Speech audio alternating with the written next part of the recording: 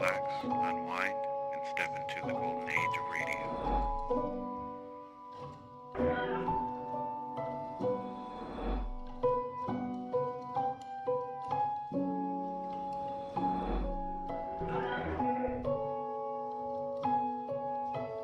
You're now listening to Golden Radio Hour.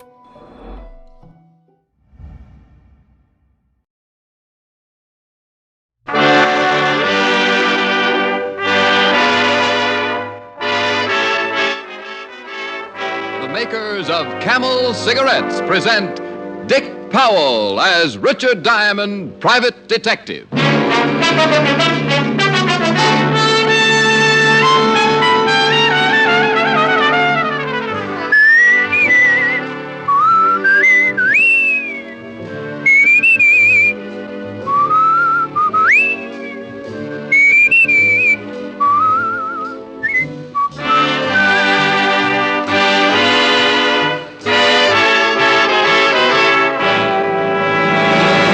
Not one single case of throat irritation due to smoking Camels. That's what noted throat specialists reported in a coast-to-coast test of hundreds of people who smoked only Camels for 30 days. Make your own 30-day Camel mildness test, the sensible, thorough cigarette test, and see why more people smoke Camels than any other cigarette.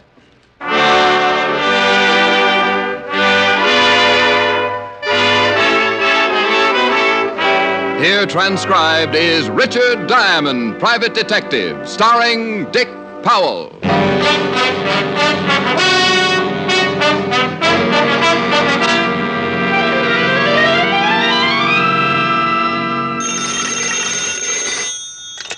Diamond Detective Agency. Put up or shut up.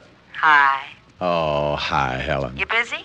Oh, like a hibernating bear. No business? I've seen more action in a bankrupt turtle farm.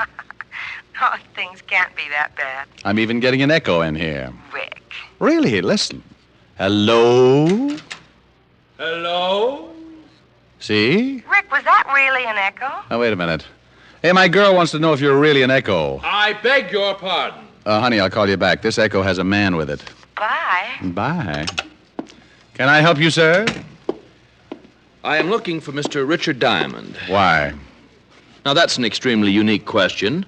I want to sell him 10 tons of pig iron. Well, I'm very sorry, but I made a New Year's resolution that I wouldn't build another battleship until I paid up my bill at the automat. My name is Barr, David Barr. Now, if you'll stop talking like a television comedian, I would like to discuss a business arrangement. Well, my name is Diamond, Richard Diamond. And if you're rolling in money, I'd be very happy to discuss any arrangement you could dream up. How much do you charge, Mr. Diamond? Well, that depends. Anything short of a felony, $100 a day in expenses. How earthy? Well, it keeps my ribs from showing. Have you ever heard of me, Mr. Diamond? Well, I have a feeling this may lose me a quick sale, but very frankly, Mr. Barr... No matter, I can see by your clothes that your wardrobe must be fashioned exclusively by popular mechanics. No. Well, okay, we've kicked it around. It's been fun, but I'm beginning to get winded. What do you want to see me for, Mr. Barr? I want you to guard my store. Store? Yes, I have the most fashionable men's haberdashery and tailoring business on Madison Avenue. And you want it guarded? Perhaps I should give you some background concerning the disgusting incidents that led me to your, Office. For the lack of a more sordid description, yes, office. I'm sure the whole background must be very disgusting. 2 nights ago, my shop was vandalized. Somebody broke in and swiped something. Yes. To be exact, 1 blue serge suit. One suit? One. I reported the incident to the police, and they summed it up with the same brilliant observation as you. To quote the sergeant, somebody broke in and swiped something. Now, look, Mr. Barr, don't tell me you want me to find that blue suit. No, this was not the end of the trouble, Mr. Diamond. Somebody lifted a hand-painted tie, maybe? Naturally, my employees were questioned, and the following day the police returned to their little precinct, satisfied that somebody had merely... Busted in and swiped something. Yes. Well, the following night, my shop was again the object of vicious vandalizing. This time, the party, or parties responsible, took every foot of blue serge material in the shop. Oh, now, wait a minute. First, somebody breaks in and takes 1 blue serge suit. The next night, all the blue serge material in the store is stolen. What's the matter? Did you run out of suits? All my suits are custom-tailored, Mr. Diamond. Oh. My stock of finished merchandise is generally sparse. We complete only 2 or 3 suits a day. The missing blue serge was hanging with 2 other suits. The property, of course, of one of my best customers. And the thief didn't touch the other 2 suits? No. And on the following night, the night of the second burglary, a gray flannel was left untouched. The suit and the cloth stolen were both blue serge. Correct. Naturally, I had to order another stock of the same material. It's in the shop now, and I should not be able to sleep a wink unless I was certain that it was safe. And you want me to sit up with the blue serge? Exactly. I am considerably interested in finding the motive behind these unusual robberies. Oh, well, this is certainly a first in my life. I've sat up with a lot of things, but never 15 yards of blue serge. The illustrious Mr. Barr handed me a $100 retainer, ran a white glove over the top of my desk like an inspecting general, made an observation on the pursuit of happiness, and went out of my office faster than a bad molar at a dentist convention. We had agreed to meet at his shop at 6 o'clock that evening. So I pasted the $100 bill to my instep, put the instep up on the desk, crossed the other instep over it, leaned back and dozed off, secure in the knowledge that money would never go to my head.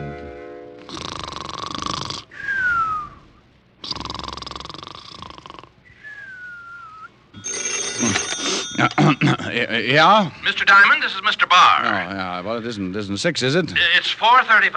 Mr. Diamond, am I correct in assuming that the moment you grabbed that $100, you became a member of my employ? Well, you're correct. $100 worth. Then please come immediately to number 6 Park Avenue. Something's happened, and I feel a complete breakdown coming on.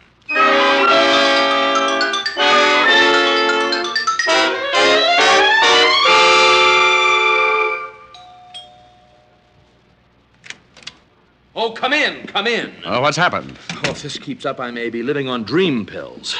I've been eating them like peanuts. Well, maybe if you gave me a hint. I have been robbed. Well, didn't we go through this thing in Here, I've been robbed here in my apartment. What? I came home, took a bath, went in to get dressed, opened my wardrobe, and to my complete horror, found 3. My only 3 blue serge suits were missing. Oh, no. A potent reaction. Oh, no. Now, why didn't I think of that? I can't imagine. It's certainly simple enough. We'll spend a whole day insulting each other after you solve this mystery. So for now, strain yourself and try looking like a detective with a $100 retainer in his pocket. Well, it's not in my pocket. But if we go into that, I'll leave myself wide open. Show me your wardrobe. Mr. Barr's apartment was as overdone as he was. I stepped down into the living room and found myself wading through a carpet that called for a dog sled to negotiate it. The smell of incense made me keep looking back over my shoulder for the dancing girls. He led the way into a bedroom that George Washington wouldn't have slept in without an armed guard and opened his wardrobe. 2 dozen $300 suits stretched from one end of the closet to the other, and there was enough material in that wardrobe to drive a frustrated moth into a complete fit. They were hanging right here in this space. You sure they couldn't be at the cleaners? They were here this morning. Oh, what's that on the bed? That's a blue serge suit. Mr. Diamond, that is the suit I was wearing when I came into your office. No, well, I was so busy looking at your money. Well, what is to be done? Well, I got to admit it's sure a strange one. You are constantly coming up with the most astute observations. Oh? Wait till I get around to your personality. You'd really be a likable fella, Diamond, if I could bring myself to look at you. Oh, I'm not so bad. Think of what you must go through shaving every morning. Oh, really, Diamond? What do you think is behind this ridiculous situation? Now, very honestly, I don't know. Except the obvious. Somebody wants your blue serge suits and all the blue serge material you've got. That blue serge on the bed is the last one I've got. Do you think this could be some kind of a practical joke? Not very. It could get somebody 10 years. Well, have you got any ideas at all? Yes, I have. Take that last blue serge and hide it. I'll sit in your store tonight and see that the new material you ordered doesn't get lifted. You take the suit, Mr. Diamond. You're being paid to protect it. Okay. And remember, it's new. Brand new.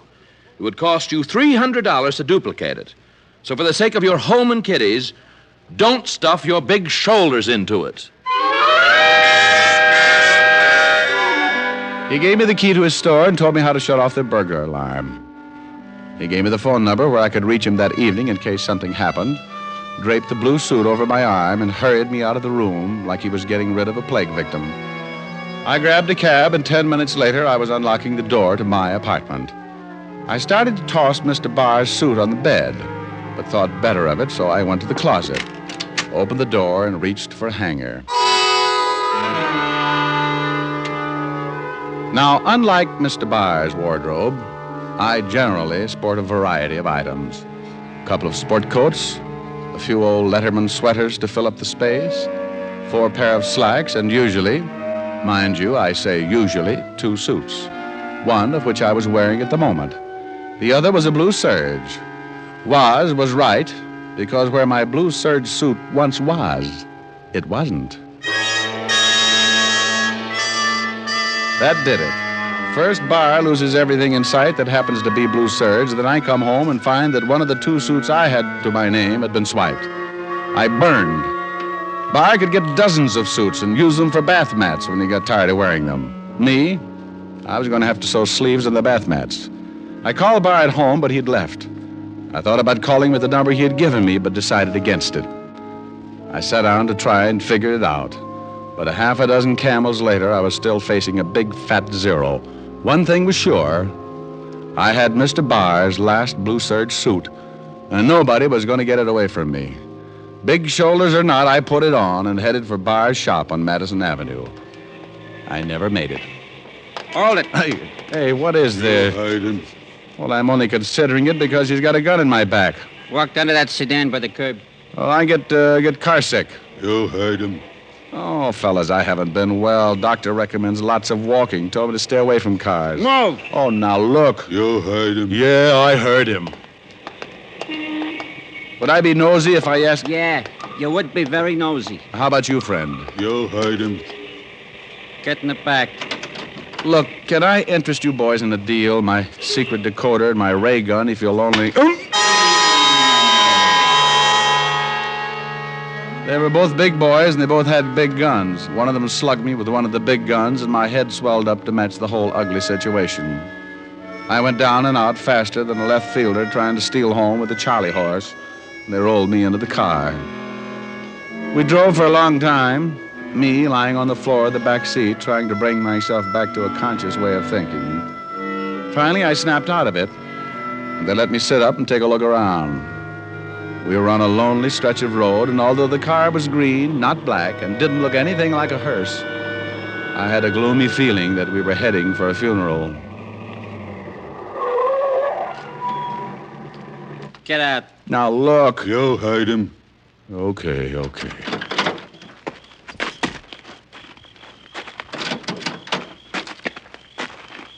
Look, fellas, the least you can do is tell me... Get out of that suit. Get out of the suit? You heard him. Take it off. Take it off quick. Well, okay. Would you mind turning your backs? You want to get belted again? No. I'll take it off. Take the coat, Hunts. Yeah, Hunts. Here. Now the pants. Come on. Oh, all right. But it's cold. I'm getting goosebumps. Hand him the pants. There you are, Hunts. Oh, so you're the guys who've been after the blue serge suits. Walk him off the road, Hunts. Yeah, what if a car came by, me in my hand-painted shorts? Get him off far enough so they won't find him right away. Move! Oh, now look. You heard him. Yeah, I sure did.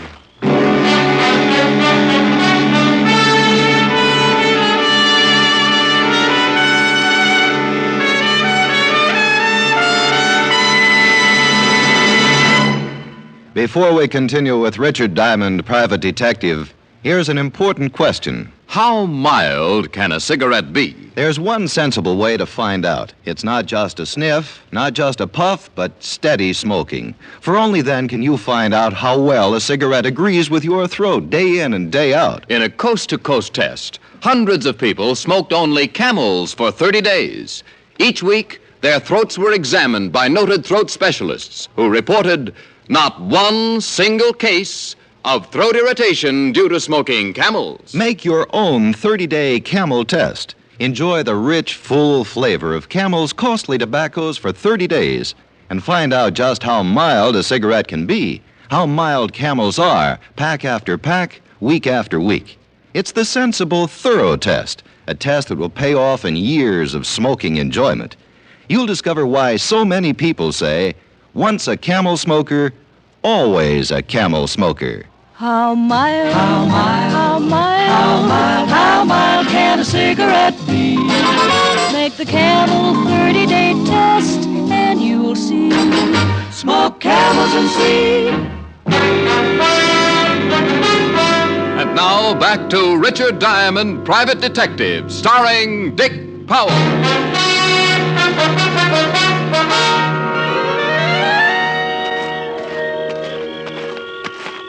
I kept walking with Hunts right behind me, his big gun pointed to the middle of my back. I could stand losing my clothes, but I'd grown to enjoy my life. So I decided I'd have to get that gun away from Hunts somehow. We were 50 yards from the road when I tried it. Give me that gun! Come on, give it to me! I guess you didn't hear what I said. Hunts had tried his best to put a hole in me, but like most guys who think they've got a sure thing, he forgot a small item called luck. In this case, all of it on my side. I left him lying on his face in the moonlight and headed back for the car. But the other gunsel evidently saw my white shorts bounding over the landscape and decided it was time to leave.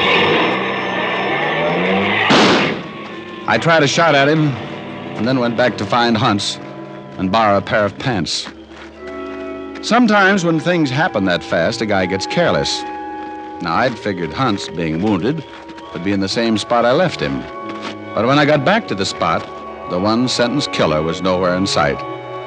Somewhere in the distance, I heard a branch snap, so I knew that Hunts was on his way back home.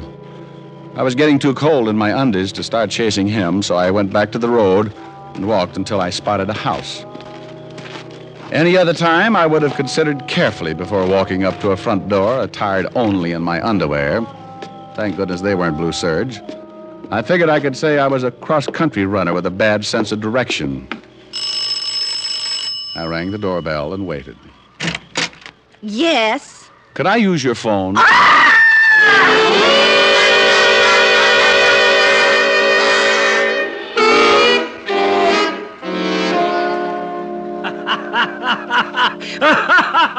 Oh, shut up, Walt. Boy, did you look silly when they dragged you in here. Oh, I don't know. Otis thought it was a burlesque raid and asked me for a date. Would you mind telling me what you were doing running around like that? Well, that woman's husband was chasing me. What did you think I was doing? Well, you can't blame the old man for chasing you. You scared his wife right out of her wig. Now, why don't you tell me what this is all about? Because I don't know. Well, how'd you lose your clothes? Let me make a phone call and I'll tell you all about it. I put in a call to David Barr and asked him to meet me at the store. Then I briefed Walt on everything up to date. Walt said, "Are you nuts?" And I left before I had to lie. I went back to my apartment, climbed back into the only suit I had left, and 20 minutes later, I was standing in David Barr's shop on Madison Avenue. I explained the events of the last couple of hours, and Mr. Barr said, Disgusting. You bet. I just can't understand it. Move over. Don't you have any theories at all? Well, vague ones. That blue suit that you gave me. Tell me about it. The material was originally ordered for a customer who failed to show up, so I had it made up for me. Where did you get your cloth? Black & Winterfield. Although I'm certain you've never enjoyed the benefit of their merchandise, you must have heard of them. What customer was the material ordered for originally? Oh, not one of my steady customers. He left a deposit. Well, what was his name? Kingsley. Leonard Kingsley, a small man with a preposterous stomach. I had to order 4 yards. Well, that's Mr. Kingsley. He's never called or gotten in touch with you? No. So needing another blue suit, I use the material for myself. If he comes in, I can always order more material. Didn't you take his measurements? He was in a hurry. He picked out the Serge from the book, gave me a deposit, and told me he'd be back that afternoon for the measurements. That was over a month ago. What are you driving at, Diamond? How do I know? I'm just fishing. The whole thing has got something to do with blue serge material in that blue suit. You're getting disgustingly repetitious. I suppose you're going to tell me this Kingsley sent 2 hired killers to steal my goods because he thought it was easier than coming in for a fitting. I don't know. Where's your phone? On the desk. It's the only thing in the whole shop that looks anything like a phone. Honestly. I got more of a description of Leonard Kingsley and put in a call to Walt at the precinct. I gave him the information, asked him to run a check. Then I said goodnight to Mr. Barr and settled back in a chair to guard the store. I'd been sleeping about an hour when Walt called back. What do you know about this Leonard Kingsley, Diamond? Oh, now, there's a brilliant question. Why do you think I called you up? I don't know anything. I want to find out. Well, where did you hear about him? From my client? That bar guy you told me about? That's right. This Leonard Kingsley came into his store, ordered a suit, never came back. That was because he couldn't. Come back? Yeah. About a month ago, this Leonard Kingsley was killed in a car accident. Stepped off the curb and a car hit him. You sure it was an accident? Yep. Woman hit him. There was an inquest. Witnesses say it was all Kingsley's fault. All right. What's the rest? Rest? Oh, stop with the Little Red Riding Hood. Something's up. Well, this is confidential, Rick. Well, it'll stay that way. The FBI have got a share in this thing. What? It seems that when a check was run to find Kingsley's home and relatives, all of the credentials he had on him turned out to be phonies, particularly his passport. What did the feds find out? Kingsley was from one of the Iron Curtain countries. Espionage.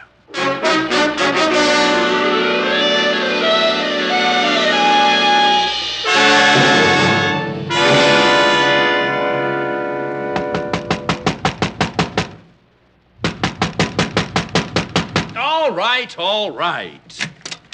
Well, Paul Revere with a shoulder holster. I want some answers, Mr. Barr. How many customers can you remember who came into your shop and ordered only one suit in the last year? Half a dozen. How many never came back after they got the one suit? Well, what's the matter? That's peculiar. Everyone I can remember, and they're comparatively easy because most of my customers are steady. Go on. What about these single customers? Every one of them ordered a blue Serge. And you got all the material from Black and Winterfield? Yes.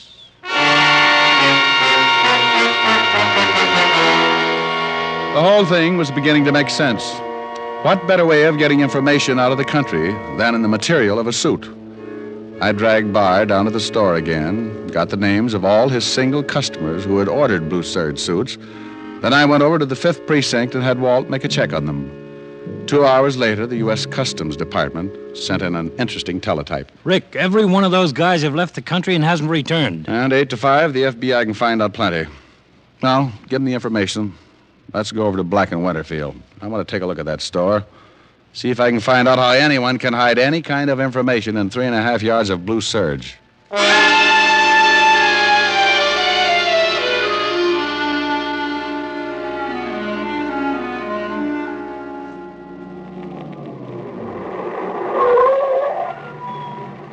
There it is. Dark. Yep, come on.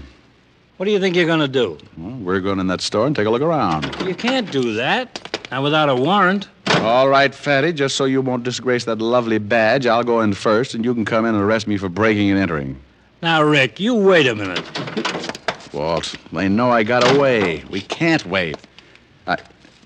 Hey. What's the matter? What are you looking at? That car in the alley. What about it? Looks like the one those two killers took me for a ride in. Come on.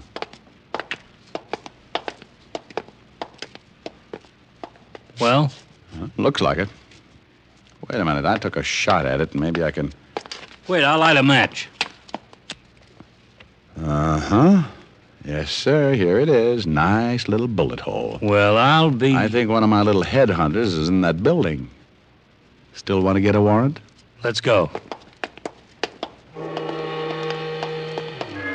How are we going to get in? Oh, you'll figure something out. You're really a second-story man at heart. Rick, wait a minute. What is it? Look at this. Isn't that blood? Looks like both of them are here. Leads right in the door. Locked. Let's go around back. We ducked around back and spent the next 10 minutes jimmying the window. And Walt couldn't have been more professional if he'd done time in Sing Sing. He jammed it without a sound and knew just how to disconnect the alarm. We squeezed through and dropped to the floor. We were in a basement, and from somewhere in another part of the building, we could hear a radio playing softly. We went up the steps to the first floor and stopped to listen. The radio was to our left, down a long corridor. We stayed against the wall and edged our way toward its door at the end of the hall. A thin strip of light showed at the crack, and we moved up and listened, holding our breath. How you feeling, Hunts? Well, try and take it easy. And the boss is coming with the doc. They're both in there. Let's take him. Hold it. Music making you feel better, huh? No, Gabe. Well, you want something better, maybe? Artie Shaw pick you up, maybe? No, turn it off. Okay. Don't you worry. I'll get that shamus for shooting you. And the boss will be real happy when he sees we got the suit. Okay, let's take them, Walt. Look out behind you, Rick!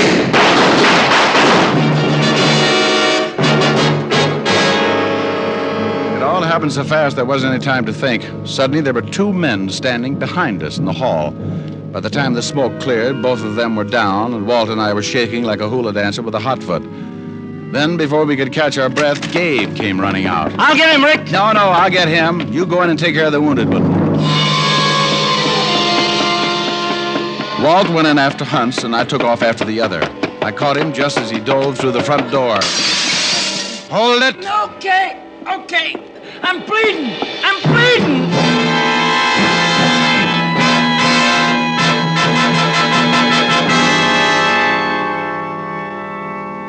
All right, let's have it. I'm bleeding. Get a doctor. The ambulance is on the way. Now tell us about it. What do you want to know? We want to know about the suits and about the material, and who the guys are in the hall. One of them's a doctor for Hunts. The other one's the boss. He runs the store. You were getting information out of the country and the Blue Serge material. Yeah. What kind of information? All kinds. Defense plans, radar locations, that kind of stuff. Done all in code numbers. How did they do it? Stuff was invisible like. Just drew it on the Blue Serge. When the guy got out of the country, he'd take the suit and dip it in something. Then the writing come out. And when Kingsley got hit by the car, you found out he didn't have the suit. The boss did. How about it, Hunts? How do you feel? Why did you swipe my suit? We was tailing Bar. Saw him going to your office. Figured maybe he'd give you the suit. Well, there it is, Rick. How about it, Hunts? Your partner telling the truth? You heard him.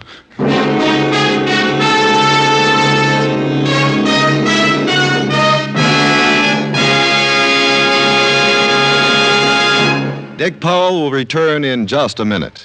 What cigarette do you smoke, Doctor? Again, a study has been made. Again, this question was asked of doctors all over the country and in every branch of medicine. The brand named most was Camel.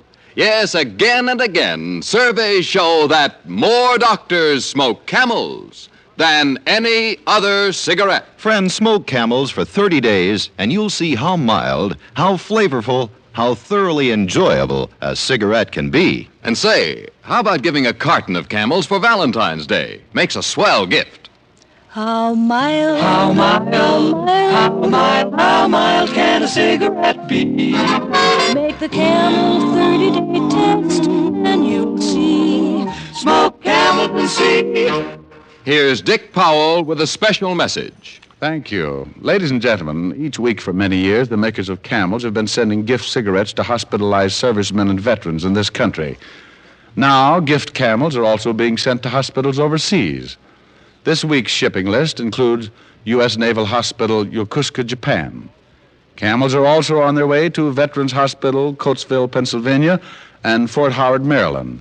U.S. Air Force Hospital, Lackland Air Force Base, San Antonio, Texas. Now, until next week, enjoy Camels.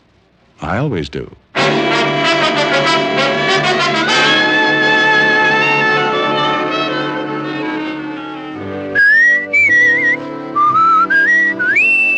Dick Powell can soon be seen in his new RKO picture, Cry Danger. Tonight's adventure of Richard Diamond was written by Blake Edwards with music by Frank Worth. Our director is Helen Mack.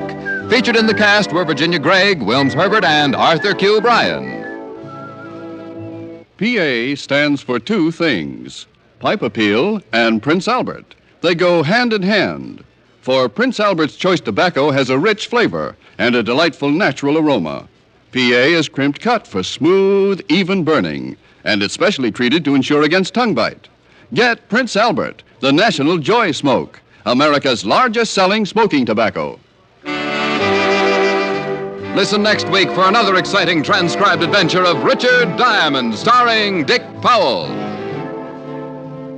This is Your FBI. The official broadcast from the files of the FBI follows immediately. Stay tuned. This program came to you from Hollywood. This is the American Broadcasting Company.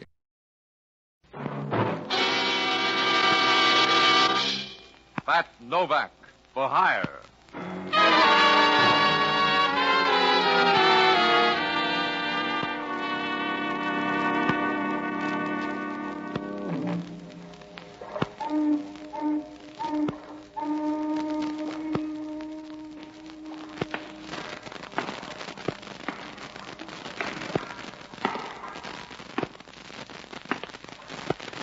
Sure.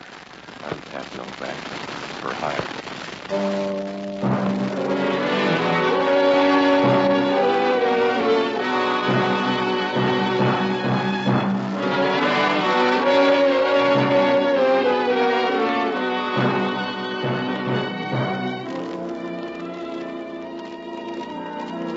That's what the sign out in front of my office says.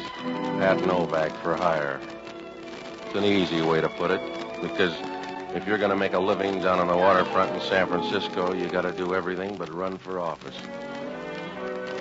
I rent boats and kick around a few scruples if the price is right. It's a living, and if anything goes wrong, you can always get your mother a visitor's pass.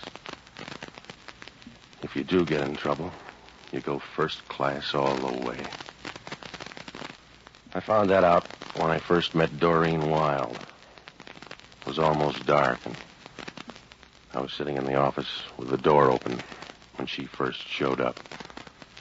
Showed up's the right word. The wind was blowing outside and pushed her dress tightly against her legs as she walked in.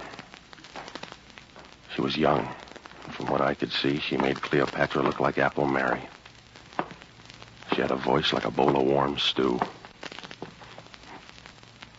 Hello. Are you Mr. Novak? That's my story.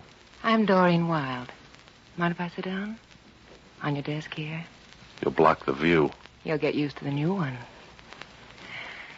There. Now lean back and let me look at you. I want to hire you, Mr. Novak. After the look or before? You've got a power complex, darling. You know a man named Joe Candono? Oh, he's a gambler out on Geary Street. Friend of yours? I don't dislike him that much. We have business connections. That's why I want to hire you. To give him some money tonight. A needy case or a bad debt? A bad debt. Candono has an IOU from my brother for $10,000. You can go from there. Not if I'm supposed to say it was a fixed game. Candono's been around a long time. Yes? That's right. There are only two kinds of gamblers in this town, honest ones and dead ones. So if your brother owes $10,000, he better pay. That's why I'm hiring you. Just pay off Candono and make sure you get the pictures. Pictures of the Grand Canyon, huh? We'll talk about my past some other time. Well, for the moment, we'll just say you're photogenic. That's right. Your brother can't get the $10,000, so Candono's shaking you down. Yes. Yeah. I'll bet you make a nice rattle. How did Candono get the pictures? My brother gave them to him. You got a charming brother. You see only his better side. Will you do the job for $100? How long's it going to take? 2 hours, maybe. You'll have to meet with my brother. To meet with your brother, $100 is coolie wages. He'll give you the information, then you can see Candono. Where do I meet you, brother? Room 729, the Dixie Hotel. He'll be there about 8:30. That packing crate down on Powell Street? Your brother's a cutie. I know winos that wouldn't go in there. We'll meet you there at 8:30. Oh? You going to be there? Yes. Do you mind? I can stand it. Do you carry a spare battery for that gleam in your eye? Your $100 covers that, too. See you at 8:30.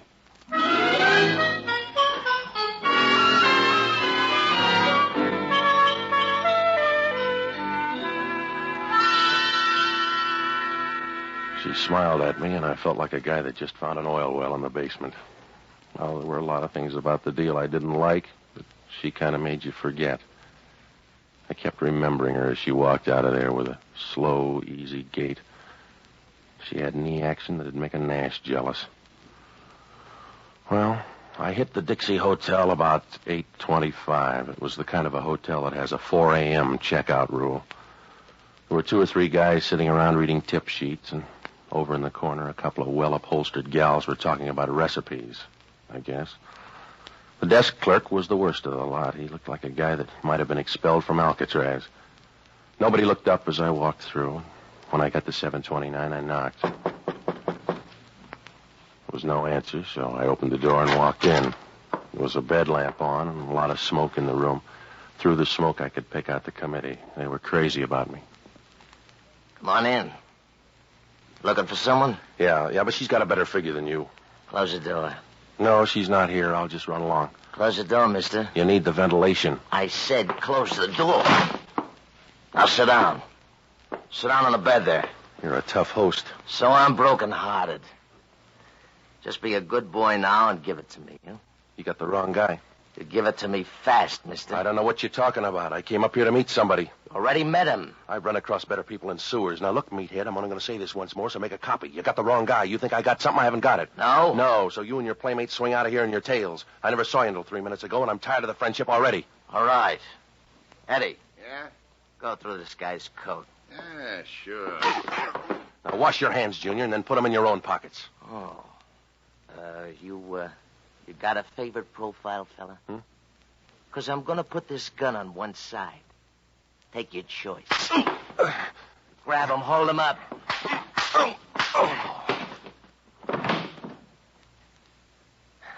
All right, Eddie. Now you don't have to wash your hands.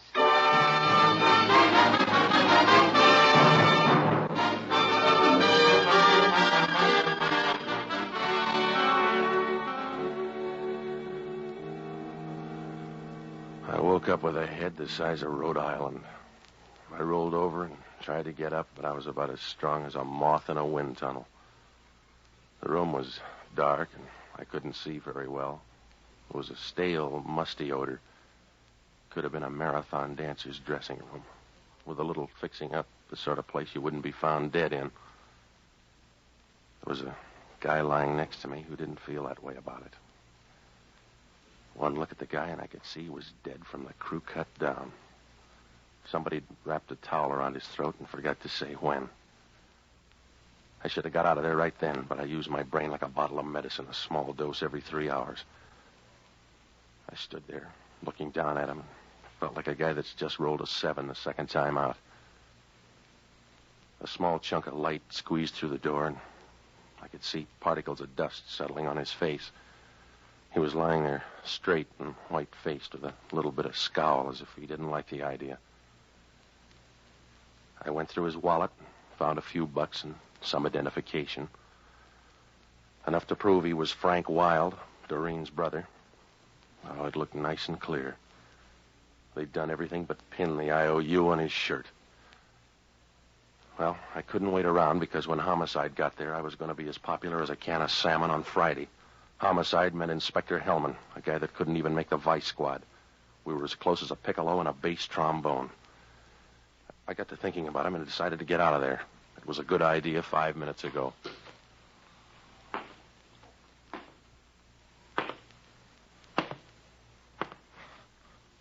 Hello, Novak. Oh, Hellman. Small wake, huh?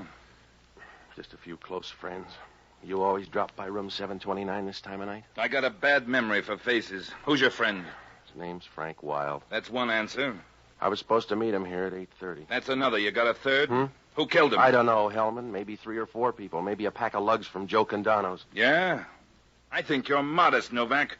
I think maybe you killed him. Oh, yeah, sure. I wrapped the towel around his neck, beat myself to death with a pistol, and jumped into the same grave. Maybe. Oh, stop it, Hellman. That isn't smart. That still leaves you in the running. I came up here to make $100. That's all I know about it. Check down at the desk. They'll tell you. I checked on the way up. The desk clerk says room 729 is in your name. Get your dough back, Hellman. You've been hijacked. Yeah? Look up a gal named Doreen Wilde. Who's she? The stiff sister. He got in a jam with Joe Candono and bailed himself out with some pictures. Oh. What kind of pictures? You just look her up and find out where she was at 9 o'clock tonight. I got a bird in the hand. And call on Joe Candono. His Gunsel's held a convention here tonight. That's too much legwork. You're handy, Novak. I can't afford a bum rap, Hellman. Get yourself another boy. You get me one. It's your hotel room. There's a dead guy in it, and you got a bad record. I can make that add up for the DA. You can't add a pair of zeros without crib notes, Hellman. I can try hard, and I'll be all through in 24 hours. That's how long you got, Novak. You got 1 day, and you're not going to be lonesome. Because I'm going to put a tail on you the whole time. Well, that'll be fun. I'm going to know where you are every minute. Stop posing, will you? You couldn't follow an elephant across a basketball court. Just stay handy, Novak. I'll be ready. I'm going to fingerprint this room and run that towel through a test. And then I'll be ready. Yeah, you better watch out for that towel. Huh? Remember, when it comes to towels, Hellman, you have to start from scratch.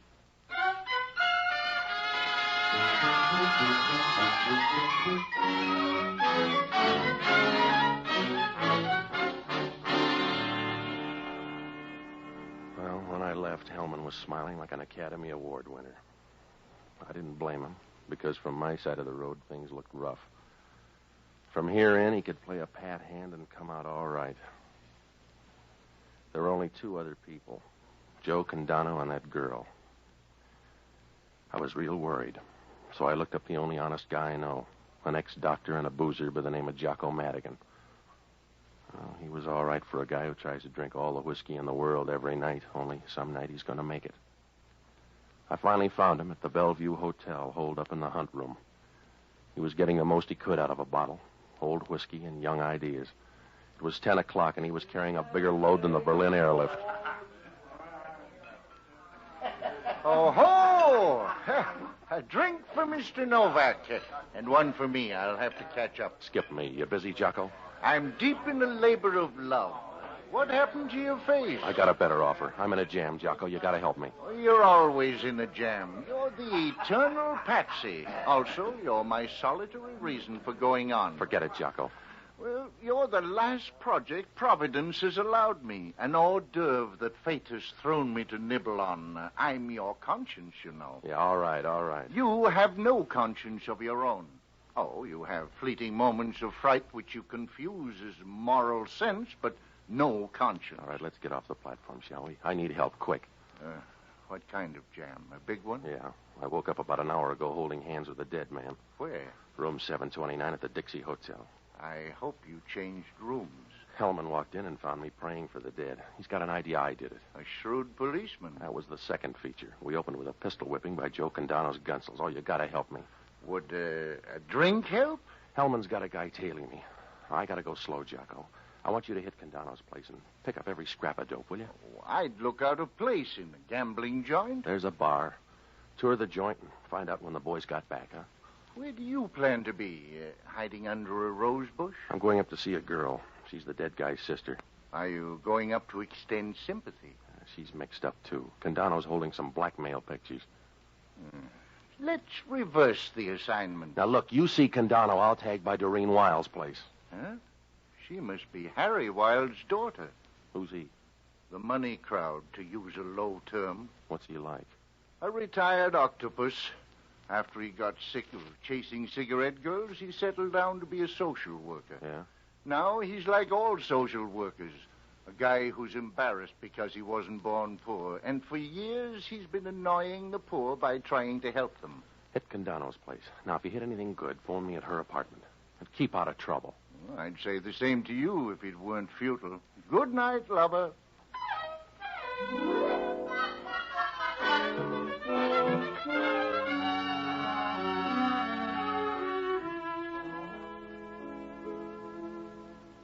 When I walked out, Geary Street was cold and deserted. The fog had moved in and staked out a claim all the way down to Market Street.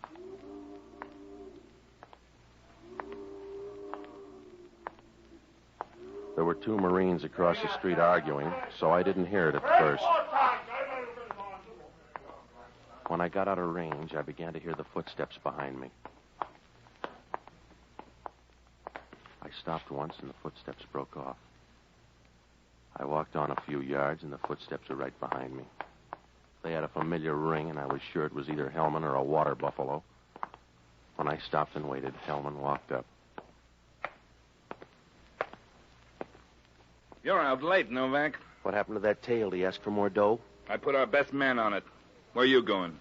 Well, now, I'll bet you get some real good answers on that question. Where you going, smart boy? Doreen Wilde's apartment. Yeah, why? To find out where she was at 9 o'clock tonight? It won't do you any good. Why? Coroner's report. The guy got knocked off about 7 o'clock tonight. Well, he took a long time dying. That towel was a joke. If he wasn't strangled, he would have been red-faced. He wasn't. Oh, well, now, let me guess, Hellman. He died of lingering malaria. Yeah, he was poisoned. That means he was dead when you brought him in. Oh, that changes things, doesn't it? A little. Don't let me keep you, Novak. I'm busy anyway. Yeah? Yeah. Checking your alibi for 7 o'clock.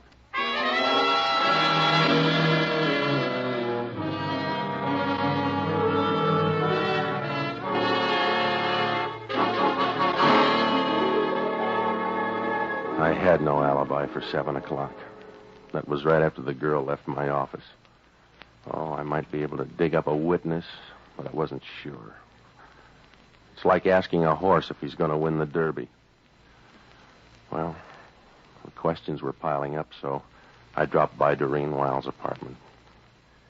I began to wonder. It was right next door to Candono's place. When she opened the door, I found out what the right kind of breakfast food will do. She was wearing a slack suit without much slack, and she was swaying slightly in a warm, slow way. Well, if there was any rhythm there, it's the kind you hear 1,000 miles down the Amazon. And when she said hello, you knew it was all chemistry. Hello, Mr. Novak. I missed you at room 729. This'll do just as well. Come in. Yeah. You're wearing your face a different style. Yeah, Candono's boys didn't like it the old way. I like it. I like it very much. Yeah, what happened to you tonight? Frank was supposed to pick me up. He didn't come by. I see. Your brother finally showed up at the hotel. Oh, yes? Yeah. He paid off that IOU. Is that a quaint way of telling me he's dead? I suppose. Oh, don't sob so loud. You'll wake the neighbors. You know by this time that to me Frank was a poor excuse at best. Nothing more. Besides, I knew he was dead. Father's down there now identifying the body. Just for the record, who has those pictures now? Candono, I suppose? His boys piled me tonight looking for something. I got the idea it wasn't my Social Security number. Oh, you've had a busy evening. Yeah, they're going to book me for Frank's murder. Just call me Patsy. You need a drink then, darling. It can wait. Now, look, you're going to save some time if you tell me right now. No, I didn't kill Frank. But I'd be willing to contribute to a shrine for the man who did. How about Candono? I don't know. In fact, I don't know Mr. Candono. Thirsty yet? Yeah, go ahead. Good. Patsy, I'll give you $5,000 to find out who killed Frank. Oh, I'll admit it was a good idea killing him, but I want to see the family name cleared up. Why don't you change names? That's easier. Oh, don't be crude. Will you do it? I may hang, and you can save your $5,000. Here's your drink. The money might help. Should we call it a bargain? Suit yourself. Good. You don't want to stand there balancing that drink. No. That's it. Sit down. You know, you're an interesting guy, Patsy. I like you. Yeah? Yes, don't snowball the statement. Why'd you make it then? It seems safe enough. You sure? You're a little close, Patsy. Are you sure? At this point, I don't care. Come here, baby. Patsy. What's on your mind? Where I can buy a desert island cheap. Looks like you got an offer. Father, he'd forgotten his key. Excuse me. Come on over, Father. I want you to meet Mr. Novak. Mr. Novak? Yeah, they think I killed your son. Hi. He's the one I told you about. Oh, yes. Yes, now I remember. It's probably for me. Hello? Oh, yes. I think so. I'll be right there. I've got to run, darlings. Only be gone a while. Father, keep Mr. Novak sober, I'll pick up from there. Good night, Father. See you soon, Patsy. A remarkable girl. She's active, too. Does she always sail out for a nightcap? A remarkable girl. More so than Frank? I'm afraid so. You seem to like him better dead. Well, at least he's more harmless that way. Perhaps that sounds unbecoming of a father. Well, if he looks better that way, suit yourself. I've never made any attempt to camouflage my feelings. I'm fond of my daughter. And my son, I've loathed. In a casual way. He's a mishap of nature which for years I've been content to blame on his mother. This matter of the gambling debt is a case in point. You know about that? Oh, yes. plus Doreen's liberal contribution to the problem. By the way, Mr. Novak, who did kill him? I thought maybe you did. No. I'm not a doer. I just cheer from the grandstand. Excuse me. Hello? It's for you, Mr. Novak. Yeah. Hello. Hello, Patsy. I'm down at Candono. I know that. What'd you find out? Never played 2 and 8 on a roulette wheel. All right, drop the clowning. Well, I found out about your friend. Yeah? They came in about 10 o'clock, so that puts them right in line. No, not anymore. The guy got knocked off at 7 o'clock. Oh, impatient, wasn't he? In that case, you better start looking for a tie-up between the girl and Candono. Not a chance. No? She doesn't even know Candono. She makes friends very quickly then because she just walked into his office.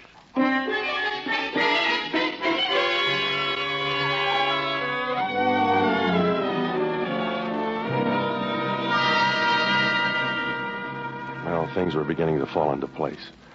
If the girl and Candono were that chummy, they were using those pictures. To squeeze the old man, probably. There was only one thing about it that didn't make sense. Why did Candono's boys beat my brains out if he had the pictures all along? Well, I talked to the old man a while, and then I headed for Candono's joint. They were closed when I got there, so I went home to bed. Oh, I'd have given a good price if tomorrow never rolled around. But the sun was eating through the haze the next morning when I walked into Candono's place. A sad old biddy with a mop told me Candono was in his office, so I knocked on the door. Yeah? Hello, Candono. I'm the guy your boys pistol whipped. Novak? Come on in. I wouldn't worry. Maybe you'll heal handsome. Thanks. I'm sorry about that, Novak. I'll bet you are. Well, that's the way you'll get it. It won't come engraved. If I say I'm sorry, I'm sorry. Oh, you're full of tears. You gonna shed one when they send me up on a bum murder rap? No, I'll buy you a handkerchief, though. If you got the time, you might tell me what Doreen Wilde was doing in here last night. What do you care? Maybe we're in love. And maybe you're putting the screws on old man Wilde. Hello? Yeah. Did you tell anybody you were coming here? No, just a birdie. It's for you. Yeah. Hello, Jocko. When? Well, from where I'm sitting, it doesn't make sense. No, of course not. Yeah, I'll let you know. Well, how you feeling, Candono? Get to the point, Novak. They found a dead guy out in the marina this morning. He was shot and banged up badly, but they identified him. What's that to me? Nothing, except they identified him as Joe Candono. Confused? No. It was a guy named Eddie Darrow. Friend of yours? Yeah. Yeah, I guess he was. What does that prove? It proves lots, Novak. It proves unless you find her in a cemetery, never trust a woman.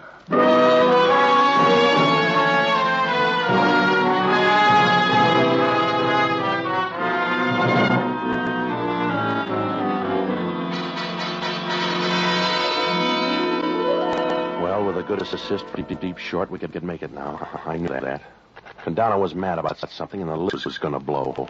I called Hellman. His lid was gone 10 minutes ago. He had the murder gun, and it belonged to old man Wilde. A messenger walked in and put it on the sergeant's desk a few hours ago with no explanation.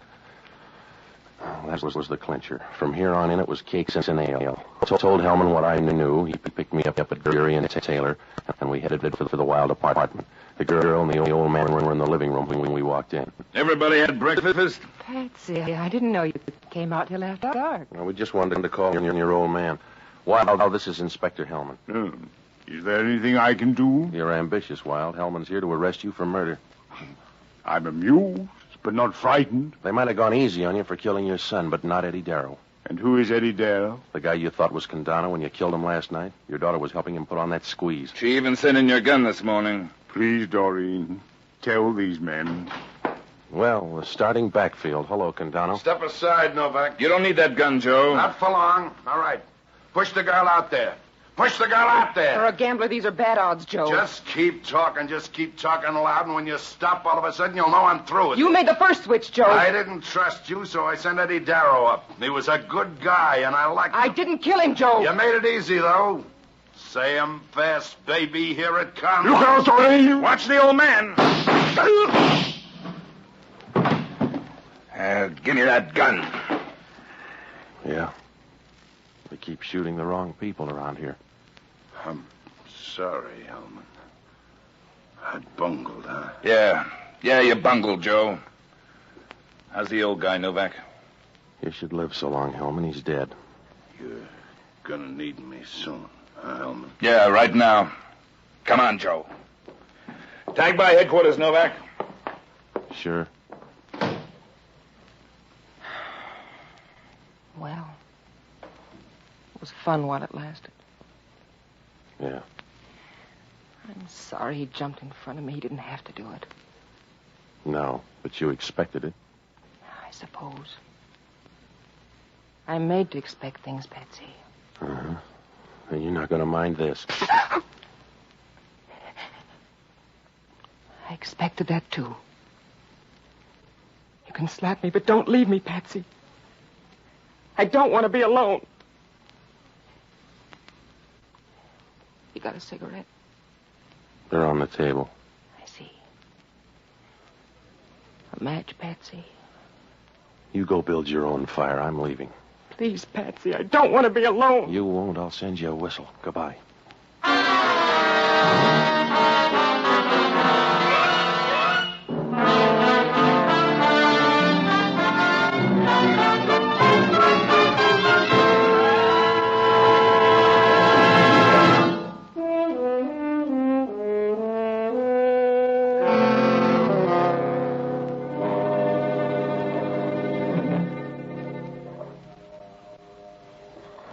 A sweet double cross right from the start. Frank pitched the first curve. He stole the pictures from Candono's office the day of the payoff. He was going to wait for the dough from his sister and skip. In the meantime, the old man found out about it, killed the son, and left him in the hotel after Candono's boys had cleared out. Oh, it would have worked out all right, but Doreen found the pictures in the old man's room and guessed what happened. She gave them back to Candono and then made a deal with him to put a squeeze on the old man. And then she double-crossed Candono by tipping off the old man that Candono was on his way up. I guess he figured the girl for a fast play and sent a pal instead. The old man didn't know the difference. He really thought he killed Candono. And then the girl wrapped it up by sending his gun to headquarters. Well, if things had gone right, she'd have been right in the middle of that gravy boat. Her brother and Candono would be dead. Her father would be up on a murder rap. Once it started to unravel, it moved real fast. The first tip-off I got was when she offered the dough for her brother's killer. She'd have all that dough. And on the books, she looked like a field of Vermont snow. She was feeling around between somebody's shoulder blades, and from then on, all the cards fell just right. Candono was probably right. If they're not in the cemetery, watch out. Well, Hellman had only one question. Why would a guy want to kill off a dame like that? After I saw the pictures, I wondered myself.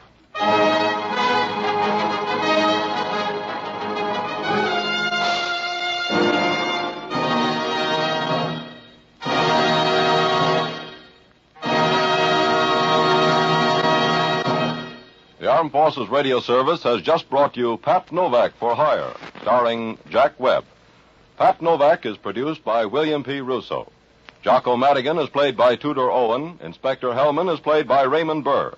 Music was composed and conducted by Basil Adlam. Be with us again next week when over most of these same stations we'll bring you Pat Novak for Hire.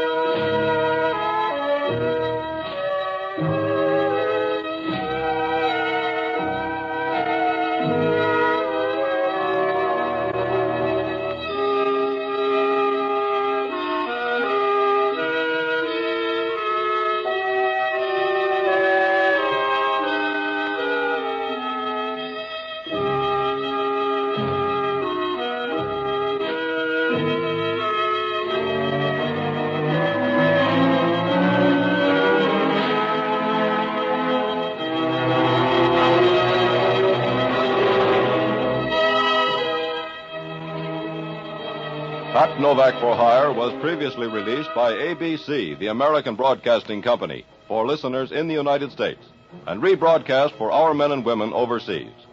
This is the United States Armed Forces Radio Service, the voice of information and education.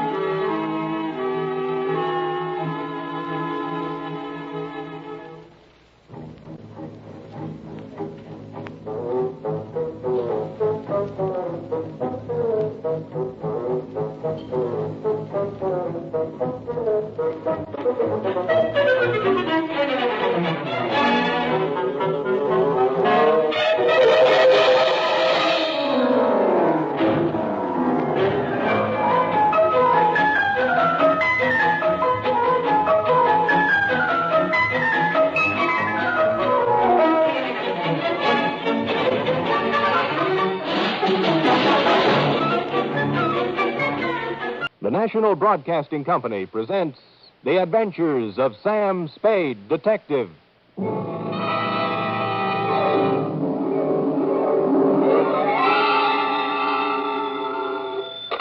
Sam Spade Detective Agency. Me, sweetheart. Sam! Most of the day is gone and you haven't even come into the office. I slept in, Effie. Did you have a busy night? Rather. Didn't you read the papers today? What? Oh, I've given up reading the papers.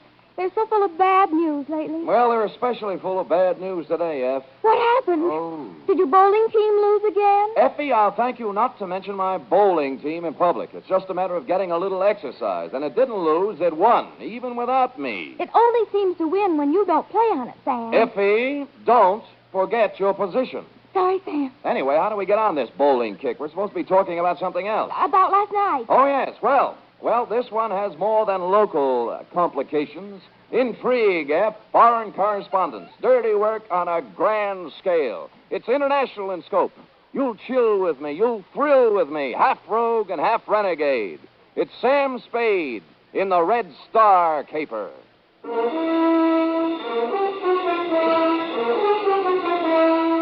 NBC, William Spear, radio's outstanding producer-director of mystery and crime drama, brings you the greatest private detective of them all in The Adventures of Sam Spade.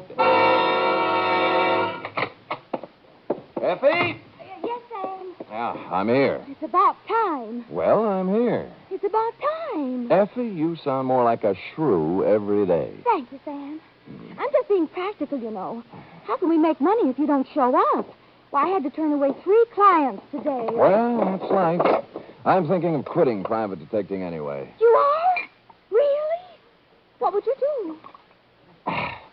Well, I know a reporter's job that's open. Now, how would that sound? Scoop Spade. My beat is the universe. Oh, that sounds terrible, Sam. You'd make a silly reporter. You can't even type. Sometimes, Effie, you hit the nail right on the point, where it hurts.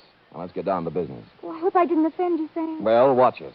Date January 12th, 1951. To Lieutenant I.C. Kelsey, homicide detail, San Francisco Police. From Samuel Spade, license number 137596. Subject, the Red Star caper.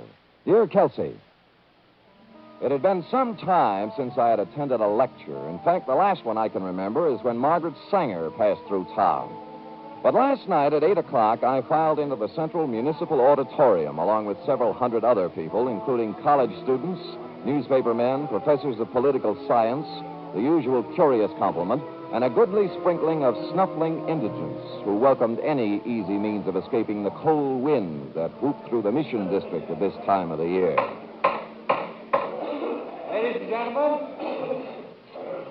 it's a pleasure to see so many politically minded faces gathered in this auditorium tonight. To let the world know that so many of us are trying to keep abreast of the fast-moving and sometimes confusing events of our troubled days serves as a graphic example to those who would try to take our liberties away from us that we are ever alert and that we will continue to defend those liberties.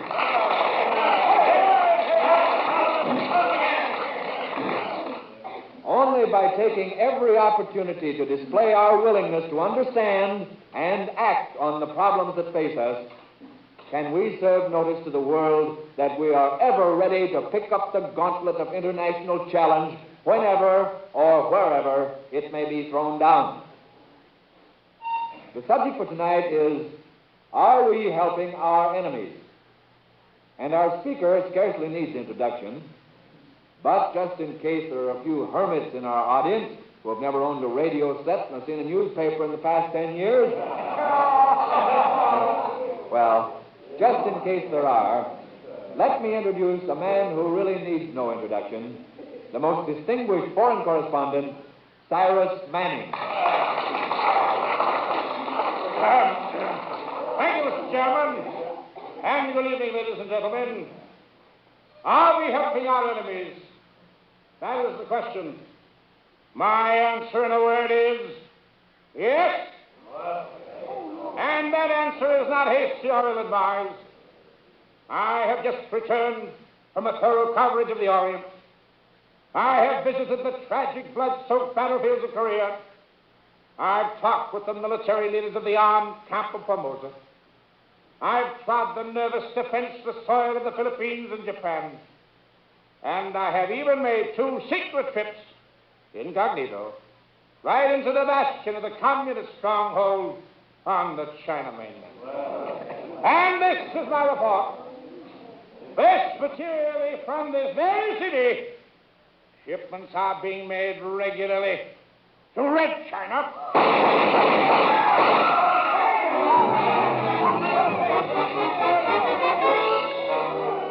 I was sitting halfway up the hall when the lights went out. I cut for a side aisle and raced for the stage. Someone was running for a back exit, and I followed. I was too late. The car had roared out of a back alley and was gone. On the stage, someone had rung down the curtain. Cyrus Manning was on the floor, and the chairman was bending over him. He's dead. They almost shot me, too. Let me see. Yeah, you're right. There's nothing anybody can do for him right now. The lights went out and then the shots. Oh, this is the most terrible thing that ever happened to me. To you? Shall I ask him to get up and call the police, or do you think that with one last dying effort you might do it? I'll call him. I guess he did get the worst of it. I guess he did. And that's how the news reached you, Kelsey. Now, I suppose you want to know how I happened to be at a lecture where the lecturer happened to be shot. Well, I'll tell you, and don't think it makes me happy. You see, I was supposed to be his bodyguard. Now, let's start at the beginning, shall we? It's early afternoon. Our stupid hero is sitting around trying to break the code on a scratch sheet. Sam, are you in? Only to clients, F. Who is it? Dick Davis, foreign news editor on the Tribune. Well, he probably has me confused with Mr. X, but I'll take it. Yeah, Dick? You ever hear of Cyrus Manning, Sam? The foreign correspondent? Yeah, that's the one. He's in town. He got here yesterday. Well, what is it, a benefit? You want me to do card tricks or something? He needs a bodyguard. I don't know anybody else who would be crazy enough to take the job, so I called you. Oh, gee, thanks. Read the letters to the editor column tomorrow for my reply. I didn't know whether you'd take the job, but I sent him over to see you anyway. Who does he want to be bodyguarded against? Well, I'll let him tell you about it, Sam, but I'll give you a clue. Their home base runs west from the center of Berlin, east to slightly below the 38th parallel. Oh, those people, huh? Well, there are only 200 or 300 million of them. I shouldn't have any trouble. Then you'll take the job, Sam? Who's paying? We are, 50 a day. 60. Haven't you heard of the cost of living index? Yeah, all right, it's a deal. Good. Just one thing, Sam. If you have a good picture of yourself, taken recently, kid, we'd appreciate a copy. Why? Probable. That is, possible obituary. Davis, what are you saying? If I don't see you again, Sam, good luck. I quit. I won't take the job. Davis! Effie! Yes, I'm here. I'm leaving town for a few days. F, look. Throw some things in my suitcase in the closet. All right, Sam. But wait, there's someone here to see you. I don't suppose his name is Cyrus Manning. How did you ever guess, Sam? Oh, it was easy. I just thought of a name of a man I would least like to see. Send him in. Sam, sometimes I just can't understand you. I have the same trouble, F. I'll send him in and forget about the suitcase. I am not going to succumb to hysteria. Are you sure you're all right? Of course I am. In these troubled times, we must keep our heads cool and our powder dry. Well, I try to. I'll send him in. All right. You may come Oh, thank you, thank you. Well, how do you do, Spade? Sit down, sit down. Oh, thank you, old man. You, could you lift up your hat brim so I could see your face and, maybe even take off your trench coat? Yeah, I never take them off, Spade. Oh? They're the mark of my profession. Oh. The life of a foreign correspondent isn't his own, you know. I might be whisked off to Berlin or Siberia in a matter of minutes. Sometimes I even sleep in these clothes. Well, you know best. I wore this trench coat when I interviewed Hitler. When I stood knee-deep in water on the shores of the Philippines. Next to MacArthur. Really? Why, the commandant of the prison camp didn't dare take it off of me when I was captured by the Chinese guerrillas. And when Mussolini... Would you care for a drink? Drink? Yeah. Here. Well, thank you, sir. I see you pour 'em deep. Well, here's the crime. No, Spade, no. Just a minute. I never drink without first offering special toast. Offer. Ah, may the great white wings of the Thunderbird brush lightly over your grave. A literal translation of an old Tibetan toast. Swell. Of course, it probably loses something in the translation. Ah, it's good to get back to the States where they have real liquor. I'm getting tired of sake and Korean moonshine. I didn't know they had time to make it. Well, let's get down to business, Spade. This is my problem. I have been no respecter of censorship or official red tape. That's why I've scored some of my biggest news beats. I take it you're working on one now. Oh, the biggest. Did you know that material is being shipped out of San Francisco to the Chinese Communist forces? Yeah. Stuff that they are even now using against us on the battlefield? Well, no, I didn't, but I could believe it. Well, for weeks now, I have been tracking down the truth, documenting the facts, ferreting out the cover-ups, the lies, the falsehoods. Well, good for you. Now, tonight I'm giving a lecture at the Central Municipal Auditorium. Press representatives from every newspaper and syndicate will be there. Of course. I'll give the general outline of my revelations, and it'll hit every newspaper in the country. Then, when the public's appetite is whetted, I'll publish the specific details in the Tribune the following day, and we'll score a clean scoop. I see, and you feel somebody's gunning for you. I know they are. Anybody specific? I'm not at liberty to name names just now. Oh. But after I give my first lecture tonight, it might be 30 for me. Well, the Tribune's hired me, and I'll do my best. I've been in tight spots before, Spade, but my duty is clear before me, and I'll not shirk it. I won't need you before the lecture, but immediately after, your services will be appreciated. Well, why don't I stick with you starting right now? Now, after the lecture will be soon enough. You know best? They think I'm afraid to talk, but I guess I'm going to give them a surprise, huh? Yeah? One that they can read in their morning newspapers, huh, Spade? Yeah? Yeah?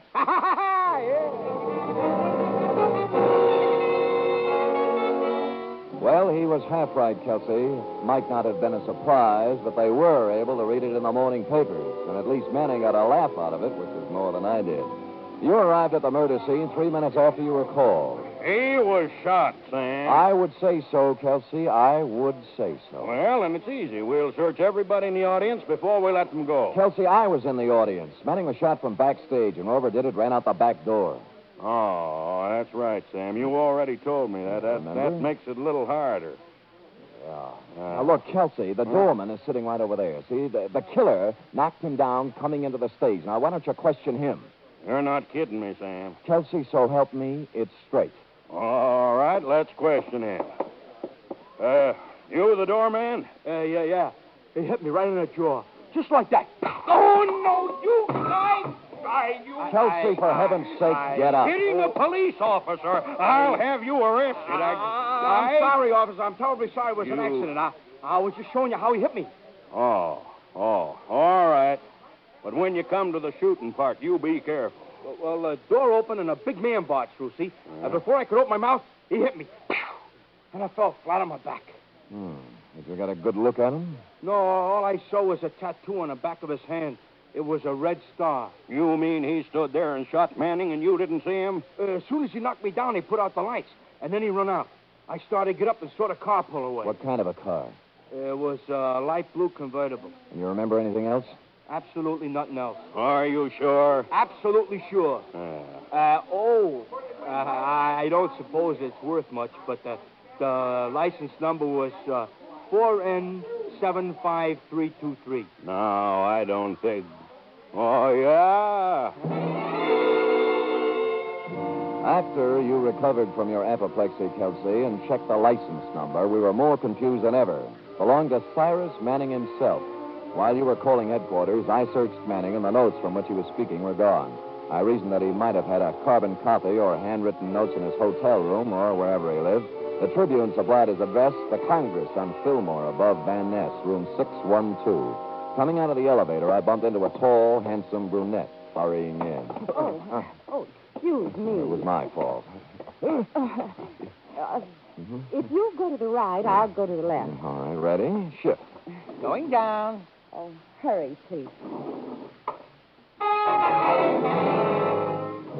She was nice, but I had other things to worry about. No one answered Manning's door when I knocked just to see what might happen, so I let myself in. Before I even had time to look for any notes, I knew it wasn't any use, because lying on the floor with his skull fractured was Dick Davis, late of the Tribune.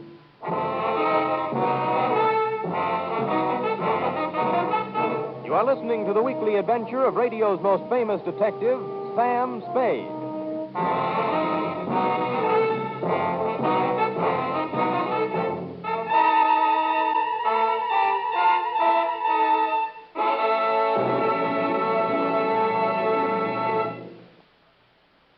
"90 minutes of comedy, music, and drama, all presided over by the glamorous Tallulah Bankhead. That's The Big Show, brought to you every Sunday on NBC. This Sunday's Big Show features such bright stars as Jack Carter, Jimmy Durante, Louis Calhern, Martha Ray, and many more. Plus music by Fran Warren and Meredith Wilson's chorus and orchestra. It's The Big Show. And Sunday over most of these NBC stations also means a 1-hour adaptation of a famous play or story by Theater Guild on the Air. This Sunday's Theater Guild production is Trilby, starring Rex Harrison and Teresa Wright.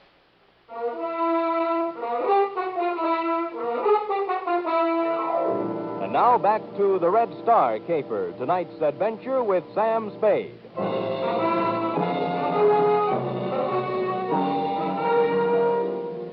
Cyrus Manning's room had been worked over thoroughly. There were no notes lying around which described the activities of anyone sending war material to the Chinese communists. The only pertinent piece of evidence was the corpse of Dick Davis. I didn't call your office right away, Kelsey, because I wanted to get out of there and begin asking some questions before the trail was cold. Strangely enough, in a man's hotel room, there were many items that belonged to a woman. Clothes, makeup, and so on. And they recalled to mind the girl I'd bumped into getting out of the elevator. And this recalled to me the elevator operator. I seen her coming up and down a few times. I know who she is. Did you know Manning when you saw him? Yeah, I knew him, the celebrities. But I can't remember like everybody. Was the girl ever with him that you remember? Not that I remember. Do you recall a short, dark, thin man coming up, name of Davis? They don't pay me to remember the people. I just get paid to take them up and down. And not very much either. Will this help you remember anything? What $10 will do for your memory. A thin, dark man went up about 8:30. Didn't see him come down, though. He was alone. Good memory. Did anyone else in the elevator tonight stick in your mind? The only guy I can remember is one who didn't look like he belonged here. Big. Had a pockmarked face. Huh? Oh, and on the back of one hand, he had a red star tattooed. Manning was going to reveal something about materiel being shipped to China. Shipped was the word I'd overlooked. And someone tattooed who looked as if he didn't belong in a good hotel and had the smell of a waterfront on him. So I sloshed myself with cologne and went looking for the man who knows most about the strange smells of a waterfront. In fact, he's one of them. He's an indescribably low man, a fungus on the tree trunk of honesty, a spider in the lunch pail of lawfulness, porky grout, a stool pigeon, so low he has to climb down a ladder to tie his shoelaces. I found him at the Blue Lantern bar, took a capsule to settle my stomach, ordered a bottle and 2 glasses, and somehow forced myself to wave him. Well, if it ain't my old buddy, my old drinking pal, good time Charlie Spade. Buddy. You pouring, Sam? Porky, the other side of the table, please. I might need room in case of fire. I like it on this side, Sam. I can keep my eye on the window. All right, I'll move. Oh, Sam, you're too far away. I can hardly see you. Talk loud. Now, look, tell me something, Porky. Do you know anybody who's shipping stuff to China from here, or someone with a red star tattooed on his hand? Funny. throat's so dry, I don't think I could squeeze a word out of it. All right, here's one. You're Prince Sam. Please. Oh, it's still kind of dry, Sam. Okay. No, there's nobody like you, Sam. You're beautiful. Other way. Now, where was we? Who was I stooling on? Usually me, but if you can't think of anything else, try to remember where these drinks came from and talk accordingly. What do you want me to talk about, Sam? You better get me quick before my throat dries up now. Have you ever heard of anyone shipping war goods to China, Porky, or a man with a red star in his hand? Ask me something else, Sam. I'd rather not answer that. I'll see if this changes your ethics. Not again. Oh, you're a prince, Sam. Now, let me see. I heard about somebody shipping goods to the heathen Chinese. Yeah? But Sam, I gotta get going. I'll see you. Grot, come back here. I'm sorry, Sam. I just remembered I left something home on the stove. You don't have a home. I turned around to watch him scuttle out the door, and I saw for the first time what must have caused his haste. A face as evil as any I've seen these days outside of yours, Kelsey, was staring through the dirty window. The face moved for the door and entered, perched upon a big body under a sea cap. His arms were shoved into a pea jacket, and his legs hit the floor like slow jackhammers as he walked toward me. You trying to pump information out of Grout, pal? Why else would anyone in his right mind give Porky Grout free drinks? Or stand that close to him? Who are you? What are you trying to find out? Frankly, it's none of your business. Look, pal, I grew up on the waterfront the hard way. I've knocked guys like you all over every port in the world. Now, don't make me mad. Why don't you make it easy and tell me who you are and what you want? I never answer questions. I just do the asking. Oh? Are you going to tell me something, or am I going to beat it out of you? Well, I guess it's going to have to be the hard way. Okay, pal. But just remember this. After I get through with you, I don't want never to see you down around here again. Because you bother me.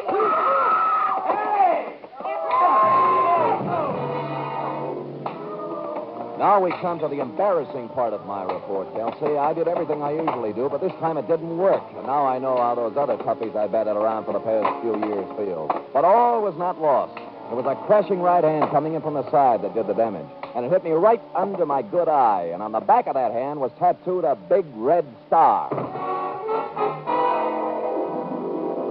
When I got up from the floor, he was gone. So was everyone else in the place but the bartender. You feel better now, mister? I told you not to have that last drink. What drink? Who was the guy who did it? Did what? Knock me down. What do you think? Oh, brother, you really got one on. I didn't see anybody knock you down. You didn't see a big red-headed guy in a pea jacket take a swing at me? Look, have a drink on the house. Maybe you'll feel better, huh? Don't give me that lost weekend routine. Who was he? Let go of me. I don't know what you're talking about. What happened to all those other people who were drinking here? Now, look, mister, you can believe it or not, the only two people I've served in here tonight have been you and Porky Grout. And as for a guy knocking you down, well, you must have hallucinations.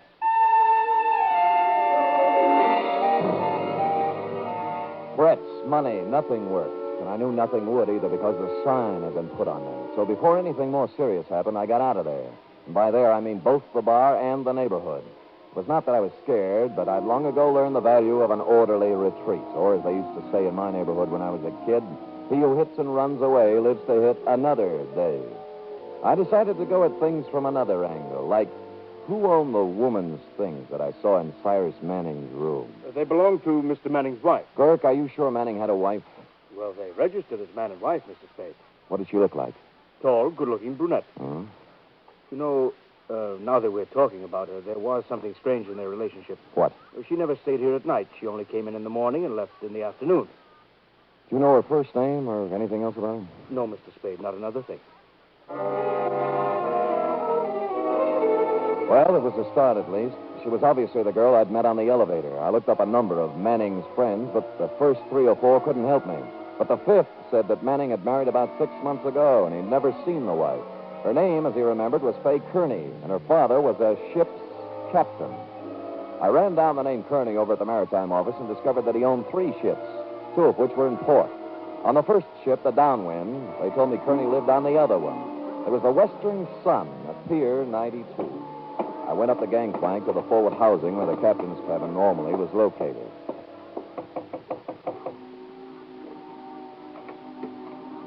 Yes?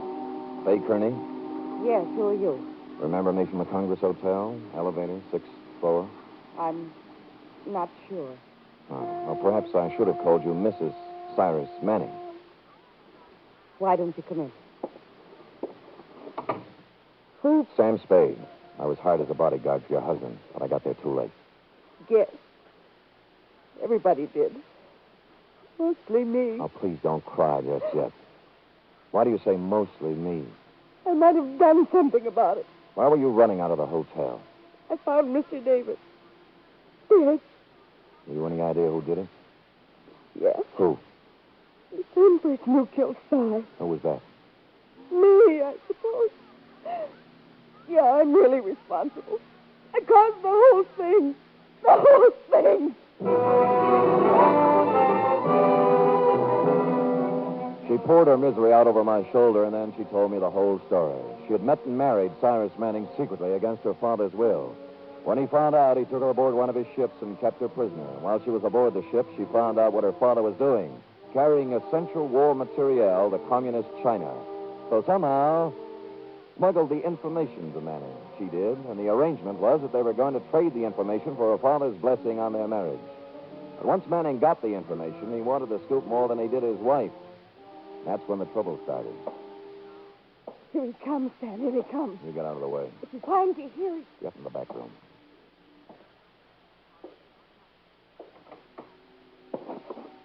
What are you doing here? Just came to pay you a visit. You should have learned your lesson the first time. This time it's for keeps, Denny. That's the way I feel.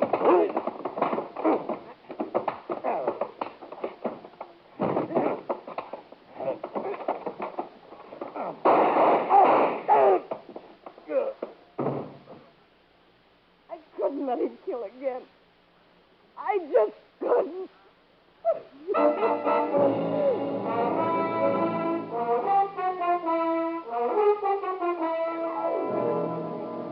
Period. End of report. Did he die, Sam? It was a matter of seconds, Beth. Oh, Sam. All that poor girl wanted was love. And look what happened to her. Her father. Yeah. You were the only witness, Sam. Do you think you might sort of twist the evidence to self-defense? I'm tempted, Effie. I'll say that much. Now, go type that up. All right, Sam. I will.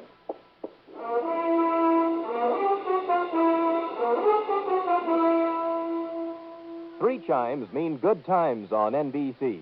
There's music and fun tomorrow on NBC to help your Saturday evening along. Your hit parade brings you the top tunes in the land with Raymond Scott, Snooky Lanston, and Eileen Wilson.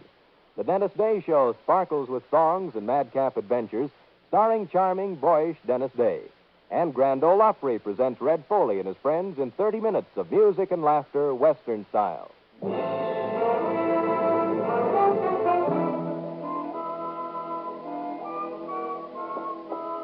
Here it is, Sam. Believe me, I didn't enjoy typing it at all. I didn't expect that you would, F. As a matter of fact, it surprised me that you enjoy any of them. Oh, I never liked the killing part, Sam. But sometimes you are the funniest people for clients, and when I write down the things they say, I can't help but laugh. Well, if it makes you happy, I'll try to get more comedians for clients. In the meantime, you'll have to suffer along on whatever dregs of humanity the winds of fate blow into my office. Sam! That was absolutely poetic.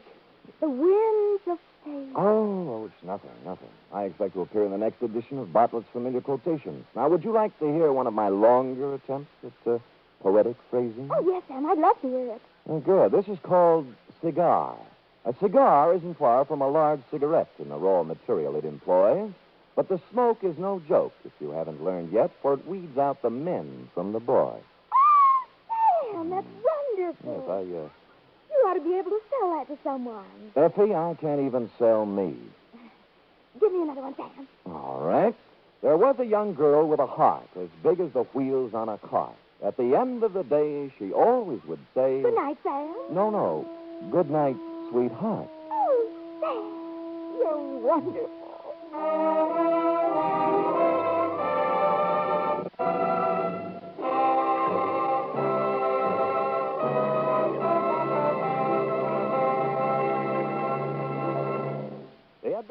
Sam Spade are produced, edited, and directed by William Spears. Sam Spade was played by Stephen Dunn.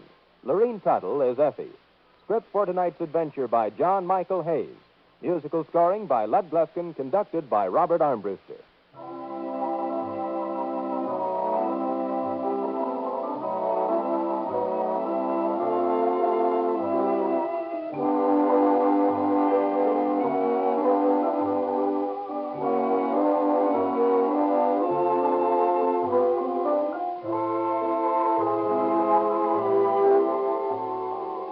Join us again next week, same time, for another adventure with Sam Spade. Enjoy The Magnificent Montague. Then it's Duffy's Tavern on NBC.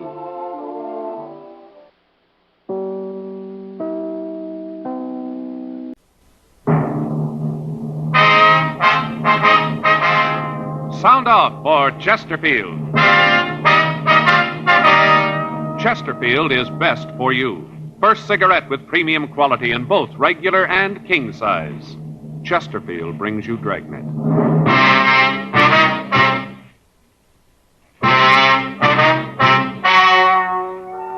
Ladies and gentlemen, the story you are about to hear is true. The names have been changed to protect the innocent.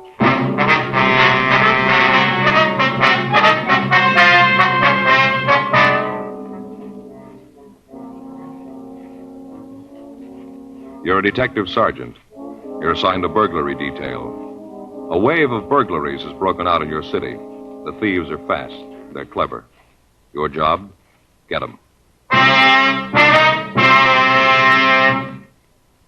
Years ahead of them all. Chesterfield is years ahead of them all. The quality contrast between Chesterfield and other leading brands is a revealing story.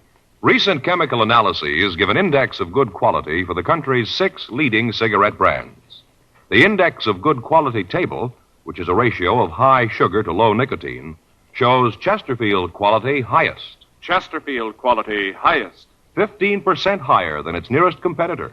Chesterfield quality highest. 31% higher than the average of the 5 other leading brands. Yes, Chesterfield is first, with premium quality in both regular and king size. Don't you want to try a cigarette with a record like this?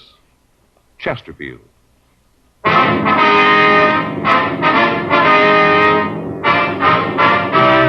Dragnet, the documented drama of an actual crime. For the next 30 minutes, in cooperation with the Los Angeles Police Department, you will travel step by step on the side of the law through an actual case transcribed from official police files. From beginning to end, from crime to punishment, Dragnet is the story of your police force in action. It was Thursday, December 10th. It was cold in Los Angeles. We were working the day watch out of burglary detail. My partner's Frank Smith. The boss is Chief of Detectives Thad Brown. My name's Friday. We were on the way out from the office, and it was 10:14 a.m. when we got to the Armstrong Schneider Jewelry Company, the manager's office. Can I help you? Yes, ma'am. Police officers, we'd like to see Mr. Armstrong. Oh, yes. Just a minute. The police officers are here. Yes, sir, right away. Will you go right in, please? Thank you very much. Mr. Armstrong's office. Yes, sir. I'm sorry, but he's in a meeting. Won't you come in? Thank you very much. Thanks, sir. Mr. Armstrong? Yes. It's my partner, Frank Smith. My name's Friday. How do you do? Won't you sit down? Thank you very much. Would you like a cigarette? Yes, sir. Thank you. Thanks. I have a lighter. As you know, this firm is probably the foremost fine jewelry store on the coast. Yes, sir. I wonder if you'd tell us about the theft. Yes. Well, we discovered it this morning. About what time was that? Well, about 9:45. That's when we missed it. I guess the necklace was taken about 9. Must have been right after we opened. Could you give us a description of the piece, sir? Yes, I have it right here. Got it from the insurance records. Have a drawing of it. We always have that done on high-priced items. Mm-hmm. Here you are. Thank you. Mm-hmm. What value do you place on the necklace? It's insured for $8,000. Firm can't afford to take a loss like that. Could you tell us exactly how it was taken? Yes, I can. It was just after 9. We just opened the front doors. People had started to come in. Lots of shoppers. Christmas, you know. Yes, sir. Well, this one couple came in, asked to see some of our more expensive necklaces. Henderson brought the tray out of the safe and showed the collection to the people. Henderson? Yes. He's the clerk who was waiting on the people. Oh. I gave him his notice. I had to. Looks to me like carelessness. I wonder if we could talk to him. Yes, all right. Thank you. Miss Courtney, would you have Henderson sent in here, please? Yes, right away. What? No, tell him I'll call later. That's right. Have him leave the number and I'll call back. Right, yes. He'll be right in. All right, thank you. How long has this Henderson been working here? I'd have to check the employment records to be sure. Offhand, I think it's been about 5 years. Ever since we opened at this location. We used to have a store downtown, then we moved out here. Mm-hmm. Where did he work before that? Well, let me see. I think it was someplace up north. San Francisco, I believe. Yes, he worked in a store up there. Had excellent references. He's a good salesman. But you gave him notice, huh? Well, I felt it was the only thing to do. If he's getting careless, he has no business working in a store that deals with expensive merchandise. Mm-hmm. Excuse me. Yes? Send him right in. What? No, please tell him to call later. No, I'm not into anyone. No one but Sharon. My wife. Yes, sir. Come in. Do you want to see me, Mr. Armstrong? Yes, come right in, Henderson. These are police officers, Mr. Friday and Mr. Smith. This is Charles Henderson. How are you? Hi. How are you? They'd like to ask you some questions about the theft. Yes, sir. Anything I can do to help?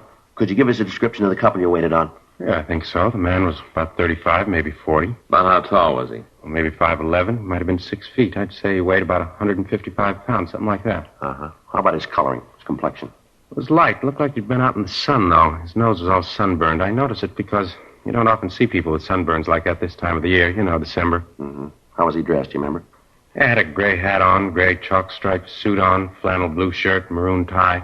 Didn't see his shoes. He had on one of those new round collars, though. You know, rounded here on the collar point. Mm-hmm. Was he clean-shaven? No, he had a little mustache, one of those that looks like it's drawn on with an eyebrow pencil. Just a line, you know the kind. Uh-huh. How about the woman? What'd she look like? There's a small woman, not much more than 5'2", little, about 100 pounds. Real pretty. She had dark hair and blue eyes, very fair.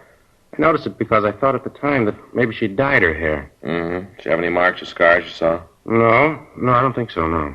How was she dressed? Well, she was a little too overdressed. Had a dress and a coat. Had a jeweled clip here on her dress. She looked kind of flashy, cheap, you know. I see. Anything about the way they talked and the accent, anything like that? No, nothing I can remember. Would you remember if either one of them wore glasses, maybe? No. The man, though, he had a kind of funny way of talking. What do you mean?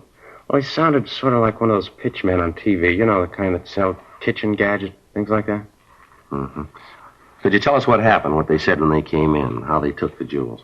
Yes, they came in right after we opened, asked to see something in necklaces. Said they wanted to pay around $5,000. Mm. So I brought out the tray, but didn't find anything that they liked. And then I brought out the other tray. They looked at one of the necklaces. Beautiful thing, $8,500. You know, Mr. Armstrong, the emerald-cut diamond with the small sapphires? Yes, I know the one. Beautiful thing. Excuse me, can I use that ashtray a minute? Yeah. Thank you. Wonder if you'd go on, please. Oh, sure. Well, I brought out the other tray and showed them the necklaces in it. They both looked for a long time. Then the woman said that she didn't think there was anything there she wanted. Mm-hmm. What was the matter? Didn't they care for our designs? No, it wasn't that, sir. They just didn't see anything they liked. So they moved back to the other tray. Then the woman said she'd found what she wanted. It was a small piece, 3 diamonds and 4 small rubies. Did they buy that? No, they said they wanted to think about it. They made a big thing about asking me if I thought that it would be sold before they could make up their minds. Mm-hmm. Well, I told them if they wanted to put a small deposit on it, we could hold it for them. Yeah. Ben said he'd rather not do that. He said they'd know by this afternoon. At that time, there were several people in the store, Christmas shoppers, you know. Mm-hmm. Some of them were looking at a display of bracelets we had on the counter. I went over to them to see if there was anything I could do. You know, tell them that I'd get someone to wait on them. I understand. It's a foolish thing to do, I know that. I'm afraid it was. Yeah, I know now. Well, when I got back, the couple was leaving. They told me they'd be in this afternoon and let me know. Walked out of the store, and I stopped to help a gentleman that came in. When I turned back to the trays, I noticed that the necklace in the more expensive tray was gone. Mm-hmm. Would you be able to give us positive identification of these people if you ever saw them again? Yes, I'm sure I would. Wonder if you can come downtown with us and look at some pictures, see if you can identify the thieves for us. Of course, if Mr. Armstrong has no objection. Not at all. You'd like me to come along, too? I don't think that'll be necessary right now. If there's anything we need, we can get in touch with you here, can we? Yes, right here at my home. I can give you that number. All right, fine. Okay. Here it is. Thank you, sir. Well, thanks very much. You ready to go? Yes, sir. I'll get my hat. Just a minute, Henderson. Yes, sir. As soon as you get through down there, come on back. Your job's waiting for you. All right, sir. I'd like to come back. Anything I can do to help, just let me know. All right, Mr. Armstrong. Not at all. I'll get my hat and meet you at the door. Right. Have you notified the insurance company of the theft yet, Armstrong? I have a call into them now. I'm expecting an agent from the firm any minute. Sure hope you can recover it. Yeah, sir, we'll do the best we can. An $8,000 necklace. How do you think they'll go about disposing of it? Break it up? Well, either that or leave it in one piece. That'll make it kind of hard to unload, won't it? $8,000? Not at their price.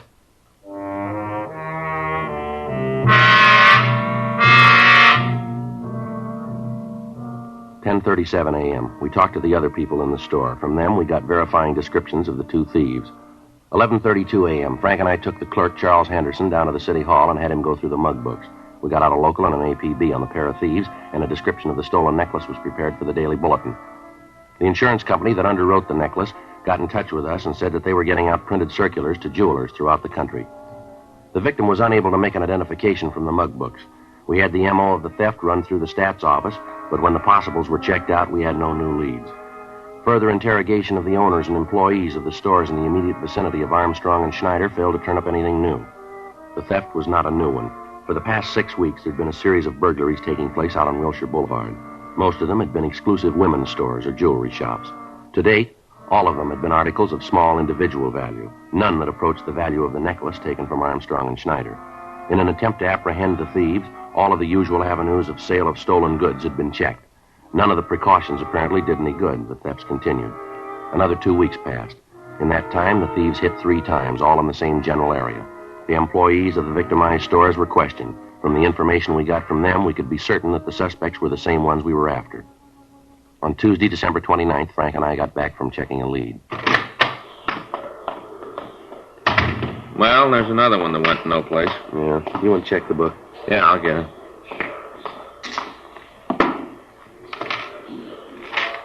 Anything there? Yeah, there's a call here from Alex Olson. Olson? Yeah. Got a Dunkirk number. You know Olson? No, that name doesn't mean anything to me. Say what it's about? No, so just call him. Says it's important. All right. Give me the number, huh? Yeah. Here you go. What is this, 190? Is that a 9? Yeah, I think so. Yeah, it's a 9. You don't make 9s very good. Lopey, can't write. Can I speak to Alex? Oh, Alex Olson. Yeah. Yeah, that's right. The hotel. Yeah. Hello. This Olson? Yeah. This is Friday. Police department. You want me to call you?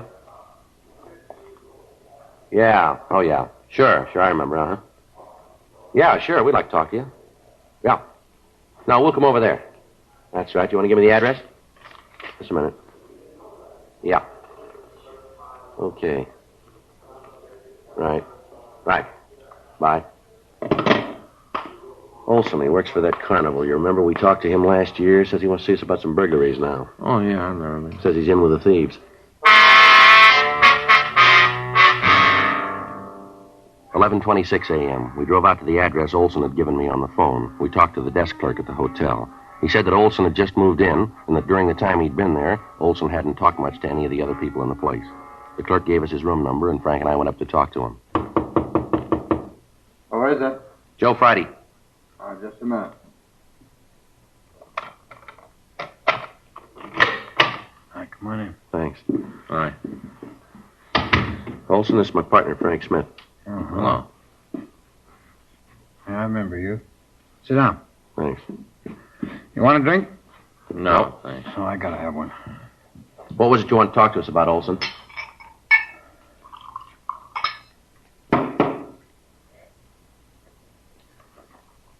Olson? What was it you wanted to talk to us about? Oh, man. What a hangover. I really get 'em. Yeah, now let's get to the point, shall we? What's on your mind? Oh, I'll tell you. I don't know why I drink so much. I feel terrible the next day. I always drink too much. All right, now look, Olson, maybe you got a lot of time. We haven't. We didn't come over here to sit and watch you drink. Now get to the point. You said on the phone that you're in with a gang of thieves we're looking for. Now what about it? What I told you on the phone is true. It's all true. I'm glad to tell you. Get it over. Get it all out in the open. That's what I need to do. Get it all out in the open. You had any breakfast yet? No, I just got up before I called you. Is there any place around here you can get something to eat? Don't make no difference around here. Nobody knows me. I think there's a place down the street right next to the hotel. But what's all this about food? I think you'll feel better if you have something to eat, won't you? No, wait a minute. You've had enough of that. Put it down. I don't want no food. All right, we do. Let's go. You guys are getting a little bossy, aren't you? We want to hear what you got to say. You keep hitting that bottle, neither one of us is going to make it. Come on, fella. We'll buy you some breakfast. You got a coat? It's cold out. Oh, yeah. Sure glad you guys came. I'm glad to get this off my Wait a minute. chest. Those dresses in there. Woman's clothes. Those belong to you? Oh, no. I'm just keeping them for a friend. Well, labels on some of them here. Come from out on Wilshire, don't they? You get a gold star. I'll tell you about them. That's part of the deal. You want to tell us now? Oh, look, you made a deal about some coffee. Maybe it'll help me find my hands. Are you going to back out now? All right, let's go. We'll come back. Sure, you can come back. Take all the time you want to. Look the dresses over. I got some other stuff you'll want to see, too. But come on, let's go.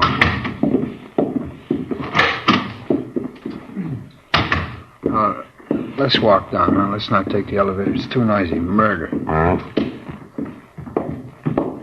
Well, what's this other stuff you wanted to show us, Olson? The jewelry. I got some of it in the dressers. Cheap stuff. Nothing worth anything. It's cheap. Where'd you get the clothes and jewelry? Oh, Red asked me to keep him for him. Who? Well, he's the guy you want. He's the one that's engineering the thefts. He's the one. It's a real crumb. Big man. He's the one you want. I'd like to see you get him. How many other people working with him? 3 others. You know who they are? Sure. I know the whole story, start to finish. I know the whole thing. I'll tell you all about it. Let's go out the side way. All right. Now, where's this coffee shop? Wait a minute. You sure you wouldn't like a belt? No, and neither do you. Now, let's go. Okay, you're calling it. Restaurant's right down here, just a couple of doors. You know where this Red is? Yeah, I'll tell you. He's the one you want. How about the woman who works with him? Oh, that's May. Red's not the guy who goes into the stores, though. A fellow that works that part of the operation is his brother-in-law, a guy named Hank. What was her name? May. Was May. Is she the woman in the team? Yeah. Red wouldn't trust anybody else. Not him. He's a big man, you know. You don't believe it, you just ask Red. He'll tell you. Big man, big bum. This the place? Yeah. You positive? No, I guess you wouldn't.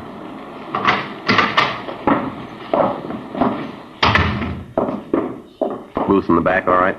Yeah. Hey, Joe, it doesn't look like they got service in the booths. What do you want, Olson? Well, it ain't what I want, but I'll settle for a cup of coffee. Joe? Yeah, it's all right for me. I'll get it and bring it back. All right. Come on, Olson, let's go back. Sit down. All right, now suppose you start right at the beginning and tell me about it, huh? Who's Red? How do they work the operation? Where can we find them? Tell us everything. All right. Well, first off, Red's real name is Keith Jameson. They call him Red because he's got red hair, it figures. Yeah. What's he do for a living? He works for Carney. Most of the year we're on the road. This is the off-season, so he's laying up in a trailer camp out in the valley. He doesn't do anything regular now. He just steals. Is he one of the owners of this carnival? No, he runs a pitch game. You know, rings and the pegs. If you play real good, you can win a quarters worth of slum for $5. Mm-hmm. How about his wife? She travel with the show? Yeah, she travels. It ain't a regular show, not Red's part. He just got a concession, you know. He goes with the show like a leech. He's been thrown out of a dozen carnies for crooked stuff. His brother-in-law's a dip when we're on the road. Picks pockets in the crowd around Red's place. He's gotten us all in a lot of trouble. No carney in the country will have us around anymore. Don't take him long to get wise to it. Mm-hmm. He's the one that's in on the burglaries with Red and his wife, is that it? That's right. He lists the stuff. How about his wife? Where's she fit in? Well, she's the distraction. You know, the one that comes up and asks questions, pulls the clerk away so Hank can lift the stuff. In case there's any trouble, Hank acts as lumber, too. What do you mean, lumber? Well, you know, muscle. He takes care of the guys that beef. Mm-hmm. Hey, can you give me a hand with that, huh, Frank? Yeah, here. Look at my thumb. Stuff splashed on it. Think it's blistered? No, it's good hot coffee in there. Here you are, Olson. Oh, thanks. Come on, pass the sugar, will you? Yeah, here you are. Where do you fit into this, Olson? No place, really. I'm just along for the ride. I think Red figures sometime the axe is going to fall and he wants my head under it. I usually hold on to the stolen stuff until Red finds a buyer. Does he use a fence? No, he pushes the stuff himself. He usually works on a tip. You know, somebody wants to buy a piece of merchandise, Red meets him, sets up a deal. Uh-huh. You willing to cooperate with us all along the line on this thing? Sure, I'll go along with you. You know where the necklace is that they lifted a couple of weeks ago? Yeah, Red's got it. He's looking for a buyer now. You think you can set up a meet for us? Yeah, if he thought you wanted to buy the piece, it could be done. Can you set up the meet? Sure. I want to see you get him. Tell me something. How are you going to come out on this if we pick up Red and the others? What do you want out of it? I got my reasons. I got good reasons. You want to tell us what they are? Sure, I got no reason not to. Give me the sugar again, man. Yeah. You see, Red figures he's going to make a sideshow character out of me next season. I'm not going to go that route. Yeah? What do you mean? Oh, you know, the wild man from Borneo sit in a pit all day and yell at the customers. Pitch like that always draws a big crowd. Red figures it'll be good for picking pockets. Yeah. You ought to know by now Red's out of his mind. Yeah. Wild man from Borneo. Even a leopard skin won't help. Look at me. I only weigh 105 pounds.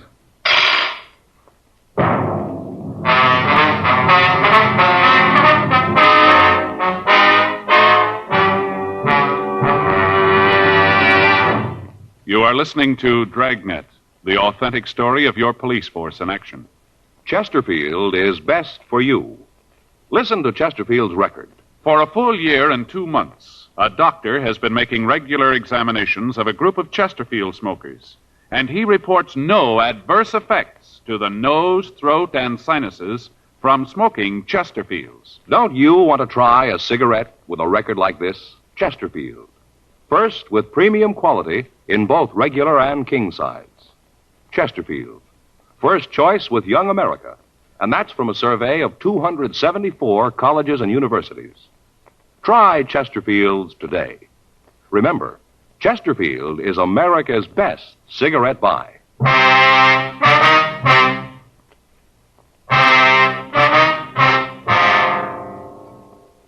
2:24 p.m. We continued to talk to Alex Olson. He told us what he knew of the operation of the thieves. We went back to his room and searched it thoroughly. We found several pieces of cheap costume jewelry and several of the stolen dresses. Most of the other things in his room were worthless. As far as we knew, had not been stolen. We took him down to the city hall and had him checked through R&I. He had an arrest record showing several arrests for being drunk in a public place. We checked the name Keith Red Jameson through the files. There was no record on him. There was no record in the moniker file either. Jameson's brother-in-law and the two women were also checked out, but we found no previous criminal record for either of them. Communications were gotten off to Washington to check the possibility that the suspects might have records in other states. 4:40 p.m. We met in Captain Wisdom's office. Olson told us that he'd arrange a meeting for us with Red. While we listened on an extension phone, he called the suspect, told him that he had a buyer for the necklace. A meet was set up for the following morning at the entrance to Alvera Street. Red said that he'd have the necklace with him at the time. 5:37 p.m. Frank, Olson, and I drove out to the trailer camp in the valley. We checked the trailer that Red lived in, and also the one his brother-in-law had. We got a good look at the car Red would drive to the meet, and then we arranged for a stakeout on the trailer park. 8:23 p.m. The three of us drove back down to the city hall. You ain't going to try and take him at the meet, are you? We hadn't got around to that yet. Why? Well, you do, and it's going to point straight at me. You ain't going to put him away forever, you know. He's going to get out, and he's going to draw a straight line to me. I don't want that. I got to be protected. We'll take care of you. Don't worry about it. Oh, big deal. You'll take care of me. Well, how? That's what I want to know. How you going to do it? We'll get him before he gets to the meet. Here you go, in here. Look, tell me, how you going to work it? We'll come up with a way. You ain't going to get near him in plain clothes. I'll tell you that right now. He'll spot you a mile away. Comes to cops, he's got eyes in the back of his head. You can't get anywhere near him in those clothes. Don't worry, we won't. He'll be picked up for something else. We'll find the necklace on him if he's got it, and you'll never know that's what we're after. Well, how you going to work it? How? We'll be in uniform, in a traffic car coming in from the valley. That might work, huh, Frank? Yeah, think so. He's bound to make a mistake. When he does, we'll be there. Yeah, that'll do it. You'll never figure anything to do with that, never. Yeah, it ought to work. Yeah, that'll work good. Yeah. You guys wouldn't like No, we wouldn't. No booze. Okay. I just noticed the bar across the street. I thought maybe you guys would like to stop there. I'd feel a little better about this if I had a drink. Just a little one. Come on now, bud. Huh? Sorry, Alex. We got to take you over to the main jail. You got a what? For the time being, we got to hold you. Oh, well, now, wait. It ain't the jail that bothers me, not being in jail. It's just that I hear it's pretty rough to get a drink over at the Gray Bar Hotel, you know. That's the only thing that bothers me. There's no room service there. Yeah, well, it'll all work out for you. Oh, I don't know. So I got mixed up in this thing. Seems like I got no choice in anything. It don't seem fair. I got no choice. DA's office will know what you did. It'll be marked down that way. Well, I got no beef with you guys. You better take it easy with Red, though. Is that right? Yeah, he's got a gun.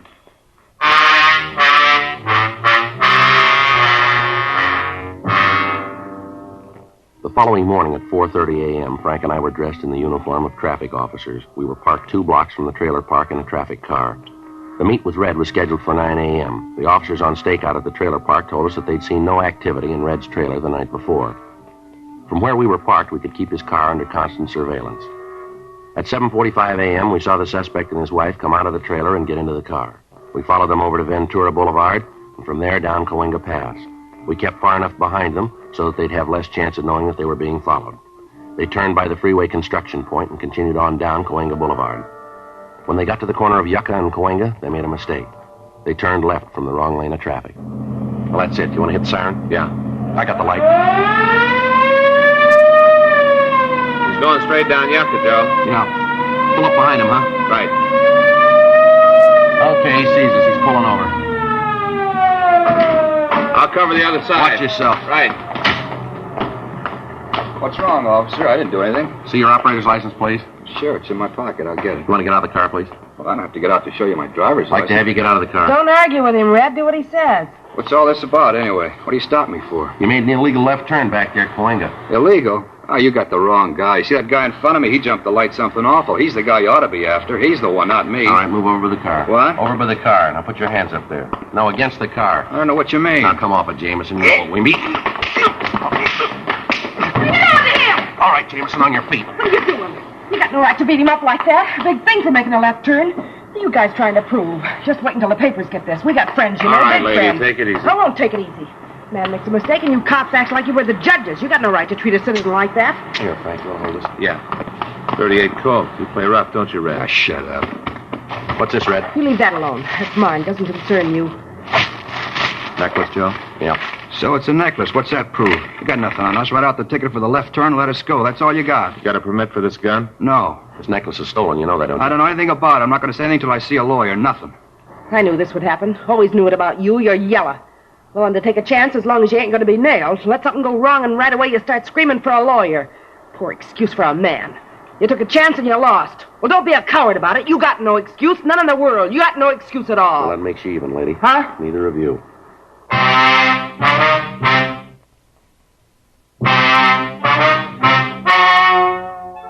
The story you have just heard is true.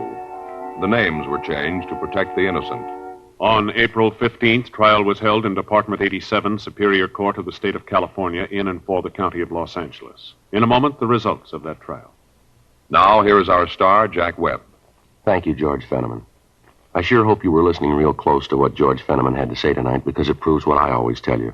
You can't beat the premium quality you get in Chesterfield, regular or king size. I'd like you to try Chesterfields. They're much milder, and they have a wonderful taste.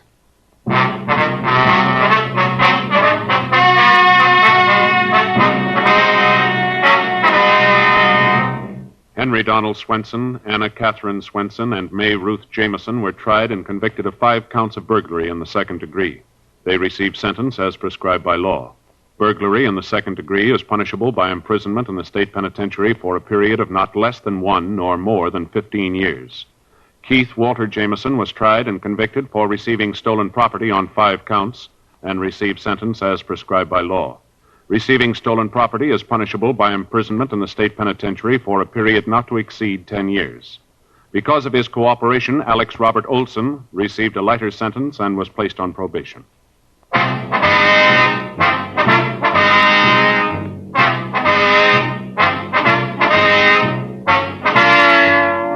You have just heard Dragnet, a series of authentic cases from official files.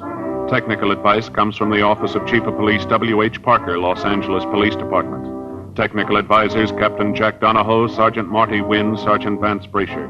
Heard tonight were Ben Alexander, Stacey Harris, script by John Robinson, music by Walter Schumann. Hal Gibney speaking. For a million laughs, tune in Chesterfield's Martin and Lewis Show, Tuesday on this same NBC station. And sound off for Chesterfields. Either regular or king size, you'll find premium quality Chesterfields much milder.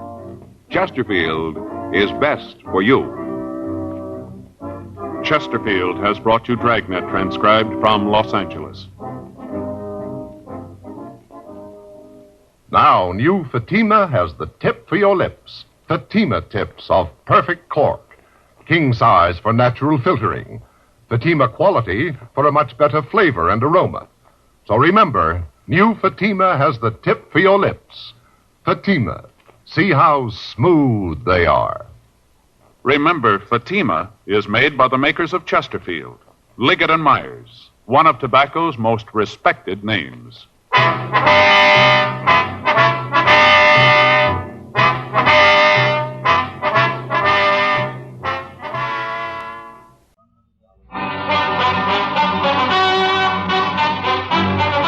Richard Diamond, Private Detective, starring Dick Powell.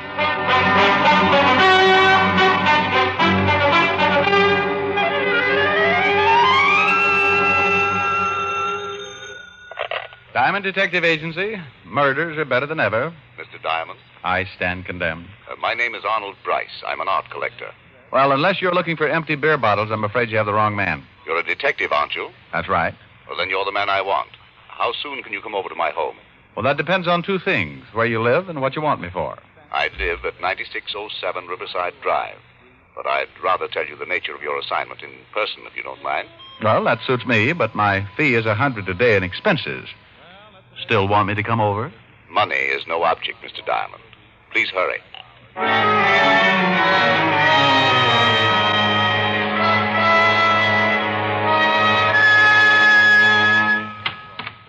Yes? My name's Diamond. I'd like to see Mr. Bryce. Mr. Arnold Bryce? That's right. Well, come in, sir. Thank you. Mr. Bryce is busy with an art dealer in the library, sir. You can wait in the gallery. The gallery? The art gallery. This way, sir. He led me down the hall and into a room that looked like it was once a den. There was a piano in the room, and hanging over the fireplace was a large painting of the Mona Lisa. The other three walls were all covered with pictures, too. This, I took it, was the gallery. Just make yourself comfortable, sir. I'll tell Mr. Bryce you're here when he's finished. Thank you. Beautiful room, isn't it? Oh, yes. Lots of paintings. I didn't mean the paintings. I meant the room. Oh, I take it you don't like the art? No, sir. I only appreciate what I can see in the picture. This room used to be a study until Mr. Arnold Bryce came. And who had it before? Mr. Jasper Bryce. He died 2 months ago and left this house to Mr. Arnold. Well, I must get on with my work, sir. The butler gave a disgusted look at the paintings and took his leave. Come to think of it, I agreed with the old boy. Most of the paintings were what is called moderne, which is sort of a nasty poke at the present period. Hi there. If you're a burglar, just help yourself. Take them all if you want to. Well, I didn't know I had company. That's because you're not a very good burglar. You should be more careful. You, no doubt, are the local police force. No, I won't turn you in. Oh, what's the use? Used to be I could joke. Used to be I liked to joke. Now it's no fun. Who are you, really? What do you want here? Can I fix you a drink? Hey, that's a lot of questions for a little girl. Little girl. She staggered over to a couch and sat down while I took a good look at her.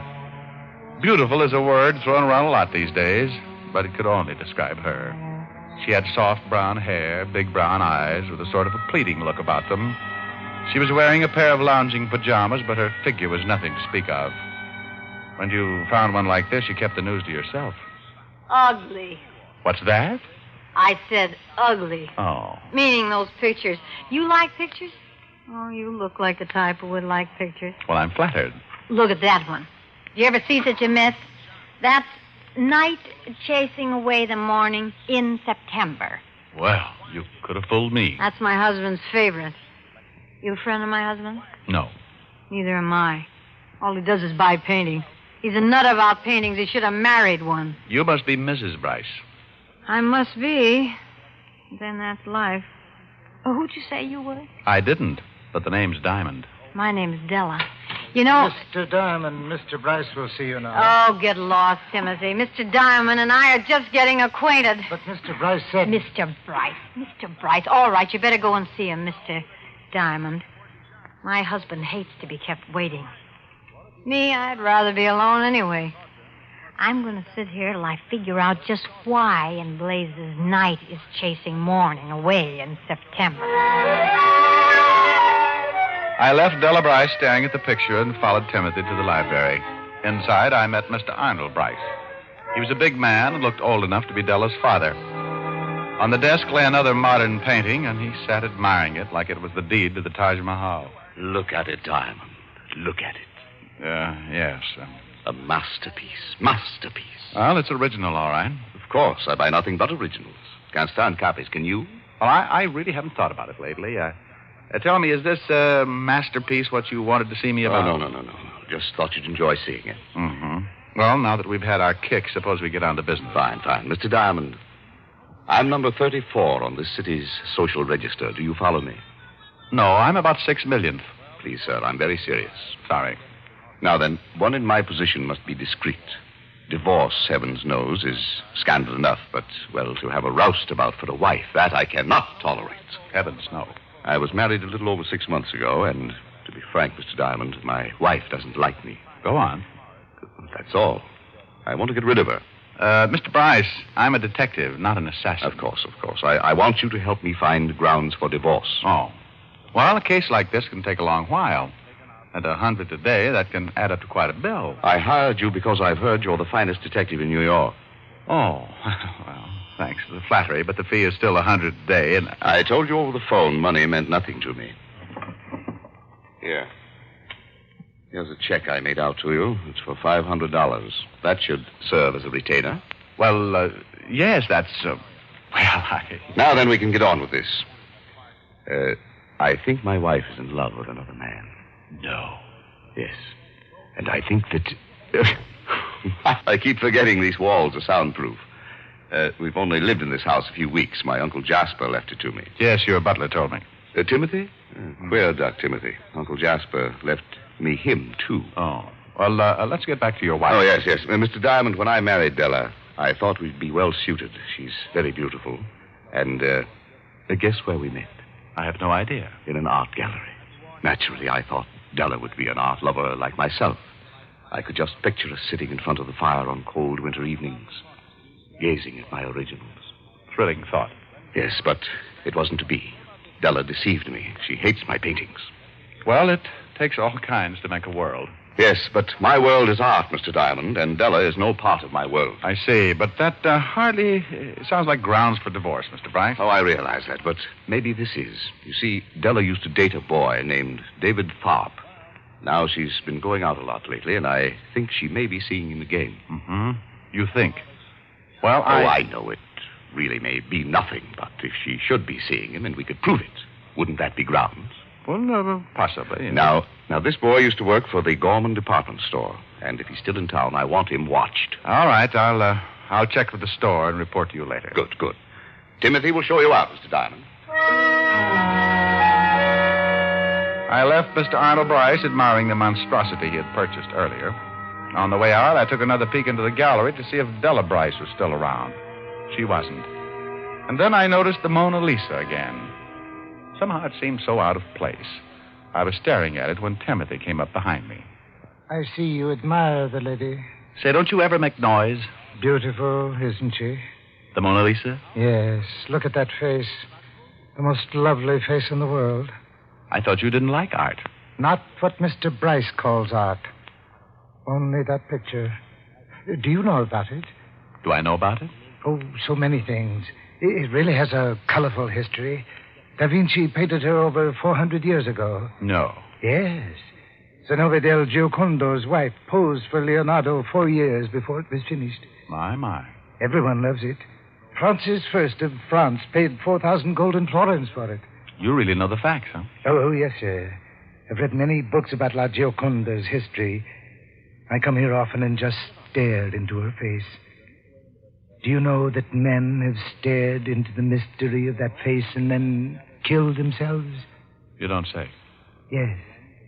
But I'm probably boring you. This way, sir. He took a last tender look at the picture and then led the way to the door. It was a crazy house full of crazy people, and felt good to be outside again. The job I had was strictly routine, but as long as Bryce paid for my services, he'd get them. I took off for lunch, then went to the Gorham department store to find David Tharp. There I found Tharp, had joined the Army 6 weeks ago and was now stationed in California. That meant that Bryce's suspicions about his wife were unfounded, at least as far as Tharp was concerned. Hello? Let me speak to Mr. Bryce. Who's this? Oh, that worn-out voice sounds familiar. Walt? Yeah, is this Diamond? Yeah, but what are you doing there? Or did I dial the wrong number? You calling Arnold Bryce, Rick? That's right. Then you have the right number. Was he a client of yours? Uh-oh. I don't like the way you said was. You guessed it. Better get over here, Rick. Arnold Bryce has been murdered.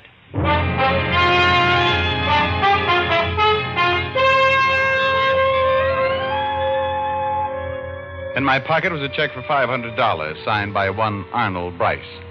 This same Arnold Bryce was now dead, according to Lieutenant Walt Levinson, who was very reliable in these matters. I took a cab to the Bryce home on Riverside Drive. Timothy, the tall, gaunt butler, again let me in. His expression hadn't changed since I'd seen him earlier. Well, Timothy, a lot of excitement around here, huh? Yes, sir. The police are in the gallery. So is Mr. Arnold's body. Gruesome sight. Rick. Hello, Walt. He's in there. Want to have a look at him? Why not? The boys from the lab are all finished. There he is. Head bashed in, huh? Coroner says he's been dead for about 2 hours. That places the time of the murder around noon. Found the murder weapon? Nope. Figure it must be the missing poker from this fireplace set.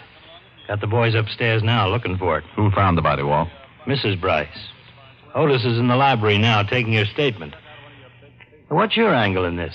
Well, Bryce hired me for some stock investigating. He was thinking of divorcing his wife. Well, at last we've got a motive. She finds out he's getting rid of her and knocks him off. Maybe. Who else was in the house? It's the butler, the maid, and Mrs. Bryce. Otis is sure the butler did it. Been reading murder mysteries again. No. How about visitors? Anyone come to see Bryce around noon? No, apparently not. Looks like an inside job, Rick. We've got 3 suspects, and all we can do is grill them till one of them breaks down. So we might as well start on the wife. Mind if I sit in? No. Come on. We left the gallery and walked down to the library. Inside sat Della Bryce, patiently answering the questions of that master detective, that super sleuth, Sergeant Otis Loveloon. Hello, Lieutenant. I got a statement down on paper, and I'm asking some questions on my own. She's, Oh, Diamond. Don't look so happy, Otis. Hello, Mrs. Bryce. Well, you come back. That man, Lieutenant, he's the one who saw my husband earlier. Yes, we know that, Mrs. Bryce. This is Richard Diamond. He's a private detective. Oh. Well, what would Arnold want with a private detective? It seems he was planning to divorce you. Or didn't you know that yet? Divorce me? You're kidding. You want to tell us the joke, too, Mrs. Bryce? Oh, this is a good one. Oh, come now. Maybe it's Otis, Walt. After all, she's been looking at that face of his for an hour. Can you blame her? Hey, I heard that. Oh, I'm sorry, but that just struck me funny. That worm of a husband was going to divorce me. Well, I've already talked to a lawyer about getting rid of him. I take it you and Mr. Bryce didn't get along? You said it. I married Arnold because I thought it'd be fun to have a big home and a nice car. All those things money can buy. Go on. Well, the money part was okay, but Arnold... Well, a girl can only take so much. It's a nice, respectful way to speak of the dead. All right, so he's dead. So now I get all that money and don't have to put up with Arnold. I should cry? Maybe a jury will think you picked up a poker in order to get that money. Now, look. Just because I'm not crying and moaning about how much I loved Arnold doesn't mean I killed him. I didn't. We'll decide that. And will you please tell this baboon to stop asking me questions? Another hour in here with him and I'd confess to anything. Good old Otis, the traveling third degree. Now, look, Shamus. Take it easy, Otis. Now, Mrs. Bryce, you say you were upstairs fixing your hair around noon? That's right. What about your lunch? Don't you eat? I'm on a diet. Look, it's all there in my statement. Around 1 o'clock, I came downstairs and found the body. I called the police, and that's all I know. Well, then, if you're innocent, you won't object to answering questions. So make yourself comfortable. Walt kept asking questions, and Della kept answering them. Half an hour later, Walt was getting tired. Della was getting tired, and I was already tired. Grilling a suspect is the most boring thing in the world, and it was a relief when Walt sent the girl upstairs. Otis, you see that she goes to her room and then bring that maid in here. Right, Lieutenant. Well, Rick, what do you think? I think she's innocent, Walt. Oh, you do? Why? Because she leaves herself wide open. She admits she's glad the guy's dead. So maybe that's all a front to throw suspicion off her. She makes everything point toward her, and she thinks we'll figure she couldn't be that dumb. Maybe, but I don't think so. I think Otis was right. Huh? What are you talking about? Well, you said he thought the butler did it. So do I. Rick, I'm in no mood for jokes. Look, Walt, the guy was bashed in the head, right? The top of the head. Now, Bryce is close to 6 feet tall. So is Timothy. Della's too short. She couldn't hit him on top of the head unless she stood on a ladder. Yeah, thought of that. But you can't convict a guy because he's tall enough to hit Bryce on top of the head. Besides, maybe Bryce stooped over to tie a shoelace. Any number of reasons. Maybe. But I still bet Timothy killed him. Okay, Sherlock. Tell me one more thing. Why? Why did he kill him? He'd only worked for him 2 weeks. No money's missing. Where's the motive? I'm not sure, Walt.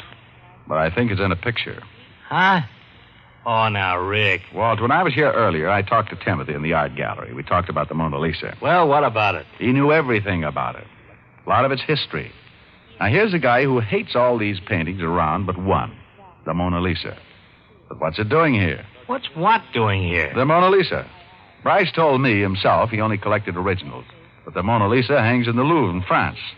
That picture over the fireplace is only a copy, and Bryce hated copies. Go on. That's all. I don't know exactly why or how all this happened. I only know things don't add up. Timothy's admiration for that one painting and what's it doing here. And somewhere in there you think there's a murder motive. Why not? Sure, Della might have killed him for the money. That's a nice, big, fat motive. But, Walt, how many murders have big, fat motives? Darn few. Well, you're right there. A girl kills her sister because she called her fatty. A man shoots his wife for nagging. A woman poisons her neighbor for gossiping. A lot of little things can turn a twisted mind into a murderous mind. Okay. But this picture angle doesn't impress me. Where's the motive, even a small one? I can't... Here's the maid, Lieutenant. In here, miss. Lieutenant, I am so sorry about this thing. I am feeling to cry. Please, you can't think I have anything to do with it. I hardly know, Mr. Rice. Just sit down, miss. We just want you to answer some questions. Now, don't be frightened, dear. We don't think you killed Mr. Bryce, but you might help us find out who did. Oh, well, I'm glad to help. Good. Now, how long have you worked here? Oh, well, let me see. It has been 5 years. 5 years I have been here. I worked for Mr. Bryce's uncle. Then when he died, I stay on. Oh. And Timothy, how long has he worked here? Oh, goodness. Timothy has been here all his life. He has told me about it. His father worked for the old Mr. Jasper Bryce and his mother, too. Timothy, he grew up in that house. Then when his father died, he'd take over his job. I see. Now, about the young Mr. Bryce, Arnold. Was he easy to get along with? Well, I don't know him so well, but they have no trouble with him. Timothy does not agree with him at times, but they have no trouble. Timothy doesn't agree with him? What do you mean? Well, Mr. Arnold changed a lot of things. New furniture and such. Timothy thinks they look better where they have always been. Just this morning they argue. Mr. Bryce wants Timothy to get rid of something, but they do not remember what it is. Oh. Then one more question. The room with all the paintings. Do you remember that room before Mr. Arnold Bryce came here? Oh, yeah. He used to clean there. But there was not all the paintings there then. No painting? Not all there is now. Just the one. The painting of the pretty lady. The Mona Lisa. What did you say? The Mona Lisa. Yeah, that's it. That is what Timothy and Mr. Bryce was having words about this morning. The Mona Lisa. That was it. I looked at Walt, and I could see that he was interested. Now there was a motive. Oh, not the big headline motive, just the kind you'll read on page 6 of your local paper. The kind of story that usually says the murderer is now undergoing sanity tests. Otis showed the maid out and left Walt and me with our little brains racing a mile a minute. I don't know. We still haven't got anything to convict him. Walt, he's a psycho, that's for sure. Now, the way I see it, he's crazy about that one picture. He grew up in the house. Maybe it means something to him. Then in comes Bryce with all his modern junk and orders Timothy to get rid of the Mona Lisa. Yeah. But Timmy argues and Bryce insists. They were both in the library, so maybe Bryce was even going to take it down himself. Could be. Then our boy gets mad, grabs the nearest thing, which happened to be the poker. Okay, so it fits. We have a theory. But we still need one thing to convict him. A confession. Yeah. Maybe we can use the Mona Lisa. What? He killed for it. He may talk for it. I outlined my plan to Walt. Timothy was a psychopathic, and I knew we'd have to get him in the right kind of mood. Walt agreed with the plan, and we headed for the gallery. They had removed Bryce's body from the room, and only a deep red spot in the carpet was left. Walt went looking for Timothy, and I moved over to the piano.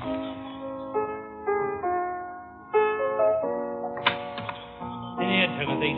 Oh, hello, Rick. Hi, Walt. Just thought I'd pass the time at the piano. It's all right. Just sit down, Timothy. I want you to wait here where I can locate you. We'll want to question you later. Yes, sir. I'll call you if I need you, Rick. Okay, Walt. My playing bother you, Timothy? Oh, not at all, sir. I like music. Oh, me too. You know, that painting up there reminds me of a song I heard not long ago. Pretty thing. Went like this. Mona Lisa, men have named you. You're so like the lady with the mystic smile. Is it only 'cause you're lonely they have blamed you for that Mona Lisa strangeness in your smile? I watched him carefully as I sang. At first he stared at me with a strange look in his eye, but gradually he settled back in his chair and listened to the words. His eyes rested on the beautiful painting over the mantelpiece. This was the mood I'd wanted. Many dreams have been brought to your doorstep. They just lie there, and they die there. Are you warm? Are you real, Mona Lisa? Or just a cold and lonely, lovely work of art? Well, did you like that? Hey, Timothy. Hey. Huh? Oh, the song is very beautiful. It's fitting of her. Mm-hmm. Well, I guess I'd better stop fooling around at the piano and do what I came here for. His eyes were on me as I got up from the piano bench and walked over to the fireplace. I tried not to look at him as I reached up for the picture, but I heard him jump from his chair. What are you doing? Leave that alone. Well, I'm sorry, friend, but Mrs. Bryce is all upset about her husband's death. She asked me if I wouldn't carry out his last wish and get rid of this. Clutters up the other pictures, you know. Leave it alone. Take the others, but leave that alone. Sorry, but out it goes to the trash pile. No, it belongs here. The living part of this house. Put it down, I said. Put it down! I warned you. Now, Timothy, take it easy. Put on that shovel. When you put down the picture. Oh, and if I don't, you'll swing that shovel at me just the way you swung a poker at Bryce. He was an idiot. Throw it out, he said. Throw it out and leave that other trash on the walls. Now you want to throw it out, too.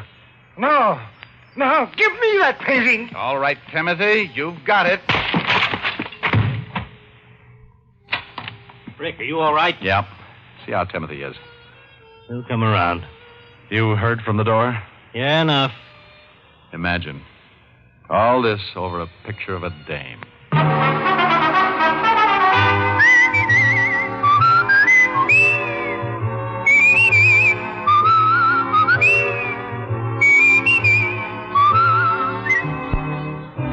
Richard Diamond, Private Detective, stars Dick Powell in the title role and was written by Blake Edwards with music composed and conducted by Frank Worth. This is Bill Foreman speaking. Richard Diamond, Private Detective, is transcribed in Hollywood by Jaime Del Valle. Richard Diamond, Private Detective, has come to you through the worldwide facilities of the United States Armed Forces Radio and Television Service.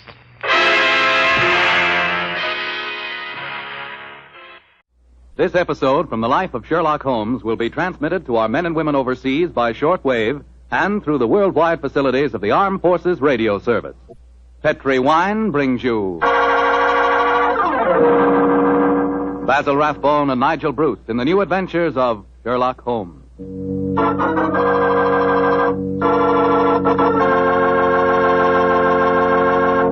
The Petri family, the family that took time to bring you good wine, invite you to listen to Dr. Watson tell us about another exciting adventure he shared with his old friend, that master detective, Sherlock Holmes.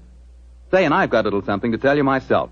I want to tell you that if you haven't sent in for your free recipe calendar, I think we've still got enough on hand to take care of you if you hurry. The requests have been pouring in like mad, literally by the thousands. No wonder. It's really a terrific offer. It's a calendar for 1945 and 46. It's in full color, and it tells you all you have to know about cooking with Petri wine. Write to Petri Wine, Petri, Petri Wine, San Francisco 26, California. San Francisco 26, California. But better hurry so we can get your recipe calendar to you immediately.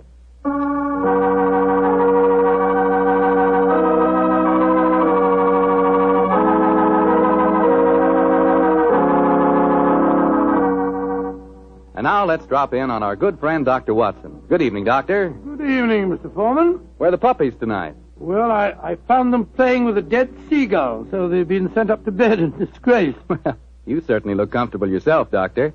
What's that small blue book you're reading, the latest bestseller? No, indeed not.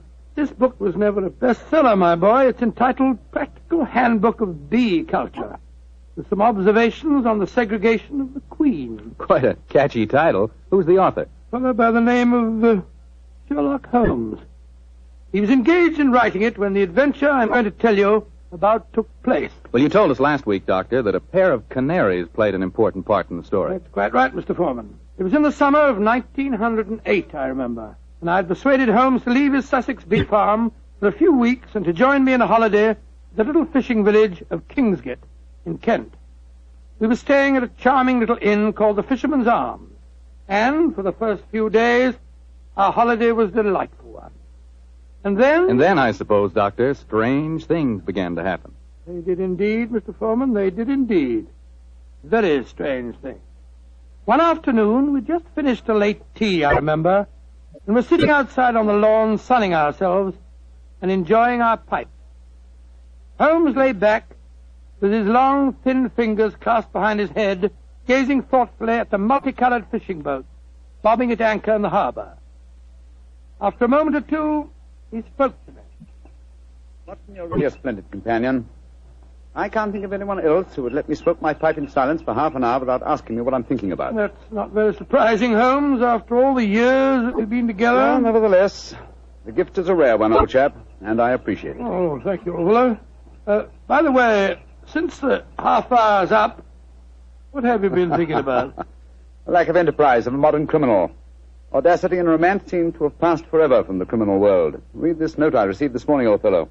See for yourself how low I have sunk. All right, have a look. Mr. Holmes, I am staying in the same inn as yourself, and as I have had a very frightening experience this week, I thought perhaps you would help me. Please do. It's signed Mary Victor. An exciting document, isn't it? Written on lavender notepaper, reeking of perfume, and the handwriting is obviously that of an adolescent girl. You haven't bothered to answer, of course. Oh, yes, I have. I sent a message back by our good landlord that I would be glad to see her. Why, Holmes? You came down here to complete your handbook on bee farming. Oh. Confound it. Those two wretched canaries are getting their sunbath on the windowsill above us. Oh, I think it's rather jolly to hear those fellows chirping away up there. Well, I find the sound most distracting. Let's go inside. You know, Holmes, those birds are owned by a charming couple, Mr. and Mrs. Wainwright. I was chatting with them on the stairs this morning. I'm afraid their charm will escape me as long as their pets continue to tweet in that irritating manner. You've spoken of the peace and quiet of the country inn, Watson, and yet I find that... Come in. Ah, Miss Mary Victor, I presume. Yes, Mr. Holmes. Please come in and close the door, won't you? Thank you. This is my old friend, Dr. Watson. You may speak quite freely in front of him. How do you do, Miss Victor? How do you do, Doctor? Now, sit down, young lady, and tell me what's troubling you. Mr. Holmes, I came down here from London to get away from someone, but I've been followed. I've been afraid to leave the inn. Until last night I felt I couldn't stand being cooped up any longer. So I went for a walk on the seashore. Someone followed me, Mr. Holmes. I ran back here as fast as I could, but now he knows where I live, and I'm frightened. Please help me. My dear Miss Victor, I'm afraid you must be much more specific before I can help you. Who has followed you down here, and why are you afraid of him? I'll tell you the whole story. It'll sound strange to you, but I swear Oh, there he is again, down by the gate. I'm going to my room. Now. Don't you be frightened, Miss Victor. I'm sure we'll be... Oh, that's all. Extraordinary thing. I don't see anyone outside who might have frightened her. There are 2 or 3 fishermen loitering about. Wait a minute. Here's a young fellow walking up the path. Come on, Watson. Out through the French windows again. Oh, gracious me. Here we go again. I think we'll take the liberty of accosting him. Excuse me, sir. Yes?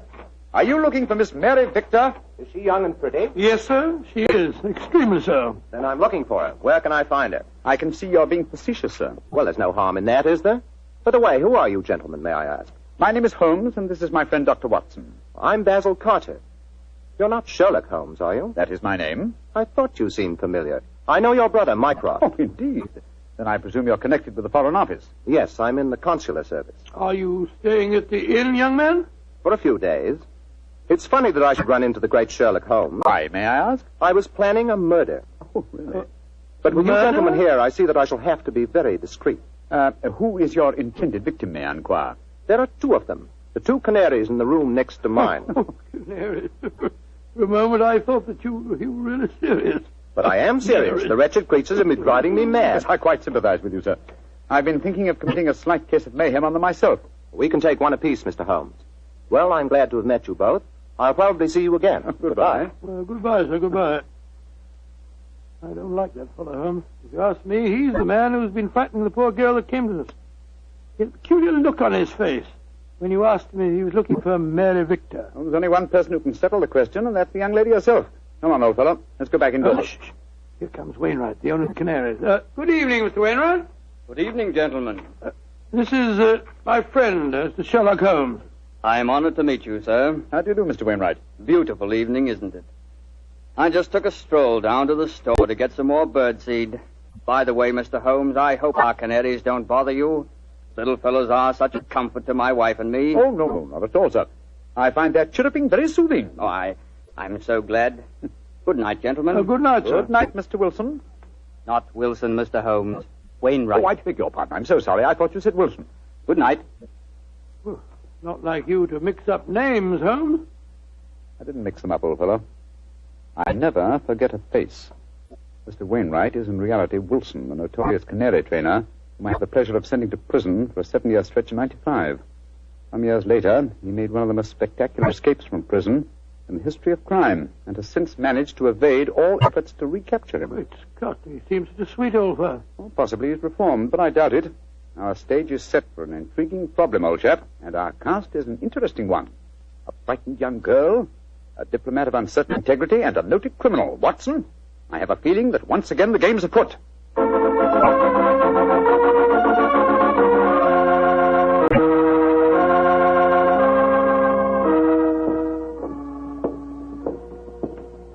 Holmes, why are we strolling along the pier instead of staying at the inn?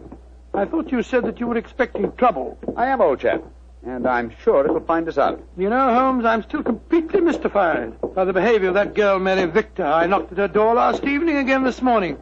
I couldn't get any answer. And the landlord told me that she was not seen at dinner last night, nor at breakfast this morning, and yet her room has not been vacated. Curious. Hello, there's the village constable, sunning himself at the end of the pier. Yeah. Good morning, Sergeant Blake. Mr. Holmes, Dr. Watson. How are you, gentlemen? Yes, splendid, thank you, Sergeant, and very appreciative of the weather that you've provided for us. Oh, think nothing of it, sir. We always arrange that for our really distinguished visitors. By the way, Mr. Holmes, I was reading one of your friend's stories about you last night. The one called The Adventure of Mysteria Lodge. That was, Wisteria Lodge, you foolish fellow. Well, maybe it was. Anyway, I was reading it aloud to me old woman. And if you don't mind my saying so, Mr. Holmes, we both thought you made a bad mistake. Oh, really? Though, of course, you come out all right in the end. Dear me, Sergeant, I stand reproved. Excuse me, Sergeant. Holmes, look. Look at that figure standing by itself right at the end of the pier. Mm-hmm. Our friend Wilson, the canary trainer. He's got a revolver. Here, we don't want any of these goings-on in Kingsgate. Come on. Here, you. What are you doing waving that revolver about? Keep back, the 3 of you. I'm the law here. Don't you tell me what to do. Keep back, I say. I'm not afraid to fire. What to do as he says, Sergeant. You don't want to trifle with. Just exactly what are you up to, Wilson? You've caught up with me once again, Sherlock Holmes. But this time you're not going to send me back to a prison again, and maybe the gallows. If I can't escape you, and I'll take my own way out with this revolver. Wilson, what in thunder are you talking about? The murder at the inn last night. I did it. Murder? I'm confessing in front of the three of you. Oh, you leave my wife alone. She didn't know anything about it. Now, I hope you're satisfied, Mr. Sherlock Holmes. He's pointing the revolver as he heads. Wilson, you fool, stop it! Strike me pink. He done it. Over the pier and into the sea. Get help, Sergeant. It's possible he isn't dead. Right, sir. Come on, Watson. We're going back to the inn, I suppose. Of course we are. We've just heard a murder confession, but we don't know who has been murdered.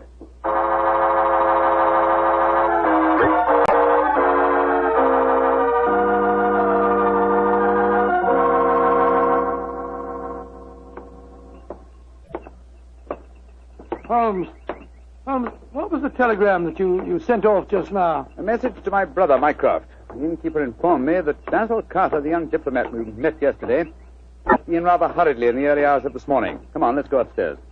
Well, we'll have to break the news to Mrs. Wainwright, I suppose. Before we do that, I think we'll see if Miss Victor's in her room. Which one is it? Here, top of the stairs. We'll take the liberty of looking in. Miss Victor hasn't been seen since last night. Uh-huh. Unlocked. Lord, what a mess. Clothes strewn all over the place, open suitcases. Yes, it Look looks at as if the young lady had been planning an immediate departure. Where can she be? No one's seen her since last night. Oh, I beg your pardon, gentlemen. I thought I heard Mary Victor come in. I'm Mrs. Wainwright. Mrs. Wainwright, I'm afraid we have some rather bad news for you. Your husband shot himself a quarter of an hour ago at the end of the pier, and his body fell into the sea. Is he dead? We must presume so, madam. I left the police sergeant there searching for him. Sergeant Blake should be back here any moment now. So he did it.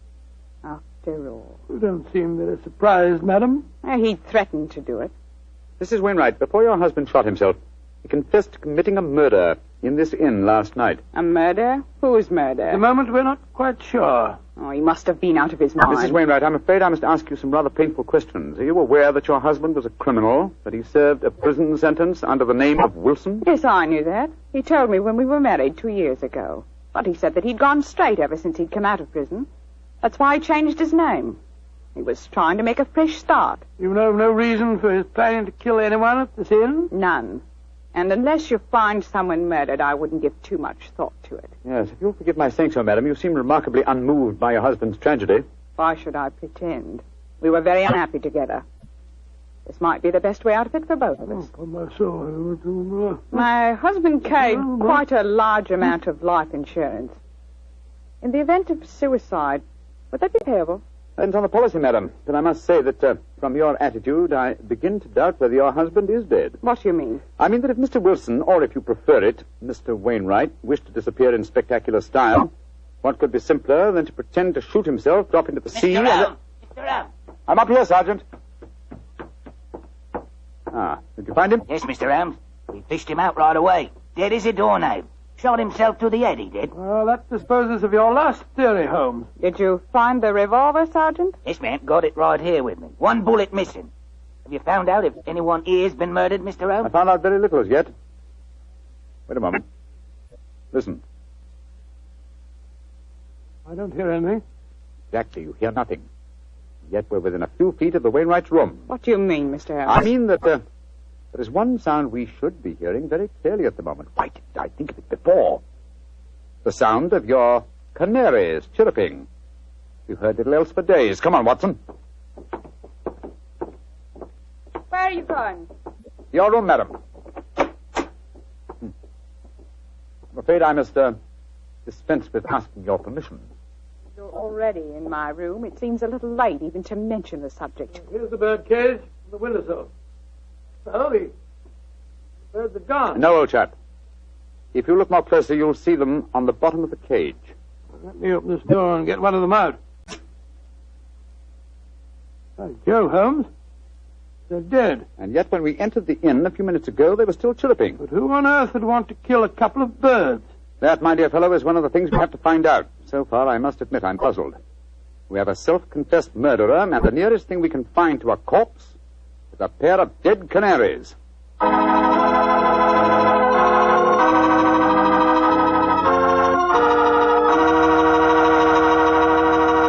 We'll bring you the rest of Dr. Watson's story in just a second.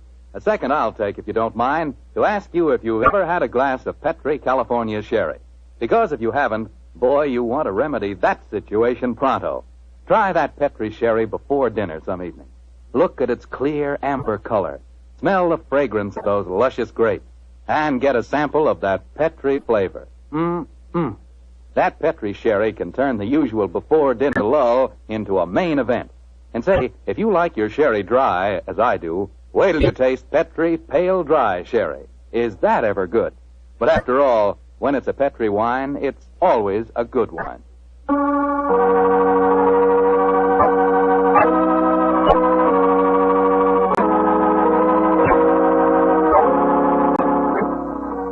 And now, back to tonight's new Sherlock Holmes adventure. Strange events are taking place in the Kentish fishing village of Kingsgate. A self-confessed murderer has committed suicide, but his victim cannot be found. As we rejoin our story, the great detective and his old friend Dr. Watson are once again examining the room of Mary Victor, one of the missing guests. You know, Holmes, the murder that Wilson confessed to before he committed suicide might have been the killing of those two canaries. I think not, old chap.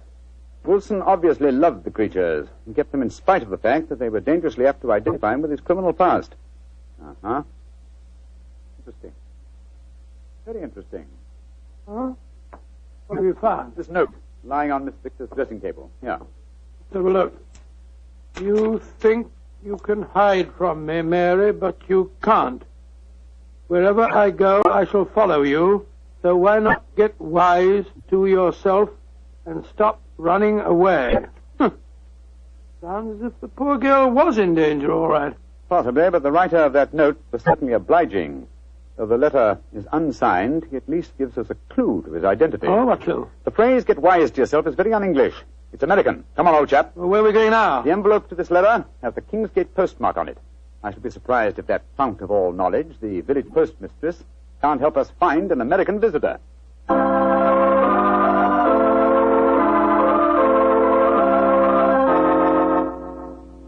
Yes, I know the young man you must be looking for, gentlemen. His name's Walter C. Bunker. He's been in here to send telegrams, and his accent's so strong you could cut it with a knife. Just like one of the Red Indian fellows you read about, you know. Can you tell me where he lives, madam? That I can, sir. He's been rooming at Mrs. Bell's house. 15 Laburnum Grove, down behind the gas works. 15 Laburnum Grove, Mrs. Bell. Thank you. Thank you very much. I'm very much obliged to you.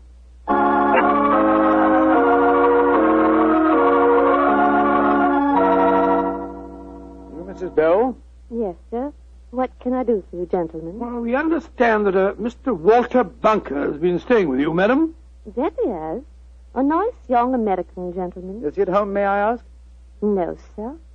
And I'm worried about him. This morning, when he goes out, he asks me what the nearest cemetery is.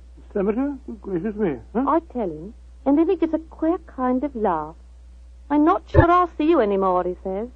And then he walks off, and I haven't seen him since. I tell you, I'm worried about him, gentlemen. And where is the nearest cemetery, Mrs. Bell, the one you directed him to? About 3 miles from here. Mm-hmm. Just this side of Branson Wood. Thank you, madam. Come on, Watson.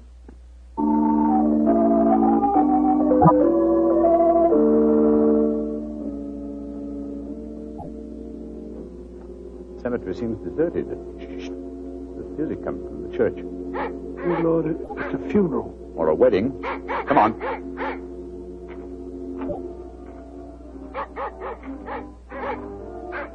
By Jove, it is a wedding, Holmes. I'm afraid we're on the false trail, but we'd better make sure.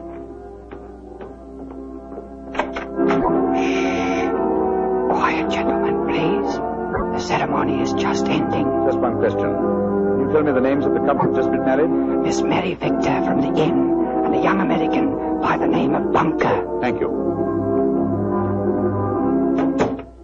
Yes, we have been following a false trail, confound it. The frightened young lady was merely frightened by her persistent American fiancé. The threatening letter that he sent her. Ambiguously worded, when you come to think of it. Anyway, we can cease to worry about Miss Victor. She is now Mrs. Bunker. I think we can assume that she's out of all danger. We've got to start all over again. Oh, no, my dear fellow. The field is narrowing. We'll head back to the inn now, and I have a feeling that we're on the last lap of our strange adventure.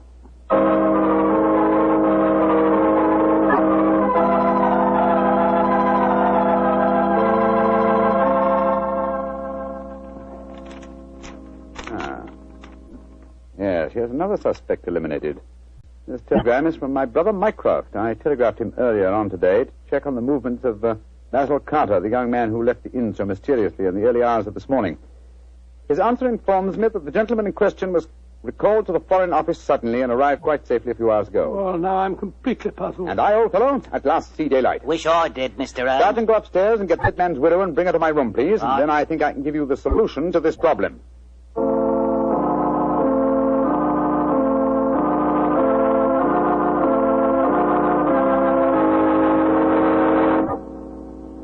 What do you want with me, Mr. Holmes? Listen, madam.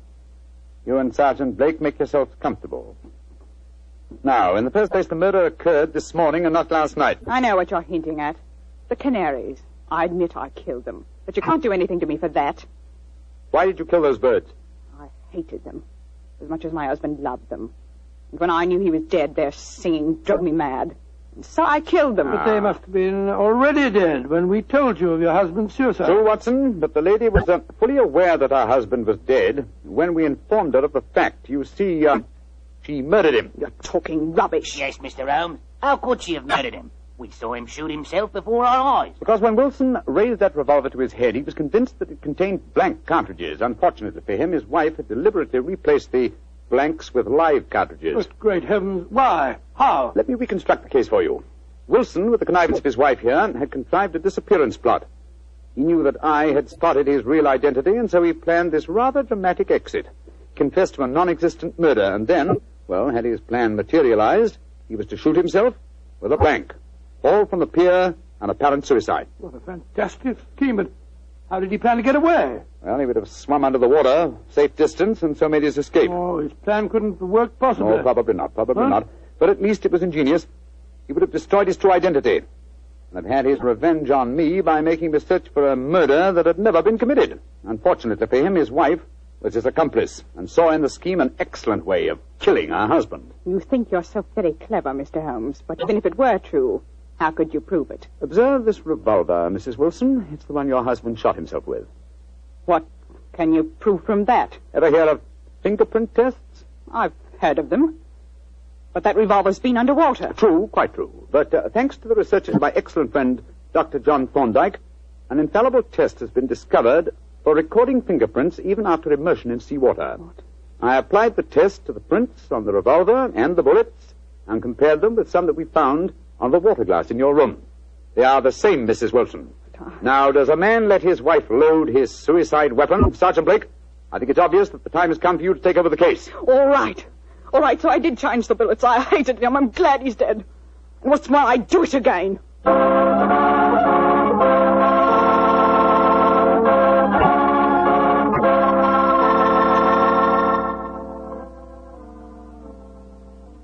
Mr. Holmes. Yes, Sergeant Blake? Well, now that I've taken Mrs. Wilson to the station and booked her on a murder charge, I wonder if you'd mind answering a question. With pleasure. This fingerprint test. I'd like to know about that.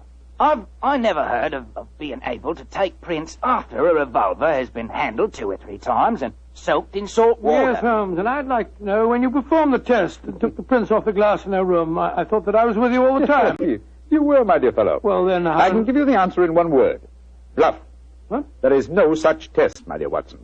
It would be almost impossible to expect clear prints after so much handling, and totally impossible after submersion. Fortunately for us, though, Mrs. Wilson was gullible enough to believe me and give me a confession. And there's no such person as Dr. John Thorndyke? Oh, yes, indeed there is. He had great success last year in the case of the Red Thumb Mark. You didn't tell me about that case, Holmes? No, I didn't. It was deliberate, old chap.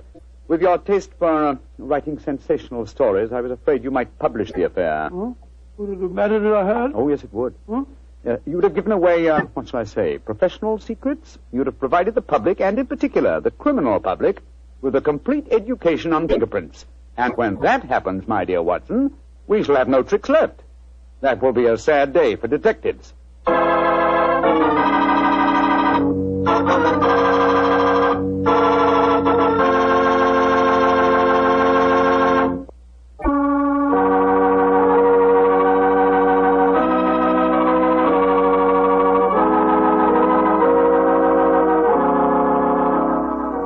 Tonight's Sherlock Holmes adventure is written by Dennis Green and Anthony Boucher and is based on an incident in the Sir Arthur Conan Doyle story, The Adventure of Wisteria Lodge.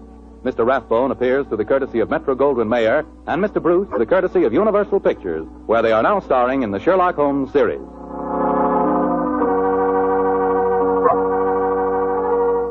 The Petri Wine Company of San Francisco, California, invites you to tune in again next week, same time, same station. This is Bill Foreman saying goodnight for the Petri family. Sherlock Holmes comes to you from our Hollywood studios. This is the Mutual Broadcasting System.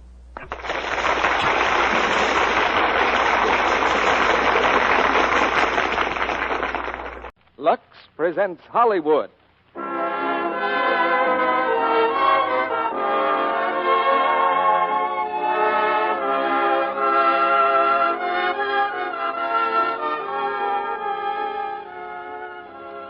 The Lux Radio Theater brings you Edward G. Robinson, Gail Patrick, and Laird Cregar in The Maltese Falcon. Ladies and gentlemen, your producer, Mr. Cecil B. DeMille.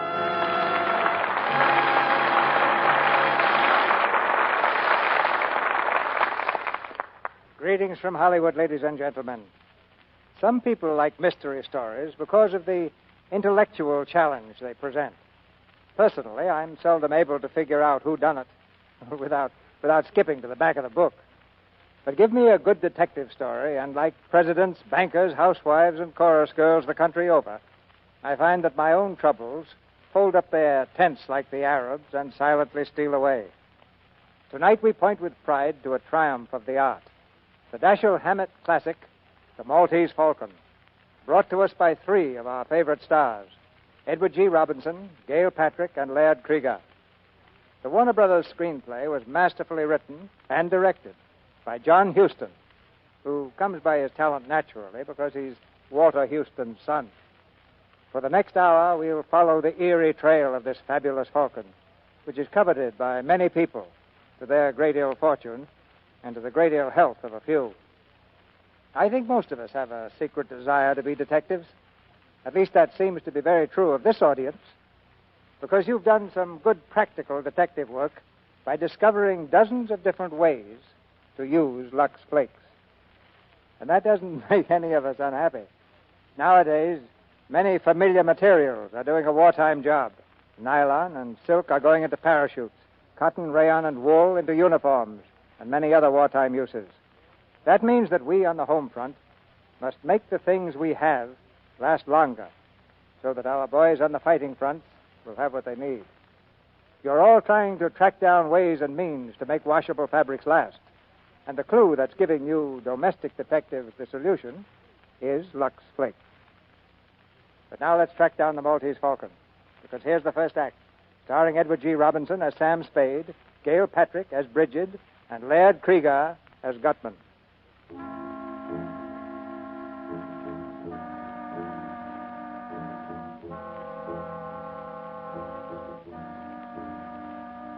At 2 o'clock in the morning, the city of San Francisco lies sleeping under a blanket of fog.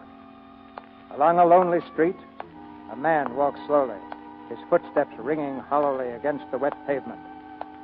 He passes a deserted alley and stops. The man turns and peers for a long time into the shadows. Suddenly, one of the shadows moves. The man stumbles backward. His hands reach out to shield his body.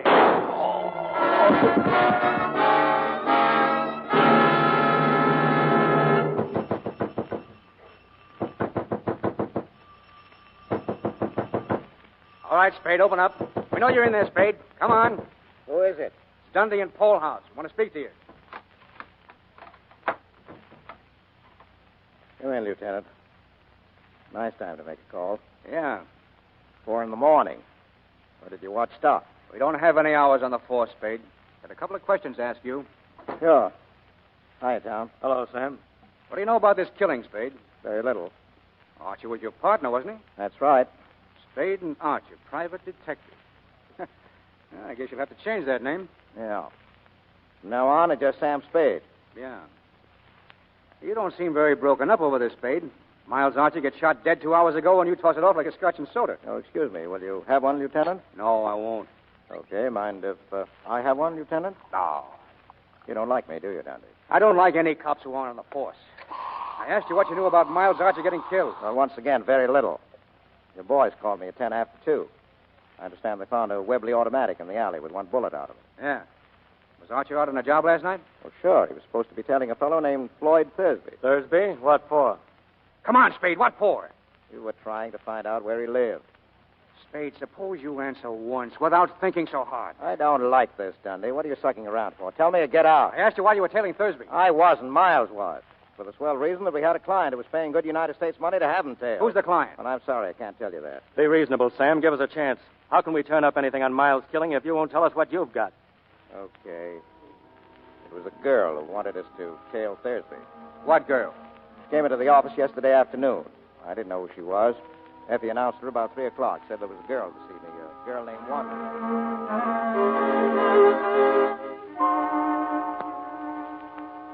There's a girl to see you, Mr. Spade. She says her name's Wonderly. What is she, Effie, a customer? I guess so. You'll want to see her anyway, Mr. Spade. She's a knockout. Well, sure in, Effie, darling. Will you come in, Miss Wonderly? Thank you. Mr. Spade? Yeah, that's right. Now, what can I do for you, Miss Wonderly? Well, I don't know where to start. I asked at the hotel for the name of a reliable private detective, and they mentioned yours. I see. Well, I suppose you tell me about it from the very beginning. Well, I'm from New York. I've come here to find my sister. Uh-huh. Well, are you sure she's in San Francisco? Well, she was 2 weeks ago. I had a letter from her. She came here with a man named Thursby, Floyd Thursby. You mean she ran away with him? Yes. Oh, Mr. Spade, I've got to find her. Mother and father in Honolulu, and it would kill them. I've got to get her back before they come home. Well, what did she say in the letter? Nothing, except that she was all right. I sent her a note begging her not to do anything foolish. I sent it to General Delivery. I told her I was coming out to get her. I shouldn't have done that, should I? Well, it's not always easy to know what to do. You haven't found her? No. No, I told her I'd be at the St. Mark for her to meet me there. But I've waited 3 whole days. She didn't come, didn't even send a message. Well, go on. Oh, it was horrible, waiting. But yesterday afternoon I went to the post office. Corinne didn't come for her mail, but Floyd Thursby did. Well, did you speak to him? Yes. He wouldn't tell me where Corinne was, but he promised to bring her to the hotel this evening. Hi, Sam. Say, Oh, excuse me. Oh, it's all right. It's all right, Miles. Miss Wonderly, this is Mr. Archer, my partner. Well, how do you do? Mr. Archer. Anything I can do, Sam? Well, Miss Wonderly's sister ran away from New York with a fellow named Thursby. Miss Wonderly has seen Thursby and has a date with him tonight at the St. Mark. Maybe he'll bring the sister with him, but the chances are he won't. Miss Wonderly wants us to find the sister and get her away from him and back home, right? Yes. But I want you to know that he's a dangerous man. I don't think he'd stop at anything. I don't believe he'd hesitate to kill Corinne if he thought it would save him. But at what time is he coming to see you? Between 8 and 10. All right, Miss Wonderly, we'll have a man there. Oh, no, Sam, no. This is too important for that. I'll look after it myself, Miss Wonderly. Oh, thank you. Not at all. Oh, here, I've brought some money. Will $200 be enough? Well, to begin with, yes. Oh, by the way, it would help some if you would meet Thursby in the lobby. Oh, I will. You don't have to look for me, Miss Wonderly. I'll see you all right. Thank you. Goodbye. Goodbye. Goodbye, Miss Wonderly. See you tonight. Yes, goodbye. Well, Miles, what do you think of it? You saw her first, Sam, but I spoke first. I wasn't talking about a figure. What about a story? Huh? Oh, what about it? Well, you got a great brain, Miles. Yes, you have.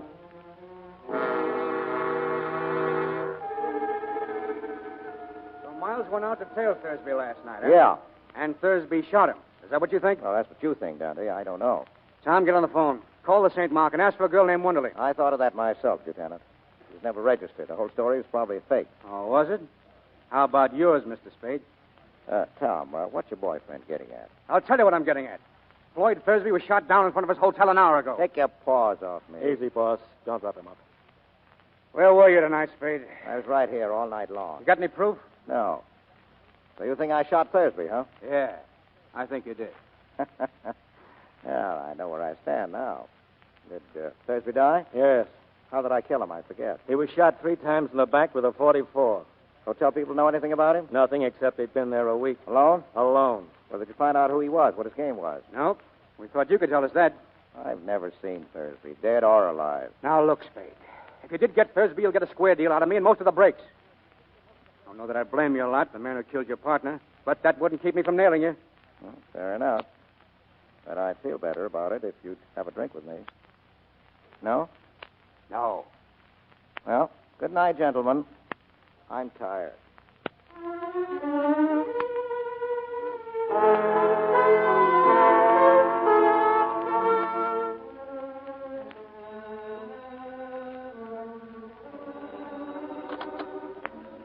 Hello. Yes? Oh, hello, Miss Wantley. Where are you? Where? Coroner, Department 101, huh? I'll be there in a few minutes. Oh, by the way, what's your name this morning? Miss LeBlanc. Okay, Miss LeBlanc.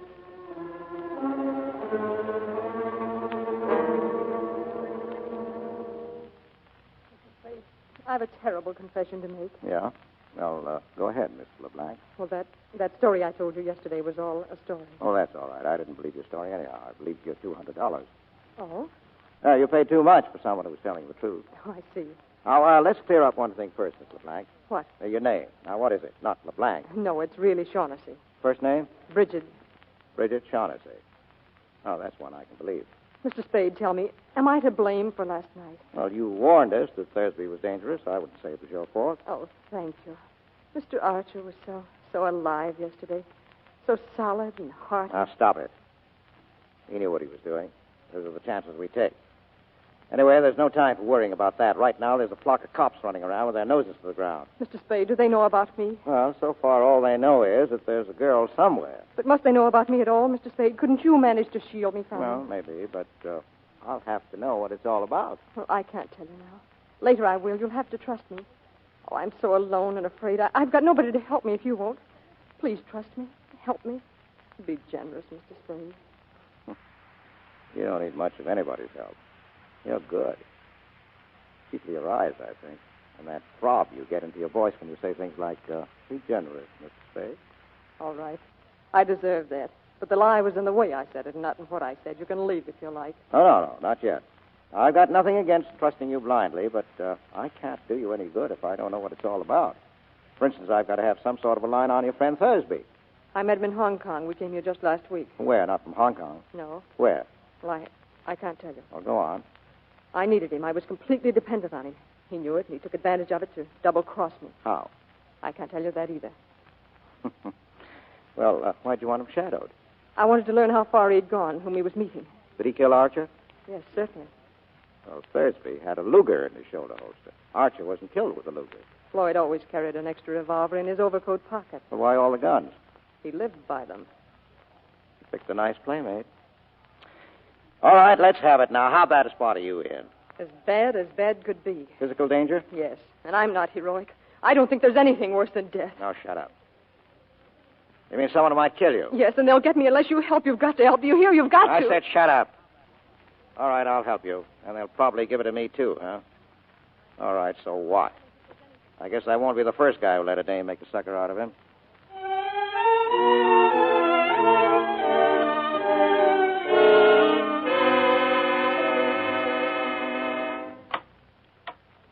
He's back again, Mr. Spade. Who, Effie? The fellow was here this morning. Here's his card.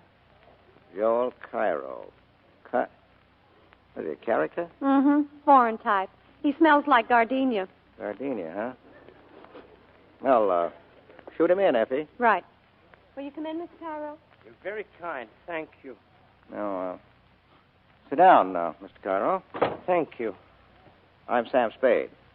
Something I can do for you, Mr. Cairo? Yes, thank you. But first, may a stranger offer condolences for your partner's unfortunate death. Thank you. And may I ask, Mr. Spade, if there is a certain relationship between that and the death of the man Thursby? May I ask that? No. I beg your pardon. Mr. Spade, I'm trying to recover an ornament that has been, shall we say, mislaid.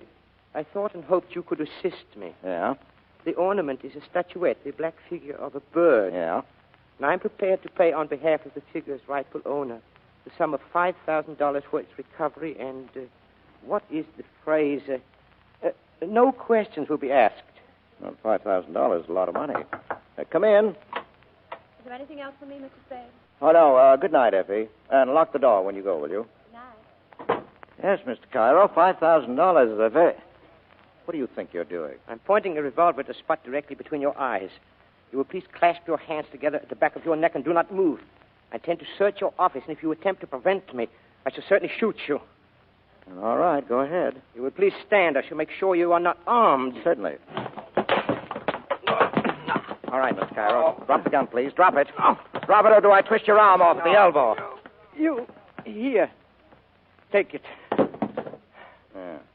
Thanks. Now sit down over there and behave yourself. You have bruised me, Mr. Spade. Well, I'm sorry. I guess I got a little annoyed. I don't like guys who make a phony offer of $5,000. You are mistaken, Mr. Spade. That was and is a genuine offer. Yeah? And I am prepared to pay $5,000 for the figure's return. Do you have the figure? No. Then why did you risk serious injury to prevent my searching for it? Well, I should sit around, let people come in and stick me up, so the offer still goes, huh? Most certainly. All right. Now, let's put the cards on the table. Your first guess was that I have the bird. Now, there's nothing to that. Now, what's your second guess? That you know where it is, or at least that you know it is where you can get it. Well, you're not hiring me to do any murders or burglaries for you, but simply to get it back, if possible, in an honest, lawful way. If possible, and in any event with discretion. I'm at the Hotel Belvedere when you wish to communicate with me. Good evening, Mr. Spade. So long. Oh, wait. You know a girl named Wanderley? No, I do not. LeBlanc? No. Well, how about Bridget Shaughnessy? The Hotel Belvedere, Mr. Spade. Room 655. Okay. Oh, by the way, may I have my revolver back, please? Oh, yeah, sure. I'd forgotten it. Here you are. Thank you. Now, you will please keep your hands behind your head. I still intend to search your office. Well, I'll be. All right, go ahead. Thank you.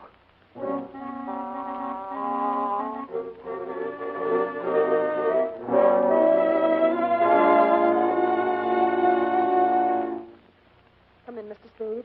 Do you have any news for me? Yeah, a little. I mean, did you manage it so that the police won't have to know about me? No, they won't.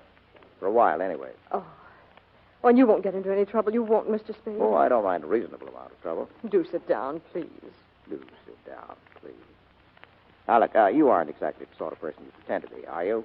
I'm not sure I know what you mean. Well, schoolgirl manner, stammering, blushing, and all that. Because if you are, honey, we'll never get anyplace. Now, stop acting.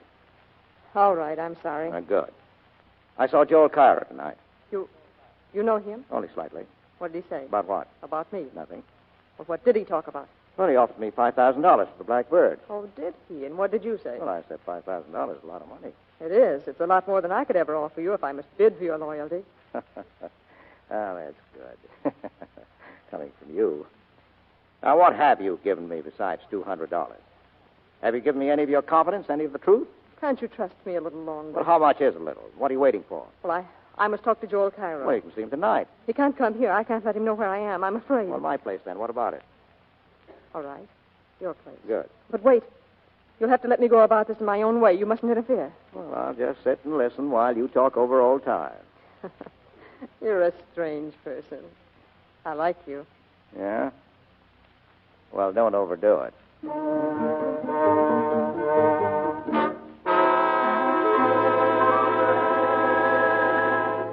Sit down, Mr. Cairo. Sit down, Miss Shaughnessy. I might advise you, Mr. Spade. There's a boy outside who seems to be watching the house. Yes, I know. I spotted him. What boy? Who is he? Oh, I don't know. A gunman, I guess. He's been telling me around town all evening. Did he follow you to my apartment? No, I shook him before that. Well, let's start the meeting. I'm delighted to see you again, Miss Shaughnessy. I was sure you would be, Joel. Well, I'll mix a drink. Just go ahead, Bridget. Mr. Spade told me about your order for the Falcon. How soon can you have the money ready? It is ready. In cash? Oh, yes. You're ready to give us $5,000 if we turn over the Falcon to you. I should be able to give you the money at, say, 10:30 in the morning. But I haven't got the Falcon. What? Oh, don't worry. I'll have it in another week at the most. Why must I wait a week? Well, perhaps not a whole week. And why, if I may ask, are you willing to sell it to me at all? I'm afraid, after what happened to Floyd. I'm afraid to touch it except to turn it over to somebody else right away. Tell me, exactly what did happen to Floyd? He was murdered by the fat man. Fat man? Is he here? I don't know. I suppose so. What difference does it make? It might make a world of difference. Yes, you might be able to get around the fat man, Joel, as you did that one in Istanbul. What was his name? The one you did away with. That is a lie, you dirty little... Get away from her. Get away, do you hear? Oh! Now, cool down. This is the second time you've put your hands on me, Mr. Spade. I'll try and make it the last. Now, you better get out, Cairo. I'll call you tomorrow. You're working for her now, Serge. I'm working for myself. If you want to withdraw your offer, just say so. The offer still stands. But all right, get out. Very well. Good night, Mr. Spade. Well, you've got some fine friends, Miss Shaughnessy. Do they always try to throttle you? I suppose I ought to thank you. You've had your talk with Cairo, and now you can talk to me. Well, it didn't work out the way I hoped. I'll have to go now. No, not until you've told me about it. Am I a prisoner? Maybe. Or maybe that kid outside hasn't gone home yet. Do you think he's still there? Likely. I'll stay. For a while, anyhow. Okay. Now, what's this bird, this falcon that everybody's all steamed up about? It's a black figure of a bird, a hawk or a falcon, about a foot high. Well, what makes it so important? I don't know. They wouldn't tell me. But they promised me $5,000 if I helped them get it from the man who had it. That was in Istanbul. Yes. Well, go ahead. That's all. They promised me the money to help them, and I did. And then we found out that Joel Cairo meant to desert us, taking the falcon with him and leaving Floyd and me nothing, so we did exactly that to Mr. Cairo. But then I wasn't any better off than before, because Floyd hadn't any intention of keeping his promise to me about sharing equally. I learned that by the time we got here. What's the bird made of? Porcelain or black stone, I don't know. You're a liar. What? A liar. Yes, I am. I've always been a liar. Now, don't brag about it. Is there any truth at all in that yarn? Some, not very much. All right. We've got all night before us. I'll put some coffee on and we'll try again. Oh, I'm so tired. I'm so tired of lying and thinking up lies and not knowing what is the lie and what's the truth. Don't ask me. Please don't. If there's any kindness in you at all. Now, what are you trying now? That's right. Turn on the beauty. Let your eyes get nice and starry. Put your arms around my neck and look pleadingly at me. Now, you're great. Do you think it's going to get you any place? Oh, I couldn't with you. No? Well, don't be so sure.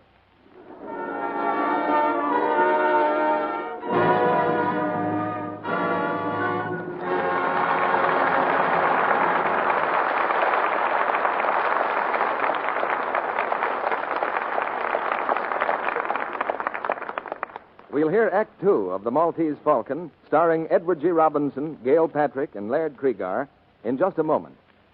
Meantime, I have exciting news for you. The package of Lux you have in your home now looks just like the package you've always bought. But the flakes inside have been improved so that they can help you more than ever to save washables in wartime. Washables that may be irreplaceable. Remember, the Lux your dealer has now in the same familiar package is new improved Lux. Improved 3 ways. The first way, Mrs. Burton, how would you like to have a Lux that's even milder and safer than ever? Why, that would be wonderful. But it's hard to see how Lux could be milder. Well, new improved Lux is the mildest, safest ever made. To give today's precious washables the super safe care they need to make them last longer. Now, Mrs. Johnson, suppose I told you suds from new improved Lux are even richer, more cleansing than before. Why, that's just what I need for the children's things. A soap that's really mild, but that really gets after the dirt. And Mrs. Sutherland, how would you like a Lux made with suds that are even longer lasting? Even longer lasting than before? Why, that would make Lux thriftier than ever. Yes, new improved Lux is better than ever for every soap and water job you have to do. First, it's the mildest, safest Lux ever made. Second, its suds are richer, more cleansing. Third, they're longer-lasting suds that do more work. Give more of your washables this super-safe Lux care. Not only silks and woolens and rayons, but gay cottons, all your colored things. New improved Lux comes in the same familiar box. Your dealer has it now. Now, our producer, Mr. DeMille. Act Two of The Maltese Falcon, starring Edward G. Robinson as Sam Spade, Gail Patrick as Bridget, and Laird Kriegar as Gutman.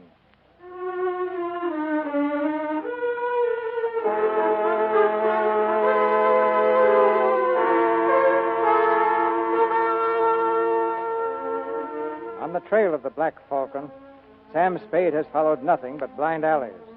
But now a call comes from his secretary.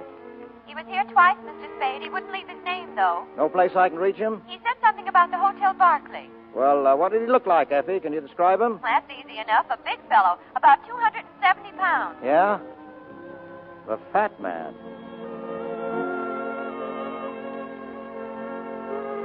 In the lobby of the Hotel Barclay, Sam Spade watches for the Fat Man, but he sees only the boy who has followed him for the last 3 days. All right, son. Where is he? What? Come on, where is he? You work for him, don't you? Who? A fat man. I want to speak to him. What do you think you're doing, Jack? Kidding me? I'll tell you when I am. You've been tailing around after me for 3 days, and I'm getting a little sick of it. You can tell the fat man I said so. Shove off. You'll have to talk to me before you're through, Sonny, and so will he. I said shove And you off. can take your hand out of your pocket. Guns don't scare me much. Keep asking for it, and you're going to get it. Plenty. People lose their teeth talking like that. If you want to hang around, be polite. I tell the fat man to call me and leave his name.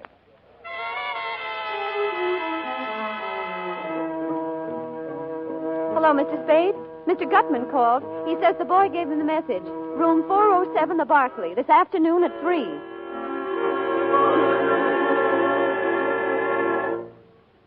Ah, Mr. Spade. Delighted to see you, delighted. How do you do, Mr. Gutman? Sit down, my friend. We'll have a little drink. Well, I can't stay long. Sorry, I've got an appointment at the district attorney's office. So? It's interesting. Say when, Mr. Spade? I'll leave it to you. Excellent, excellent. I distrust a man who says when. If he's got to be careful not to drink too much, it's because he's not to be trusted when he does. You're a close-mouthed man, Mr. Spade. No, I like the talk. I enjoy it. Better and better. I distrust a close-mouthed man. He generally picks the wrong time to talk and says the wrong thing. Well, sir, we'll talk. That's well. Well, we talk about the Black Bird. You're the man for me, sir. No beating about the bush, but right to the point. But first, sir, answer me a question. Are you here as Miss Shaughnessy's representative or Mr. Cairo? Well, there's nothing certain about it either way yet. It depends. But which will you represent? It will be one or the other. Not necessarily. Who else is there? Well, there's me. Ah, that's wonderful, sir. Wonderful. I do like a man who tells you right off that he's looking out for himself. Let's talk about the Black Bird. Let's. Mr. Spade, have you any conception of how much money can be got for that black bird? No. Well, sir, if I told you half, you'd call me a liar. No, not even if I thought so. You know what the bird is, of course. No, I don't. You don't? They didn't tell you that? Well, I know what it's supposed to look like, and I know the value in human life you people put on it. But Miss Shaughnessy didn't tell you what it is. And Cairo didn't either? Uh-uh. They must know what it is. But do they? What is your impression, sir? Well, there isn't much to go by. Cairo wouldn't talk. The girl said she didn't know, but I took it for granted she was lying. Then they don't know. I am the only one in this whole wide, wonderful world who does. Oh, that's great. When you've told me, that'll make two of us. Mathematically, correct, sir. But I don't know for certain that I'm going to tell you. Now, don't be foolish. You know what it is. I know where it is. That's why I'm here. Well, sir, where is it? There, you see? I must tell things, but you refuse. That is hardly equitable, sir. No. I don't think we can do business along these lines. You don't, huh? Well, think again and think fast. I told that gunman of yours that you'd have to talk to me before you finished. Now, I'll tell you now that you'll do your talking today or you're through. Now, what are you wasting my time for? I can get along without you. Now, talk! Anything wrong, boss? Come in, Wilmer. Oh, yeah. Yeah, come in, Sonny. Keep your hand off your gun or I'll knock your ears down. Listen, you... Wilmer. Just stand over there, Wilmer. Excitable young man, Mr. Spade. Well, make up your mind, Gutman. While you're doing it, keep that gunsel away from me. I'll kill him. Mr. Spade, I must say you've a most violent temper. I'll think it over. You've got till 5:30. Then you're either in or out for keeps. Now,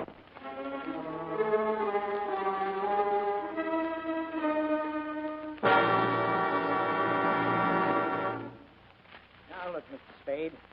I've got a murder on me. The boss is yelling for a conviction. We need your help. Now, perhaps you don't, but you could make an excellent guess. Well, my guess might be excellent or it might be crummy, but Mrs. Spade didn't raise any children dippy enough to make guesses in front of a district attorney and a stenographer. Mr. Spade, I wish you wouldn't regard this as a formal inquiry. And please don't think I have any belief in those theories the police seem to form.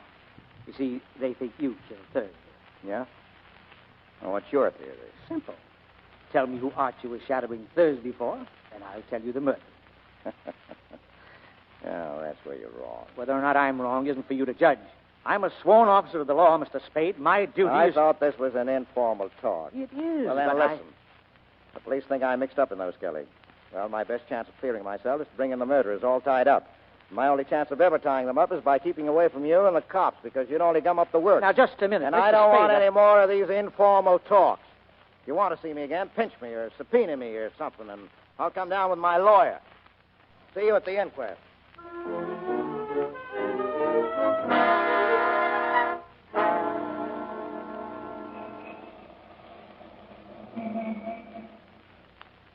Hey. You. Well, hiya, son. Didn't expect to see you until 5:25. I hope I haven't kept you waiting. Keep on riding me, and they'll be picking iron out of your liver. The cheaper the crook, the gaudier the patter. Gutman ready to talk? He's waiting at the hotel. Get going.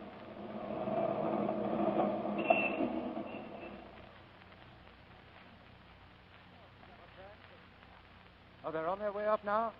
Thank you. Oh, hello, operator. I don't want to receive any calls for about an hour. Yes, thank you. Come on, get in, Sonny. Mr. Spade. Here, Gutman. Here's your gunman's six-shooter. Well, what's this? I took it away from him. I was afraid he might hurt himself. I'll get you, Spade. Someday I'll let you have it right in the face. Come on, get out of here. Wait outside, Wilma. By gad, sir, you're a chap worth knowing. An amazing character. Here, I've mixed a drink for you. Thanks. Oh, by the way, I owe you an apology. Now, never mind that. Never mind. Let's talk about the bird.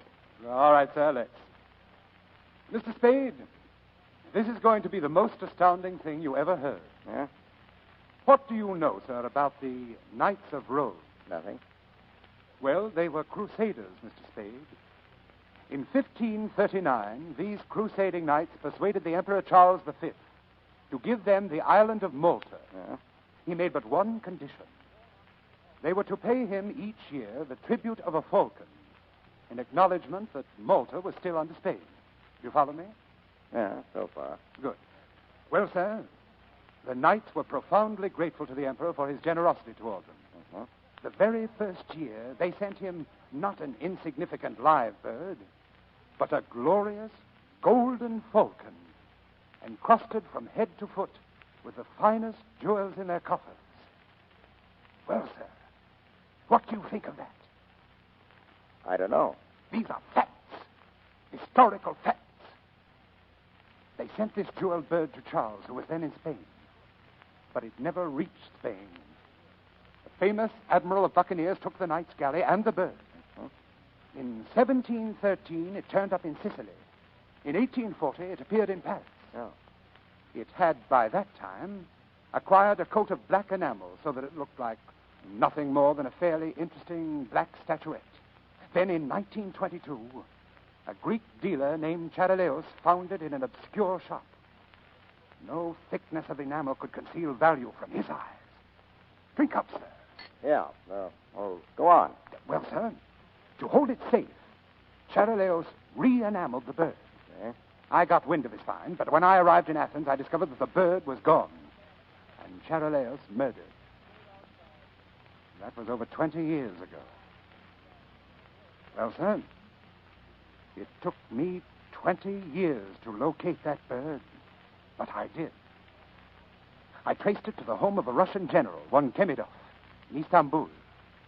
I sent some agents to get it. Well, sir, they got it. And I haven't got it. Where's Kemidov? Oh, Kemidov? He died. Very suddenly. Yes. His heart. And was there a knife in it or a bullet? Your glass, sir? Thank you. Now, before we start to talk prices, how soon are you willing to produce the Falcon? A couple of days. Now, that's quite satisfactory. Well, sir, here's to a fair bargain. Drink up. Well, what's your idea of a fair bargain? $25,000 when you deliver the Falcon to me, and another $25,000 later on. Or I'll give you 1/4 of what I realize on the Falcon. That would amount to a vastly greater sum. Well, how much greater? Oh, no. Shall I say 100,000? That would be the minimum. And what's the maximum? What would you say to $250,000? Well, then you think the thing is worth $1 million, huh? At least. Well, that's a lot of dough. A lot of dough. Minimum, huh? And the maximum? And What's the matter, Mr. Spade? Are you feeling ill? I feel. What was in that drink? The drink?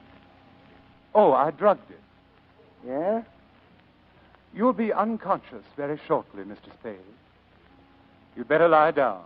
I wouldn't want you to fall. Well, that's very good. That's very... Oh, dear. Oh, Joel, come in. Is he unconscious? Yes. You know, he's a very interesting person, Joel. The kind of a man I enjoy dealing with.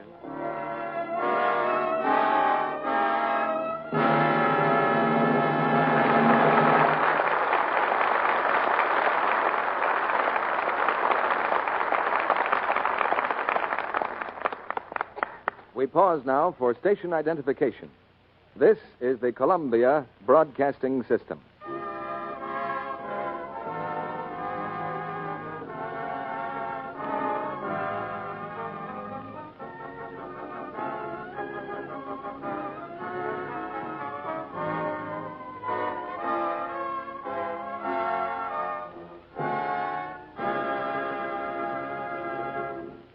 After a brief intermission, Edward G. Robinson, Gail Patrick, and Laird Cregar will return in the third act of The Maltese Falcon.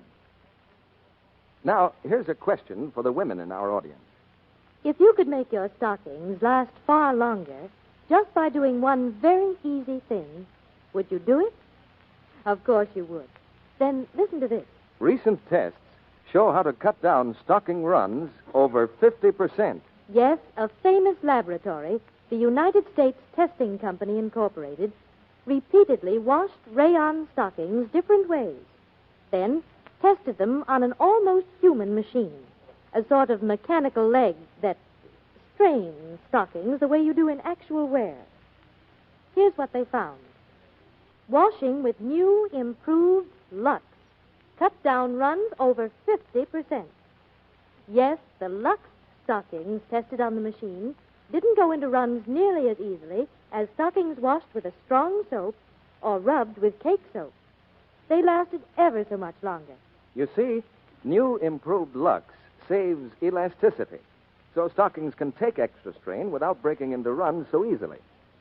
And here's what girls find in actual experience. Why, I got over twice the wear from my Lux stockings. Lux cut my runs almost in half. That means a lot now that stockings are so precious. Better stick to Lux and avoid those enemies of stockings, cake soap rubbing and strong soaps. One special hint about rayons. They need 24 to 48 hours drying time. Get new improved Lux tomorrow. It's in the same familiar box, and your dealer has it right now. Now, Mr. DeMille returns to the microphone. One of tonight's stars flew the Atlantic recently. We'll hear about it right after the play. Now the third act of The Maltese Falcon, starring Edward G. Robinson, Gail Patrick, and Laird Cregar.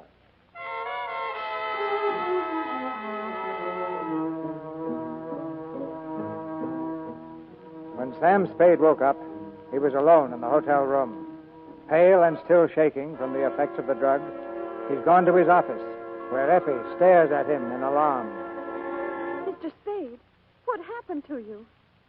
I wouldn't know. I went visiting this afternoon with red knockout drops and came to just a little while ago, all spread out on a man's floor. Who did it? A fat man. But why? Didn't have a chance to ask. Evidently he wanted to get me out of the way for something. But I don't get it. You...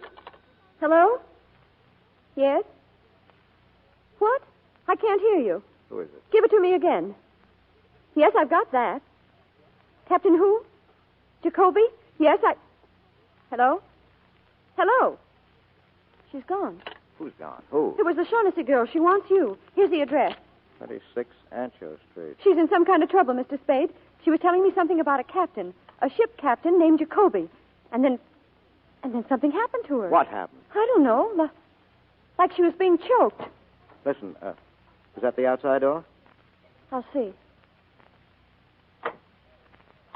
Yes? What do you... Oh! Mr. Spade. Who is it, Effie? I don't know. It's... Mr. Spade. Yes? This package. For you. He told me. For you. What's the matter with you? For you. Mr. Spade! Mr. Spade! Shut up. Lock the door. Yes. Yeah. Give me the scissors from the desk, will you? I want to see what's in this package. Here. Is he dead? Got about 4 slugs in him, that's all. Oh. Come on, pull yourself together. Oh, I'm all right. Well, now we'll see. Here, this is what I think it is. Yeah? Yeah. What is it? You've got it, Angel. We've got it. The Maltese Falcon. The Falcon? Look at it. The Blackbird. $1 million under a coat of enamel. She sent him with it. That's what he tried to tell us. He must be Captain Jacoby. Now, listen, I've got to get to her. As soon as I've gone, phone the police. Tell them how it happened. Don't forget he brought a bundle. Here, get it straight now. Yes. I'll leave the bird in the safe. When I call you, bring it to that Ancho Street address. Got it? Yeah. And after you bring it to me, go out and call Dundee. Tell him to come on the run with about 6 cops. No mistakes, Effie. I may need them.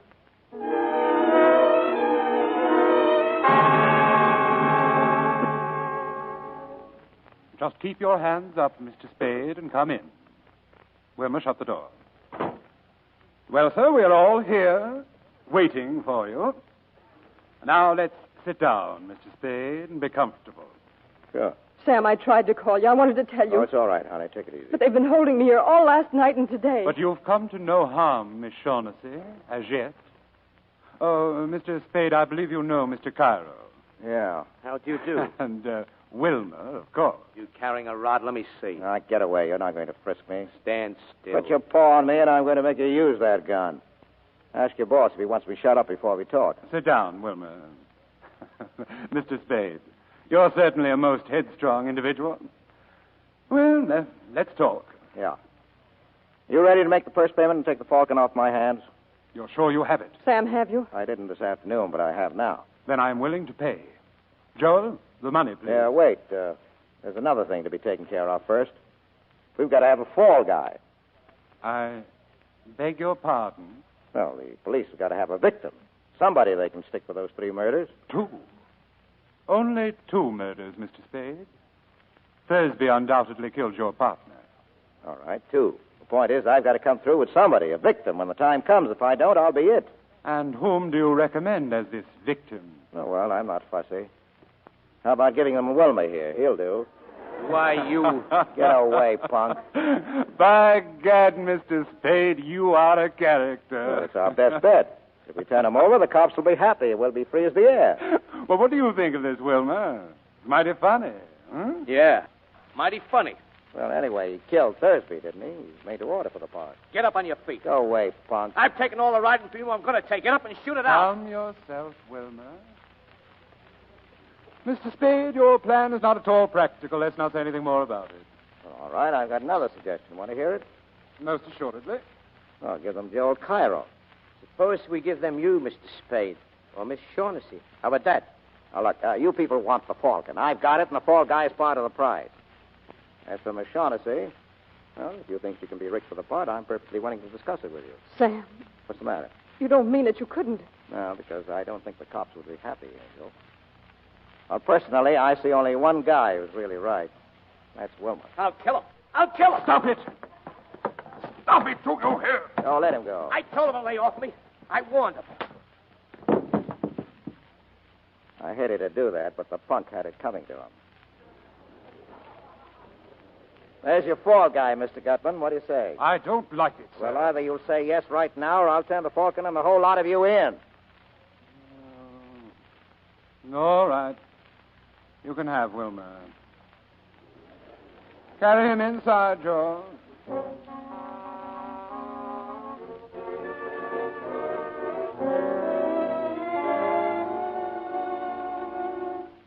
My secretary left an hour ago with the Falcon. She ought to be here in a few minutes. What about the money, Gutman? In a few minutes. When she gets here. Good enough. Now, let's get the details fixed.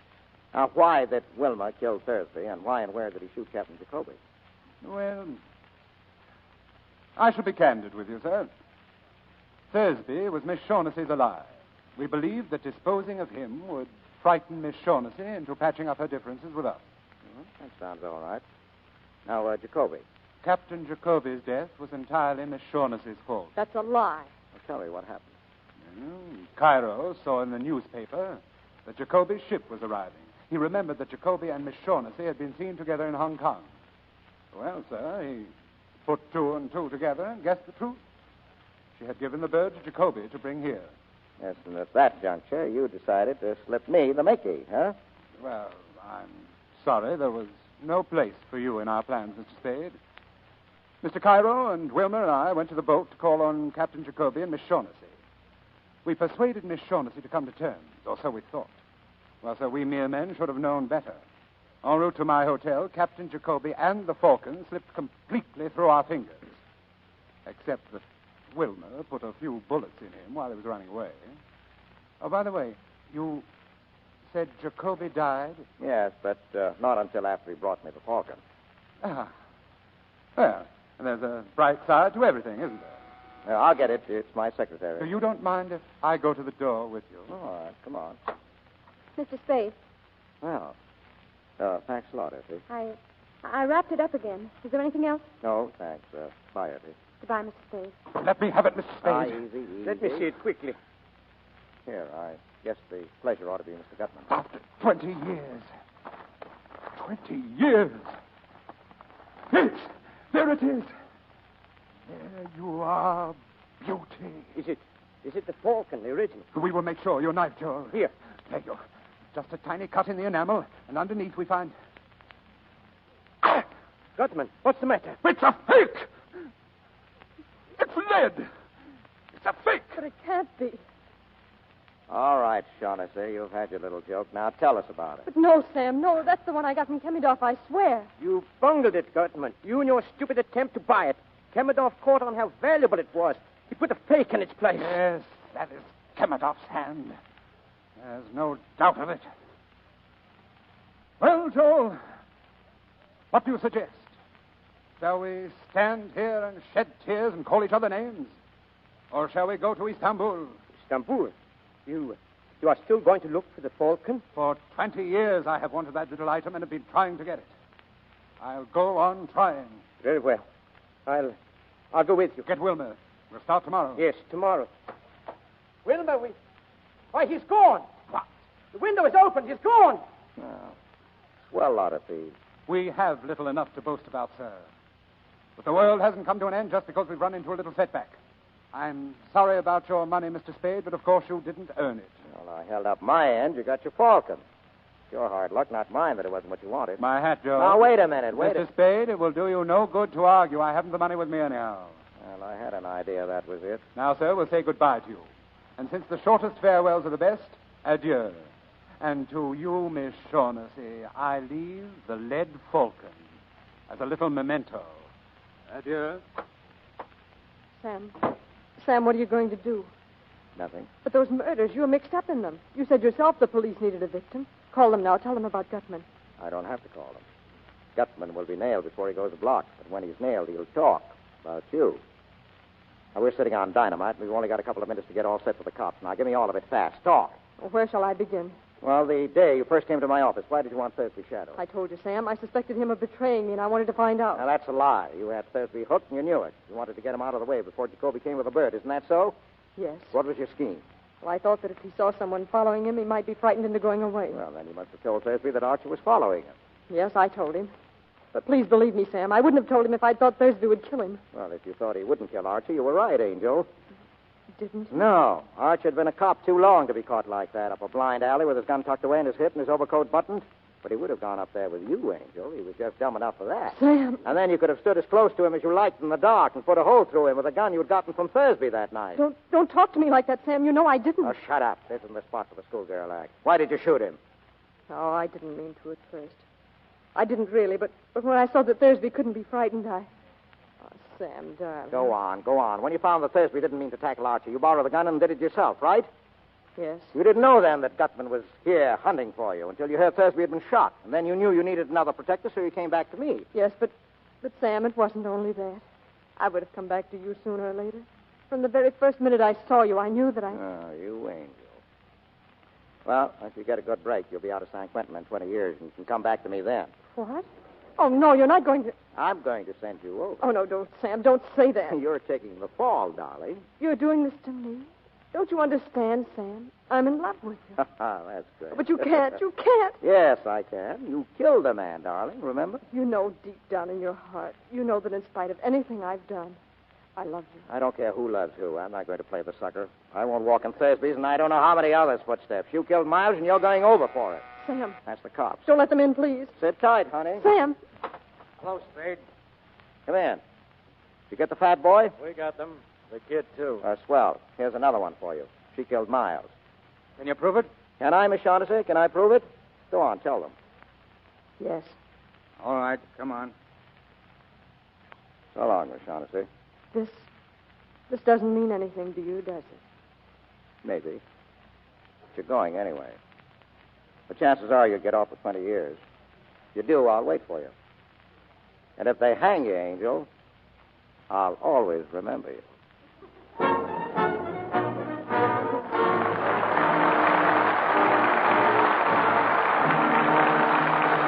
stars will return to the microphone in just a moment.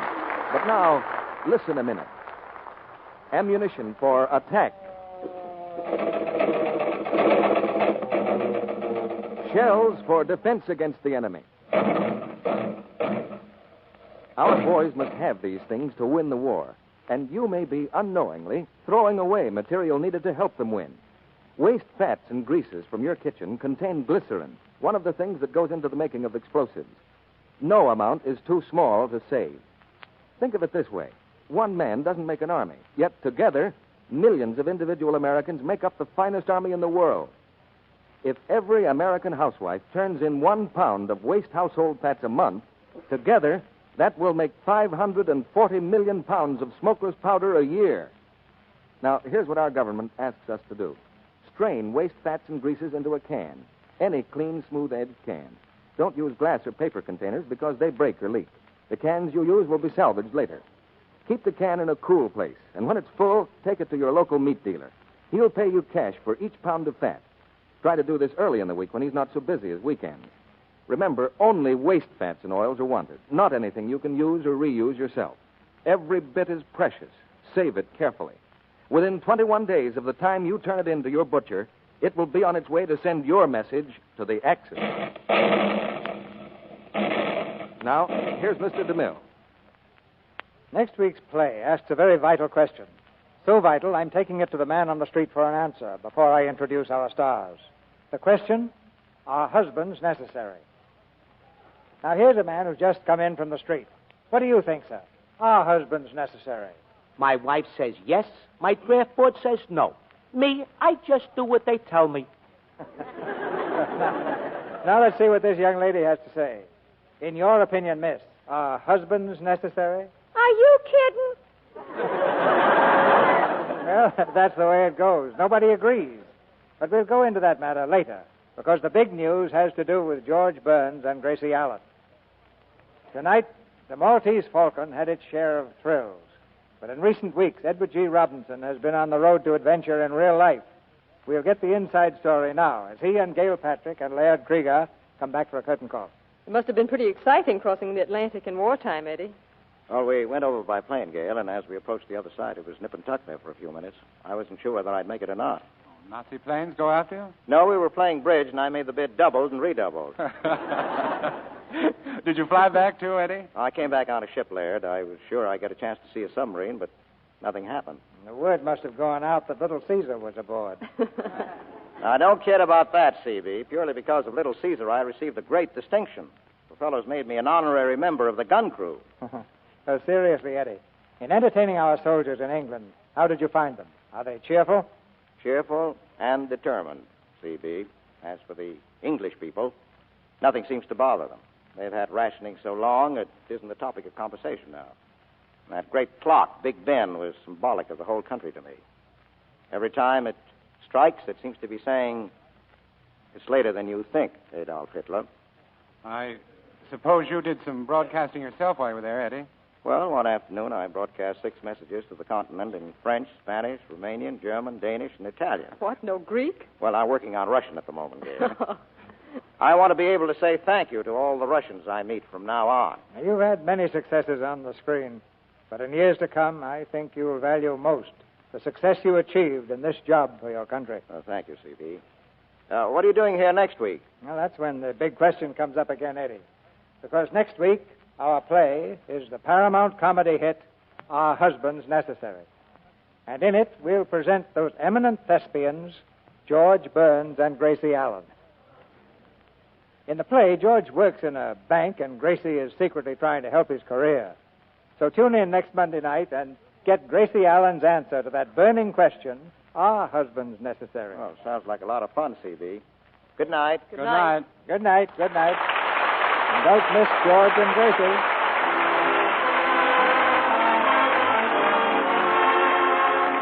Our sponsors, the makers of Lux Flakes, join me in inviting you to be with us again next Monday night when the Lux Radio Theater presents George Burns and Gracie Allen in Are Husbands Necessary?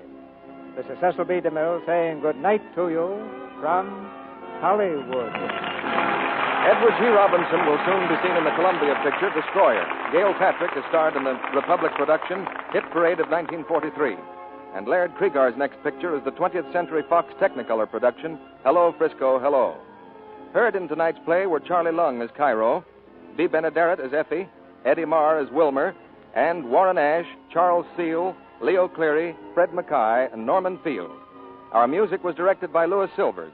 And this is your announcer, John M. Kennedy, reminding you to tune in next Monday night to hear George Burns and Gracie Allen in Our Husbands Necessary. Here's what Betty said. Hasn't Jane got a lot of pep and charm? But here's what Betty thought. That woman gets in my hair. Where does she get all that energy? Do you envy others because they have more pep than you? Maybe your trouble is plain vitamin deficiency. Vims may help you feel better than you ever thought you could. Vims have the 6-vitamin formula doctors endorse. 3 vital minerals also. Get that Vims feeling. It's VI for vitamins, double MS for minerals. Vims. This is the Columbia.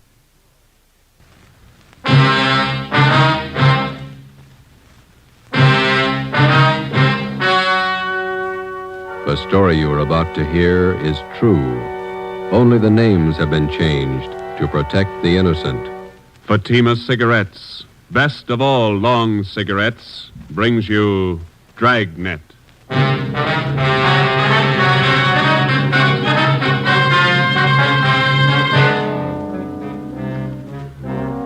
You're a detective sergeant. You're assigned to Bunko Fugitive Detail. You receive information an escaped criminal is hiding out in your city. He's dangerous. He may be armed.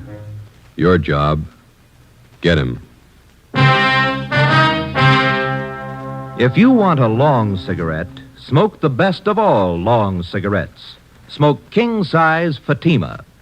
Fatima is the long cigarette which contains the finest Turkish and domestic tobaccos superbly blended to make Fatima extra mild.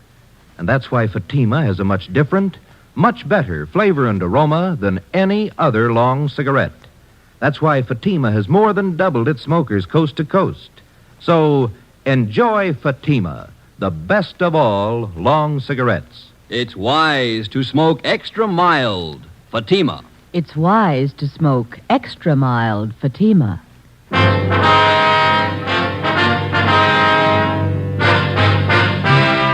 Dragnet, the documented drama of an actual crime. For the next 30 minutes, in cooperation with the Los Angeles Police Department, you will travel step by step on the side of the law through an actual case from official police files. From beginning to end, from crime to punishment, Dragnet is the story of your police force in action. It was Thursday, April 27th. It was warm in Los Angeles. We were working a night watch out of Bunco Fugitive Detail. My partner's Ben Romero. The boss is Blaine Steed, captain of Bunco Fugitive. My name's Friday. I was on the way back from communications, and it was 6:45 p.m. when I got to room 38, squad room. Hi. How are you? How about some dinner? Well, we got one to check out first. Here's the teletype. Skipper just brought it in. Thanks. From San Rafael, huh? Pick up and hold for this department one Alfred Garvey. Wanted for suspicion, forgery, robbery.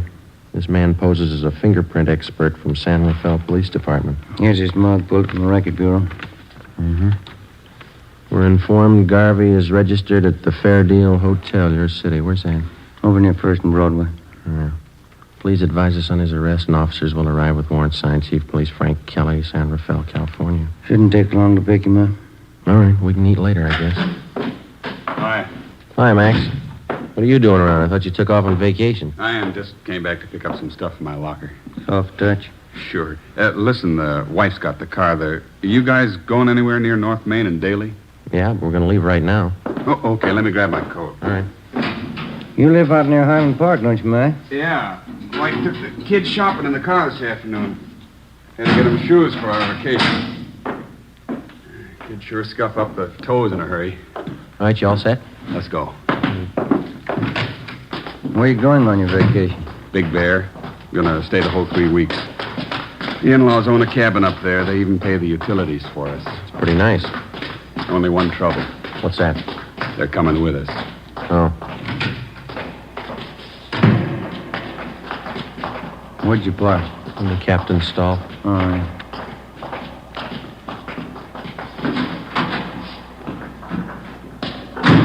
All right, in the back. Okay.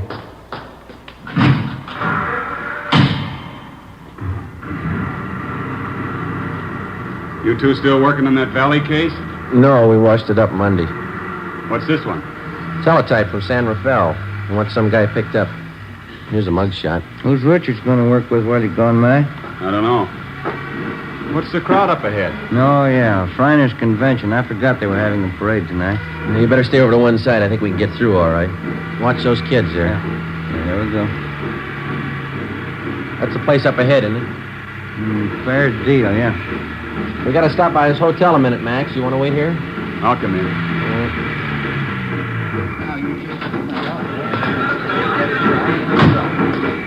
It's a big turnout for the parade, huh? Yeah, it's a big crowd. Fair Deal Hotel. Look at those rates. 35 cents a day, $2 a week.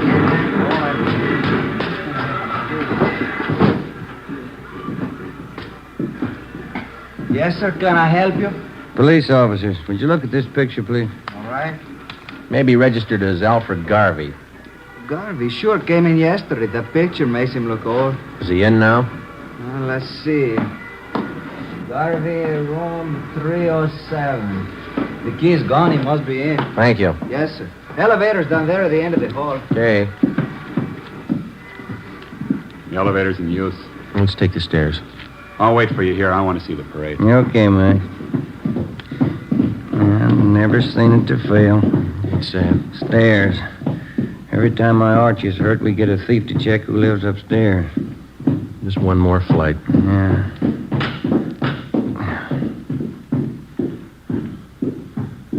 305, 307. Door's open. Let's have a look. Come on. It's empty. Nothing in the closet, huh? Yeah, pretty fast checkout. It came from downstairs. The lobby. Come on. Yep. Come on, hurry up. Hey, stop him! Stop that guy, police! The police! It's Maxwell. Max, Max, are you all right? He went out the door, blue suit. It was Garvey. He shot your friend. Call an ambulance. He ran out the door. He shot your friend. Come on, Ben. Call that ambulance, will you? Hey, you. Did you see a man come out of this hotel? What'd you say? Did you just see a man come out of this hotel? That one? I don't know. All right, Ben, you go that way. I'll check up this way. Yeah, right. What does it matter? Watch where you're going, huh? Did you see a man running up this way just now, about my height, blue suit? Huh? No, I didn't see anybody. Did you see anybody? Hey, boy. Yeah, you want a paper, mister? No, listen, did you see a man running by here a minute ago in a blue suit? Well, maybe. I didn't notice it. You want a paper? No. I'm sorry. Sorry, lady. Ben, over here. Yeah. Did you spot him? No, we're gonna need help. All right, come on.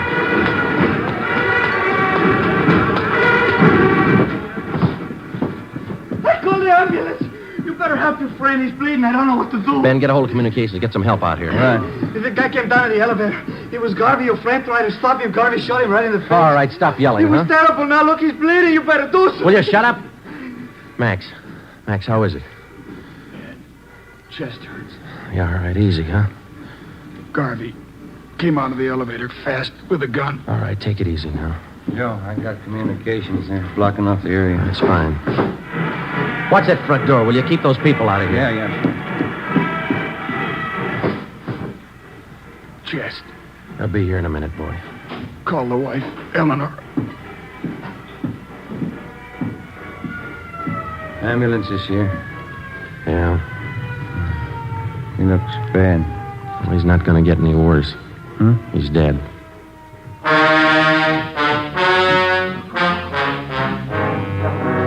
The name on the personnel report said John Warren Maxwell, Sergeant, Los Angeles Police Department, badge number 10377. Nearest living relative, wife, Eleanor Jean Maxwell. Dependents, John Maxwell, Jr., 6 years. Deborah Lee Maxwell, 2 years. Death in line of duty, April 27th, 7:15 p.m. John Maxwell's body was removed from Georgia Street to the county morgue. At 7:45, a special detail of men from homicide and bunco fugitive were on the scene to aid in the investigation of the killing. The neighborhood where the Fairdale Hotel was located was covered for a half mile around. By 9 o'clock, the parade was over and the area was cleared. We had a single lead to work with. In checking out the different taxi cab stands in the neighborhood, we found out that 3 separate fares had been picked up within 2 blocks of the hotel 4 minutes after the shooting. Ben and I went to the offices of the taxi cab company. The cabs in question were called in and the way bills were checked. The times of the 3 different trips were listed, and so was the address of each destination. We copied down the addresses and then interviewed the drivers. We're going to give each one of you half a dozen pictures. Like to see if you can identify any of them as passengers you picked up tonight near the Fairdale Hotel. All right, here you go. There you are. 4, 5, 6. Check them carefully, please. Here are yours right here. Take a good look at each one of them. Yeah, okay, thanks. Now, fellas, take your time. Look them all over real good before you make up your minds. Yeah, here's the one, Sergeant. No mistake. Let me see. Where'd you pick up this man? About a block from the hotel. I drove him to a place on 14th Street. Same address on the waybill. Ben? Yeah? Alfred Garvey. Ben and I, along with Ricketts and Chandler from Homicide, drove out to the 14th Street address, another small transient hotel. The clerk on duty identified Garvey from his mugshot. He said the suspect had called at the hotel at about 7:45 that night and asked to see one of the guests, Mrs. Lorraine Thomas. The clerk said he told Garvey Mrs. Thomas was out, that she hadn't been there for 4 days. Ricketts and Chandler went on stakeout in the lobby of the hotel, and Ben and I went up to the second floor to stake out Mrs. Thomas's room. Friday, 11:25 a.m. Lorraine Thomas returned to the hotel and was taken into custody. We took her to Homicide and questioned her for more than an hour. She admitted that she was acquainted with Garvey, but that's all. 1 o'clock. We went to Clifton's cafeteria for lunch. Here, take this tray. Thanks. Silverware? Get here a little earlier, you wouldn't get it. Look at that line running clear out of the street. You were the first one he ran to after the shooting. Oh, Garvey doesn't have many friends in Los Angeles. Maybe that's why he looked me up. I'll have the mixed green salad, please. Kind of work does Garvey do, do you know? He told me he was in the Merchant Marines. Coleslaw. Some of that potato salad, please. Do you know what he does in the Merchant Marine? He told me a steward. French dressing, please. Do you know any of his friends in town? No, I don't. Rye bread. Can I have an extra butter, please? French roll. What kind do you want, Ben? Now, give me some of those biscuits. Thank you. Does Garvey usually stay at the Fair Deal Hotel when he's in town? I don't know. That split pea soup sure looks good, doesn't it? We told you that the police up north were looking for him. Yeah, I know you did. Like I told you, I've been out with him a few times. That's all I know about him. He must have introduced you to some of his friends. I'll have the prime ribs there. Rare. That piece there. How about it? Did you ever meet any of his friends? Yeah, one or two. No gravy. Meatloaf, brown gravy. You remember any of the names of his friends? I just met him, that's all. I don't remember. Let me have a roast turkey. Go kind of heavy on that dressing, will you? Did you ever go out with any of them? No. Why do you think Garvey went to your hotel after the shooting? I don't know. Maybe he figured you'd hide him. I don't know why he should. He killed a man and headed straight for your place. Doesn't make you look too good. I can't help that. I like some of those string beans, please. Miss Thomas, you know it's going to go hard on you if you're holding back information on Garvey. I'm not. Why don't you take some of that summer squash, Joe? It's good for you. Oh, I can't eat that much. When did you first meet Garvey? About 3 years ago, up in St. Helena. You might as well keep your nose clean.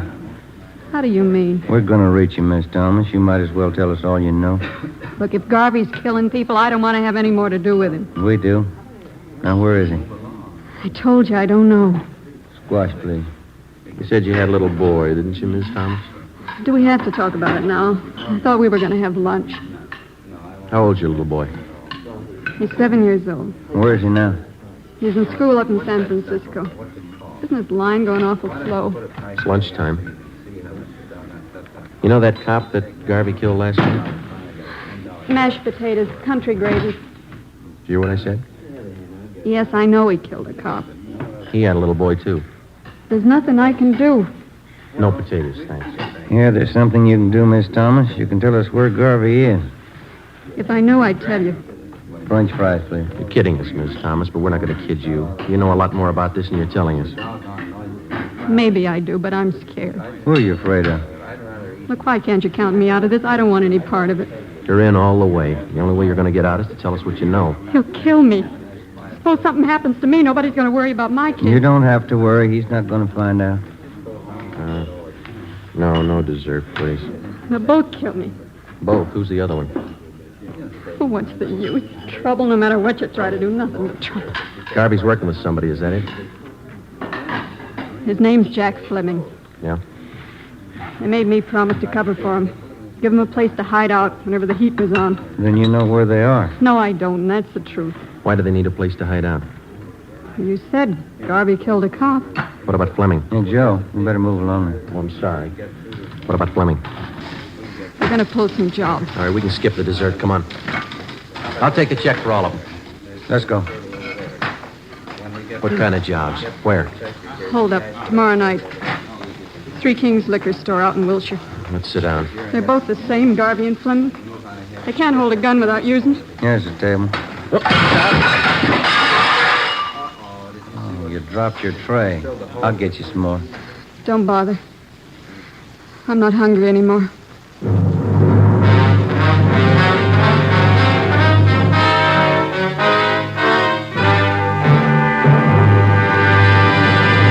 You are listening to Dragnet, the case history of a police investigation, presented in the public interest by Fatima Cigarettes. If you smoke a long cigarette, it will be in your interest to listen to a typical case history of a Fatima smoker. It's the case of Lee Silver, general assignment reporter on one of New York's greatest newspapers. This is his actual signed statement. When you have to meet a news deadline, you work at a fast pace, smoke at a fast pace. That's why I smoke Fatima. They're extra mild. In my opinion, it's wise to smoke extra mild Fatima. And more smokers are discovering this every day. Actual figures show Fatima has more than doubled its smokers coast to coast. So enjoy Fatima yourself. The long cigarette, which contains the finest Turkish and domestic tobaccos, superbly blended to make it extra mild. You will prefer Fatima's much different, much better flavor. You will agree. It's wise to smoke extra mild Fatima. It's wise to smoke extra mild Fatima.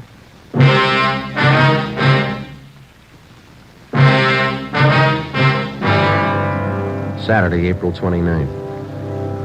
Last rites were held for Sergeant John Maxwell, and he was buried at Holy Cross Cemetery. A guard of honor from the police department was present, along with most of the men Maxwell had worked with in Bunko Fugitive Detail.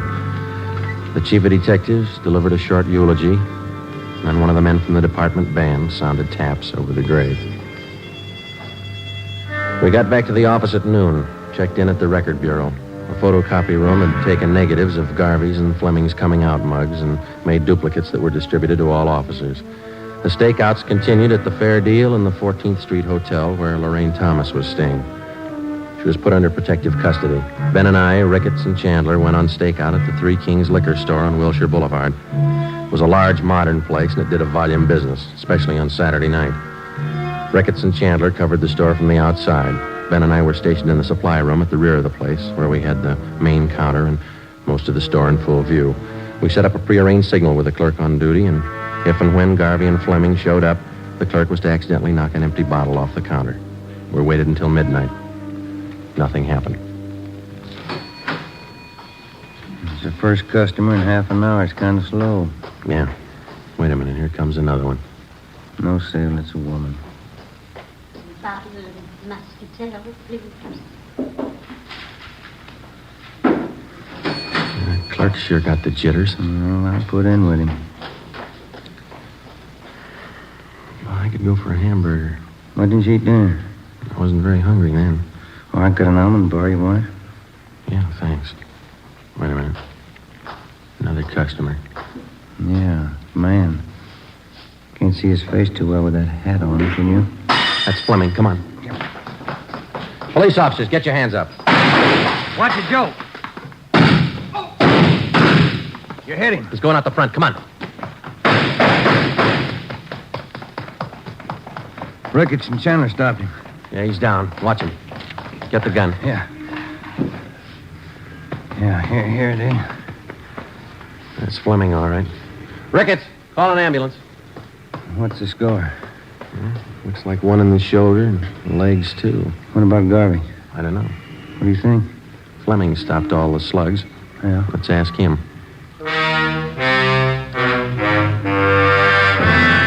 The wounded suspect was treated at Georgia Street Receiving Hospital and then booked into the prison ward at the General Hospital. At 11 a.m. the next day, we questioned him, but he refused to admit that he even knew Alfred Garvey.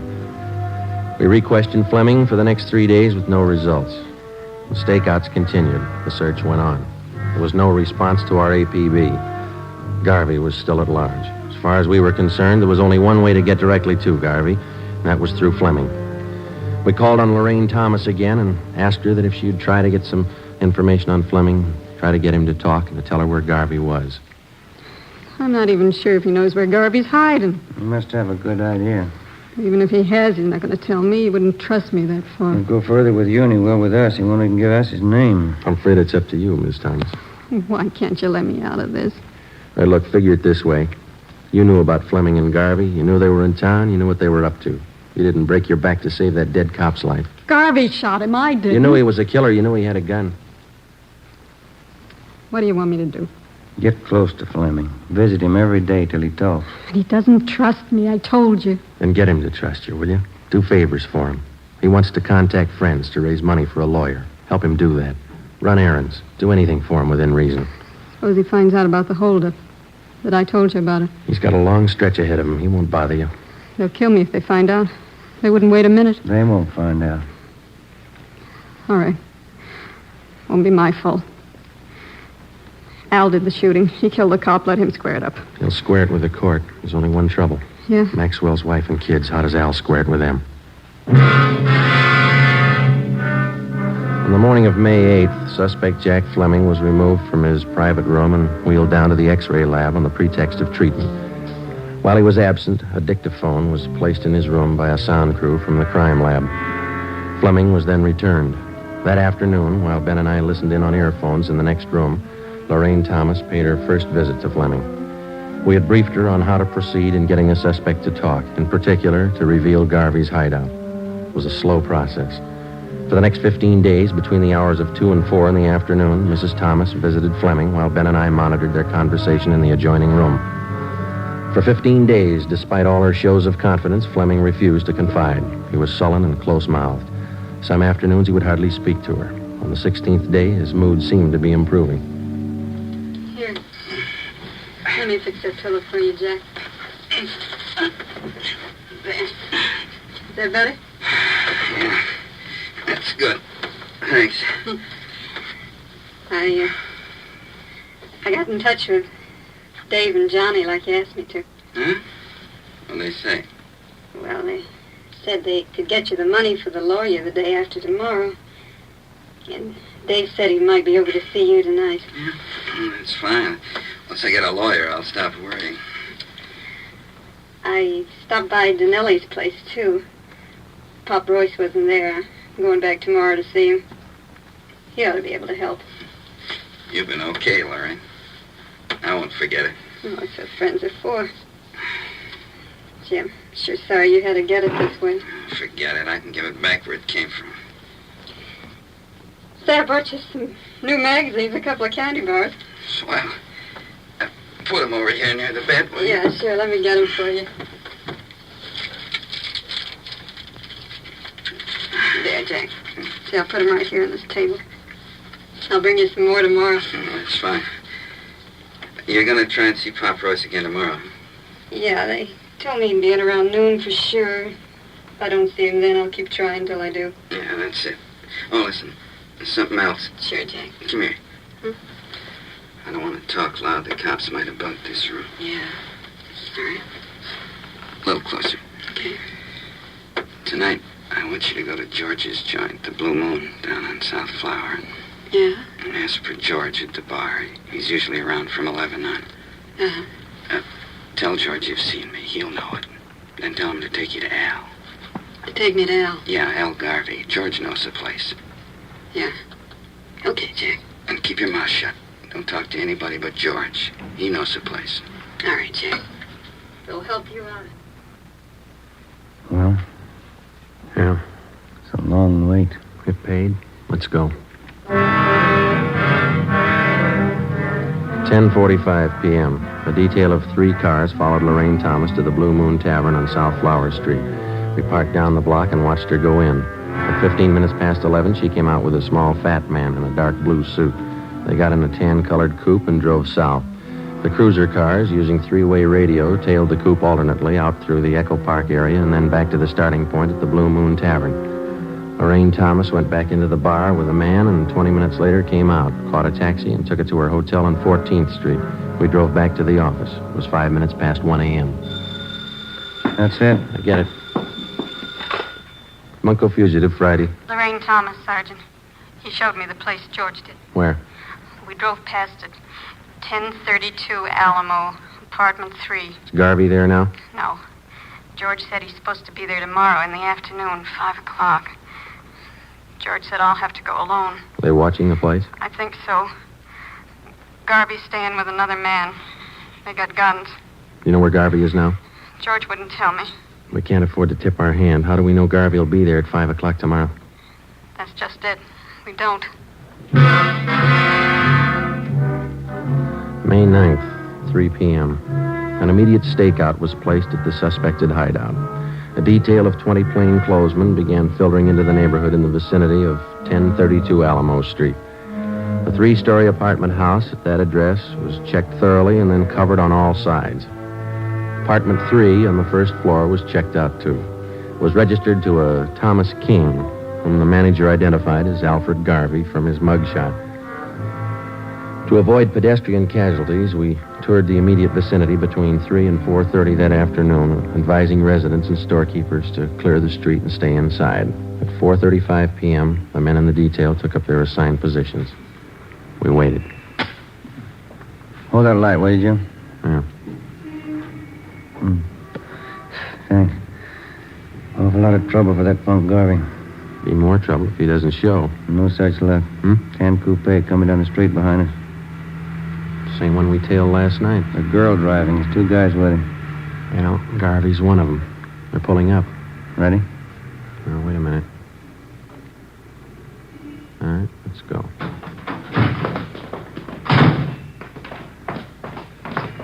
Police officers, hold it right there. Al, cops! Don't get down. They're behind the car. Throw him in, Garvey. You haven't got a chance. Al, break for the house!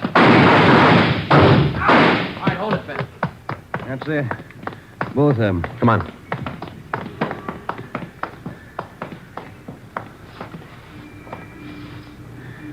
Both dead.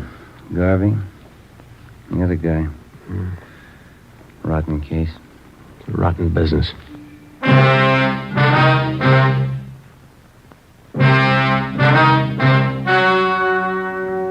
The story you have just heard was true. Only the names were changed to protect the innocent. On August 2nd, trial was held in Superior Court, Department 93, City and County of Los Angeles, State of California. In a moment, the results of that trial. It's amazing how many long cigarette smokers are changing to Fatima. Here is the actual report. From coast to coast, king-size Fatima has more than doubled its smokers. Yes, more and more smokers every day are discovering that Fatima is the best of all long cigarettes. Long cigarette smokers find Fatima has a much different, much better flavor and aroma. Long cigarette smokers find that Fatima is extra mild because it's the long cigarette which contains the finest Turkish and domestic tobaccos superbly blended to make it extra mild. So enjoy extra mild Fatima. Best of all long cigarettes. It's wise to smoke extra mild Fatima. It's wise to smoke extra mild Fatima.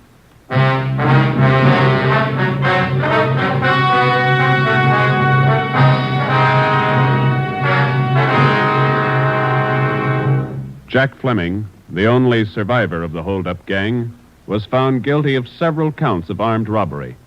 Garvey's accomplices who aided him in hiding out were tried and convicted of being accessories. They are serving prison terms as prescribed by law.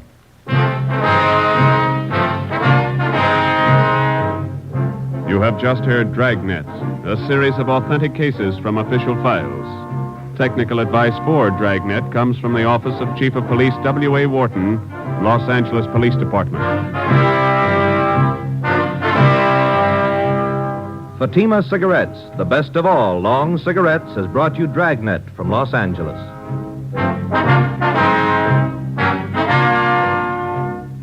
The Halls of Ivy is pleasant listening tomorrow on NBC.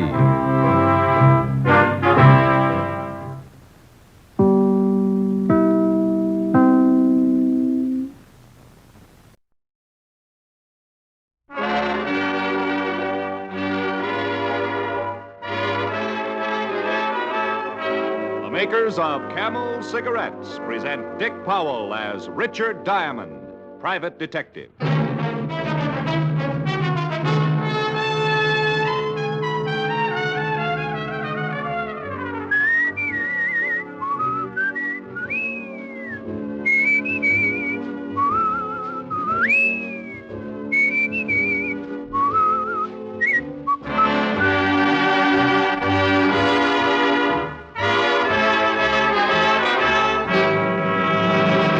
What cigarette do you smoke, Doctor? That question was asked of doctors in every branch of medicine, doctors in all parts of the country. What cigarette do you smoke, Doctor? The brand named most was Camel. Yes, according to this recent nationwide survey, more doctors smoke Camels than any other cigarette. Make your own Camel 30-day test, the sensible cigarette test, and see how mild, how flavorful, how thoroughly enjoyable Camels are.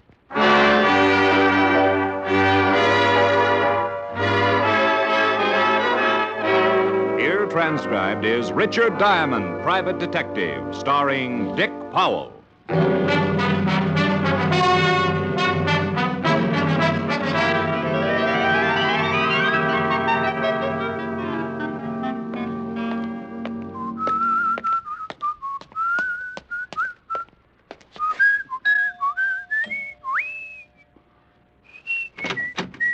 Yes? Oh, Mr. Diamond, come in, sir. Well, thank you, Francis. How's the pantry Einstein tonight? Oh, my goodness, sir. That was a dandy. Oh, you like that, huh? Oh, yes, sir. Well, chuckle along and tell Miss Asher Sweet and Frostbitten is downstairs. Right away, sir. I'll be in the study. Yes, sir. The snow is snowing. The wind is blowing. But I can weather the storm. Why do I care how much it may storm? I've got my love to keep me warm. Hi. Hi. What's new? Nothing with me. I want to know about you. Nothing much with me either, honey. What have you been doing for the last couple of days? Case. Oh. Got a nice big fat retainer. Oh. Yeah, oh. Look at the eyes light up. Well, I'm happy for you. Mm-hmm. Well, I don't want your money. But now that I'm independently wealthy, you figure you don't have to feed me anymore. Rick. Don't have to take me to any more shows. Stake me to an occasional chocolate Maltese. Oh, don't be silly. You know I don't mind. Just because I made a couple of $100. Couple of $100? Stop kissing my hand. Rick. You idiot. I have tickets for the ballet tomorrow night. Dinner at 21 after the show. Oh, Rick. Afterwards, read Nick. I love you. Of course. Now, I suppose you want to hear all about the case. Well, not unless you want to. Well, as long as it's optional. If you're too tired, some other time. It all started 3 days ago. You don't really have to. I can hear about it any time. I was sitting in my office. You don't have to put yourself Oh, up. shut up, woman. As I was saying, the whole thing started 3 days ago. I was sitting in my office reading Gaylord Hauser and soaking my feet in a tub of blackstrap molasses when the door opened and in walked 6 feet of mink cape wrapped around 5.5 feet of what little girls are made of. I remember thinking about the sugar and spice and everything nice, and even with the mink cape covering most of it, I decided that this little girl could have given a bee farm a nervous breakdown. Mr. Diamond, You have been reading the sign on the door. I'd like to hire you. Well, I'd like you to. I charge $100 a day in expenses. I want protection. From what? My husband. What's the matter? Can't he stand the pace? He's getting out of prison at 5 o'clock this afternoon, and he's threatened to make trouble. I think you better tell me the whole thing, Miss... Connors, Marilyn Connors. Okay. Who's your husband? His name's Joe Connors. Oh. You know him? Helped send him up 10 years ago. Armed robbery, wasn't it? Yes. He hasn't served all of his time, but he's being paroled. Go ahead. Well, since Joe was sent up, I had to find work. A man Joe used to work for gave me a job in his club. Martin Cope? Yes. Do you know him? Slightly. We're hating acquaintances. Mr. Cope has been very wonderful to me. I'm sure he has. I don't think I like that. Your husband doesn't either, huh? You're very blunt, aren't you? Like the front of a streetcar. I don't like your boss, and I don't like your husband. I think it's better that you know now before you make any investments and then have to fire me. You're the best private detective in New York. Only because I'm brilliant, shrewd, and loaded with talent. And a little ridiculous. Oh, sure. Add that on and just think what you're getting for a lousy $100 a day in expenses. Even though you don't like Joe and Mr. Cope, you'll still take the job? Look, Mrs. Connors, I've been honest with you about your husband and Cope. I never let personalities interfere in my business. A job's a job. Besides, I'm starving to death.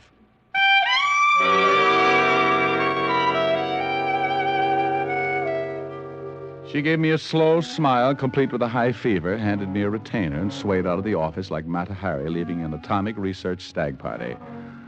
We agreed to meet again at 4 o'clock, so I spent the next hour on the roof, relaxing in 3 feet of snow, and around 4 o'clock, walked my frozen blood pressure down to Martin Cope's nightclub, the only king-size safe decorated by Bergdorf Goodman, complete with an intellectual piano player, a $15 minimum, and enough intrigue to make a scented investigation look like a taffy pole.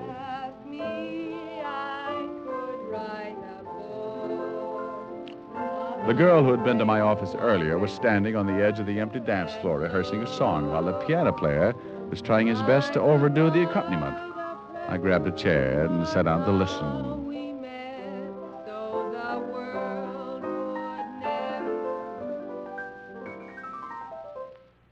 Something wrong? Look, if you'd like to do a single, why don't you say so? You're unhappy? When you're playing for me, I would appreciate it if you just backed me up quietly, simply. Stop hating Art Tatum. Darling, I'd be happy to do anything you say except for one thing. Yes? You can't sing. Why, you anemic excuse for a musician. You couldn't get a song right if you ran it through a player piano. Temper, darling. You listen to me, Bernie. I've put up with you for a long time. You've put up with me? Yes, with you. Oh, I've let you mess me up night after night. You did that all by your little lonesome, honey. You just better remember who's paying your bills, honey. I get out here and break my neck to try and give a good show. Don't you get cute with me. You better wise up, Buster, or you're going to end up playing for your meals down on Skid Row. For Pete's sake, Marilyn. No, Bernie, I'm... They kept going round and round. And about the time the piano player looked like he might possibly throw caution to the wind and stamp his foot, a door opened at the other side of the room, and Martin Cope, big-time gambler and owner of the club, walked over to the piano. Look, if you two insist on raising the roof, take it to the back room where nobody can hear you. I'm sorry, Martin, but Bernie just won't... Mr. Cope, I can assure you that it wasn't You stay out of this. Oh, wait a minute. Oh, I'm sorry. You two can kick the walls in when I'm not in my office, but, honey, when I've got work to do... It won't happen again. What's the matter? Who's that? Who? Sitting over there. Well, I'm surprised, Cope. I thought you'd spot my blue eyes. Oh, it's Mr. Diamond. Diamond? Yes, he says you know each other. Diamond, the private detective? Sure.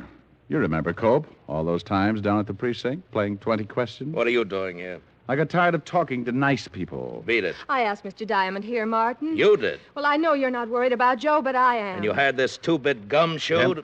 Temper. Mr. Diamond's supposed to be the best private detective in the business. Says who? Well, I did mention it a few hundred times. Did Sloan put you up to this, honey? Martin, with Joe getting out this I afternoon... told you not to worry about Joe. Did Sloan tell you to hire yourself a bodyguard? He thought it would be a good idea. He did, huh?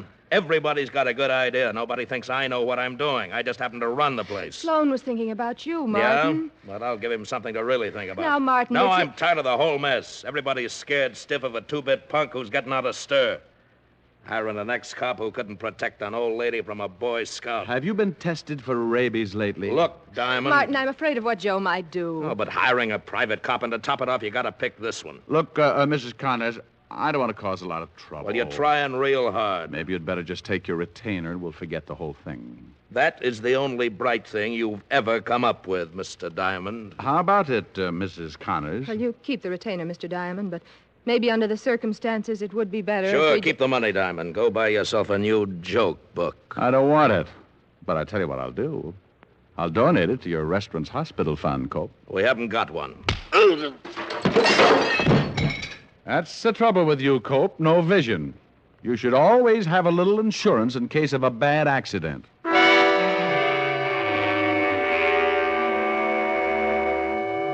I left the club with Martin Cope stretched out on the dance floor and Marilyn Connors looking too startled to say much. Bernie, the piano player, accompanied my exit with a fast course of the funeral march, and I headed for my quiet little apartment. I napped for the rest of the afternoon, and by 8 o'clock I was appropriately dressed in my best blue suit. The other one being a casual sienna and suitable only for badminton and runyon hunting. I had paused to admire myself, surreptitiously humming a few bars of Temptation when,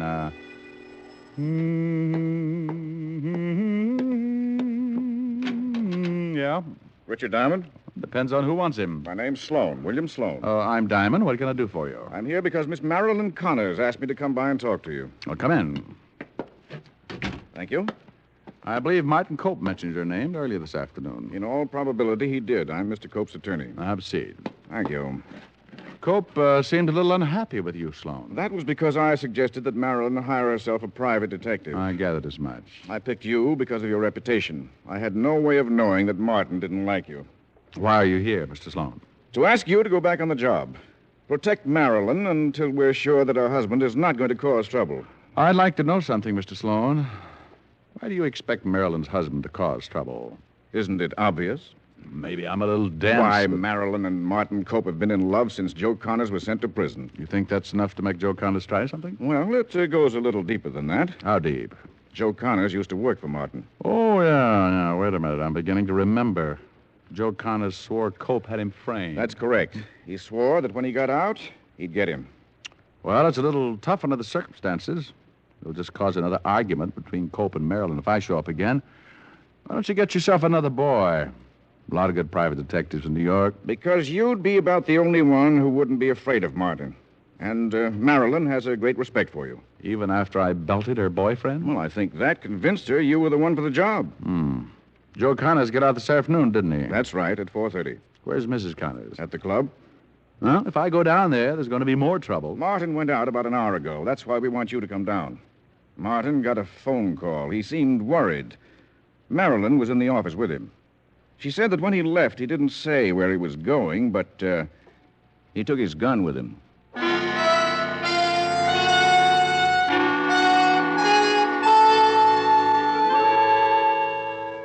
Sloan and I went downstairs, climbed into his car, and headed for Martin Cope's nightclub. When we went in, Marilyn Connors was on stage. So we went to the back of the building and sat down in her dressing room. About 10 minutes later, Marilyn came in. She was wearing something thin enough to make a silkworm commit a harry-carry. Hello, William. Mr. Diamond, I'm so glad you reconsidered. I think we both reconsidered, didn't we? Has Martin come back yet? I'll go see. I'll be right back. I'm worried, Mr. Diamond. How long ago did Cope leave? About half an hour before I went on. If you'll excuse me, I have to take off my makeup. Oh, sure, go right ahead. He's back. Martin? Yes, and I'm sure something's happened. He's worried sick about something. I'll go see him. Mrs. Connors. Yes? Do you want me to stay? No, I don't think that'd be a good idea. Why don't you go over to my apartment and wait? It's 48 West 74th Street, number 3. It's a walk-up. All right. Wait, you'll need a key. Here. She handed me her key and left with William Sloan. I walked out of the club, grabbed a cab, and 20 minutes later, I was walking upstairs to her apartment.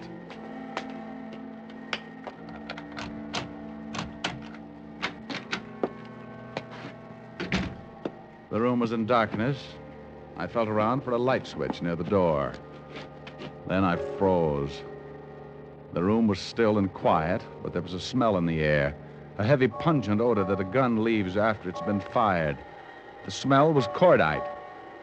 I flipped the switch on and looked down at the dead body of Joe Connors, lying on his back, shot through the head.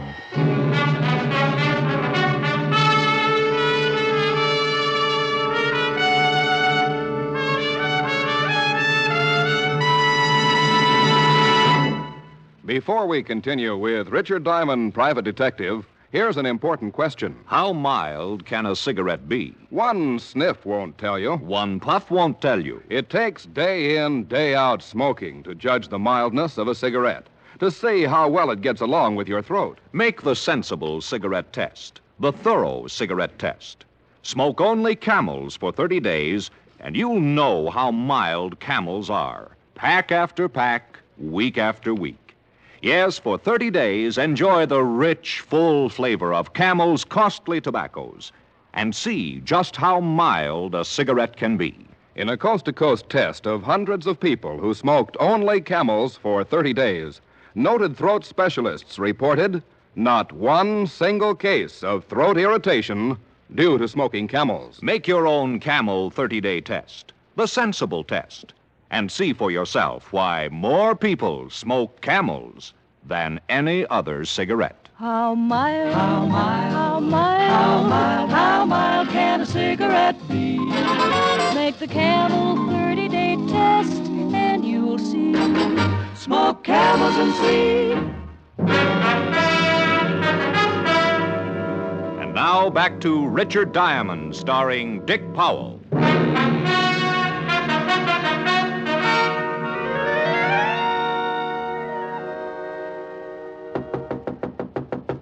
Who is it? The police. Oh, goody. Otis, Yeah? you're standing on my foot. Oh, sorry, Lieutenant.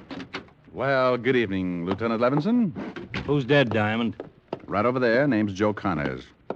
Shot in the head, Lieutenant. Well, Otis is getting brighter. Who did it? How do I know? Whose apartment is this?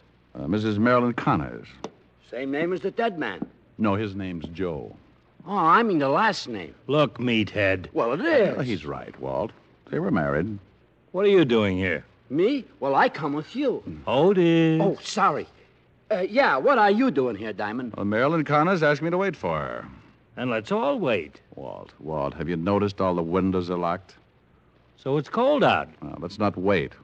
Let's go over to Martin Cope's nightclub. What's Martin Cope got to do with it? Leave Otis here until the coroner arrives. Put a tag on him so the coroner will be sure to get the right body, and I'll tell you about the whole thing on the way over to the club.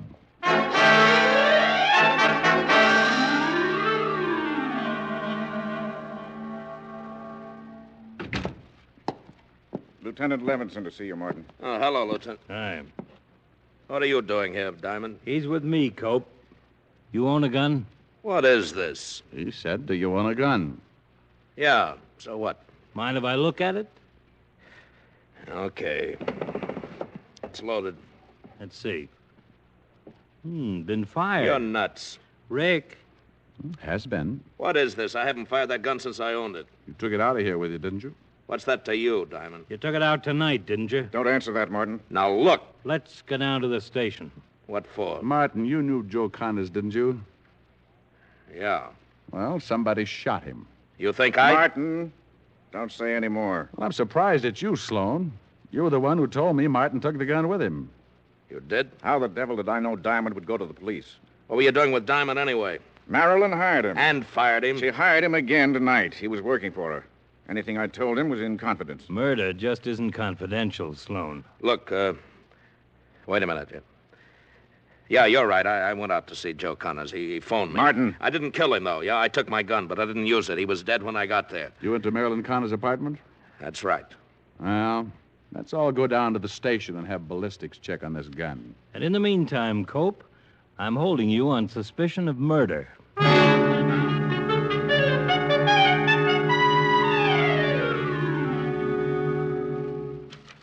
Well, here's the ballistics report, Rick.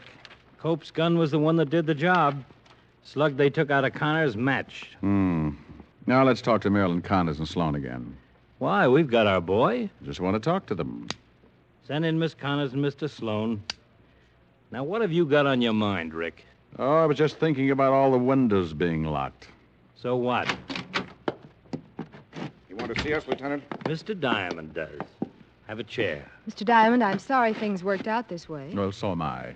Oh, here's your apartment key. Thank you. How many people have a key to your apartment, Mrs. Connors? What? Martin has the only other one. Mm-hmm. What time did Martin get that phone call? Oh, about 7:30, I guess. I got to the club about 7:15. Martin usually comes in about 7:30. I met him in his office, and he got the call. And he took the gun and left right away?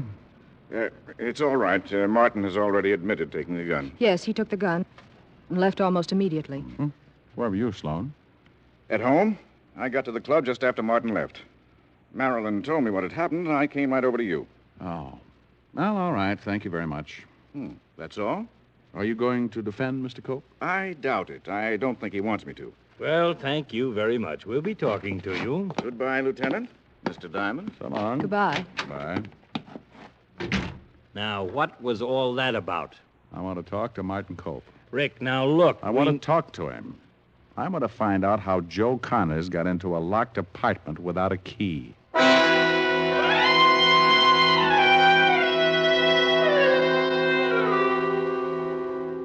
I don't want anything to do with you, Diamond. You better cooperate. Diamond's got an angle that's worth listening to. I didn't shoot Connors no matter what that ballistics report says. You have a key to Marilyn's apartment. Yeah. Connors was dead when you got there. Yeah, I told you that. You left the club about 7:45. That's right, about 7:45. Connors had been dead about 3 hours when I found him, Walt. I found him about 9:30. By gosh, that's right. And that part of your story stands up, Cope. He was dead when you got there. What about the gun? You always keep that gun in your desk, Cope? Yeah. Who was in the club with you? Oh, the usual people. Waiter, bartenders, busboys. Marilyn? Yeah. Now, wait a minute. Who knew you kept the gun in the desk? Oh, half a dozen people, maybe. You think somebody lifted that gun, killed Connors, and put it back in the desk? You always come in about 7:30, don't you, Cope? Yeah, every night. According to the death certificate, Connors had been dead about an hour before you came in. What time did you leave the club this afternoon? Right after you slugged me. Oh, you got up rather suddenly. It was about 4:30, wasn't it? Somebody could have gone into your office, taken that gun, killed Connors, put the gun back before you came in at 7:30. Then I'm cleared? No, not a bit. You have a key to Marilyn's apartment. The killer had a key to let Connors in. Miss Connors said there were only 2 keys. Well, Walt, let's go talk to Mrs. Connors.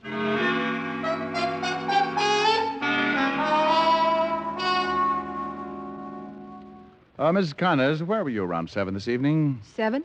Where were you? Why, downtown. You weren't in your apartment? No. Did you come back from downtown before going to the club? No. Who was in your apartment? Why, no one that I know of. Have you ever given your key to anyone except Cope and, me, of course? Yes, Who and how long ago? my piano player, about a week ago.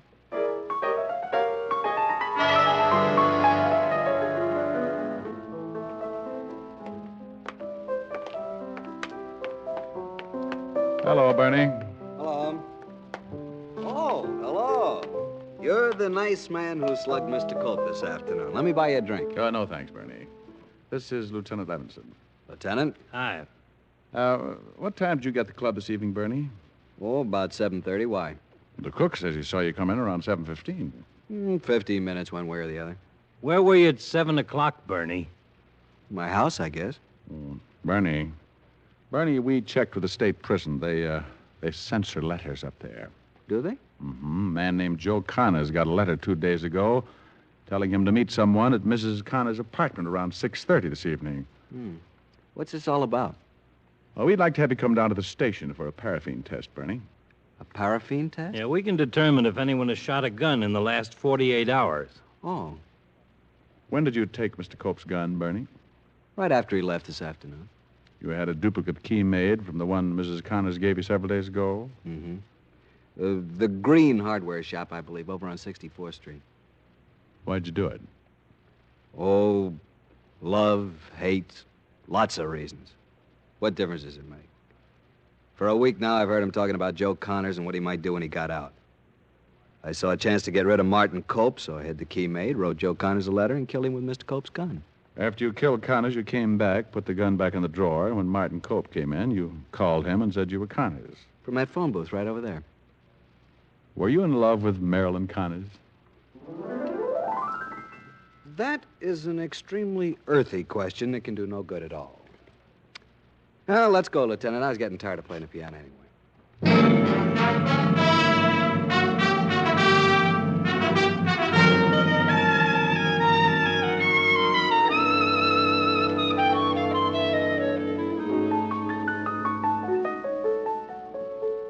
Oh, that's kind of sad. Yeah. In a way, it's too bad it didn't work. Think what Marilyn Connors in for when she marries Martin Cope. Oh, speaking of Marilyn Connors, you certainly did take a lot of pains describing her attributes. Oh, really? Well, it wasn't painful at all. Was she really that pretty? Pretty. Well, I'm jealous. Well, don't be. She had one thing that was wrong. What was that? She had long blonde hair that hung all the way down to the floor. Well, that sounds beautiful. But it was her mustache. Better sing something, huh? I think you'd better. What would you like? Anything that will make up for that last remark. I thought it was pretty clever. Just sing. Okay. How about this? Maybe I'm right, and maybe I'm wrong. Maybe I'm weak, and maybe I'm strong. But nevertheless, I'm in love with you. Maybe I'll win, and maybe I'll lose. Maybe I'm in for crying the blues. But nevertheless, I'm in love with you. Somehow I know at a glance the terrible chances I'm taking. Fine at the start, been left with a heart that is breaking. Maybe I live a life of regret, and maybe I'll give much more than I'll get. But nevertheless, I'm in love with you. Oh, that's better. Thank you. Rick, I'll bet she really did have pretty hair. Oh, I guess so, but she kept it all rolled up on her head. What's the matter with that? I like yours better. I wear mine up. Yeah, but I've seen you with your hair down. Rick. Come here. Rick?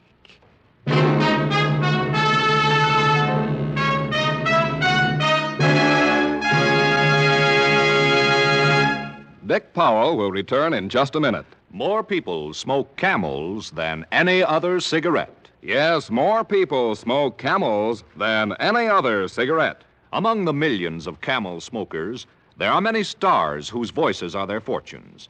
John Wayne, Risa Stevens, Martha Tilton are a few.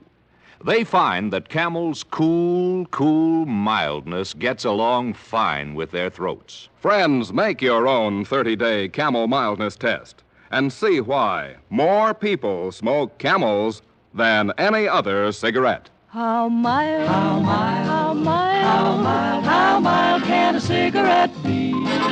Make the Camel 30-day test and you'll see. Smoke Camels and see. Here's Dick Powell with a special message. Thank you. Ladies and gentlemen, no one deserves the appreciation of the American people more than the men and women who have served in our armed forces. The Camel people send weekly gifts of cigarettes to those servicemen and veterans who are hospitalized. This week's Camels go to Veterans Hospital, Martinsburg, West Virginia, and Coral Gables, Florida. U.S. Army Station Hospital, Camp Hood, Texas. U.S. Naval Hospital, Chelsea, Massachusetts. Now, until next week, enjoy Camels. I always do.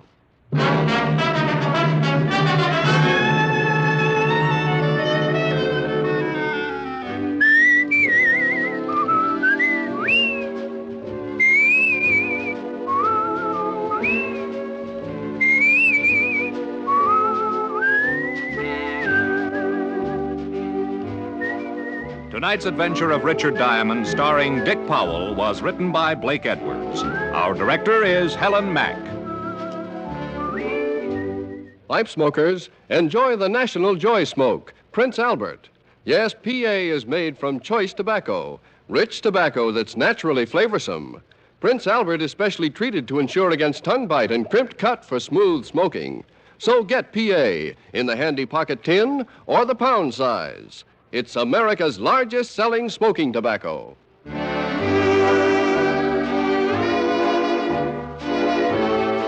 Listen next week for another exciting transcribed adventure of Richard Diamond, starring Dick Powell. This is your FBI. The official broadcast from the files of the FBI follows immediately. Stay tuned. This program came to you from Hollywood. This is the American Broadcasting Company. Personal notice. Danger's my stock and trade. If the job's too tough for you to handle, you got a job for me, George Valentine.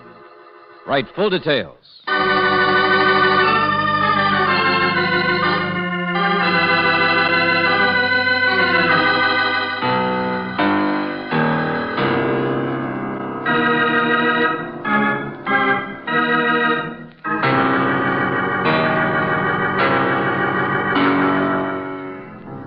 Standard Oil Company of California, on behalf of independent Chevron gas stations and standard stations throughout the West, invites you to Let George Do It.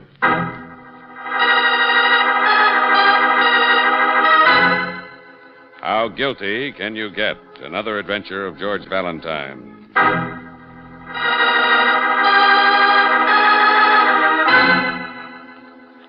My dear Mr. Valentine, I am one of the richest men in Sand Hill Center. As a ring lardner character might say, I've made my pile. Ha, ha. And there's nothing that makes a man as nervous and unhappy as $1 million. Ha, ha. Yes, you will laugh. You won't believe my fears. You won't believe what kind of woman my wife is. You won't even believe she might be carrying on and plotting with another man. Well, you'd better believe that and come to see me immediately, or Sand Hill Center may be without the services of its only millionaire. After all I've given to this town, the one thing I don't want to give them is the pleasure of enjoying my funeral. Yours for a long life, ha, ha, signed Fred Vincent Liggett.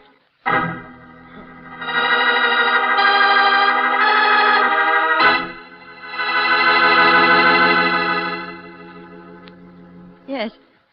Yes, my husband's at home. Why? Well, I'm George Valentine. This is Miss Claire Brooks, my assistant. Oh, yes, yes, of course you're Mr. Valentine. Well, may we come in? I don't know. I'm not sure. You see, I'm Mrs. Liggett, Yes, so I gathered. the wife of the millionaire, the wife of the man who made his pile in Sandhill Center. What's the matter? Did I say something wrong? No, of course not. But if you'd please tell your husband that we're here. Yours for a long life. Ha, ha. Oh, yes, come in. Come right in. Join the party. You seem to know all about it. All about my husband's mail, you mean, don't you? I just read it. Look, here it is. A carbon copy from his pocket. Oh, well, look, Mrs. Liggett. Such a funny letter, wasn't it? Ha, ha. Such a funny man, my husband. So well-liked, so admired, so trusting, so able to see what other people are up to, so willing to believe the best about people. Wait a minute, please, Mrs. Liggett. I know how it must make you feel to read what he's written about you. But to go prying, to read his mail. But I am reading all of the things in his pockets. You walk in here the moment I've just been reading them. Mrs. Liggett, because please. the sheriff wanted me to read everything. He told me to look, too. To look at all the nice things my husband ever wrote about Stop anybody. it, I said, please. Sheriff? What? Yes, of course. Because I've already done it, don't you see? Well, what else could you see? What else could you think? Go on in there. Go see my husband. He's dead.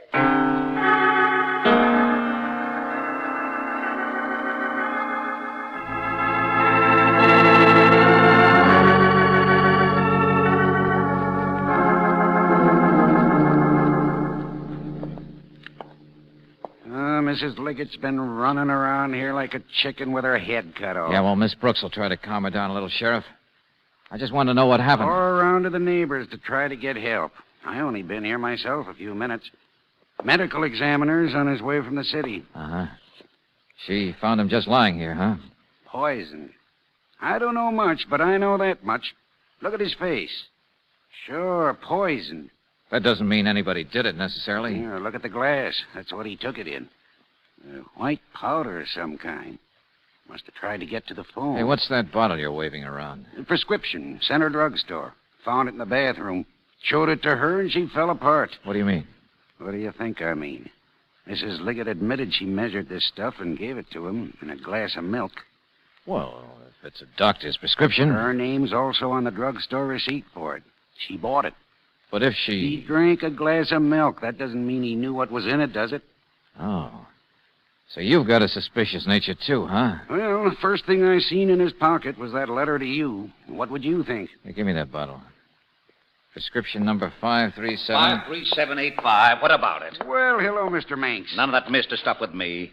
Deputy brought me right out, Bill. He says you're climbing out on a limb and making This is Mr. Valentine, Ed Manx. Owns the Center Drugstore. Hello. Now, listen here, Bill. Your deputy's going over the books to check that prescription. In 17 years, my place has never been accused of anything. Nobody's accusing you of anything, Ed. Be quiet, will you?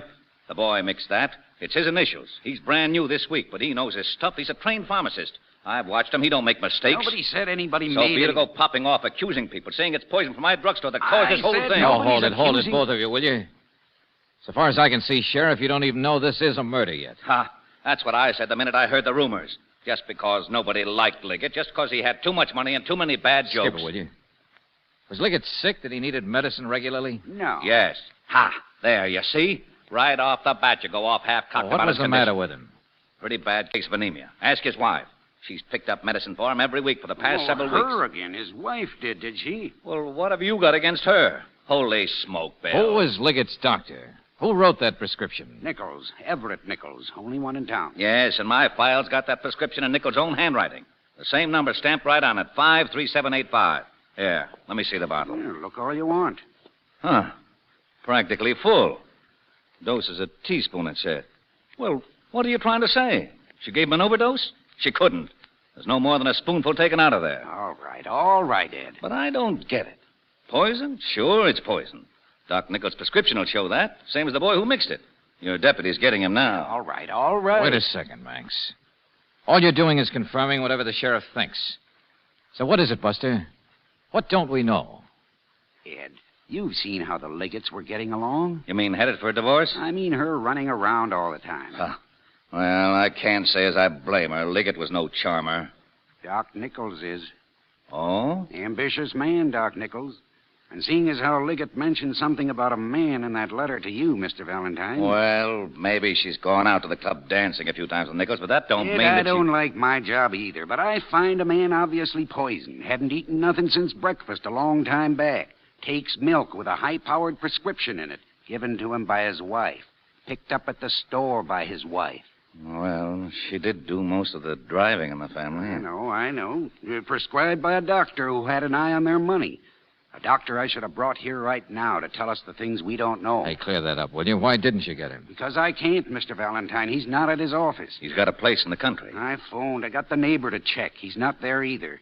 Why bother with details? The point is the doctor's disappeared. And at a time like this, disappearing don't look good.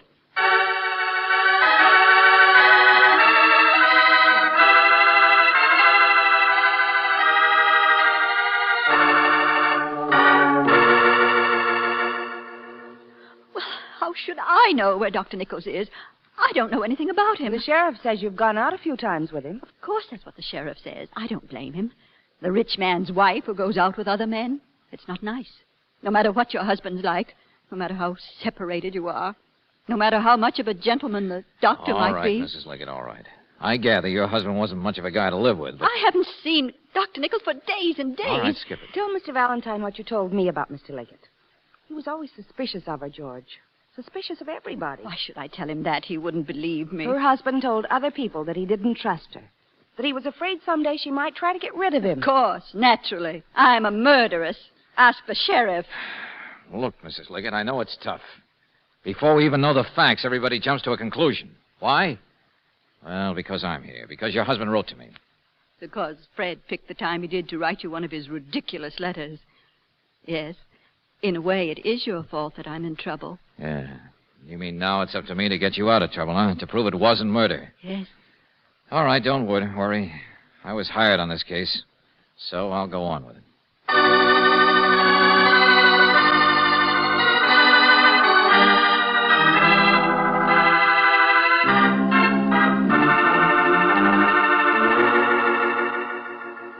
Mister, I only answer Dr. Nichols' telephone. I don't read his mind. It's Miss Boggs who's his nurse. But the sheriff says his nurse was off duty. She always is on Saturday mornings. Well, so was I after 10 o'clock. The telephone exchange takes over after then. 10 o'clock. That's when Dr. Nichols left? Exactly. We walked out together, and he didn't tell me he was going anyplace special. And that's the last you saw of him, Miss Broom. The last anybody saw of him. Here, let's see the list of phone calls, then. That's the last one. Hemlock number, yesterday afternoon. That's right. But you said he had patients. He was working this morning. Well, that's just a few regulars, that's all. There was Cy Benson for his bandage, and Widow Morris, that's a heart. Pills for the Jefferson baby, and, well, of course, Fred Liggett. Fred Liggett this morning? Well, when do you think he got that prescription? Only if you think that there's anything wrong with any prescription that Dr. Nichols... I'm not the sheriff, Miss Broom. Well, it's a pity you're not. And I'll tell you another thing. The doctor, maybe he took Mrs. Liggett out once or twice, but he'd never get mixed up with a woman like that. Oh, you don't think so much of her either, huh? I didn't say that. Hemlock I just said 8339 in the phone book. Just looking up that last number yesterday afternoon, George. It's the Liggett number. Well, all right, what of it? It was her phone, the doctor. So what? That don't mean anything. Maybe it's a talk about the weather. What of it? Well, nothing. Except she was so careful not to mention it to us, George. Yeah. And now, what do you think you're doing? Still looking for the doctor. Well, supper time. If I know him, he'll be back home by supper time.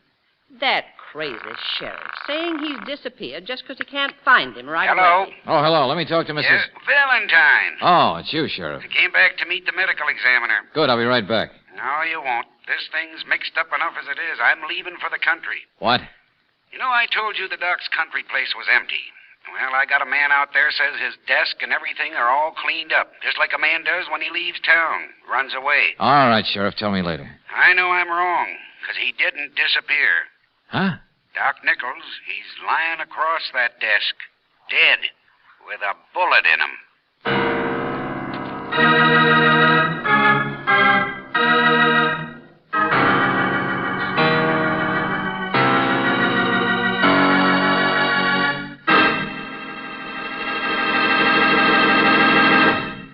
We'll return to tonight's adventure of George Valentine in just a moment. Listen to the difference. Yes, now you can actually hear authentic scientific proof of the difference between new RPM motor oil and premium type motor oils as designated by the American Petroleum Institute. Auto engines are equipped with irradiated piston rings, and during operation, minute particles of radioactive metal wear off the rings. Geiger counters are thus able to detect the amount of wear actually taking place. Listen now as the Geiger counters click off the difference. First, the low wear rate of the new RPM. Now, the much faster wear rate of the conventional oil. Now, new RPM again. You have just heard authentic scientific proof that new RPM motor oil cuts in half the wear rate of critical engine parts, doubles the life of the average auto engines between major overhauls due to lubrication.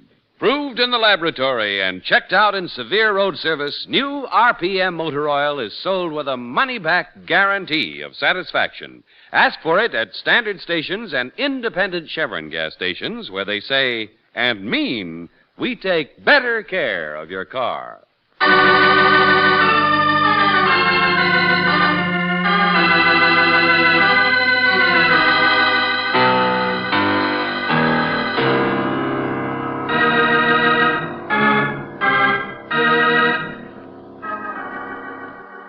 And now, back to tonight's adventure of George Valentine. How guilty can you get? Well, the sheriff in Sand Hill Center seems to feel that Mrs. Liggett must be very guilty indeed. And why? Because just before his death, her husband wrote you a letter accusing her of all sorts of things, another man in her life, for instance. And the sheriff thinks that might be Dr. Nichols, the same doctor who prescribed poison for Fred Liggett. The only trouble is, now Dr. Nichols is dead, too. And if your name is George Valentine, you know it's not going to be quite as easy as you once thought to prove this was not a murder case. That you, Valentine? Yeah, right here, Sheriff. Thanks for waiting. You ready to go? It's a good 15 miles out there to the country place. Wait a minute. Who's this? Oh, Dr. Milliken, City Police. Oh, hello, Doctor. What was it? Miss Brooks, Mr. Valentine. How do you do? You mean the poison? Strychnine, I think. The hospital's running some tests for me. Strychnine? I'm the prescription, and Ed Manx found me that. And the boy who made it up confirmed it. It's Nichols' handwriting, all right. So a doctor just prescribes poison right in the open, and a wife gives it to her husband in a glass of milk. Couldn't be called medicine for him by the farthest stretch of the imagination. It couldn't be called sensible either until Nichols turned up dead. What do you mean? Well, suppose Nichols was being used and didn't know it. Or pressured into writing the thing. That's the easiest explanation. I wouldn't guess. And I'm all through guessing, too. So come on. This time, we're not even going to open our mouths until we know what the facts are. Deputy out at Nichols hasn't touched the thing. Waiting for us right now. I changed my mind. Leave me out. Yeah, you guys go out there. I'll follow you. All right. Come on, Doc. Step on it. Okay. George, why don't you want to go along? Oh, I don't know, Angel. Except that I'd rather talk to a woman than a corpse any day.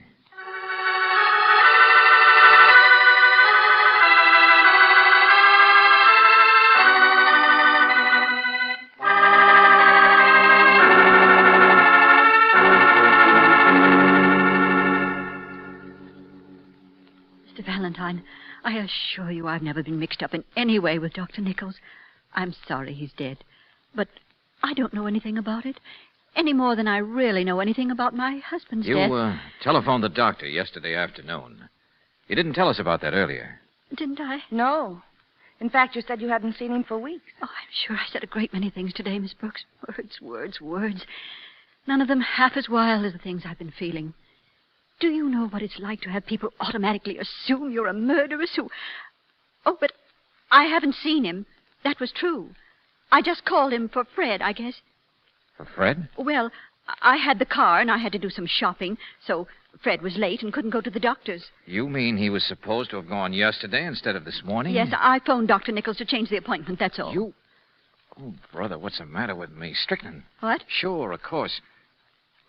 Look, what do you know about your husband's illness? About any treatment he's taken or any... Well, I really haven't paid too much attention, I'm afraid. I know it's anemia, well, but... skip it, never mind. George? Come on, Angel. I want to get on the phone to that Miss Broom in a hurry. Miss Broom? Yeah, unless I can think of the name myself. Ed Manx, the drugstore man. He might help. What on earth are you talking about? Morris, that's it. The widow Morris. A lady with a heart.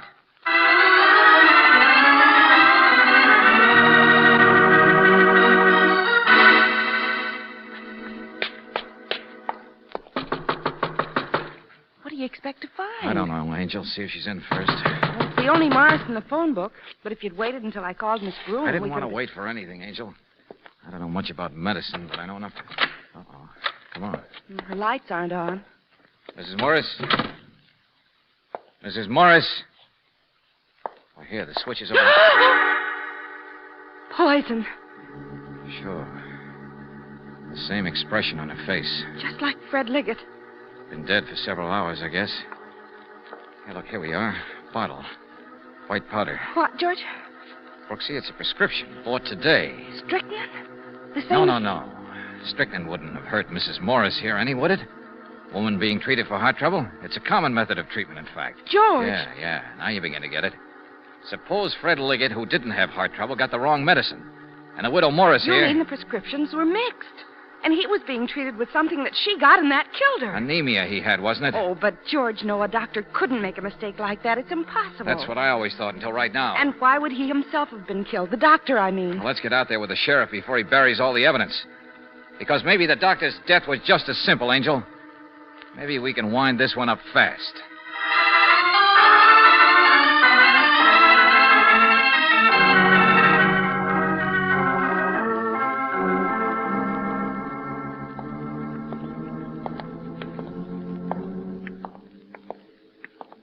Yes, Mr. Valentine, quite possible. Anemia is sometimes treated with arsenic, and it can be taken orally. Look, she was an old woman, Dr. Milliken. Had a bad heart anyway. It wouldn't have taken much to... Exactly. I'll get down there as fast as I can. Okay, thanks. Well, Sheriff? Well, Valentine, look for yourself. I told you before, I'm all through playing detective. When did Nichols die? I don't know for sure, but a little time after the other two, apparently. Lying across the desk here, arm outstretched. Well, you're doing fine. You're one jump ahead of me. Found the gun in the wastebasket. One shot. Uh-huh. He had plenty of time to learn about Liggett and that Morris woman, in case he didn't already know. Wastebasket right beside the desk. Funny guy, Nichols. Ambitious, very proud of himself, his standing in the community, his reputation, his career. Right arm outstretched, huh? Out over the edge, like this. Sure, right-handed. You know, I said earlier, his stuff looked all arranged. Done in a hurry, but sort of like a man who's leaving town suddenly. Or a man who fired a single shot. The gun drops from his hand into the wastebasket, and then he slumps forward on the desk. Yeah, you don't have to go through the motions. I already done it. But you said a long time ago it might not be murder. I was guessing. Now you're not. Because if Liggett and Morris were mistakes, the most horrible mistakes I ever heard of, and I guess this proves it, doesn't it? When the doctor, whose fault it was, commits suicide. That's it. Just look at the evidence. That's what happened. Suicide. So that's how it ends.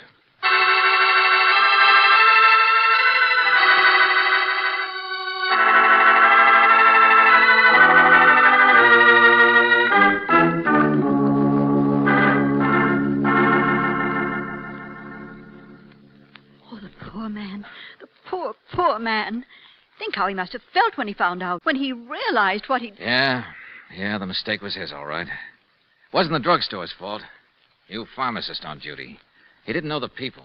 He wouldn't have caught it. Just think how Dr. Nichols Well, must you were have... pretty upset by this, too, Mrs. Liggett. You were blamed for a while. Well, everyone knew how Fred and I were. I can't blame anyone for jumping to conclusions. No. And your husband's letter to me and my coming here threw you into a blue panic, too, didn't it? Well, I wouldn't exactly say panic. I think I must have been mostly hysterical Well, over... I'd say panic. Why not? It was the first thing that started to upset your plan. My what? Well, isn't that what you'd call it? When you plot your husband's death? When you almost get away with it? Mr. Valentine, I'm sure Just to be accurate, I'll say you and the boyfriend. He obviously did most of it. Did most of what, George? For heaven's sake. There'd been gossip about her and the doctor. Her and several other guys, as a matter of fact. But if there was a real boyfriend and they were plotting to get rid of Liggett, you don't think they'd let the gossips in on it, do you? Just whom are you referring to? The only man it could be. To pull off the most involved but simple crime I ever heard of. Ed Manx, the druggist. Who else? Oh, sure. Very funny. Go ahead, laugh. But there's a little too much coincidence for my blood. Ed Manx had a new pharmacist filling prescriptions today. Now, why? I'm sure I haven't the slightest idea. Manx is a pharmacist himself. For 17 years, he said. Well, Why put the new boy on the same day two people get poison prescriptions filled? How on earth do you think Ed could know The that? widow Morris got a prescription filled every week. Who'd know that?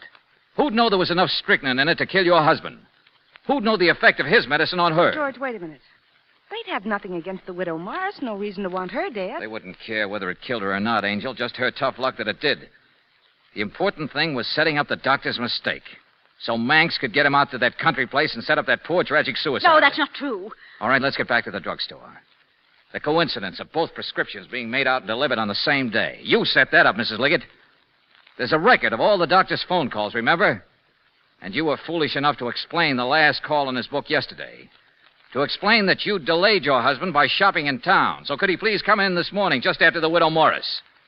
There you are, all set up. Stop it. I won't listen to The you. kid's on his way out here now, the pharmacist. Because as I got it, Manx gave him those prescriptions to make up and deliver. No, he didn't. I'm sure he didn't. What did you say? How could you know anything about that? I don't. Of course I don't. How could I? You're trying to mix me up, that's all. And why should that bother you?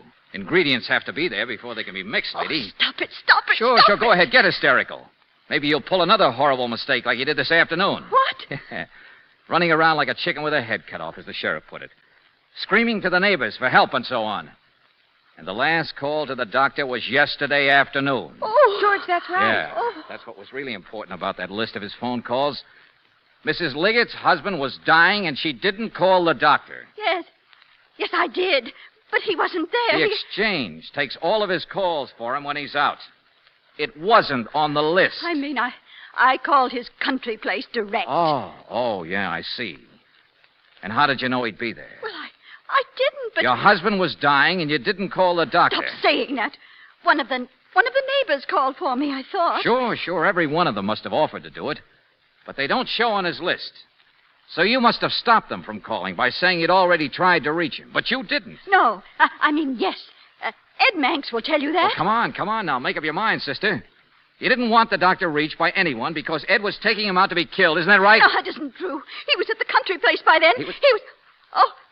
Oh, yeah. Oh. Yeah. Come on. Trip yourself up a few more times. Stop it. Stop it. Oh. Stop it. Please stop it.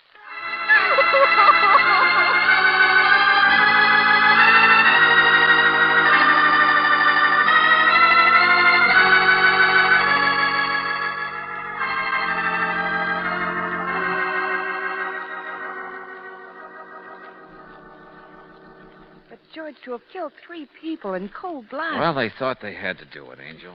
Small town, her husband's money, and the suspicions he'd advertised. They knew it'd take a very slick plan to get rid of Liggett and keep it covered up. But they had their slick plan, all right. Yeah, so slick they fell down on it. But it almost worked, didn't it? I mean, the sheriff believed it, so did I.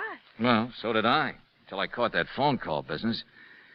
Besides, Angel, it did seem pretty impossible that any doctor could ever mix his prescriptions like that. George, I still don't understand. They were the doctor's prescriptions, and they were made out to the wrong people. Well, Manx switched them, that's all. Take about 1 word of forgery on each one to keep the new pharmacist from getting them uncrossed. And who could forge a word or two better than the guy who for 17 years has had to decipher that gibberish doctors write on prescriptions? Ooh, how guilty can you get? About as much as they were. Yeah. And now Fred Liggett's $1 million goes right back to Sandhill, I suppose. Good place for it. I wouldn't want it. Oh, George, now that's no way to speak of $1 million. Matter, are you afraid your wife might be tempted to kill you for it? Or, you mean you'd be afraid you might be able to afford a wife? Look, if you want to change the subject, you do it like this. Oh, darling. But I never really change the subject. No, you don't. It's always the same. That's what I love about you. You're persistent.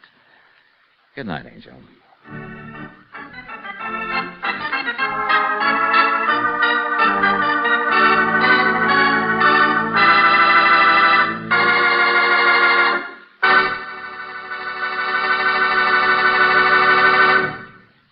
When it's rainy weather, what are the essentials for your safety on the highway? Good tires and good brakes, certainly.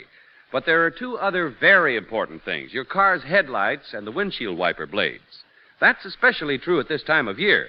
So if there's any doubt at all about the condition of lights and wiper blades on your car, do yourself and your family a favor. Tomorrow, have them inspected at a standard station or at an independent Chevron gas station. Here, the men want to make sure you have safety and peace of mind on the highway. With them, it's just plain good business. That's why they check many things on your car, including the lights. That's why they examine the wiper blade to see if it has turned hard and brittle or if it is worn unevenly. When you do need a wiper blade, they can supply you on the spot a quality-made Atlas wiper blade that literally shaves the water from your windshield. See you tomorrow at your independent Chevron gas station or your standard station, where they say and mean, we take better care of your car.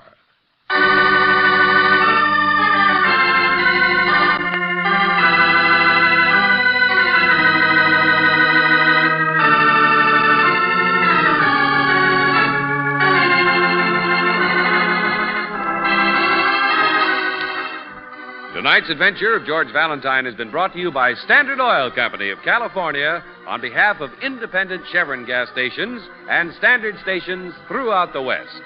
Robert Bailey is starred as George, with Virginia Gregg as Brooksy. Let George Do It is written by David Victor and Jackson Gillis and directed by Don Clark. Lee Patrick was heard as Marion, Ed Begley as Manx, Joe Duvall as the Sheriff, Joe Forte as Liggett, and Myra Marsh as Miss Broom. The music was composed and presented by Eddie Dunstetter. Your announcer, John Heaston. Listen again next week, same time, same station, to Let George Do It. Let George Do It is heard overseas through the worldwide facilities of the Armed Forces Radio Service.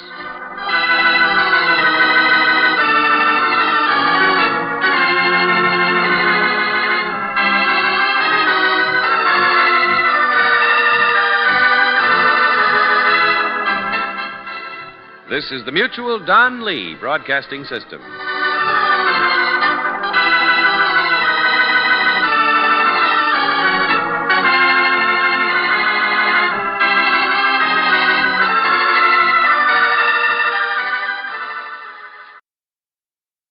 Petri Wine brings you Basil Rathbone and Nigel Bruce in the new adventures of Sherlock Holmes.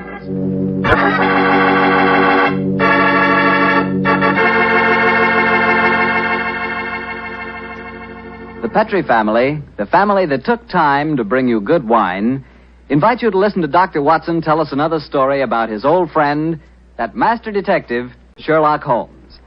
And incidentally, I'd like to tell you about a swell American custom. The custom of serving sherry wine just before dinner.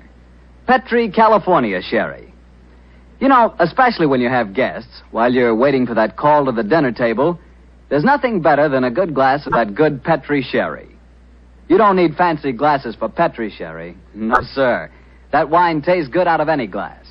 And it looks good, too. Beautifully clear and the color of precious amber. Just try that Petri sherry and you'll feel like smacking your lips after every sip. Oh, and say, Petri makes two kinds of sherry. The regular sherry and Petri pale dry sherry. Just to make sure you get the perfect sherry for the whole family, don't buy one, buy two. But do be sure the sherry you buy is Petri sherry. Petri, the proudest name in the history of American wines.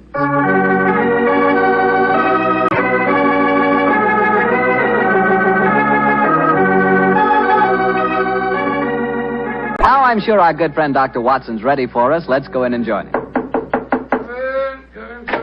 Oh, there you are, Mr. Bartell. Good evening, Doctor. Say, where are the puppies this evening? Mr. Bartell, don't you think it's about time you began to refer to them as the dogs? They're almost a year old, you know. I stand corrected. Where are the dogs this evening? Well, they had another furious battle with a dead seal on the beach today. My housekeeper, Mrs. West, is giving them a much-needed bath. They certainly have an aversion to seals, don't they?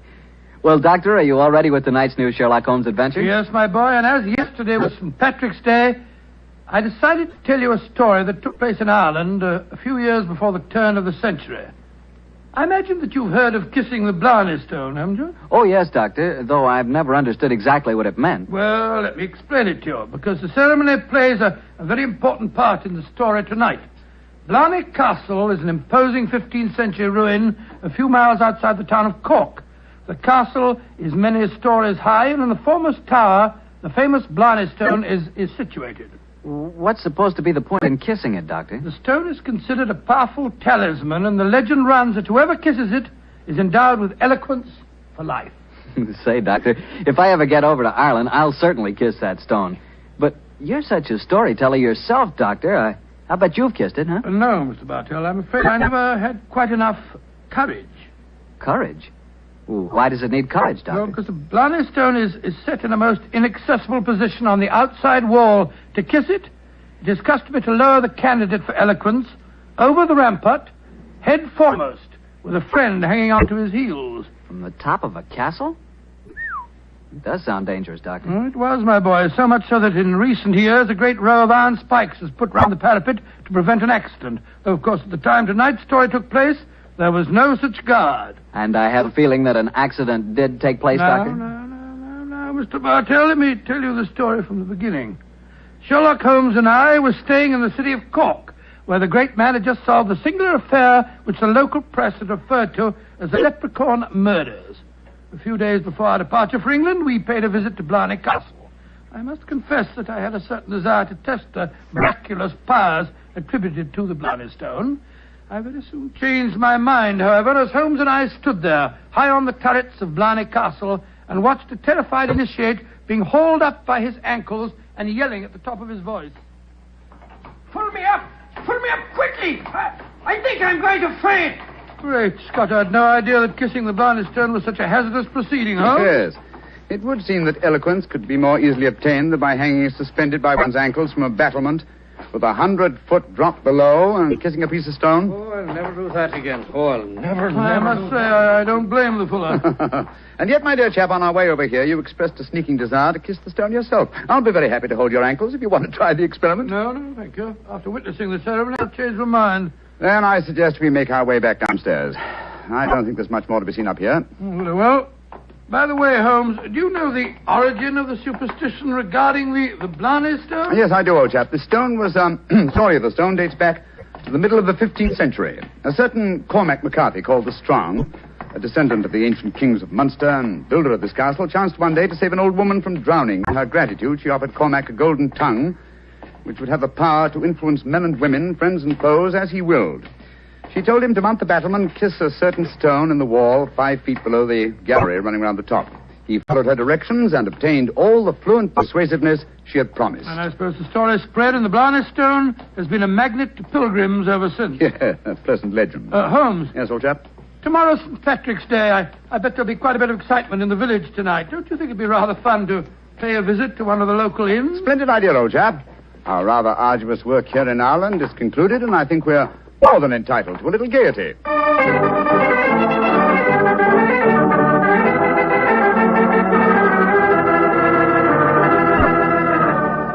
In Dublin's fair city, the girl so pretty, 'twas there that I first met sweet Molly Malone. She wheeled her wheelbarrow. Charming, quite charming. A waiter and singing at his work. Singing very well, too. Just the same, I wish someone would come and take our order. Oh, there's a barmaid. I'll see if I can catch her eye. Hi, miss.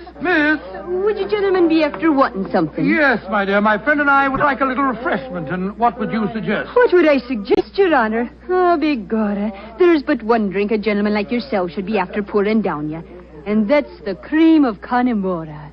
Whiskey that'll soften your heart and make you glow with a good feeling, so that the little people will be after visiting you. It sounds delightful. Bring 2 glasses, will you? Yes, Your Honor. Yes, Your Honor. I must say I never heard an English barmaid go into such rhapsodies over a nip of whiskey. No, the Irish are distinctly more colourful in their speech. It's an interesting fact, though, Watson, that the Irish are curiously unrewarding in the criminal world. England, Scotland, America, Australia have all produced classics of crime, but the Irish murders, almost without exception, have been purely physical, affairs of hot blood. You say that rather regretfully, Holmes. No, my dear chap. No. Mr. Watson, look at this rather florid-looking gentleman coming towards our table. It looks to me as if he's a little under the weather. You fellas have got to have a drink with me. Oh, thank you, sir, thank you, but we've just ordered one. Well, you've got to have it with me. I went to the races at Cork today and made a killing. I'm going to buy all the drinks here tonight. I'm afraid that... Nothing to be afraid of. I'll sit down with you for a moment. There. My name's Hankin, Geoffrey Hankin. What's yours? Mine is Holmes, and this is my friend, Dr. Watson. How do you do, sir? How do you do? Your Honors, that'll be 1 and 6. Here, I'm paying for these. Here. Half a crown, and you can keep the change. Oh, blessings on you, Your Honor. Oh, well, if you insist on paying for our drinks, Mr. Hankin, here's your very good health. Yes, indeed. You're both English, aren't you? Yes, sir. So am I, and it's certainly a relief to hear an English voice again. Oh, you don't like the Irish lilt, sir? Can't bear it. Personally, I find it rather charming. Yes, indeed, so do I. Well, you wouldn't if you had to live with it all the time. Sometimes I think that if I hear one more Irish tenor singing Molly Malone, or one more reference to the little people, I shall go raving mad. You live in Ireland, sir? Yeah, I have to. I own a half interest in the Tweed mill here, you see. In any case, my wife's Irish, and she thinks there's no other country in the world, so I suppose I'm stuck here. See that couple sitting at the table over there? You mean the fellow with a very beautiful girl? Yes. Man's Michael Corcoran, my partner. Oh, the girl's absolutely ravishing. You'd like to meet her? I'd like to, by George, yes. What do you say, Holmes? Oh, very well, Watson. The combination of my natural curiosity and your taste for a pretty face would seem to suit the occasion admirably. I might as well warn you, Doctor, that the pretty face belongs to my wife. Your wife? Oh, good gracious me. I'm sorry. I didn't mean to... Oh, well, you better bring your glasses with you.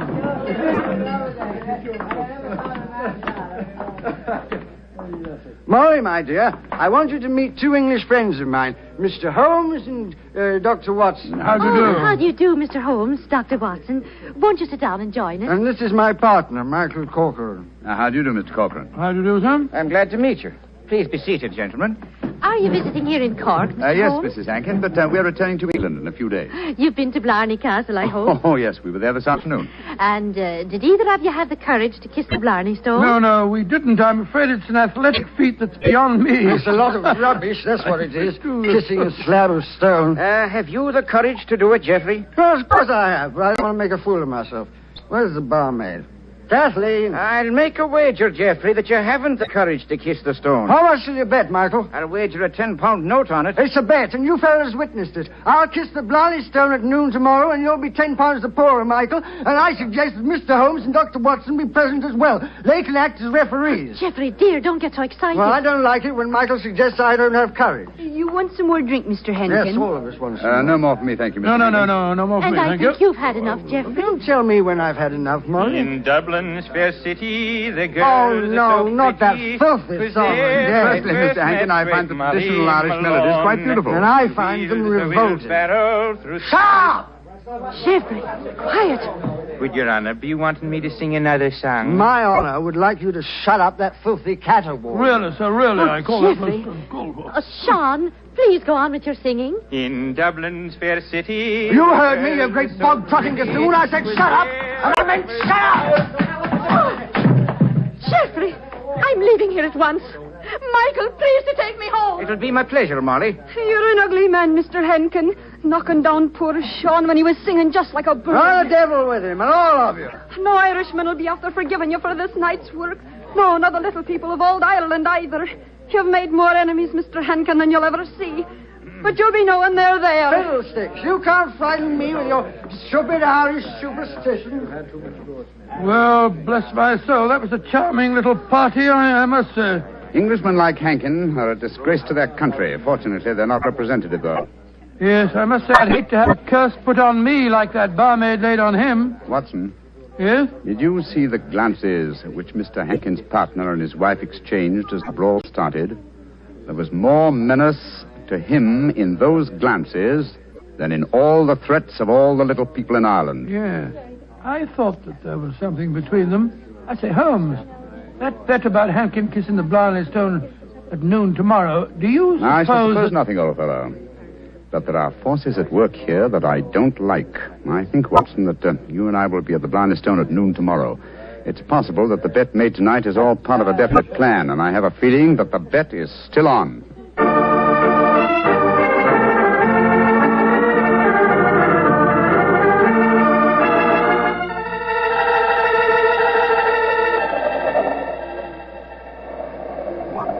It's quite windy up here today, old fellow, at the top of the tower, isn't it? Yes, it's just past noon.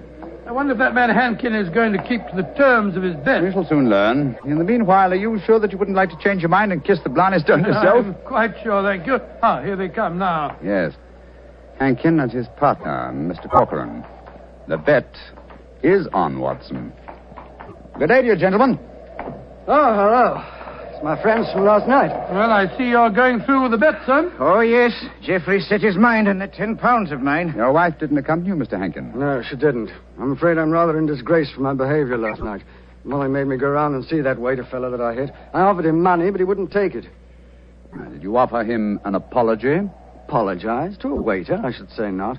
Well, come on, let's get this stupid farce over with. Are you sure your nerves can stand it, Geoffrey? There's a drop of 100 feet or more below you. Oh, don't worry about me, Michael. Just hold on to my ankles tightly and don't let go. I'll climb onto the parapet. There we are. Now hold on to my feet, Michael, and lower me gently. I'm holding you, Geoffrey. Then lower away. Right you are, Geoffrey. Great Scott, I wouldn't do that for 100 pounds. Sliding head first down a vertical wall. That's enough, Michael. I can reach the stone. Oh, his boot! They're slipping through my fingers. I can't hold it. Let me help you. I'm slipping. Pull me. Hold on to him. Hold on to him. Oh, he's gone. I just couldn't hold him. Great heavens. No man could survive that drop. Mr. Corcoran, you deliberately let your partner slip to his death. This is murder. Yeah, but I don't understand. I'm a strong man, but he just vanished out of my hands like a greased pig. Let me see your hands, Mr. Corcoran. This is dreadful. Dreadful. There's grease on your hands. Grease. And with a faint trace of boot blacking. Good Lord, Holmes, It means, Watson, that someone, knowing that Hankin was going to kiss the Blarney stone, smeared his boots with grease, so that he would slip out of the grasp of whoever was holding him. As clever a method of indirect long-distance murder as ever I've encountered.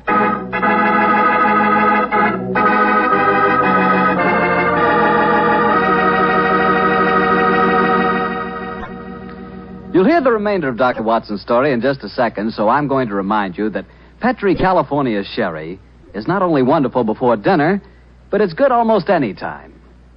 If you had to choose just one wine for almost any occasion, that wine would be Petri Sherry. Petri Sherry is a perfect wine to serve in the afternoon or in the evening. It's good before dinner, yes, but it's swell after dinner, too. In fact, with a bottle of Petri Sherry on your shelf, you've got practically a small-sized wine cellar. So get a bottle of Petri Sherry soon. And remember, you can't miss with any wine that has the letters Petri on the label, because all Petri wine is good wine. Well, Dr. Watson, this is quite a story you're telling us tonight. What happened next? I suppose you went down into the castle grounds and looked for the dead man's body? Well, we tried to, Mr. Bartell, but the authorities were curiously uncooperative. They refused to let us search, insisting that the police be called first. And so, Mr. Bartell, half an hour after the tragedy, Holmes and I found ourselves standing in a tiny police station as we told the story to the local sergeant. Sure the saints be praised, Mr. Holmes. 'Tis a terrible story you've told me. Tomorrow I'll be after arresting Sean O'Flaherty. Sean O'Flaherty? He's the waiter at the inn, the one who sings. That he is, and he sings like a breath of spring. I'll be sorry to see him hang. But you've got no proof that he was responsible for the murder? Proof, you say, sir? Well, I can't arrest a big manufacturing man like Mr. Corcoran, can I?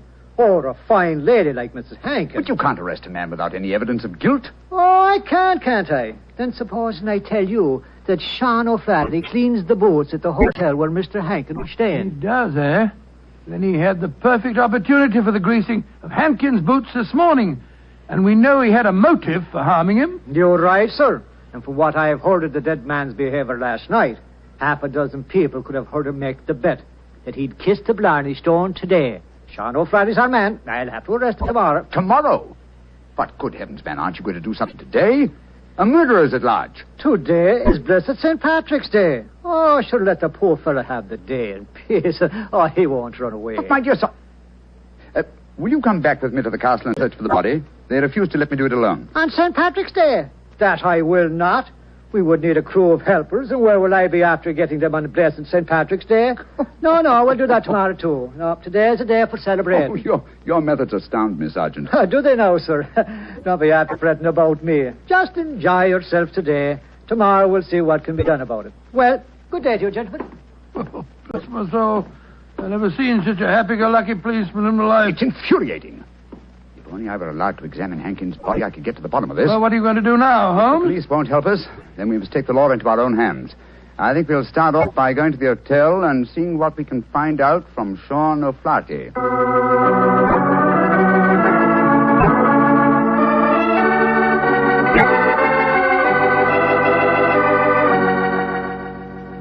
I was going to Ballinure a day, I well remember, for to view the lads and lasses on the 5th day of November with a meringue a day and a meringue a daddy. Oh, your honors would be after speaking to me, Sean O'Flaherty, perhaps? Yes, Sean. Did you know that Mr. Hankin, the man who struck you last night, was dead? Dead? Well, if ever a man deserved to be beneath the sod, 'twas Geoffrey Hankin himself. A mean, ugly man. The saints be praised that he's gone. How did he die, sir? He was murdered. Murdered? Well, but, Dad, I'm not surprised to hear it. Who murdered him, sir? At the moment, the police seem to think that you are the culprit. Myself? Well, how would I be after murdering the man, sir, when I don't even know how he died? He died when he fell from the top of Blarney Castle as he was trying to kiss the stone. He fell because Mr. Corcoran, his partner, couldn't hold on to his feet. His boots had been greased. And we know that you have been cleaning his boots, Sean. That I have, sir. I cleaned them this very morning. But I put no grease on them, if that's what you'd be after suggesting. I'm suggesting nothing. I'm trying to establish a few facts. Do you know Kathleen, the barmaid? Oh, and why shouldn't I know her, sir? She's to be me wife before the winter sets in. She pronounced a curse on the dead man last night, just after he had knocked you down. It's possible that she may... Here she comes, huh? Sean, my darling, what are the fine gentlemen doing here? Oh, Kathleen. They've come to ask me questions about the death of Mr. Hankin. He fell off Blarney Castle today and got himself murdered, they say. The saints be praised. But what has that to do with you, my darling? Well, the gentlemen tell me that the village police think that I might have greased his boots so that he slipped to his death. The village police is as stupid as my father's big sow. If Mr. Hankin fell to his death today because his boots were greased, I can tell you who did it. Indeed, who? The little people. I warned Mr. Hankin last night that the little people would be after him. He insulted the Irish. Oh, come, my dear. You don't seriously expect us to believe in the little people? And why not, Your Honor? We have them here. Oh, there'll be those that say the fairies all be dead, but I know different. I've seen them.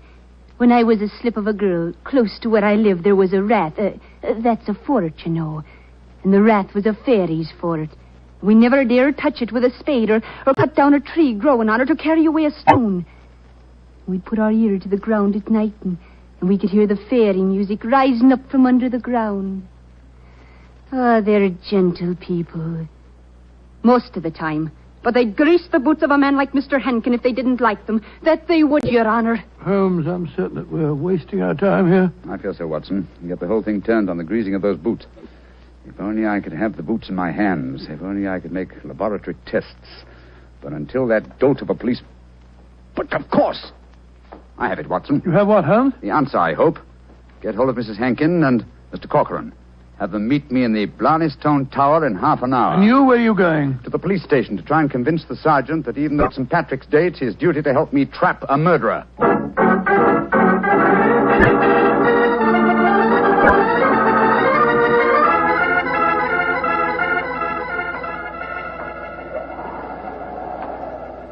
Do you know, Mr. Holmes, you're an obstinate man. It's blessed St. Patrick's Day, and yet you insist that we meet here on the top of Blarney Castle. What do you think you can prove? Who murdered Geoffrey Hankin? Yes, but why do Molly and I have to be here? Yes, Mr. Holmes. And poor Geoffrey's body's still lying somewhere below us. Mrs. Hankin and Mr. Corcoran, I asked Dr. Watson to bring you here for a good reason, I assure you. You ready, Watson? Quite ready, Holmes. Good. Sergeant. Yes, sir. You asked me why I've assembled the three of you here. I'm going to reconstruct the crime. I shall play the part of the victim. My friend Dr. Watson will represent you, Mr. Corcoran. Now, I straddle the parapet. So. Watson, hold on to my feet, will you? I've got him, Holmes. And lower me down the face of the wall. Right, you are. Holmes, hold tight to the wall. Try and push yourself back. The murderer's tried to get you. Your boots are covered in grease. Stand back. Come away. Grab my trouser legs, Watson. I've got him, Holmes. Come, up you come. There we go. Oh, Joe, that was a near thing. Devilish plot, Sergeant, and very cleverly carried out. My boots were ungreased when I entered the castle, and yet someone has been able to apply grease to them without my knowledge within the last few minutes. Sure, and how is that possible, sir? I don't know, Sergeant, I must confess. Holmes, you stumbled as you came up the darkened staircase. Do you remember that? That's true, old chap, I'd forgotten. And you, Mrs. Hankin, and you, Mr. Corcoran, were kind enough to assist me to my feet. An excellent opportunity to apply the grease. Now we know that one of you two is the murderer. I must have a jar of grease somewhere. Sergeant, will you search the lady while I search Mr. Corcoran? But this is ridiculous. Of course it is. How could we be guilty? Well, if you're not guilty, you've got no objection to being searched, ma'am. Well, upon my word, here in your purse, Mrs. Hankin, is a jar of grease. What? Now, what have you to say for yourself? What can't you say, Sergeant? Except that she engineered her husband's murder and tried to engineer mine. Oh, no, I knew nothing about Jeffrey's murder. Oh, Michael, darling, I swear to you. Don't worry, my darling. I'll not let them hurt you. I'm telling you, you're wrong, Mr. Holmes. I was the murderer. Oh, no, Michael. You mustn't sacrifice yourself for me. I think this little play acting has gone far enough. Mr. Corcoran, you have just offered us what you think we will accept as a false confession. But I've established the one thing I wish to know, that you love your late partner's wife and she you. I'm proud to admit that, Mr. Holmes. And now that she's a widow, I can say it in the open.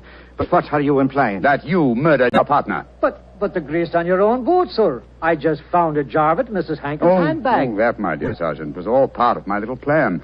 As to the grease on my boots, I confess I placed it there myself. Just as I planted the jar of grease in your bag, Mrs. But why, Holmes? A fraud accomplished two ends. It forced you, Mr. Corcoran, into a betrayal of your love. But what was more important, it proved from what Dr. Watson's natural reactions were that a man holding the greased boots could not fail to realize that fact at once. You brazenly committed murder before our very eyes, Mr. Corcoran, hoping to appear as an innocent victim of another's plot. Your theory is an ingenious one, Mr. Holmes, but how can you prove it? I can claim that my hands are unusually insensitive, not the delicate fingers of a doctor like your friend. Yes, he's right, sir. How can you prove it? When, with your kind cooperation, Sergeant, we find the body of Mr. Hankin and examine it, I shall study his boots. If the grease was applied at the hotel, as it would have been if Sean O'Flaherty had done it, the boots will reveal dust from the walk here. If there is no dust, the grease must have been applied as you grasped your partner's boots with grease-smeared hands, Mr. Corcoran. You should know best what my tests will Grab reveal. him, Sergeant. Grab him. He's Come back heading for that parapet. Oh, Michael, don't! Please don't! Goodbye, Molly, me darling. No! Great Scotty. He jumped off the parapet. Now, Mr. Holmes, you can see that I was right, sir. Wasn't I? What do you mean, Sergeant? In waiting until tomorrow to get the search party. Now we can be after finding both bodies at the one time.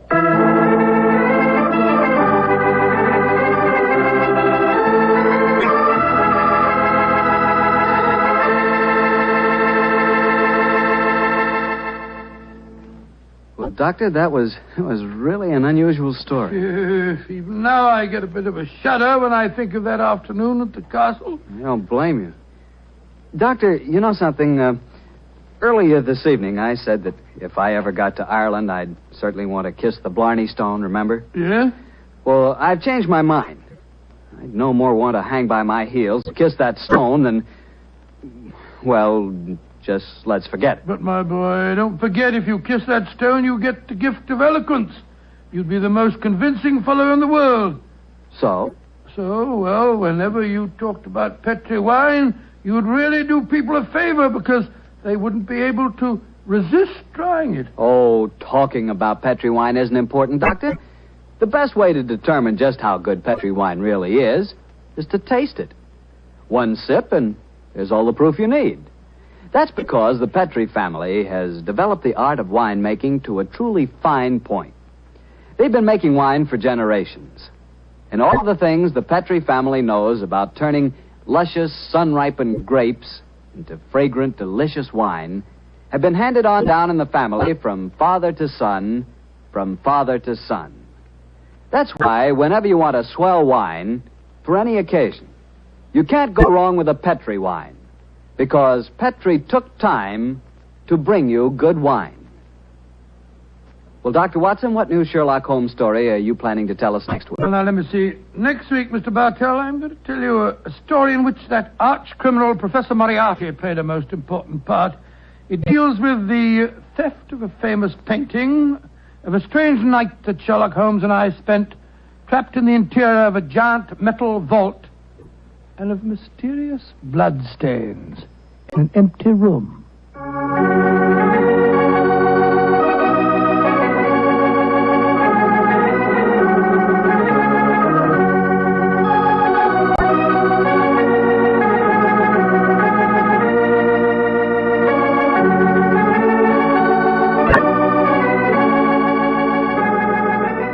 Tonight's Sherlock Holmes adventure was written by Dennis Green and Anthony Boucher and was suggested by an incident in the Sir Arthur Conan Doyle story, A Case of Identity. Music is by Dean Fossler. Mr. Rathbone appears through the courtesy of Metro-Goldwyn-Mayer, and Mr. Bruce through the courtesy of Universal Pictures, where they are now starring in the Sherlock Holmes series.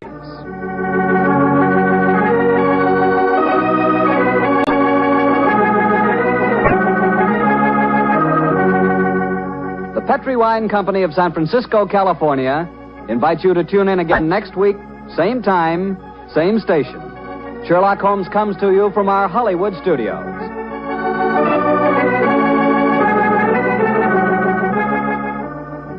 This is Harry Bartell saying goodnight for the Petri family.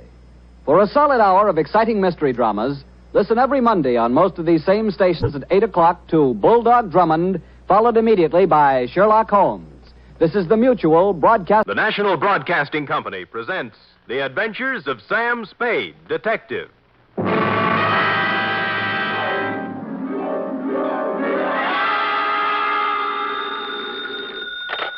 Spade Detective Agency. Hi. Sam? Who else? Did you wind it up, Sam? Is it all over? If you're talking about the usual happy ending with the villains dead and buried and the lovers joining hands while the camera does a slow fade, it is not all over, sweetheart. What do you mean, Sam? The villains in this piece are for real, still doing business at the same old stand from one end of the country to the other. Oh, Sam, you sound so grim. Only because I have a grim tale to tell, little one. So warn all within earshot that if they seek bluebirds of happiness, sweetness, and light, and love conquers all, to try another detective. Because even now I am on my way with something that might butt into your sleep for the next few days.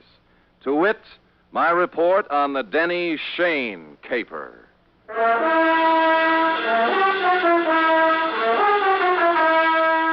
For NBC, William Spear, radio's outstanding producer-director of mystery and crime drama, brings you the greatest private detective of them all, starring Stephen Dunn in The Adventures of Sam Spade.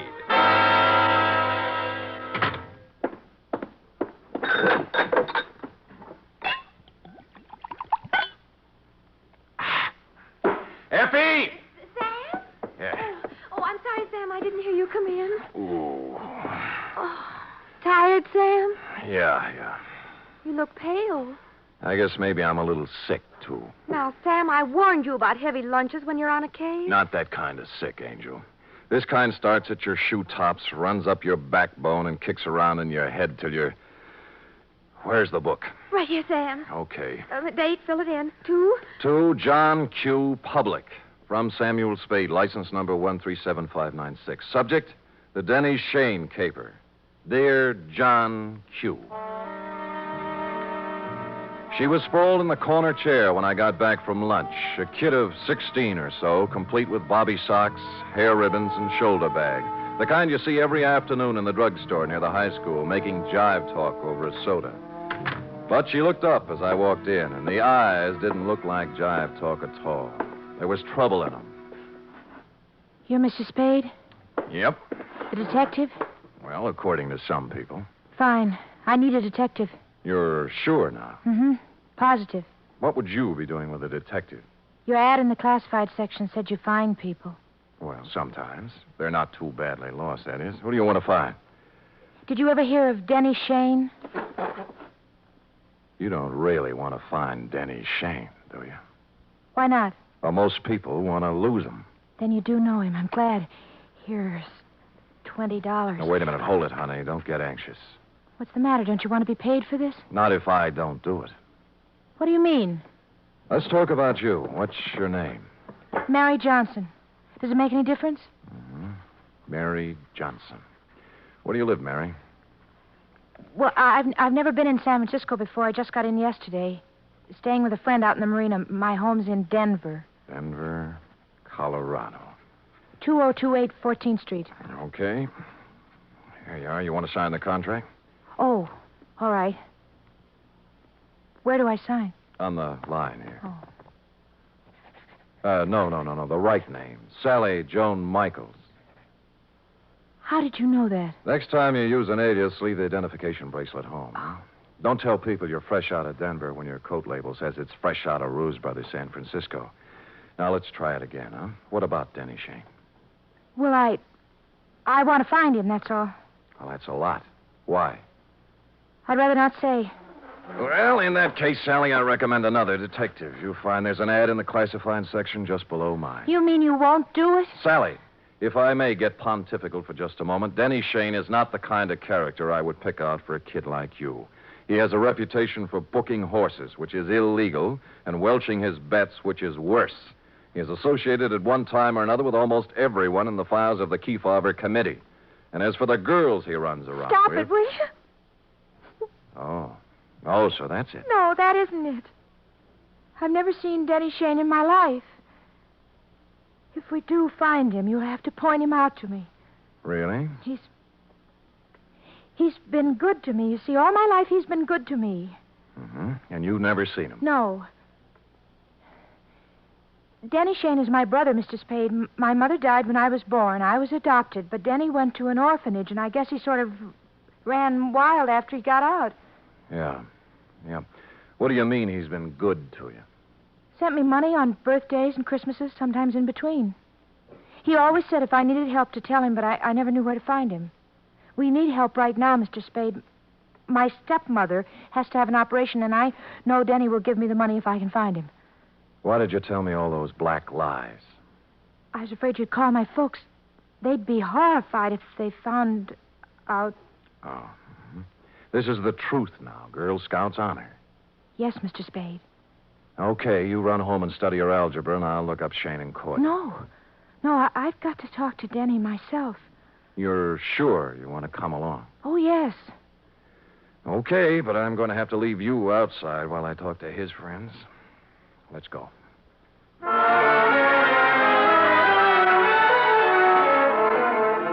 I hadn't seen Shane since 3 years ago when he conned a client of mine out of $3,000 on a phony mining stock deal.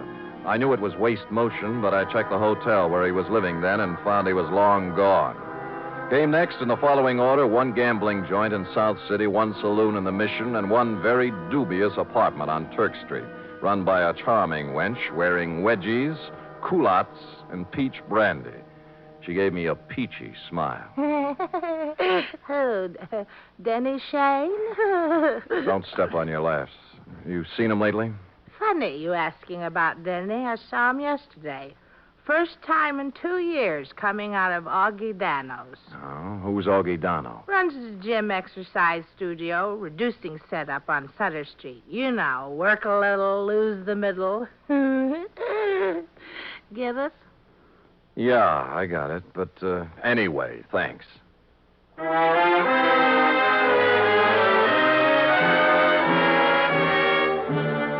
So we took off for Augie Dano's. We'd been together 2.5 hours so far and exchanged maybe 2.5 sentences. She'd just sit quietly in her corner of the cab with her hands folded on her lap, looking straight ahead. Sally. Hey. Oh. What's the matter, honey? Nothing. Oh, now, come on. You can tell your Uncle Sammy something's eating you. Now, what is it? I told you. You're sure it has nothing to do with Denny and you? We settled that. I don't know, did we? You know, I got an ache in my bad knee. Is that good? Nope. I only get it when things are going sour on me. Well, here's Augie Dano's. Come on, you can go in, too. This place looks respectable for a change. The gold lettering on the door said Augustine Dano, Masseur, Scientific Reducing. And inside was an expensive-looking reception room with birch paneling, potted palms, and antique leather chairs, into one of which I stored Sally while I made bold to enter a door at the rear marked private. Oh, Oh, now, there. Look what you made me do. I am sorry. Oh, dear me, you should be. My best perfume all over the... I'm sorry. I didn't mean to slam the door, lady. The draft. This is a private office, sir. There is a button outside clearly marked ring and wait. That I did not see, and once again, I am so sorry about spilling the perfume. Oh, my. Toujours, my regret. TV. $12 an ounce. Well, I regret TV, too. Now, look, how about announcing me to the professor? Well, now, if you mean Mr. Dano, he's quite busy with another... Mr. Rudnick, if the envelopes are ready, Oh, who's this? You've got me. My name's Spade. Spade? Spade. The detective? Yeah. Detective? Oh, what just a minute, Miss Rudnick. Would you have your nerve barging in like that? I thought you were a client. All right, Miss Rudnick. All right, here. Well, 4 bits. Now, buy yourself another quart. well, I never. This I can believe. Well, what do you want, Spade? Well, I'm looking for Denny Shane. Someone saw him walk out of here yesterday. Shane? That's right. Well, what's the matter? Some trouble or something? No, his kid sister's trying to look him up. Oh. That's funny. What? Well, that someone saw him coming out of here. I'd never heard of the guy. Of course, we got people in here all the time, salesmen, agents, friends of clients, But no Shane. Not that I know of. What's he look like? Oh, about my height, blue eyes, pale complexion, too thin to be coming here as a customer. Well, I wish I could help you, pal, but like I say, so many people come in and out of here, Sure. Thanks anyway. Bye. Bye. Any luck? No, never heard of him. Come on. Too bad. Where to now? Oh, there are a couple of more places. After you. Cab's gone. Well, I told him not to wait. I thought we might have something to eat across the street. I'm not hungry, thanks. Look, you better call your parents. No, don't. I told him I was spending the night with a girlfriend so they wouldn't worry. That's another big black lie. Look, I'm tired of playing this way. I want it all. I told you. You're eating your heart out over something, and it's not Mama's operation. Now, it's something bigger, and it hurts worse. And don't tell me any different because it's written all over your face. Please don't ask me any more, please. Oh, skip it. Where's a cab? Don't take me home. That's just where you're going, honey. Well, What's the matter?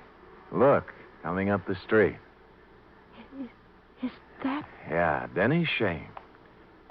You're sure? Of course I'm sure. I've got to be positive. I'll prove it to you. Denny? See? Yes. Denny, come here a minute. Oh, Sam Spade, isn't it? Yeah. Well, you recognize the kid? No. She's your little sister. Sister? What are you talking about? I haven't...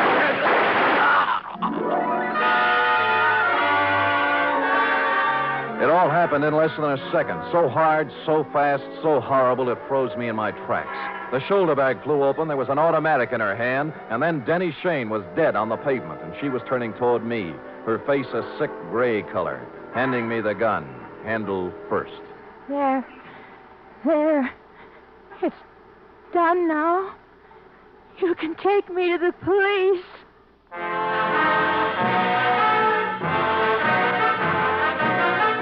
You are listening to the weekly adventure of radio's most famous detective, Sam Spade.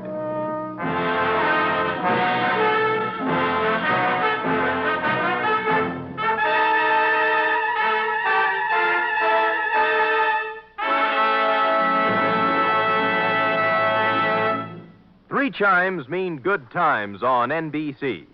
Whether it's comedy, music, or drama you're after, you'll find it on The Big Show this Sunday. The dynamic Tallulah is your hostess, and her guests include Fred Allen, Jimmy Durante, Vivian Blaine, Jane Morgan, and Rudy Valley. You're invited every Sunday to The Big Show. And this Sunday also brings you a 1-hour adaptation of F. Scott Fitzgerald's exciting novel, This Side of Paradise, presented by Theater Guild on the Air and starring Richard Widmark and Nina Foch.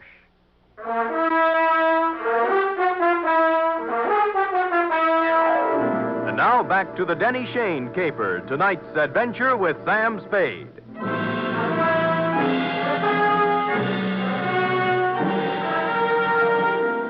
I won't try to give you the play-by-play for the hour following the shots on Sutter Street because I was in no shape to remember things in sequence. In less than a minute, we were in the center of a milling crowd. Cars jammed up. Horns began to blow. Then the morgue wagon and a squad of homicide dicks and flashbulbs going off like firecrackers. And Sally standing them all off with a frozen gray expression on her face that never changed. While I stood at her elbow, me, Sam Spade, who'd seen Lord knows how many murders, with rubber in my knees and a feeling in my stomach like I was going to be sick. Finally, the squad car picked us up and headed for Dundee's office. Mr. Spade, Yeah? I've been waiting for you to ask me why I did it. I thought I'd leave that for the professionals. It won't do any good to ask me, Mr. Spade. Please tell him that, will you? It'll save all of us a lot of trouble. Everything I told you was a lie. I had to make you take me to him some way because I didn't know what he looked like. I hope you know what kind of a stew you jumped into, Sally, because from here on it's going to be pretty tough. I don't care what they do to me. I've had nothing to live for a long time now. What do you mean? Sounds stupid, doesn't it? 16 years old and nothing to live for. Ah, Sally. Tell him not to ask me any questions. Tell him I'm guilty. Sentence me or do whatever they do. I'll never tell him why. I'll never tell him why.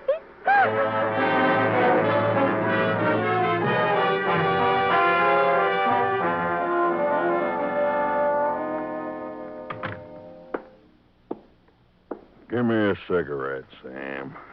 Yeah. Why did I have to grow up to be a homicide, Dick? No dice, Lieutenant? No dice. It's her old man's gun. Hooked it out of his drawer this morning before she left for school. I still think she's mixed up with Shane some way. Dundee, believe me, that's one thing I can guarantee. She didn't know Shane from Hopalong Cassidy. Well, I'm only falling back on the standard answer to this kind of a clam bake, Sam. This is not a standard clam bake. You're telling me. You know, Sam, it kind of scares you. What the Sam Hill's happening to our kids? A 16-year-old girl still in high school walking up to someone on the street? Shut up, Dundee. Oh, I'm sorry. It's got me, too. She's resting on the couch in there. Stick around till I get back. I gotta go down and wait for her folks.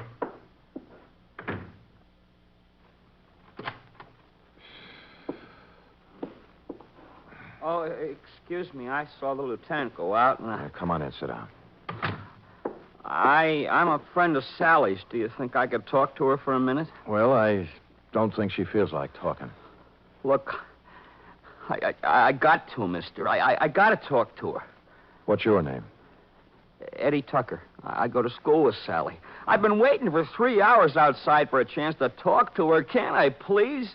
What's it about? It's kind of personal. Okay, through the door there. Oh, thanks. And leave it open. Oh, yes, sir. The minute he went in, I slid along the wall into a corner between the door jamb and a file case. And through the doorway, I could see them both in a mirror on the far wall of the inner office. Sally? What are you doing here? I had to see you, Sally. I heard about it, and I had to see you, that's all. You're wasting your time, Eddie. It's all over and you know it. You shouldn't have done it, Sally. You know what I promised you. I know what you promised me all the other times, too. This was for keeps, honest. So were the other times. All right, look. Look at this, see? Out the window. Watch. Now do you believe me? Eddie, it's not your fault anymore. I don't blame you, honest. All those promises... I'll keep this one, Sally. Honest, I will. No. You're a zombie, Eddie. You know what a zombie is? Someone who moves and walks around, but who's dead inside. Go away. Now. Go away. He got up slowly and walked past me out the door, rosy-cheeked, 17, with a tired, old man look in his eyes. A few minutes later, the matron came by, and I left her with Sally.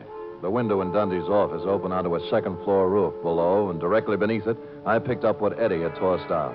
A set of car keys in a leather case, plus a third one that looked like it belonged to a school locker with the number 339 on it. And written in ink on the leather inside, like a memo, was Denny Shane, 778 Turk Street, apartment 4.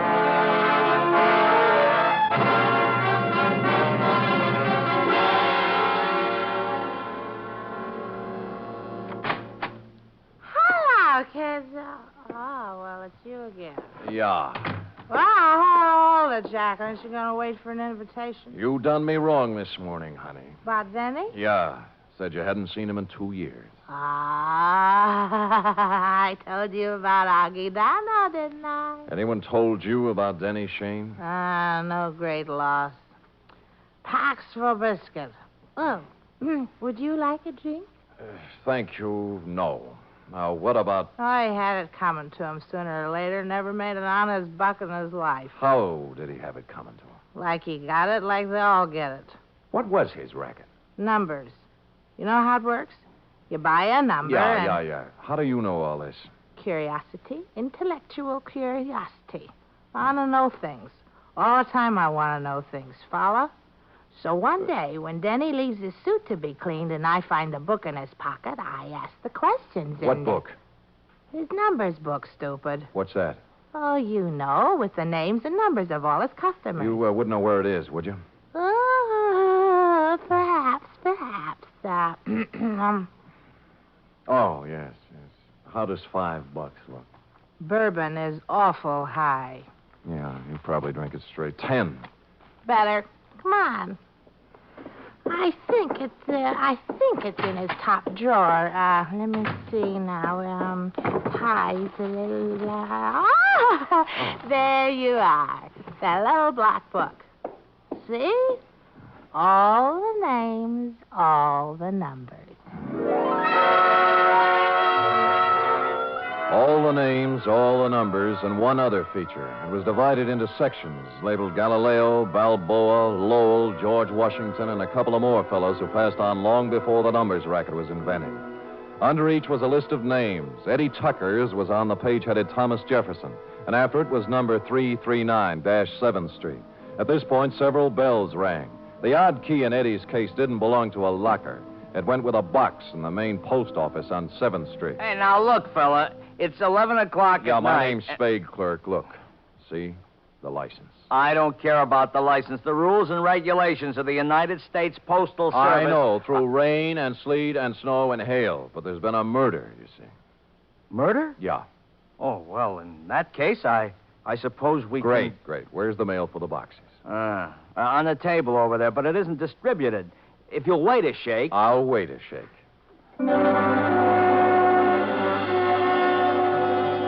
It took more than a shake, but we got to it just before midnight. A scented envelope it was, addressed simply to Eddie Tucker, box 339. And in it was the answer to everything. The tired old man eyes on the kid Eddie, the zombie. And Sally, who figured her life was over at 16 because Eddie was through. But who had sent it to him was something else again. Just a plain white envelope, the kind you get for a nickel a pack in the dime store. I looked at it a little closer, wondering what manner of stationer would deem it fitting to sprinkle perfume on the kind of envelope most people mail their bills in. And finally, a possible explanation took shape in my mind. You don't have to hit Spade on the head with a baseball bat. Any large-sized mallet will do. Now, just a minute, Spade. I deserve an explanation. You'll get it, Augie. I'm in bed asleep. What do you get off buzzing my bell this time of night? Patience. But look. You're alone? Yeah. Good. Yeah. Well, what are you taking your coat off for? Just relax, Augie. Yeah, there's the coat. Tie. And now the shoulder holster. Shoulder holster? Here we are. Wait a minute now. Well, what is all this? Well, you know the old saw, Augie. Work a little, lose the middle. What I need is exercise. Great. All right, you come around to the studio sometime. What's the matter with you? Are you crazy? Yeah, get up. I want to try it with the right hand. Look, Spade. They got ground rules over at headquarters now, Augie. No white lights, no rubber hoses, but they don't apply to private dicks. Get up! Listen, if you're looking for trouble, The right's even better. Okay, up you go now. Come on. Up against the wall. Now. Hey, let go me, Spade. Let's talk, huh? Talk? Yeah, about Denny Shane, about the kids he smeared with his filthy hands. High school kids from Balboa High and Lowell and George Washington. Good kids, straight kids. I don't know nothing about... Your outside man, wasn't it? Your roper. Turning up in drugstores and jive joints with those dirty little packets of heroin he passed out as headache powders. No, I don't know nothing about... So they got him hooked hard, huh? Hey, off. There was no more, and then they got a mailbox number and a key. Then they raised money any way they could. I got nothing to do with it. My studio. Yeah, your studio's a front. Does the dame down there know what's in those envelopes she mails every day, or does she think they're statements? Come on, talk, Donald. Talk! Talk!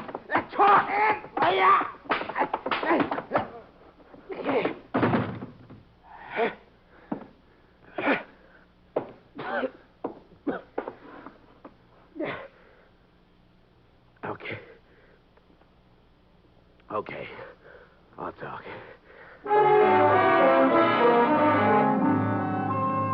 Which he did, a full hour's worth in Dundee's office, and a harrowing tale it was.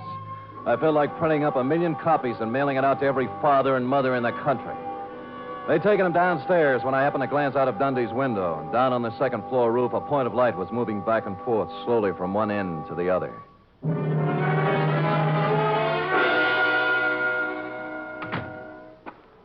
Eddie. Where are they? Where are those keys? I've got to have them. Here. Oh, thanks. My car. I couldn't get home in my car, you see. You don't need to kid keys. me, Eddie.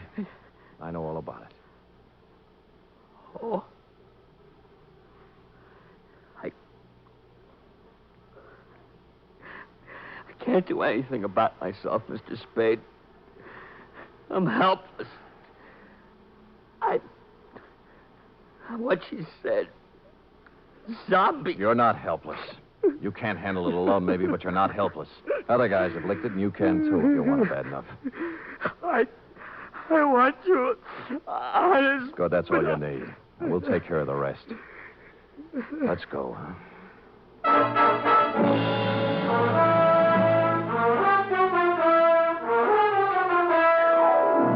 Like I said, this one doesn't have bluebirds at the end. Not yet, anyway. The bold fact is that Sally Joan Michaels is facing the juvenile version of a murder rap.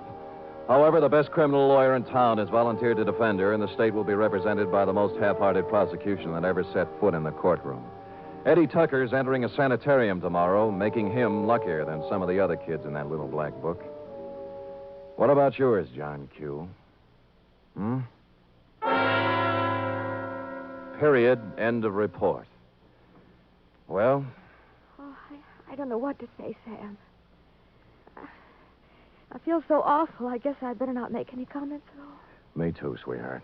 Let us lose ourselves in our work. Me in this cheap novel you were reading, and you in the merry chatter of that 1906 model Oliver. Scoot.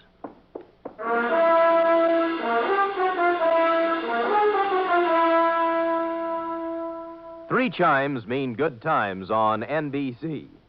This Sunday, there's fun for you with two delightful families, the Blandings and the Harrises. Mr. and Mrs. Blanding stars Cary Grant and Betsy Drake as the troubled but proud owners of the famous Dream House. And the Phil Harris Alice Faye Show brings you Phil and Alice, plus Brother William, darling child Julius, and the ever-present Frankie Remley.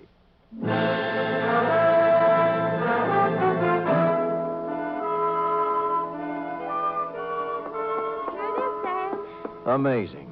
Oh, not really, Sam. There's nothing amazing about... Don't sell yourself short now. Well, I'm just a plain garden variety secretary, Sam. Look at that. Immaculate. Not a mistake.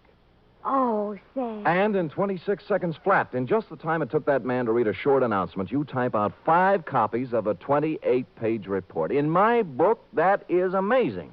All right, I admit it, Sam. I'm amazing. Good, good. And another thing. What's that? I'm hungry. Oh. And tonight is sauerbraten night at Schroeder's, and Max Nishi's letting girls in now. Cherub, as you may have gathered, I didn't collect a fee off this one. Oh, but Sam, I still have $10 you gave me last week to cover my back salary from 6 weeks before that. So we really... Schroeder's it is, yes. Let me go home and put on my other shirt. And I'll get my sauerbraten hat. Good night, Sam. Good night, sweetheart. She is amazing.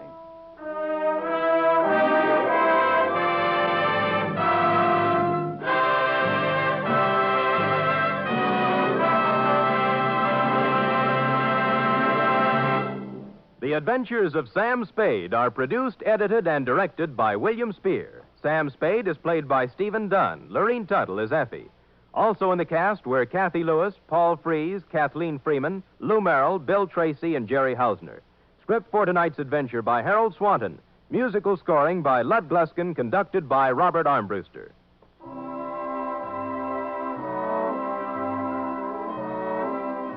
Join us again next week, same time, for another adventure with Sam Spade. You can help in the fight to conquer cancer. Strike back at cancer by joining the 1951 Cancer Crusade of the American Cancer Society. Help science help you. Give generously to your local unit by mailing your contribution to Cancer, care of your local post office. Cancer is a major problem, and the fight against it deserves major support. Laugh with the magnificent Montague in Duffy's Tavern each Friday. Ladies and gentlemen, Fatima Cigarettes is proud to bring you its prize-winning radio program, winner of the Motion Picture Herald Fame Award. The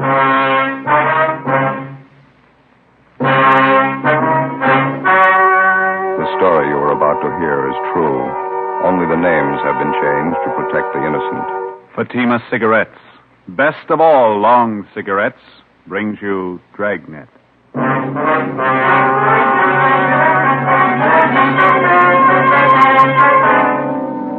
You're a detective sergeant. You're assigned to Juvenile Bureau. You receive a complaint about an 8-year-old boy and his sister. A neighbor reports they've been going from door to door begging for food. Supposedly, the children are from well-to-do parents. Your job? Investigate. You'll be amazed when you compare Fatima with other long cigarettes. You'll find they now cost the same. But in Fatima, the difference is quality. You see, Fatima is the quality king-size cigarette because it contains the finest Turkish and domestic tobaccos superbly blended. And Fatima is extra mild with a much different, much better flavor and aroma than any other long cigarette. So compare Fatima yourself. Fatimas now cost the same as other long cigarettes, but your first puff will tell you... Ah, that's different. Yes, in Fatima, the difference is quality. Ask your dealer for Fatima, the quality king-size cigarette. Best of all long cigarettes. Start enjoying Fatima tomorrow.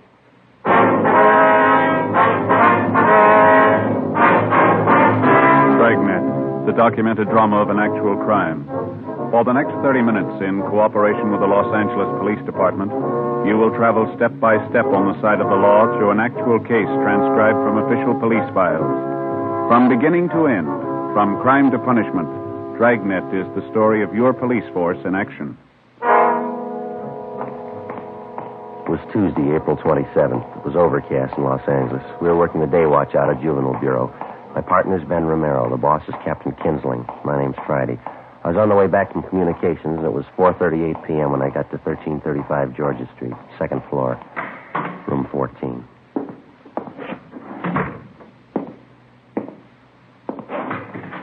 Hi, Joe. Been waiting long? I was just checking with records. No, I just got here. What's this thing all about? Well, just what I told you on the phone. 7-year-old boy and his sister covering the neighborhood begging food. You ready to go? Yeah, let me put this away first. All right.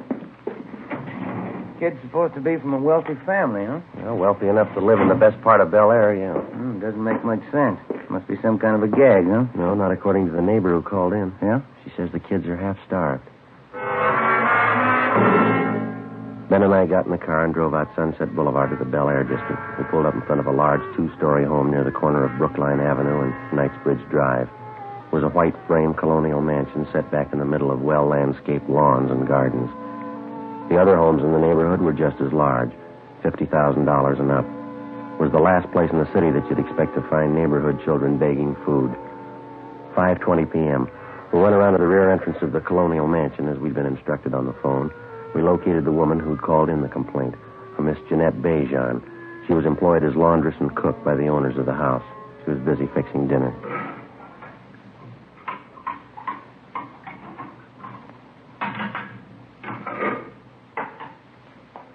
They're from next door, officer. The children.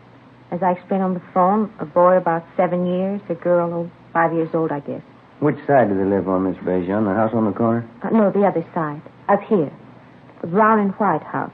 Just up the street next door. Mm-hmm. Are the children there now? Do you know that? No, but they were here this afternoon again. Here to the back door asking for something to eat. I do not understand it. Something must be wrong. Well, have they been around often, Miss Bejan? 2 or 3 days, maybe 4 days. At first I thought they were fooling, but they were not. I gave them some cookies, sandwiches. They were very hungry. They ate them like they were starving. The little girl saved her cookies. She took them with her. How about their parents? Are they at home? Excuse me. What's that?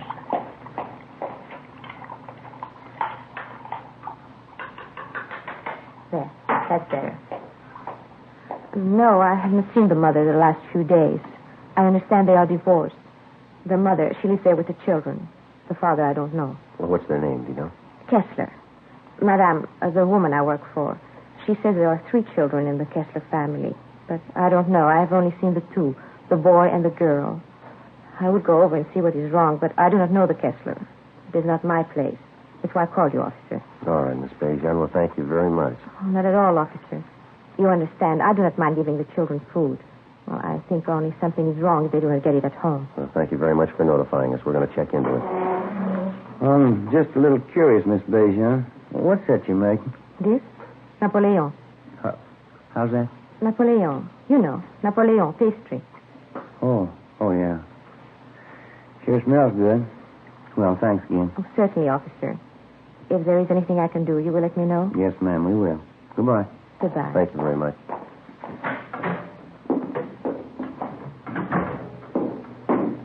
It's a beautiful place. Yeah. Those Swedish women make pretty good cooks, don't they? I don't know. She sounded French to me. Huh? Maybe so. Most good at cooking, anyhow. Yeah, that brown and white house next door, that must be it, huh? Yeah, that name, Kessler, they fairly prominent around town, society? I don't know. There's quite a few of them. Could be. Any way you look at it, it's hard to figure, isn't it? Kids have been at it for 4 days. If it's on the level, they really must be in a bind. The garage door is open back there. No sign of a car. Kids' bicycles, though. Let's try the front door, huh? Mm-hmm.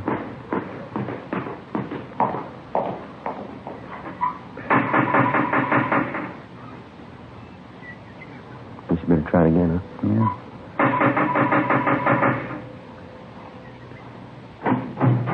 Yes, sir? Hello, son. Your name's Kessler, is that right? Yes, I'm Richard. My mother's not home right now. Maybe you can come back tomorrow. Well, we're police officers, Richard. If you're not busy, we'd like to talk to you for a minute. Is that all right? Yes, sir. That'd be all right. Would you come in, please? Thank you. Richard Kessler was a blonde-haired, wiry boy, polite, well-mannered. He told us that he was 8 years old and that he attended the neighborhood grammar school. He showed us back to the kitchen where he was warming a can of soup that he'd borrowed from a neighbor. It was a large house, richly furnished, but it hadn't been cleaned for weeks. Dust was piled up thick on the furniture, and children's books and toys were scattered around the rooms along with scraps of dried bread, half-eaten. The house was cold and musty. On a small bar in the dining room, there were 3 half-filled cocktail glasses, a plate full of cigarette butts. Evidently, they'd been standing there for days. On the sink in the kitchen, there were a few pieces of stale bread and an open bottle of milk that had turned sour. Next to it were a half a dozen empty whiskey bottles. The Kessler boy was well-dressed, except for the shirt that he had on. It looked as if he'd been wearing it for a week. What did you want to talk to me about, officer? I haven't done anything wrong. Oh, we know that, son. We'd just like to find out how you've been getting along. I've been getting along all right. 2 A's and 4 B's on my report card last month. Mm-hmm. Where's your sister, Dick? Judy, she's down the street. She'll be back in a minute. How about your mother? Where's she? She's out, too. She'll be back. When do you expect her, son? Pretty soon. She's coming back pretty soon. Well, your sister, Judy, she's younger than you are, isn't she, Dick? Yes. Judy's only 6. I'm 8. Any other grown-ups live here with you besides your mother? No, Mom takes care of us. She'll be back pretty soon. We'd like to have you tell us the truth now, Dick. How long has she been gone? I don't know. It's probably important. Taking her a long time. If you can come back tomorrow, she'll probably be here then. When was the last time you saw her, son? Son, how about that? A couple of days ago. And this is Tuesday. You mean she left the house Sunday? No, before that. Last Friday night she went out. Said she'd be back. I don't know. Did your mother say where she was going, Dick? No, her boyfriend was here. Larry. I don't know his last name. Mom went out with him to a party, I think. I don't know where. She'll be back all right. Did you leave anyone to take care of? No, we can take care of ourselves. Nobody's fixed the cooking, though. I don't know how yet. I'd better look at the soup on the stove. I'll take care of it, son. You go ahead. Sit down. Has your mother ever left you like this before, son? Maybe once or twice. She never stayed away this long, though. I don't know. What's the matter, Dick? Well, Johnny, officer, my little brother. He hasn't eaten much for a while. Must be hungry by now. I was fixing the soup for him. Yeah, well, where's Johnny? He's upstairs in the nursery. He's been sick with a bad cold. Mom knew Johnny was sick. That's why I wondered. She hasn't come back yet. I don't think Johnny's feeling good. Do you want to take steps for him, son? Yeah, all right, if you want. Ben, you want to come on? Yeah. How long has Johnny had this cold, Dick? A couple of days before Friday, before Mom left. Mm-hmm. How old is he? Johnny's just a little kid. He won't be 2 years old until July. I've been wondering about him. He coughed a lot at first. Been giving him milk and cookies. That's what Judy and I had. I don't know. Has the doctor been to see Johnny? Oh, no, I thought of calling him. I didn't know the doctor's name. I was waiting until Mom got home. This is Johnny's room here. Mm-hmm. In the crib, officer. That's my brother Johnny. Mm-hmm. Pretty cold in here. Yeah, let's have a look. Hey, young fella. Hi, Johnny. You hungry now? Yo, look at his eyes. Yeah, I want to get to a phone, doctor, and ambulance. Tell him to hurry. Right. Oh, what's the matter, officer? What about Johnny's eyes? He'll be all right, Dick. Oh, he's been acting awful quiet, though. Hardly moved around at all. Most of the time he's jumping up and down in his crib like anything. Has anyone at all been in here to see him since Friday? Yes, sir. My sister Judy and I. We change his diapers and give him something to eat. I see. Gee, I sure wish Mom would get home. I'd like to talk to her. Yeah, so would I. 5:48 p.m. We put in a call to the office for a policewoman. Then we got in touch with Lieutenant Lee Jones at the crime lab, and he sent out a man to photograph the condition of the Kessler home and the children. The doctor and the ambulance arrived, and little Johnny Kessler was taken to the general hospital in critical condition. The 22-month-old boy was in a coma. Richard Kessler and his sister Judy were taken to Georgia Street Juvenile Bureau and then transferred to Juvenile Hall and placed under protective custody, Section 700 Sub B, Welfare and Institution Code. The two of them were given a bath and something to eat. Judy Kessler was interrogated separately by a policewoman. Ben and I talked to the boy, Richard. After a few minutes, he broke down and admitted that his mother had gone off and left the three children alone on at least a half a dozen occasions. He told us his parents were divorced. He rarely saw his father, but his mother had had 2 or 3 boyfriends at the house during the past year. He also told us his mother drank quite a bit. But she's never been gone this long before, Sergeant. Maybe she's out somewhere and has no way to get home. We'll find her all right, son. Don't you worry about it. Well, this boyfriend of your mother's, Dick, his first name was Larry. Is that all you can tell us? Yes, sir. I don't know his last name. Are you going to keep us here all night, Judy and me? Just for a day or so. They'll take good care of you, son. Where'd you take Judy? Well, she's just next door, Dick. You can see her in just a minute now. And how about Johnny? I always take care of him. Pretty fussy around strangers. Well, they've got him over at the hospital, Dick. They're going to take good care of him now. You can count on that. I don't know, officer. I better see him. He might get awful fussy. All right. We'll fix that up for you. Do you have any relatives in Los Angeles, son? Aunts, uncles, anyone like that? No, just my father, but I don't know where he lives. We had a nurse who used to take care of us, Mrs. McIntosh. She was swell. My mom fired her, though. Oh, how'd that happen? Do you know? No, I'm not quite sure. Maybe my mom was drinking. Mrs. McIntosh got mad at her. Had a big fight, and Mom fired her.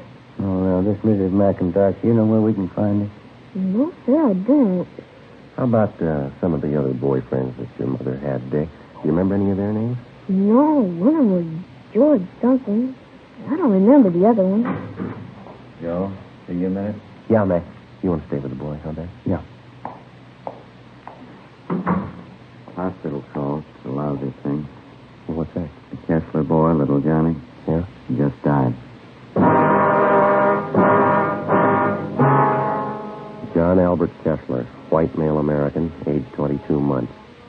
All the pertinent facts and data would be listed on the crime report. And if and when the case was closed, the report would be filed away. Wouldn't be any different from 1,000 other dead body reports. Same size, same color. Same number up in the left-hand corner. In the course of 10 or 20 years on the job, a police officer sees a lot of them. Most of them he forgets. Few of them he never forgets. The next morning, the body was posted to the county morgue. It was found that the youngster had been suffering from malnutrition, but the cause of death was listed as a basal skull fracture. Homicide detail was notified. The search for the mother, Mrs. Jean Kessler, went on. We talked to her neighbors, all of her friends that we could locate. We checked out an address book that was found in Mrs. Kessler's effects at her home. We got out a broadcast and an APB. No luck. Thursday, April 29th. How about the youngster's brother and sister, Ben? You think it could have happened that way? How do you mean? Well, we were taking care of the little fella. They might have had an accident with him. They're afraid to own up to it. I don't think so, Joe. No, that's not very likely, Mac. We talked to them quite a bit last night. A couple of pretty honest kids. Pretty sure that they wouldn't lie about something like that. Where does that leave it, the mother? Good possibility. We know Mrs. Kessler drinks quite a bit. She could have lost patience with a little boy. More chance of an accident there. I get it. Juvenile, Friday. Yeah, Bert. Where's that? Right, thanks. Yeah? Woman answering Miss Kessler's description checked in at a hotel down on South Hope last night. Still registered? Well, she checked out early this morning. They found a woman's sport coat in the room. What about it? Blood stains on it.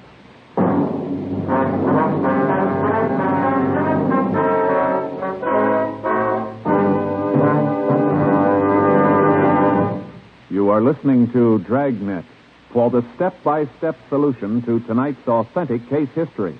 Here's step-by-step are the actual reasons why Fatima is the quality king-size cigarette.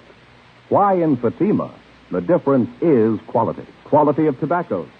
The finest domestic and Turkish varieties.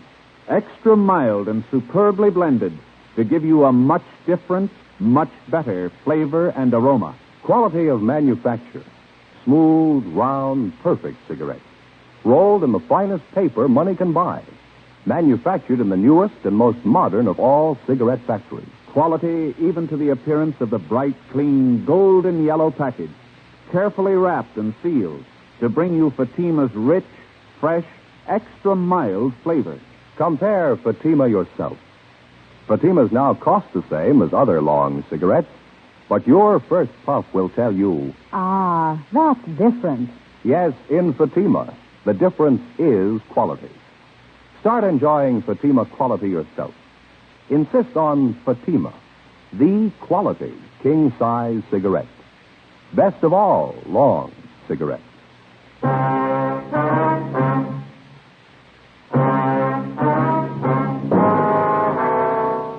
Friday, April 30th. We were still without a lead as to the whereabouts of the missing mother, Mrs. Jean Kessler. The blood-stained coat, which had been found in the South Hope Street Hotel, was shown to Mrs. Kessler's friends and to her children, Richard and Judy. They identified it as belonging to the missing woman. Routine investigation of the hotel room failed to uncover any further leads. We got out a supplementary APB, and then we started rechecking with the Kessler woman's friends and acquaintances. Nothing. We rechecked a dozen taverns and cocktail lounges that she'd been known to frequent. No sign of her, no sign of her boyfriend. In rechecking her personal effects, we found a canceled check payable to their former nurse, Mrs. McIntosh. The endorsement carried her address. We checked it out. She'd moved. We traced her to the forwarding address. There we were told that she had a new job as a nursemaid with a wealthy family living in the Los Feliz district. We called there and talked to Mrs. McIntosh, and she told us that she was just leaving the house with the 3 children for an outing at the park and the zoo. We made arrangements to meet with her out there, 1:30 p.m. Ben and I located her at the head of the path leading through the main part of the Griffith Park Zoo. I read about it in the paper, Sergeant, about Johnny. I didn't know you wanted to talk to me. I would have called in if I did. We're still trying to locate the mother, Mrs. McIntosh. Can you help us out there at all? No, I don't know if you asked at those places she used to go to all the time, where she used to drink. Yes, ma'am, we have. They couldn't help her. Did you know any of Miss Kessler's boyfriends, the ones that had come to the house? Yes, I knew all of them. Donald, don't you wander off now. Same for you, Patsy. You stay close. The boy, Richard, he was telling us about one of the boyfriends, ma'am, a fellow named Larry. Oh, yes. Donald, you heard what I said. You stay close. Yes, I knew Larry. You remember what his last name was, ma'am? Yes, Bartell. Some kind of an actor in the movies, I think. Larry Bartell. You know where he lives? No, I think he had an apartment in Hollywood. I wouldn't know the address. What kind of a man was this Bartell? I mean his temperament and things like that. Well, I think he was kind of lazy. I think Mrs. Kessler was giving him money. Mm-hmm. Did the two of them ever argue or have any fights? All the time. He had a terrible temper. Do you ever strike Miss Kessler? Yes, I saw it happen several times. Not too close to the cage, Donald. Back a little. How did this Bartell act toward the children, Mrs. McIntyre? Indifferent, I guess. They annoyed him sometimes. Well, that was after that you had the argument with Miss Kessler? Yes. It was about her drinking and the boyfriend and all the rest. I just got sick of it, and I told her what I thought. She didn't want to admit she was getting old, not caring for the children, pretending she was still in her 20s. Well, do you have any idea where we might locate the father? Well, they're divorced, you know. He's the head salesman for a lumber concern downtown. He inherited most of his money. I have the name of the company at home. You can have it if you like. Yes, ma'am. We'd appreciate that. You know, it's the children I feel sorry for. Yes, ma'am. 3 beautiful children. And that poor little Johnny, I just can't understand it. What's that? How could anyone desert a helpless baby like that? We'll ask his mother. Friday, 5 p.m. Mrs. McIntosh called us at the office and gave us the business address of the missing woman's ex-husband, Richard Lane Kessler. We called there, but they told us Kessler was away on a week's vacation. They had no idea where to contact him, but he was expected back in a few days. We called Central Casting and asked them to check their talent list for a bit player by the name of Larry Bartell. They had no such name listed. Saturday, 8 a.m. The Kessler children, Richard and Judy, remained in the custody of juvenile authorities. The search for their mother continued. All day Saturday, Ben and I ran down what few leads we had. They went nowhere. Checks to the morgue, the city hospitals, and the drunk tank at the main jail still failed to turn up the missing woman. We checked again at the different drinking places she used to patronize. No one had seen her. 5:30 p.m., we went back to the office. A lot of mileage today. Yeah, there's not much to show for it. Not going to be much fun for those Kessler kids this Sunday. Why? What do you mean? First Sunday in May. Huh? Mother's Day. Oh, yeah. Hi, Mac. Hi. Got a piece of news for you. Yep. The Kessler woman's boyfriend, Larry Bartell. What about him? He's been located. When he'd seen his name mentioned the previous night in the newspaper stories concerning the case, Larry Bartell had contacted the office to let us know that he didn't consider himself a fugitive. At least that was his story. He'd called just a few minutes before we got back to the office. He left word that he could be found at a Wilshire address all day Sunday. In the meantime, he'd be at the Spotlight Club, the club for theatrical people located in West Hollywood. 6:25 p.m. Ben and I located him at the club back in the billiards room. He was tall, dark-haired, dressed expensively. I told the cop when I called in, you weren't supposed to contact me. It was important. That little Kessler boy's dead, Bartell. We think that's pretty important. Well, I didn't know anything about that. You didn't have to interrupt me. That's an important man I was playing with. Now, what do you want to know? Where's Miss Kessler? Well, why ask me? I don't know. You're a pretty good friend of hers. You were the last person seen with her. Oh, it was a week ago. We went out to a party last Friday night. I haven't seen her since the following Monday. Last Monday. I'm through with her anyway. What do you mean? Well, I just got sick of her, that's all. Pawing all over me, asking me to marry her. I just got sick of it. It wasn't worth it. You accepted money for her? Just to tide me over. She had plenty of it. Why not? Where'd you last see her? Keep your voices down. I wouldn't like this stuff to get around the club. There's a hotel downtown on South Flower. I can give you the address. Were you at another hotel with Miss Kessler last week? Yeah, on South Hope, around 9th Street, I think. Oh, that's where you found a coat, huh? You've got an explanation for that? Bloodstain? Sure. Crazy Jane. So I saw her, then she tried to hit me with a bottle. Cut herself. Boy, I tell you, this wasn't worth it, that's all. I guess you can prove everything you're telling us, huh? Of course I can prove it. It's the truth. And what about the little boy? How'd that happen? I didn't have anything to do with it. It wasn't my fault. Well, how'd it happen? Well, that Friday night just before we left the house. The old lady and I were downstairs having a few drinks. She put the little kid to bed, but he wouldn't stay there. He just getting up out of bed and running downstairs crying. Yeah, go on. Well, she finally took the kid, gave him a good spanking, threw him back in bed. I think he hit his head in one of the posts of the creek. Why didn't you do something about it? Well, I told her, but she said it was nothing, didn't matter. Got her coach from us, that's all. Kids are all right when we left. You mean all the times you and Mrs. Kessler went out, you knew those children were being left all alone in that house? Oh, what out of She's the mother, not me. Oh, look, I gotta get back. I kept that game waiting on. No, just a minute. It's going to wait a little longer. Come on. Larry Bartell was taken downtown and held for questioning on suspicion of 702 WIC, contributing to negligence of minors. He gave us the address of the hotel where he'd last seen Mrs. Kessler. Ben and I checked it out. It was a typical cheap downtown hotel with a bar opening off the lobby. The desk clerk told us a woman answering Mrs. Kessler's description was registered in a room on the second floor. They had an old-fashioned player piano going full volume in the bar. The sound followed us up the stairs. Tenants here sure must like their music. Yeah. That's it there, isn't it? 216? Yeah.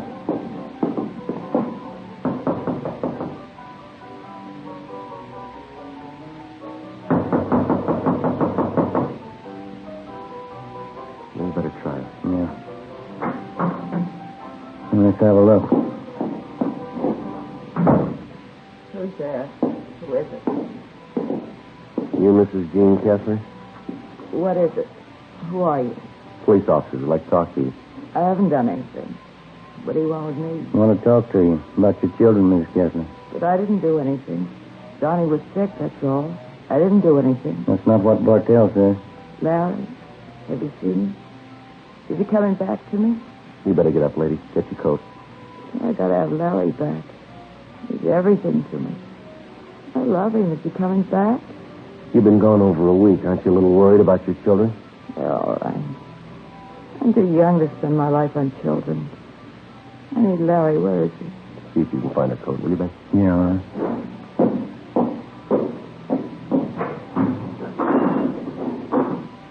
I've been drinking all sick. I felt terrible. Yeah. I need Larry so bad. He's young like me. I love him. I gave him all my love. Gave him every bit of it. Yeah, you gave him too much. What? You didn't have any left for your kids. The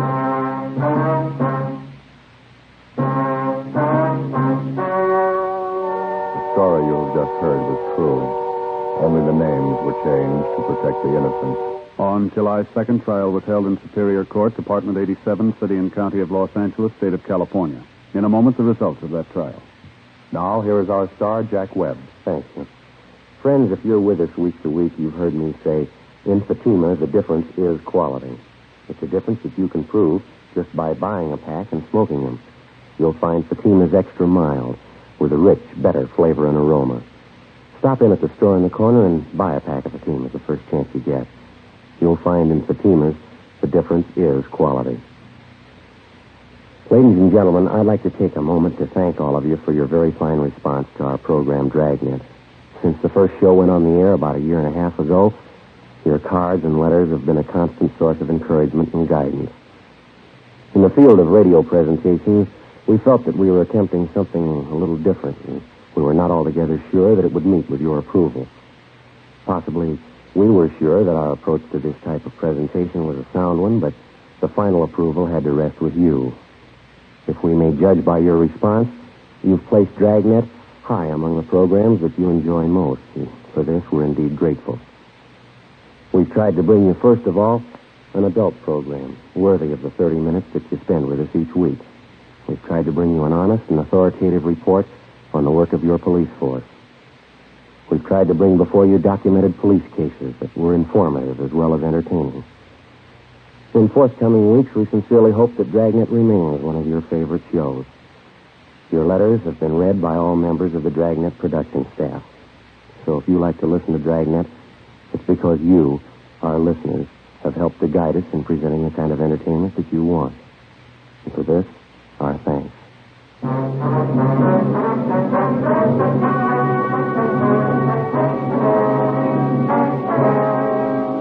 Mrs. Jean Kessler was filed on and found guilty in Superior Court, charge of manslaughter.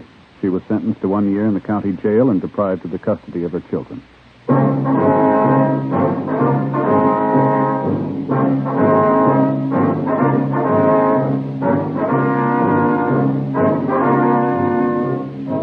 just heard Dragnet, a series of authentic cases from official files. Technical advice comes from the Office of Chief of Police W.H. Parker, Los Angeles Police Department.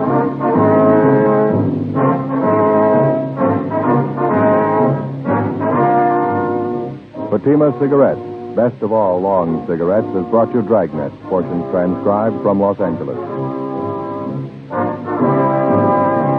Now stay tuned for Counter Spy. Then it's Screen Directors Playhouse on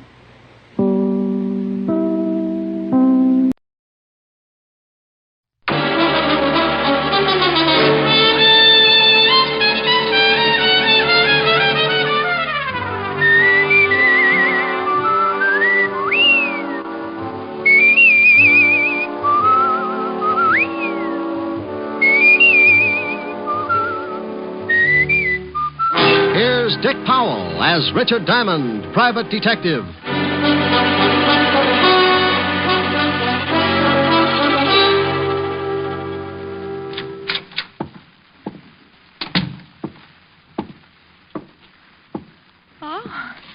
May I do something for you, sir? I'll repeat the offer while I think of something. I beg your pardon? That's not the way I heard it first. Did you want to see... Mr. George Victor. May I have your name? Well, let's trade. Mine's Diamond, Richard Diamond. Oh, of course. Mr. Victor's expecting you. Well, it's too much to hope that you... He's waiting for you, Mr. Diamond. Thanks. Any door? Huh? Oh, straight ahead. Go right in. Mm-hmm. Yes? Mr. Victor? Yes. Oh, you're Diamond. Uh-huh. Come in and sit down. Thank you. You said you'd come immediately, and that was over an hour ago when I phoned you. Well, I didn't want to come to my bare feet. What? I was washing out a pair of socks. You're sure you're Richard Diamond? Reasonably sure, yes. My credentials. All right. You were recommended to me by Lieutenant Levinson of the police department. I want to hire you. My fee is $100 a day in expenses. Unless we settle that first, I couldn't solve the case if it was tagged 100 proof.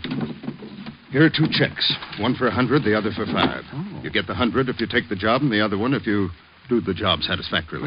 Tell me all about it. You may have heard that I bought the controlling interest in one of the biggest newspapers in the city. That I heard. All right. I'm going to expose the numbers racket. That's been tried before. I know, but this time it's different. I have all the evidence I need to expose one of the biggest operators, Aaron Ziegler. Oh, well, you do pick 'em big. You know him? We did some spitting at each other when I was on the force. Well, then you know what he is. Yeah. But you said you had all the evidence. Where do I come in? Ziegler's my affair. Yours will be my daughter. Here's her picture. Well, you can have Ziegler. I'm happy with this arrangement. This is no joke, Mr. Diamond. My daughter works for Ziegler. Oh? You got $1 million for every Mongolian in Asia, and your daughter works? Hobby, perhaps? She became infatuated with a man named Doug Saxon. And went to work to support Will him. you listen to me? Oh, sorry. Go ahead, Mr. Victor. Saxon has some connection with Ziegler. I objected to her seeing Saxon, and there was an argument. And being 21, she walked out. Yes. Ziegler gave her a job singing in the Nocturne Club. I know the place. Now, what I want you to do is... I think I know, Mr. Victor. You got evidence on Ziegler. That makes him an unhappy boy, and being unhappy, he wants to smile again. So he sets glamour lad Saxon loose. Your daughter falls for him, and the frame's begun, right? Ziegler told me he was going to stop me from printing the expose of his racket. I know he'll use my daughter, Kathy. What does she have to say about it? She won't see me. And you've got no idea what the frame will be? No, that's your job. Find my daughter, stay with her until the paper goes to press. And when will that be? 10 tonight. Oh, all right, Mr. Victor. You hired yourself a boy. I'll pick up that $500 check after I pick up the late edition. Good day, sir. Oh, Yes? If you will excuse the expression, the retainer, $100. Oh, here you are. Oh, well, thank you. I'd bow from the waist, but my empty money belt might choke me. I'll keep in touch. A couple of phone calls to old acquaintances who still kept in touch with the shady side of our city, and I had Saxon's address. A half hour after I left George Victor, I was punching the buzzer to Saxon's apartment.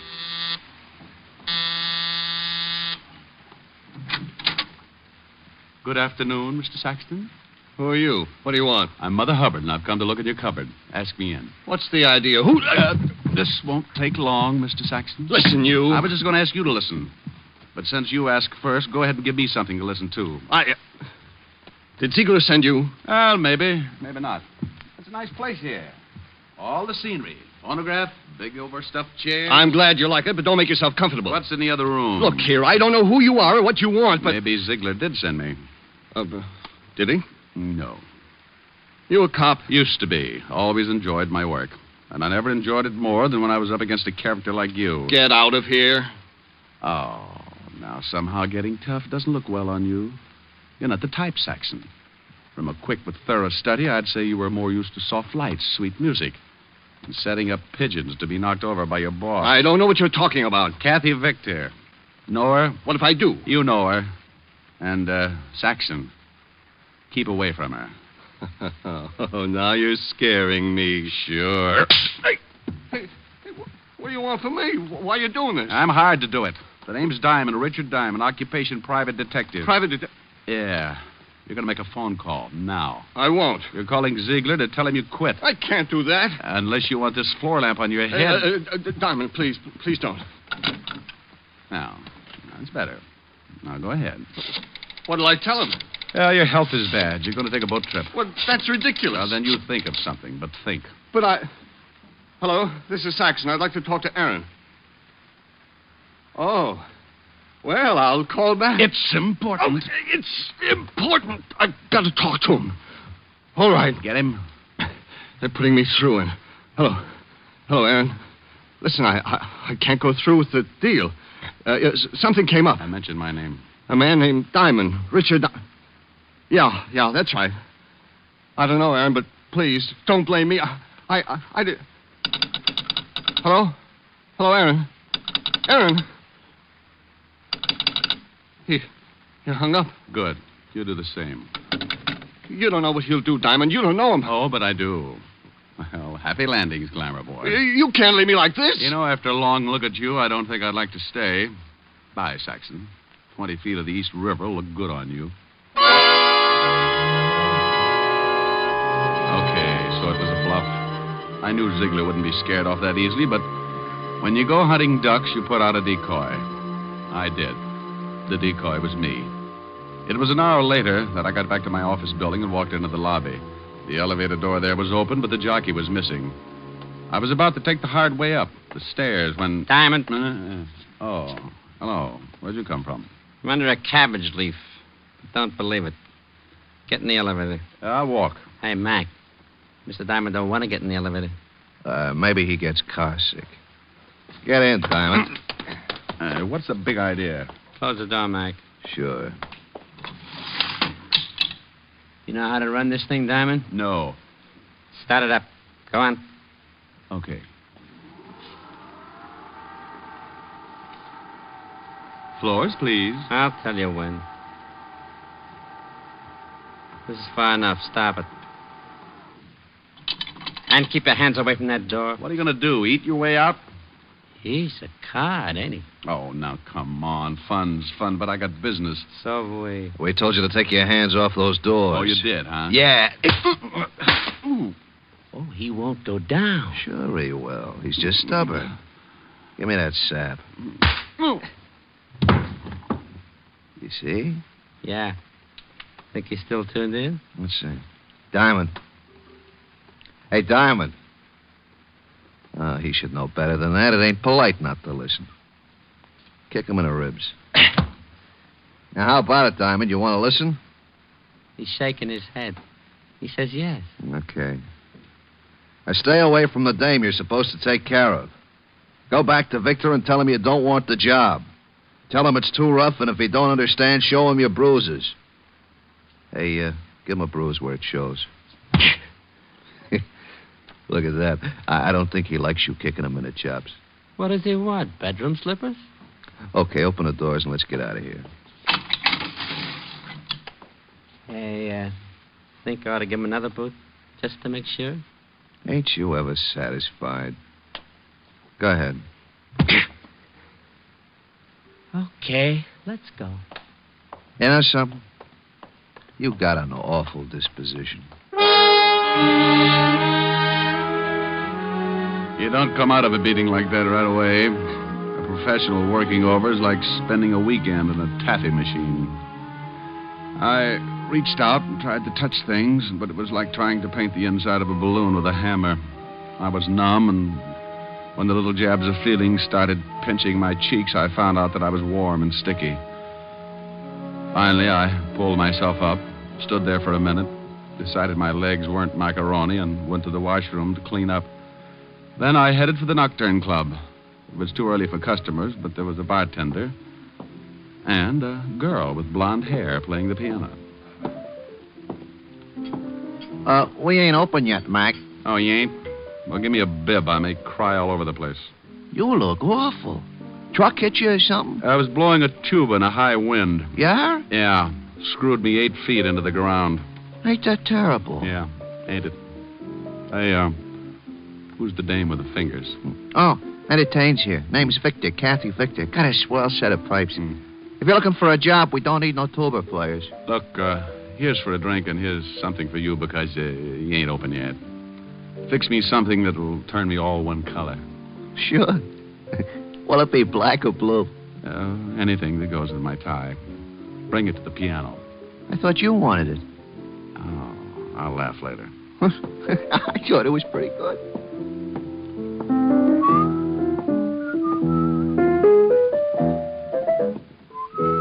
Hey, know the words to that? Yeah. Time in my hands. From your looks, I'd say you needed time. Oh, don't let the bruises fool you, honey. When the swelling goes down, my face is fairly normal. Hey, blue and yellow make green, don't they? Yeah, why? I wasn't sure, but here's a drink anyway. Who knows? Maybe you'll turn plaid. Sure. Here, put this in your pocket and go back in the bottle. Sure, thanks. Yell when you want another one. Hey. What's the matter? Why'd you stop? I need a drink, too.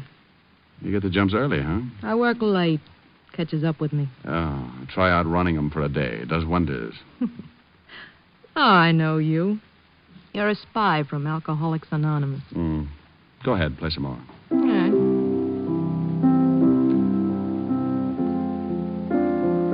Kathy. Your father sent me. What? Remember him? Why don't you leave now? Before we're really acquainted? I don't know who you are or what you want, but if my father sent you, I'm not buying. Okay, so you're having a good time now, but there's always the next morning. Thought of that? I don't need anyone to take care of me. Miss Victor, I'm not trying to take care of you. I'm doing a job. Maybe you don't know this, but you're being measured for a patsy. And your father's going to fit the same frame Saxon and Ziegler are working up for you. You're crazy. But I like you, so I'll forgive you. Now, cut it out. I thought you wanted me to play. Look, you're spoiled. You had a mouthful of silver spoons and a handful of gold pieces for building blocks when you were a kid. But you're not a kid anymore. You're playing with bad boys. Maybe that's the way I like them. What do I have to say to make you realize, young lady? What, Diamond? Doug. Oh, well, Mr. Saxon. I thought you weren't going to be around here anymore. I changed my mind. You're changed, too, since I last saw you. Well, only my looks. They'll heal. But tomorrow, you will still be a greasy little gigolo. You can't talk that way to me. Oh, shut up. Never mind. Mr. Ziegler would like to see you. He saw you come in. And where is Mr. Ziegler? In his office, right back that way. Okay. I haven't seen Ziegler for a long time. Maybe he wants me to set his broken arm. His arm's all right. Well, stick around. You may find out you're a chronic liar. Keep playing, baby. I'll be right back.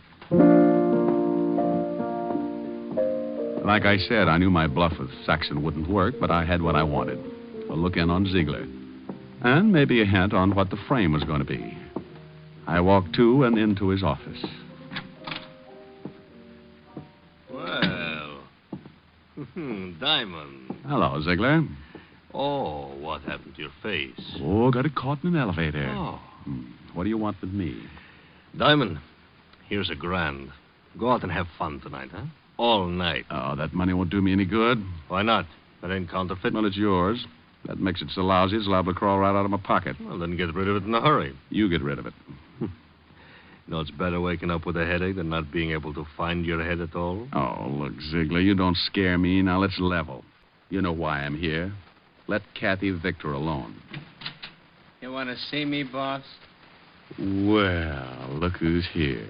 Oh, you know Tony Diamond? We met, yes. He stubbed his toe on my chin. I don't know what you're talking about. When was this, Diamond? You know what it was, about an hour ago. You're crazy. Yes, Diamond. Tony was right here with me all morning. Okay. Are you leaving, Diamond? Yeah. Got any other ideas? Yes. I think you should consider my proposition. I'll let you know. About what? Things in general. Oh, no. All of a sudden, you're happy. You make me that way, Diamond. You're working the dark, aren't you? I'll feel my way around. Believe me, Diamond, there ain't a thing wrong. Why, we love Miss Victor here. Just because her old man gets excited and hires you to bend an eye over her, don't mean anything is wrong, does it? Since you asked me, I'll tell you. The answer's yes. You think so? Yeah. Otherwise, why beat me up? Why offer me $1,000 to look the other way? I don't know nothing about the beating. And as for the $1,000, I like you. Oh, yeah. Well, okay, Ziegler. I think I'll go now. And just to make you happier, I'll probably stick with the case. So long, Diamond. Oh, by the way, Ziegler. What now? Did you say this gentleman's name was Tony? That's his name. Okay, Tony. What? I wouldn't do this for everyone, but your shoelace is untied. You're allowed to trip over it. What are you talking about? Bums away. Oh, that ain't nice, Diamond. When you do that to a man, you're liable to bust all his teeth. So what? You probably had your eye on the gold ones anyway. Be good, Ziegler. Well, hi there. You looking for another drink? Now, I got one here that I just fixed. You kind of got me started on that color business. Where'd the girl go? Huh? What girl? You know, Ann Saxon. Where's he? Never heard of him. Have you ever been to Hamilton? Huh? Has his picture on all $10 bills. This one's suitable for framing. In your pocket. Can't do it, mister. 2 pictures of Hamilton? Well, they sure would look nice on me, but, I work here, mister. I got a wife and kids, see? Yeah, I see. Okay, fella, forget it.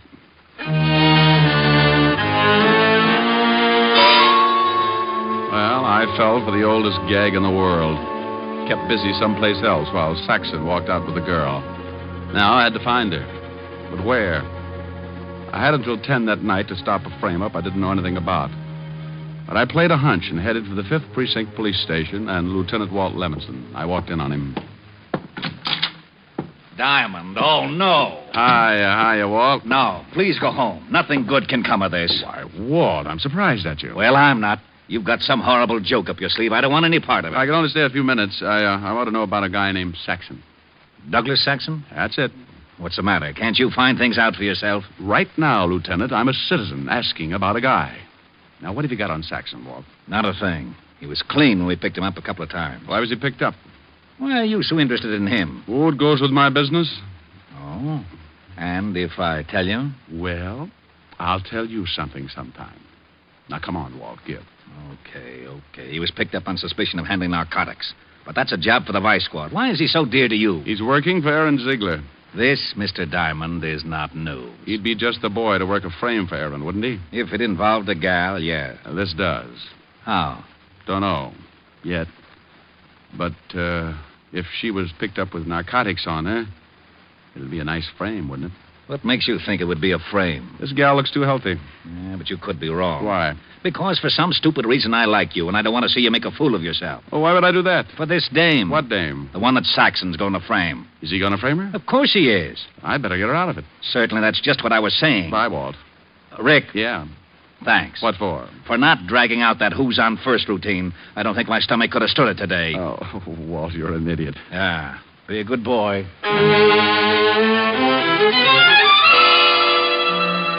When you pound a police beat in New York, you make a lot of unusual friends.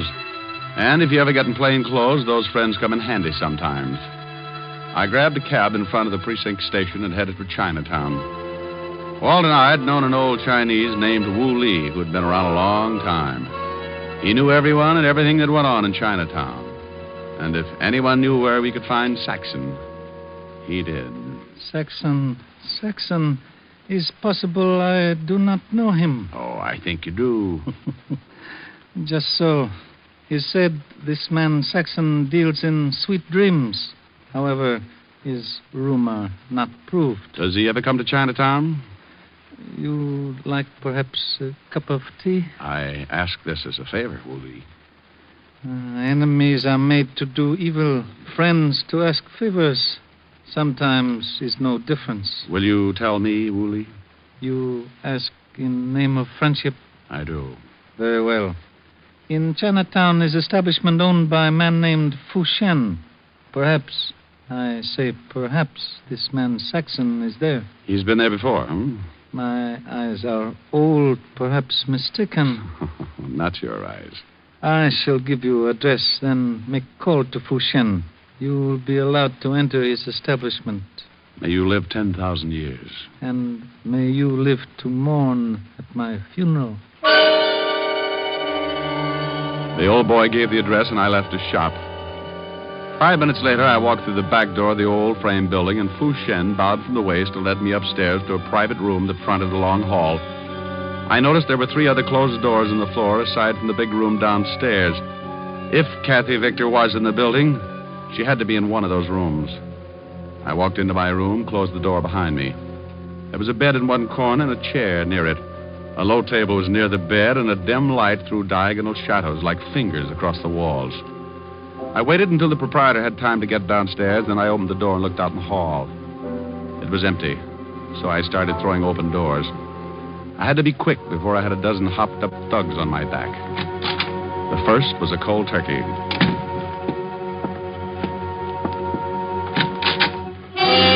Beat it! This room's in use. Diamond. Well, Mr. Saxon, I presume. Look, Diamond, lay off me, will you? Where's the kid? I don't know who you mean. You will. No!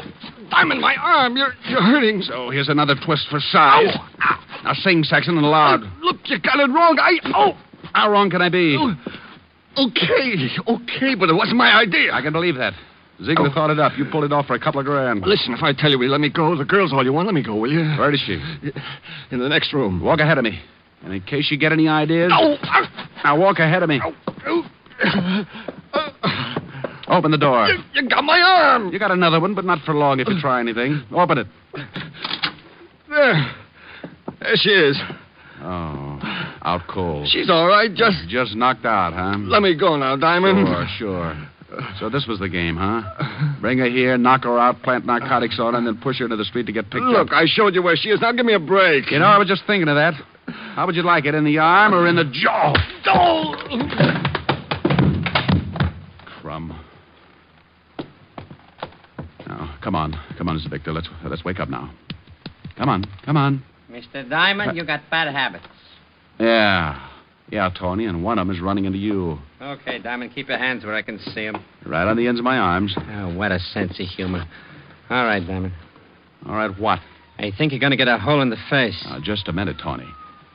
You hear anything? Yeah? Those are police cars, Tony, coming here. You're crazy. Yeah?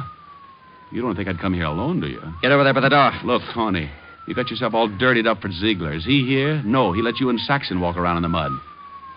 Those cars are almost here, Tony. Shut up, I got orders. They'll rub me out, I know, but what if you do? How are you going to get out? Got an answer for that? They ain't coming here. They didn't go past, Tony.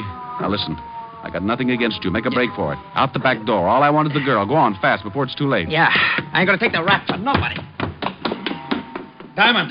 Rick! Diamond, you in here? Diamond! Up here, Walt. Come on.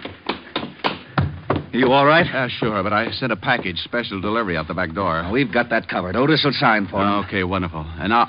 Hey, wait a minute. Huh? What are you doing here? Why'd you come? Why? My ulcers told me you were up to some stupid business. I knew when you left me you had some dizzy idea in your thick skull. I'm a cop, you know. I checked with Wu Lee, too. Hey, that the girl? Yeah. She'll be all right. Coming around okay. Uh-huh.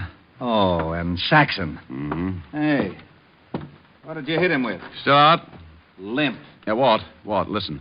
If the papers get word of this kid's father will be ruined. If she's in the clear, you've got my word. No one will hear about it. Well, I know she's in the clear, but I can't leave her here. I got a job to do. I was hired. Oh, you want to take her, huh? Yeah, I think she'd like to go home. Okay, I'll take your word she's all right. Now, beat it fast before the narcotics boys get here. Thanks, Walt. Come on, baby. Snap out of it. Come on. Get her out of here before we're all booked for obstructing justice. I'm going. Hey, Walt. Yeah? How are you going to explain knocking over this joint before the vice squad? Why, didn't you know I got a reported homicide here? I'll let you know what happens. Where'll you be? Oh, silly boy. Where else but Helen's? Now, come on, Cassie, baby. On your feet. On your feet. Walt. Now what? I love you. I'll marry you later. Now take off. Oh, my stomach.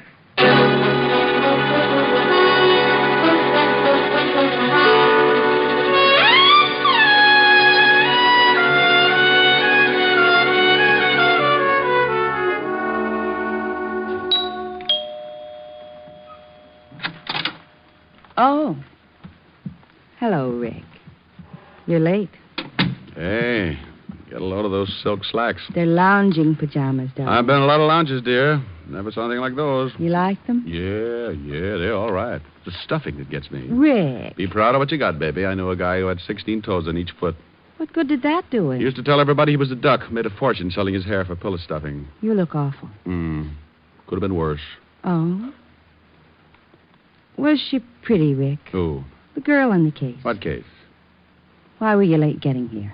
Oh, well, I had to take a girl home and introduce her to a man, her father. I see.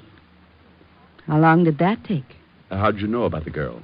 Lieutenant Levinson phoned, asking for you. Oh. I took the message. He said, she's all right. And a man named Saxon did a lot of talking. Oh, wonderful. Who's she? And who's Saxon? Oh, read all about it in the papers, dear. Is she blonde or brunette? Both. Blonde with a brunette disposition. Got the piano too, huh? Is she as pretty as I am? Oh, honey, nobody is. Oh, well, nothing to do until the office opens again tomorrow. Time on my hands. You in my arms. Nothing but love in view. And then if you fall once and for all, I'll see my dreams come true. Moments to spare for someone you care for. One love affair, just the two. With time on my hands and you in my arms and love in my heart, all for you.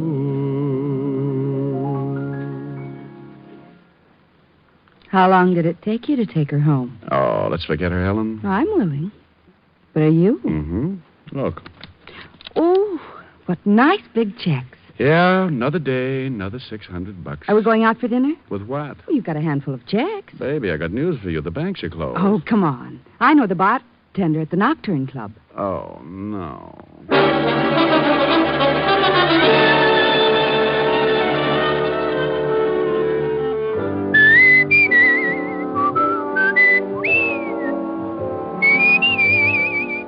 You have just heard Richard Diamond, Private Detective, starring Dick Powell, with Virginia Gregg as Helen and Ed Begley as Lieutenant Walt Levinson. Also in the cast were Wilms Herbert, Larry Dobkin, Gene Bates, Stanley Waxman, Paul DeBob, and Hy Averback. Music was under the direction of Frank Worth. Richard Diamond is written by Blake Edwards and directed by Russell Hughes. Dick Powell currently may be seen in the motion picture version of the best-selling novel, Mrs. Mike. This is Eddie King inviting you to be with us next Sunday at this same time when we will again bring you Dick Powell as Richard Diamond, Private Detective.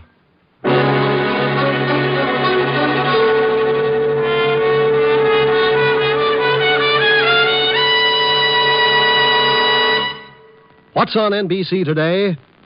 Great shows for Sunday on NBC include The Adventures of Sam Spade and Theater Guild on the Air. Helen Hayes and Walter Abel co-star on Theater Guild today, and for his caper, Sam Spade turns to television for help.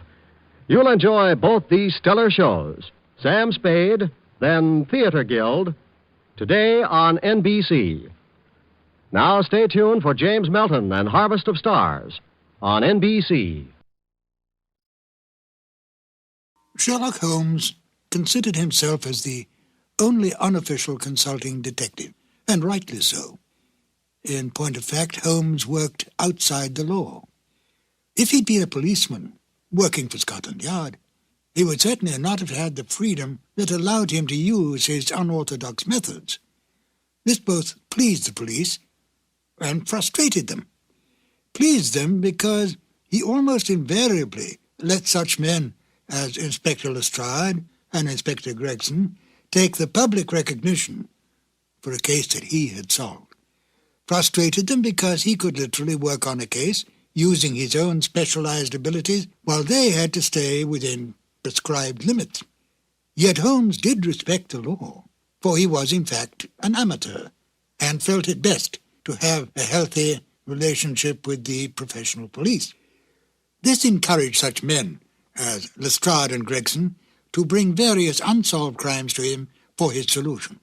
His freedom outside the restraints of the law allowed him to assume many roles in disguise and to work with Watson as his accomplice. Excellent examples of this kind of work can be found in such original stories as A Scandal in Bohemia, The Man with the Twisted Lip, and The Illustrious Client, to name but a few. He often broke open safes to get information, set fires to force some action out of an individual, such as Irene Adler, or broke into homes in order to gain access to information that would lead to the solving of the crime. Any admonitions by the police were soon dropped when Holmes produced the criminal or solved the crime. Most of this work was done by Holmes and Watson in London or various other parts of England. In The Waltz of Death, Holmes and Watson find themselves in Vienna on a case. Now here, on foreign territory, and completely outside the orthodox methods of the English police, Holmes had even more free rein. He still used his brilliant sense of deductive logic, but now he did not have to worry about reprimands from Scotland Yard. And besides, there was new excitement for Holmes when he could deal with murder from other than the English criminal. Join me now as we present Sherlock Holmes and Dr. Watson in The Waltz of Death. Petri Wine brings you Basil Rathbone and Nigel Bruce in the new adventures of Sherlock Holmes.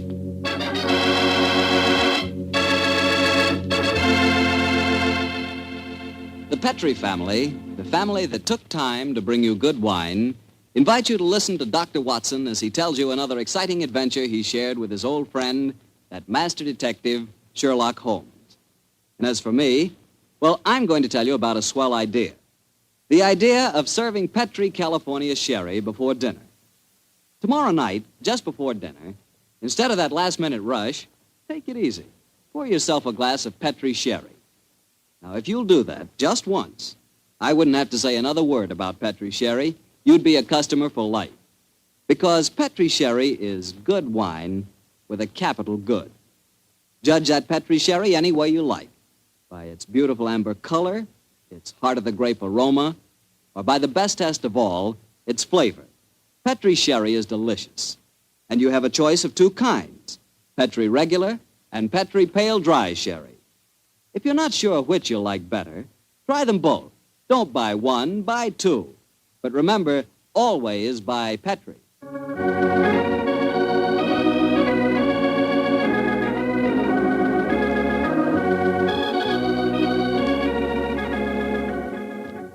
And now I'm sure our good friend Dr. Watson's expecting us. Let's go in and join. Good evening, Dr. Watson. Good evening, Mr. Bartell. All set for tonight's story? Yes, my boy, I'm all set, as you put it.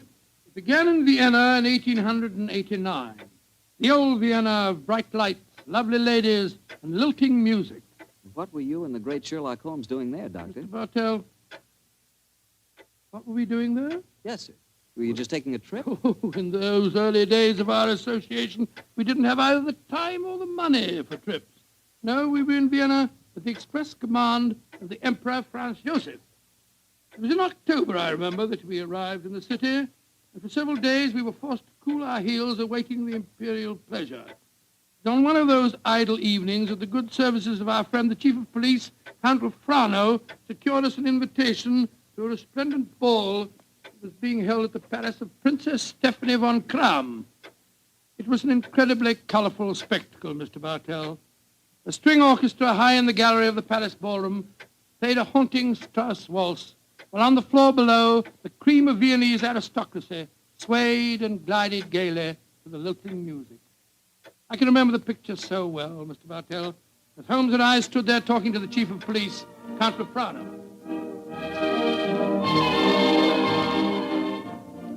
A colorful scene, is it not, gentlemen? Right, George, yes, Count Frano. It must be a real holiday for you and Mr. Holmes. What makes you say that, Watson? Well, it's hard to think of the criminal world when one looks at such a gathering. And yet Count Frano knows as well as I do that the criminal is not confined to class or environment. Indeed, no, Mr. Holmes. I can assure you that every guest here tonight has been scrutinized as he entered. Yes, I imagine that many plainclothes men are present in this room now, aren't they, Count Frano? Oh, yes. We take no chances. I suppose you can't afford to. There's enough jewelry being worn here tonight for a king's ransom, I should say.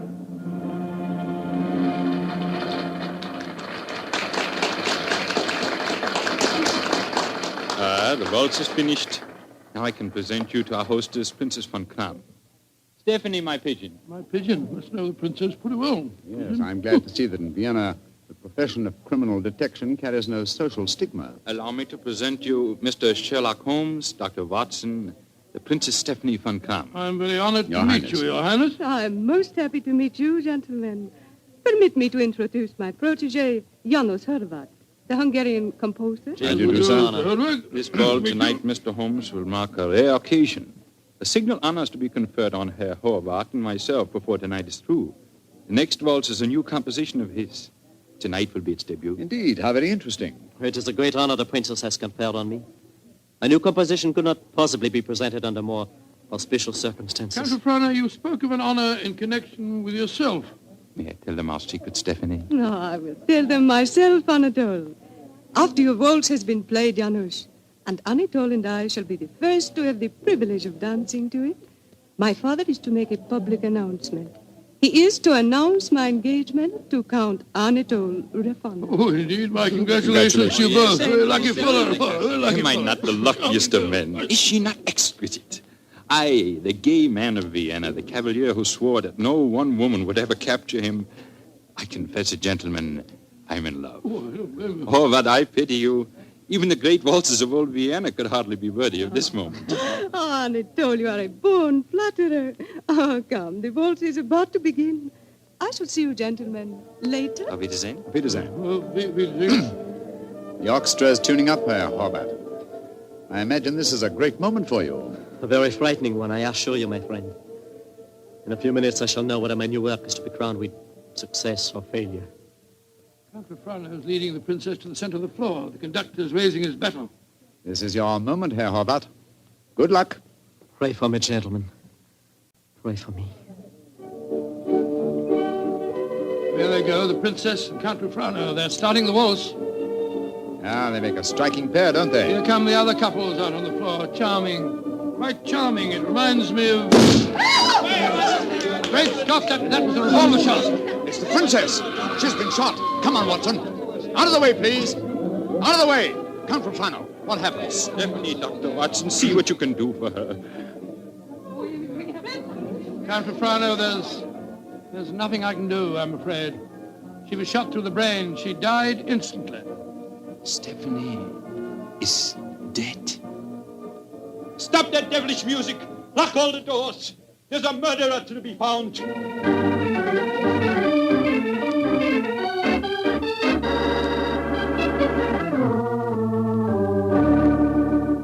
Count Frano, have you found any clues? One of my men found a revolver. It had been thrust into the earth of a potted palm. May I see it, please? Of course, here. Rammed into the soft earth. Confound it. Count Frano, your fiancée was an extremely beautiful woman.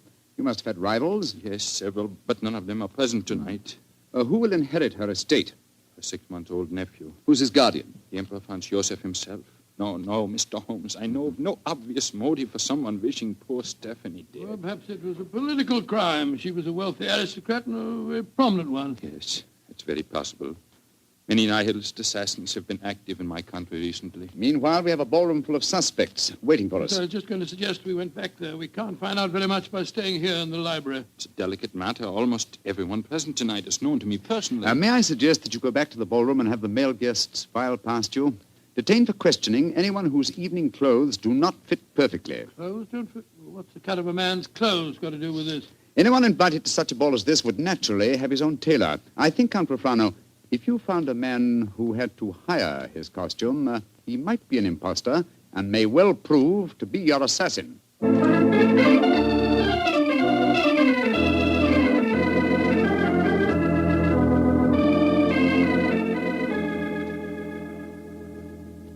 Mr. Holmes, your plan has not been effective so far. We find one Englishman who is unusually badly dressed, and what do we discover? He's an English milord whose luggage was lost on the train. Yes, and the second suspect proved to be a perfectly respectable Viennese doctor whose nasty little child had taken a last-minute snip at his tailcoat with a pair of scissors. And the third was poor Horvath, the composer, who cannot yet afford a good dress suit, eh? Well, Count Profano, why not have the next suspect shown in? Yes, of course. Schober, bring in the next man. Ja, Herr Count. Kommen Sie herein, bitte. Bitte, what a frightful-looking fellow. Your name, please. My name is Gruning. What do you wish with me? Gruning? Your name was not on the list of invitations. One moment, please. Let me see your right hand, Herr Gruning. You have no right to touch me. Where did you get these fresh earth stains? Your right thumb is pitted and the nail is full of dirt. What does that poor policeman... Not a short while ago, you tried to hide your revolver by ramming it into an earth-filled flower pot. Give me that revolver, please, Count Profano. It will be easy to compare the samples of earth. It will not be necessary. Well, you admit that you murdered the princess tonight, then? Certainly, I admit it. Why did you kill her? She was an aristocrat. She was an oppressor of the poor. I'm glad I killed her. One day, I and my party will kill all of you filthy aristocrats. Count Profano, put down that revolver. Shoot him like the dark he is. No, Count Profano. Even you can't take the law into your own hands. Why do you not shoot me? I'm not afraid to die. Have him taken away, Schober. Nehmt den Hund ins Gefängnis. Thank you for stopping my hand just now, Doctor. But when he spoke of Stephanie that way, I could have killed him just as he killed her. Very understandable impulse, sir, but one that would have ruined your life. My life? Now that she is dead, my life is empty. What right do love and beauty have to exist in a world that no longer holds Stephanie? She was all light and life, loveliness. And now... But I am hardly displaying my Viennese blood, am I? The murder is caught, thanks to you, Mr. Holmes, and my life, such as it is, must go on. Somehow. That's how the story began, Mr. Bartell. Began? It sounds like the end of a story to me, Doctor. Far from it, my boy. The next day, Holmes and I had our interview with His Imperial Majesty and learned the nature of the services expected of us. Services that required our leaving the city. And that's why, my boy, we were gone from Vienna for some weeks. We didn't know that during our absence, Herr Holbert's Waltz, which had had such a tragic debut, was beginning to make a sort of morbid history. Yes, Herr Baron, the Horvath Waltz. We have had many requests for it. Gladly, we will play it, Herr Baron.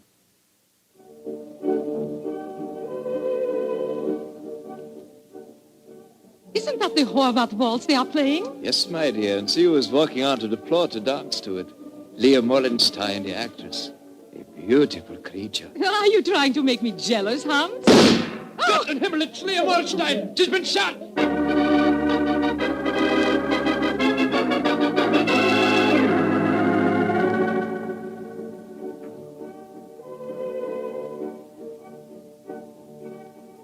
A new ballet, and to the music of the Horvath waltz. Magnificent. Never has Krasnova danced better.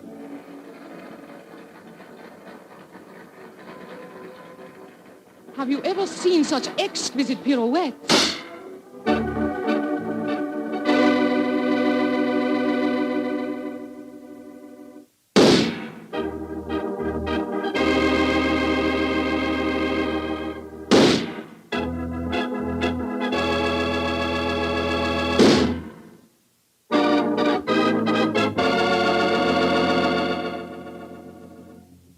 6 deaths in 4 weeks sober. All beautiful women and all killed to the music of the Horvath waltz. There's a homicidal madman at large in Vienna. There's only one thing to be done. We must forbid absolutely the playing of that waltz by imperial decree. Hear all of this, Mr. Bartell, until we return to Vienna. And then, I suppose, Sherlock Holmes was drawn into the case again, Doctor. Yes, my boy. Holmes immediately made a close study of the newspaper reports on the tragedies, and it was with great difficulty that I tore him away from his investigations to attend the reception at which the Emperor was to thank us for our services on the mission that we just completed. As we arrived at the Imperial Palace, almost the first person we ran into was the Hungarian composer, Janusz Horvath. Dr. Watson, you have heard of the tragedies connected with my waltz? Yes, we have indeed, sir, we have indeed. I was making a close study of the newspaper reports on them just before I came here. You must do something, Mr. Holmes. People will hardly listen to other music. They want my waltz. But that is forbidden. I'm losing a reputation and a fortune while that waltz remains unplayed. Or perhaps, Herr Horvath, you are laying an excellent foundation for a later reputation and fortune. What do you mean? All this publicity, however distasteful to you at the moment, must in the long run prove invaluable. Ah, there you are, my dear Count Profano. Mr. Holmes, Dr. Watson, I'm glad to see you back in Vienna. You've heard of the murders? Yes, Count, we were just discussing them. I need your help again, my good friend. For over a month now, the murder has been at large, and I cannot seem to get on the trail. But I'm Gruning, the first killer. What have you done with him? Released him. What? Released him? Great Scott, why? At the hearing, it was obvious the man was an egomaniac. He boasted of the murder of Stephanie, apparently out of pure vanity. The liberal newspaper editors made quite an issue of the case. They brought pressure to bear, and we had to let him go. Confound it. I wish I hadn't left Vienna. Well, if the fellow's at large again, Count Profano, it's pretty obvious that he's the murderer of the other women, too. On the contrary, Doctor, he was in prison until yesterday. The last of the murders was committed 3 days ago. Oh, here comes His Imperial Highness Franz Joseph. Good evening, gentlemen. Your Highness. Good evening. Your Highness. Well, I see we have very distinguished company tonight. Not only the masterful Sherlock Holmes and his colleague, Dr. Watson, our English friends that we are honoring, but I see that we have a distinguished representative from our Hungarian Empire, Janusz Horvath. A worthy successor, I'm told, to the breed of composers for whom Vienna is famous. Your Imperial Highness is most kind. The pipe organ in here is in excellent condition, I am told. Will you not play us one of your compositions, Herr Horvath? I shall be most honored, Your Highness. Sit down, gentlemen, sit down. Thank you. What shall I play, Your Imperial Highness? Anything you wish, young man. Anything you wish. Thank you, Your Highness. With your permission, I choose to play... Great heavens! He's playing the death waltz. On your guard, Watson. Even in the Imperial Palace itself, this twirling tune may invoke murder.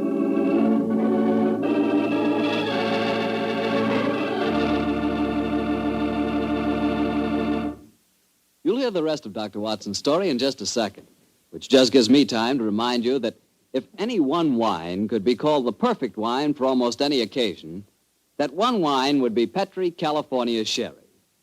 Petri Sherry is not only a fine before-dinner wine, but it's wonderful after dinner, too. And, of course, when you're entertaining or when guests drop in, whether in the afternoon or evening, there's nothing better than a glass of Petri Sherry. And it's comforting to know that you can serve Petri Sherry proudly, because the name Petri is the proudest name in the history of American wines. Dr. Watson, you certainly left me hanging on a cliff that time. You broke off your story just as the Hungarian composer started to play his ill-fated waltz to the Emperor Franz Joseph. What happened? At the time, my boy, fortunately, nothing happened. Herr Horvath completed his composition without apparent incident, and shortly afterwards we attended a banquet that was given in our honor, a banquet that concluded with a rather curious ceremony at which the Emperor presented Sherlock Holmes with a medal to commemorate his services. What everything was. Never mind about that. Finally, it was shortly after 10 o'clock, I remember. Holmes and I, together with Count Profano, left the royal chambers and started to descend the spiral staircase leading to the main hall. You were greatly honored tonight, Mr. Holmes. I've only known His Imperial Highness to make 3 such presentations before, and they were all to my own countrymen. He might have made another while he was about Please, it. Watson, please. The Emperor was most kind. I can't help feeling that he over-evaluated my services. You're being unusually modest, Holmes. Perhaps because I feel that my visit here is incomplete until I've solved the Death Waltz murders. I hope you'll be able to stay in Vienna long enough to do that. I confess I am at my wit's end. I've been giving the matter a great deal of thought, Count Rafrano. I have a plan for trapping the killer. It's in rather an embryonic stage at the moment, but over a few pipes at the hotel tonight, I expect to develop it thoroughly. I shall call at your office in the morning and explain it to you. I shall be awaiting your visit eagerly. One more of these murders and the newspaper outcry might become so loud that I should have to resign my post as chief of police. Well, when Hobart made that daring gesture and played the death waltz tonight, it proved one thing. It's not infallible. The death of a beautiful woman doesn't always follow the playing of the melody. Very true, Doctor, but... Watson. Yes, Holmes? Strike a match, will you? Huh? There's a figure here slumped on the landing. Great Scott, it's the body of a girl. And a very beautiful girl, too. Shot through the forehead. You were wrong, Watson. The death waltz is infallible, but I swear to you that the killer has struck for the last time.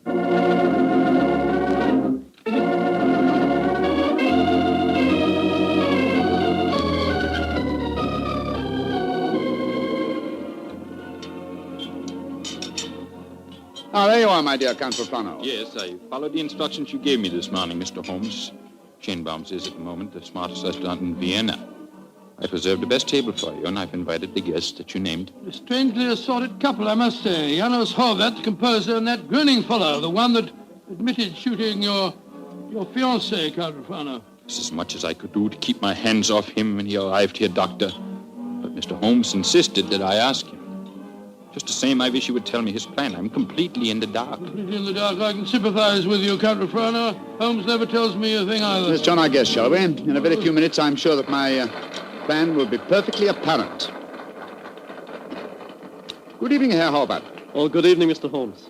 Dr. Watson. How do you do, Herr Horvath? And how are you tonight, Herr Gröning? Angry at having to come here against my will.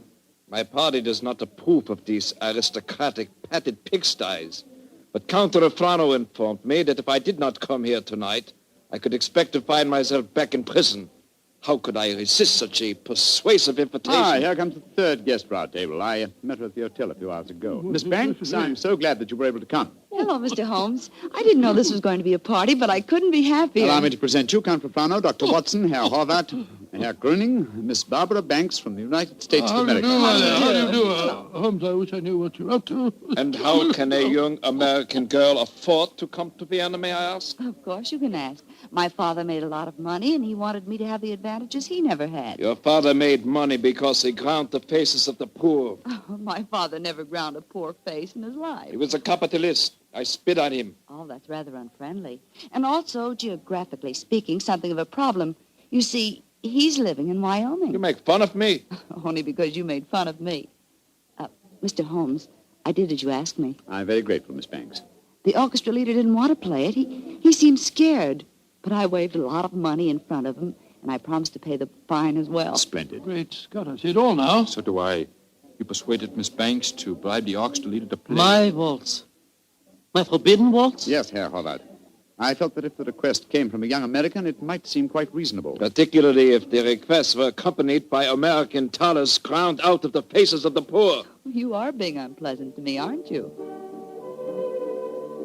They're playing it, your waltz, Herr Horvath. The death waltz. Mr. Holmes, this is against the law. The Horvath waltz is forbidden by imperial decree. True, nonetheless, my dear Count, I implore you not to arrest the orchestra leader until after the waltz is completed. In which case, since I requested it and it's still playing, I'd like a partner. Will you dance with me, Count Rafrano?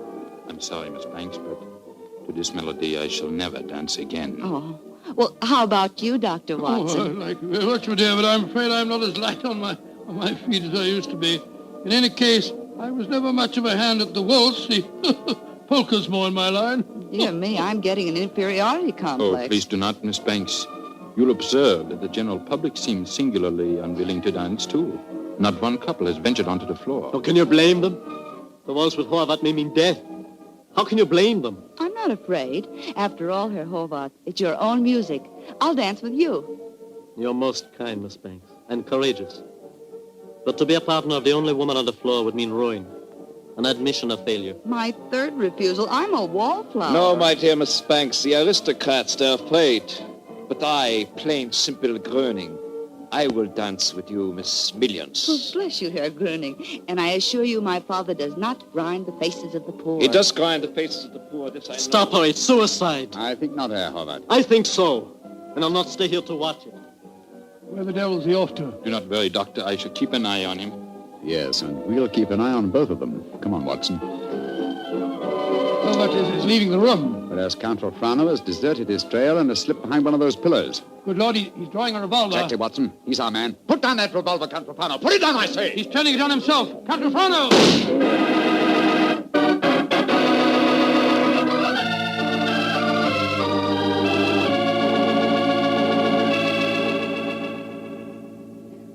I still can't believe it, Holmes. Not the fact that Count Rofrano blew his brains out, but the fact that he was a murderer. Yes, I was slow to believe it too, old chap, and I blame myself in consequence. Two things should have been instantly apparent about the madman who killed beautiful women when he heard the Horvath waltz. Firstly, he must have had some motivation which drove him to such an act. Secondly, he must have carried a revolver with him at all times, since he was invariably armed when the occasion presented itself. Exactly, and that factor made me think of the police official. Then, of course, I saw Rofrano's motivation. He loved the Princess Stephanie dearly.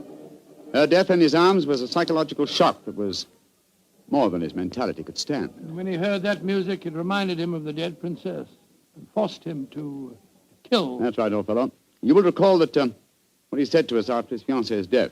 What right do love and beauty have to exist in a world that no longer holds Stephanie?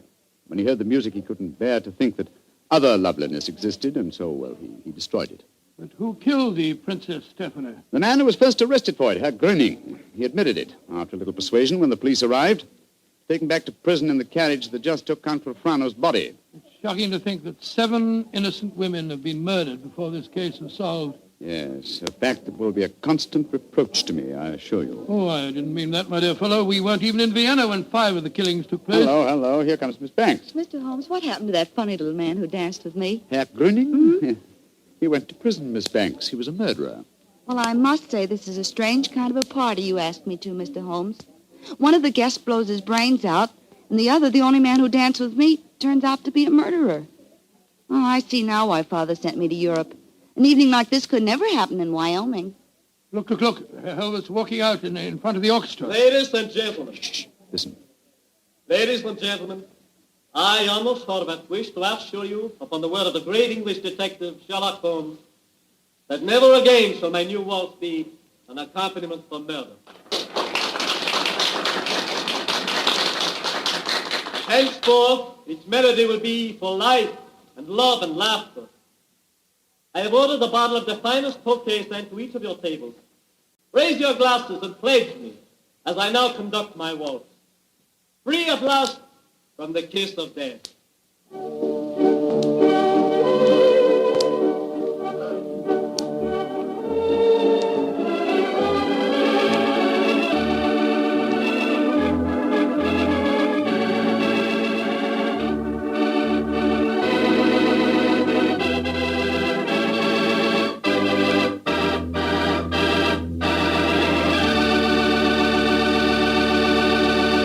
Say, Doctor, I really like that story.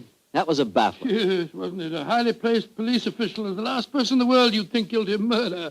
I must confess I wasn't of so much help to Holmes in solving that case. Oh, don't let that worry you, Doctor.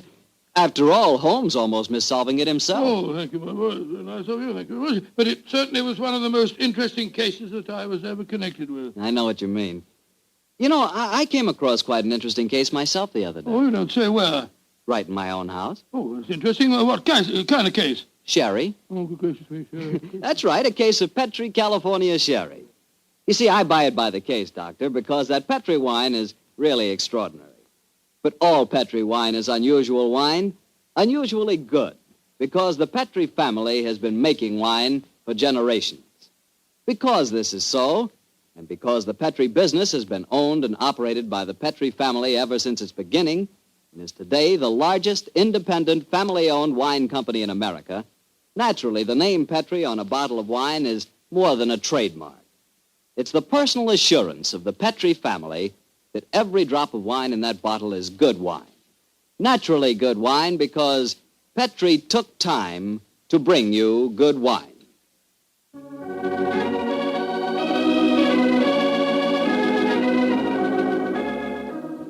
Tonight's Sherlock Holmes adventure was written by Dennis Green and Anthony Boucher and was suggested by an incident in Sir Arthur Conan Doyle's story, The Adventure of the Illustrious Client. Music is by Dean Fostler.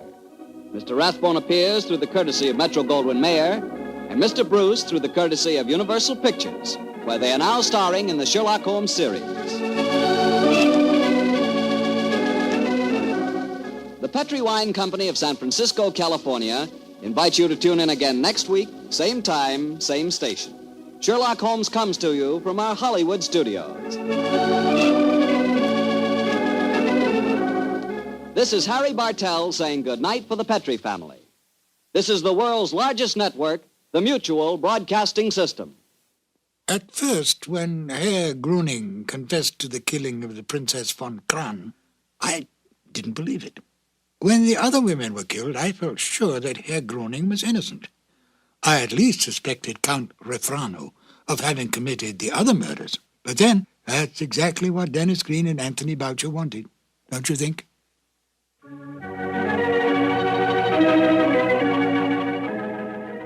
The two episodes you have just heard, The Out-of-Date Murder and The Waltz of Death, are part of the new adventures of Sherlock Holmes, starring Basil Rathbone and Nigel Bruce, and are a 1988 copyrighted production of 221A Baker Street Associates.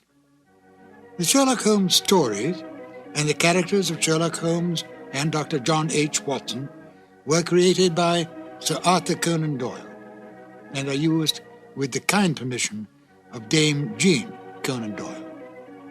This is Ben Wright. Won't you join me again soon for more new adventures of Sherlock Holmes?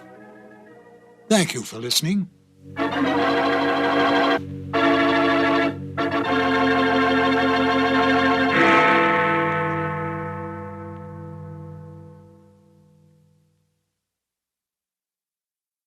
The Adventures of Sam Spade, Detective. Brought to you by Wild Root Cream Oil Hair Tonic, the non-alcoholic hair tonic that contains lanolin. Wild Root Cream Oil. Again and again, the choice of men who put good grooming first.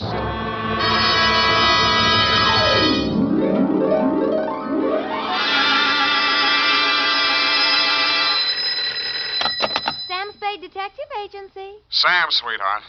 Any calls? Only one, Sam. Lieutenant Dundee of Homicide. He wants you to drop around so they can get your formal statement. No hurry, not now. He told me what happened, Sam. I'm sorry. Yeah, so am I. I guess he was one of your oldest friends, wasn't he? You don't make any friends in this business, Evie. You can write that in your book now, and I'll give you the rest of it when I get there. You sound tired, Sam. Wouldn't you rather just, What, baby? well, go home and, just put it off until tomorrow or... Yeah, maybe I... No.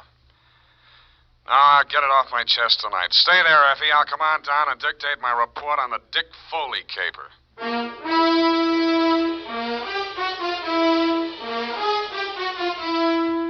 Dashiell Hammett, America's leading detective fiction writer and creator of Sam Spade, the hard-boiled private eye, and William Spear, radio's outstanding producer-director of mystery and crime drama, join their talents to make your hair stand on end with the adventures of Sam Spade. Presented by the makers of Wild Root Cream Oil for the hair. No two ways about it, folks. Hair that's well-groomed can make all the difference in the world to a person's overall appearance. That's why so many men, women, boys, and girls are turning to the famous non-alcoholic hair tonic with lanolin, Wild Root Cream Oil. Wild Root Cream Oil grooms your hair neatly and naturally, relieves dryness, removes loose dandruff. If you haven't tried it before, you'll want to get Wild Root Cream Oil in a new 25-cent get-acquainted size. Yes, get Wild Root Cream Oil. Again and again, the choice of men and women and children, too.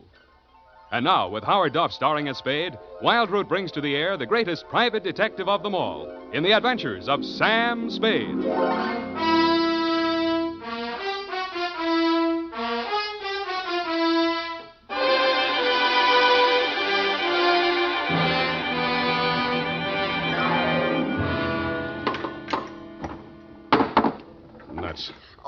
Sam, let me.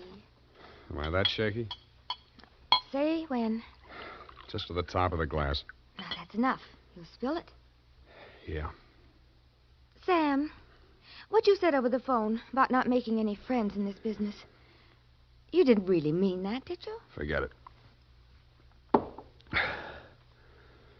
You can label this, a file on Dick Foley.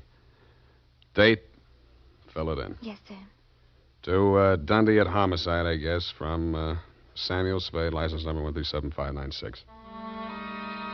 The facts are all here. If you can dig a formal statement out of it, you're welcome. I'd known Dick Foley ever since I took out my license. We'd worked several big capers together back in my days as a Continental Op. He and Mickey Linehan and I. Then he and Mickey opened their own office, Foley and Linehan, Private Investigations. 5 years back, Mickey stopped the slug, and since then, the sign on the door read Dick Foley, Detective Agency. I'd seen Dick maybe 4 or 5 times in the last half a dozen years just to have a drink and chew the fat about the good old days. He never talked about his private life. I assumed he didn't have any. So when I went to his office day before yesterday in response to his call, I was surprised to find him in a clinch with one of the most beautiful nails I've ever seen. Oh, Sam. Well. Shall I come back after lunch? Sam, this is Maxine, my wife. Well, you don't deserve it, but I'm happy for you. I'll return the compliment, Sam. I've wanted to meet you for years, but Dick wouldn't introduce me. Now you know why. Well, you run along, honey. Sam's here on business. All right, Dick. You can bring Sam home to dinner if you like. There's plenty. If he's not too busy, but don't count on that. Well, try anyway, won't you, Sam? I will indeed. Bye now. Draw up a chair, Sam. Sit down. Oh, yeah. What's on your mind, Dick? You remember Claude Spicer, that grifter I sent over for that jewelry store hike back in 43? You never told me you were married, Dick. I'm very happily married. Now, please pay attention. Claude Spicer, yeah. Yeah, I remember the caper. Wasn't there a dame involved? Well, Spicer had a girlfriend, but the cops gave her a good bill of health. Spicer went up for a 5-year stretch. They sprung him last month. Whatever happened to that dame? Now, look, about Spicer. He gunning for you? You hit it. How scared of him are you? Well, enough to ask you for help, Sam. What's eating him? Just revenge? Sam, I wouldn't tell this to anybody but you. But all the facts of that caper didn't come out at that time. I saw to that. How come? Well, I couldn't have stayed in business in San Francisco if it had been generally known that my partner was the inside man on that jewelry store heist. Mickey? Yeah, Mickey Linehan. You and I are both great at choosing partners, Sam. They both deserved what they got. Only one difference. I sent up the killer that plugged my partner. Some people thought the way you gave evidence at Spicer's murder trial wasn't so hot. Well, he was alibied, Sam. In fact, the robbery was his alibi for the murder. I don't know how he managed it. I've been trying for 5 years to figure it out. Spicer's afraid I might succeed someday. That's why he's out to get me. What's he waiting for? Oh, I don't know. He won't do it simple. He'll have a fancy plan like the other time. He's tricky. Where's he staying? At the Belvedere. Here's his mug. I kept a plant in the building for a couple of days, but he stayed holed up in his room. I think he spotted me. Okay, Dick, I'll give it a buzz. Now, wait a minute, Sam. Yeah? I'm not asking you to do this for love. Standard fee, 25 in whiskey money. Okay? Forget it. This one's on me.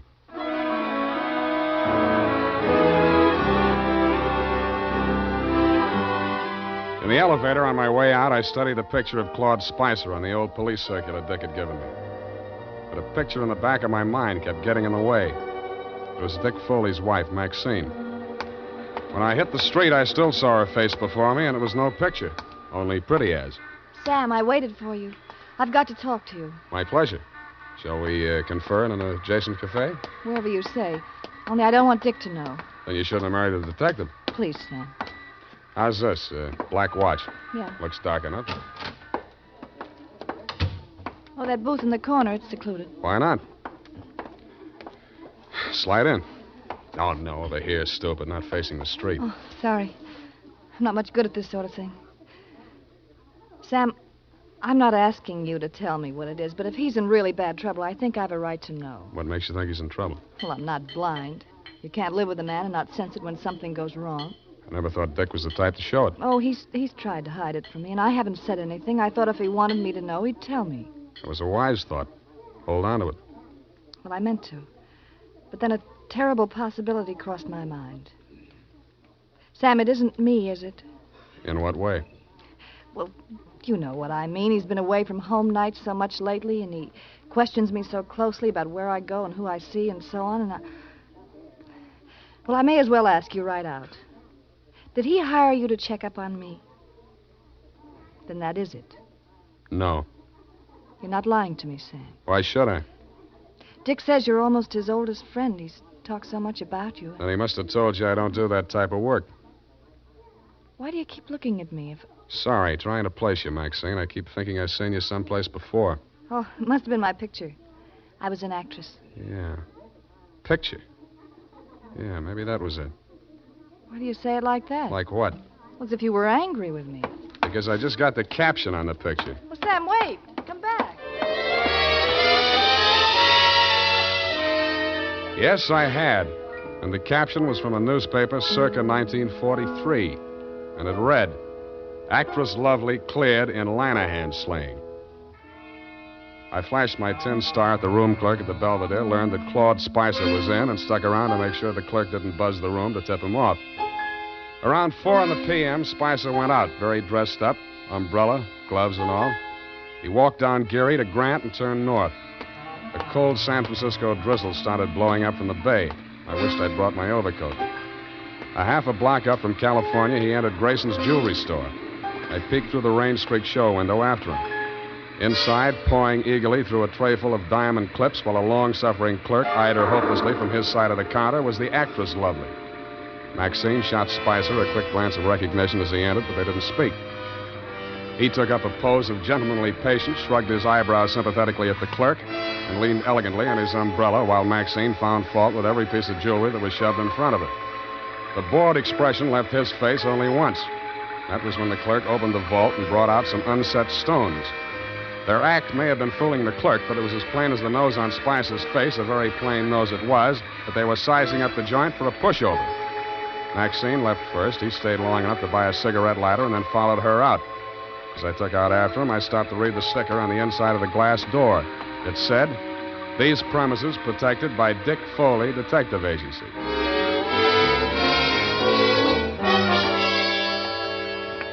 Maxine was waiting for him at the corner. I grabbed up a Chinese newspaper and used it to listen behind, but I needn't have bothered. They didn't seem to care. Well, are you happy? Ought to be about $1 million. Why are you so disagreeable? You ought to be feeling good. Feeling good. 5-year stretch, I come out to find my girl married to the joker that sent me up. You didn't think it was such a bad idea at the time. Well, I do now. Well, after tonight, we'll go east, you and me together, baby. He'll catch up with us wherever we go. Oh, you should live so long. How do you mean that? Just like it sounds, baby. Bye. Oh, don't leave. I'm gonna get some sleep. I'll need a clear head. Claude, I don't want to be alone. Oh. Not even tonight? I don't want to be alone. See you later, honey. Bye-bye. He went straight back to the Belvedere, no stops. Picked up his key at the desk, no messages, took the elevator to the 8th floor. Let himself into room 809, hung out the Do Not Disturb sign, closed and locked the door behind him. I kept a plan on it till around midnight. Then I lifted the Do Not Disturb card from the doorknob and wedged it into the crack of the door. It was a crafty move, and I had just finished doing it craftily when the door opened again in my face. Huh? Who are you? What are you doing here? Nothing, sir. I'm making a survey. What? I'm from the Trotter Pole. It's like the Gallup poll, but we're not in so much of a hurry. Yeah? Just kindly answer this question. As a Democrat, do you believe... Do we, huh? I picked up the Do Not Disturb card and wedged it back into the crack of his door. As any house dick knows, except, of course, Tiny Stover, the night peeper at the Belvedere, if anybody opens a door like that, the card will fall out, and somebody will always hang it on the knob. Another thing Tiny doesn't know is never to draw to an inside straight. We played 9 different kinds of poker until 5 a.m. when I thought I'd go up and have another look. All was quiet on the 8th floor. From the elevator bank, I could see room 809. The morning paper was shoved under his door, and my Do Not Disturb sign was apparently where I had planted it. I tiptoed up to make sure. Huh? Who are you? What do you want? Me? The paper boy, sir. Your morning paper. You get around. Well. Good news in the paper, sir? Interesting. Jewelry store heist up on Grant Avenue. Oh, yes, sir. Our paper only covers... What? I grabbed the paper from under 805. It was the headline I could have expected if Spicer had left his room without my knowing it. Grayson's jewelry store, the shop he and Maxine had cased that afternoon, had been taken for an estimated $1 million in uncut gems. But Spicer's door hadn't been opened, and there was no other exit. I sat down and thought. And what I thought of was that sticker on the front door of Grayson's said, "These premises protected by Dick Foley Detective Agency."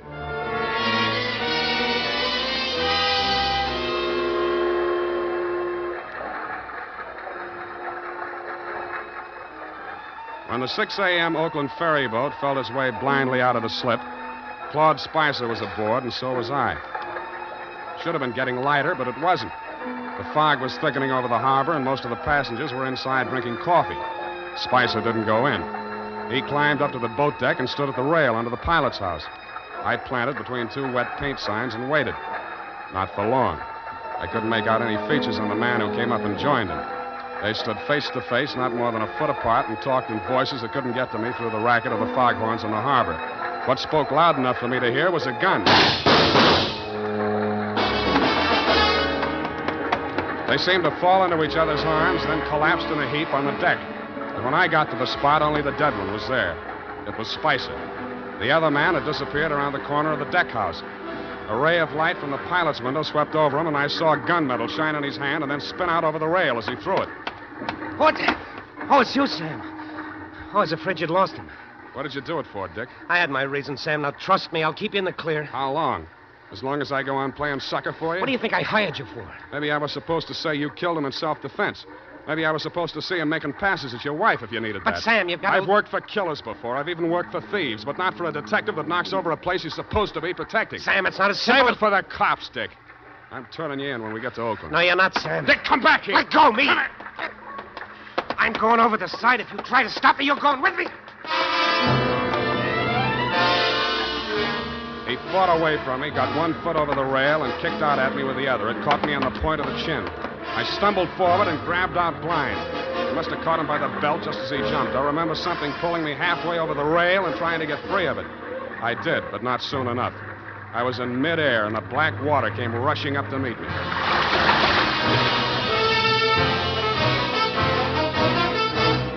The makers of Wild Root Cream Oil are presenting the weekly Sunday adventure of Dashiell Hammett's famous private detective, Sam Spade.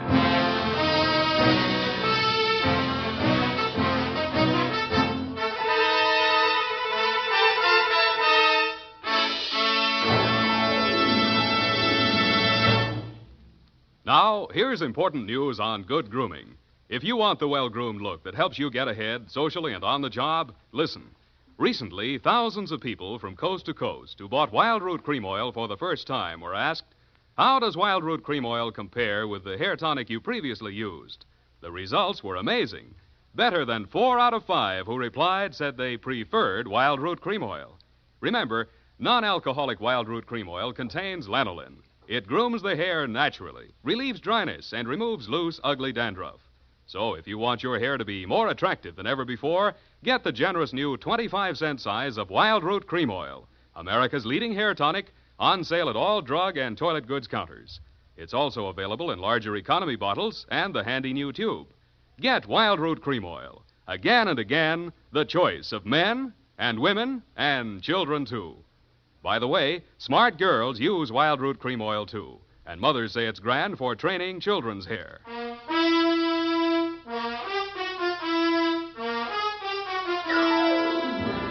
And now, back to the Dick Foley caper. Tonight's adventure with Sam Spade.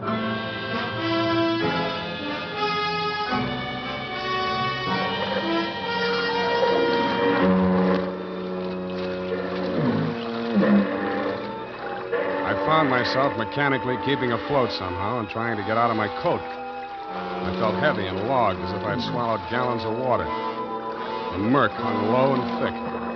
There was nothing else to be seen anywhere. I swallowed what felt like several more gallons before I got rid of the coat.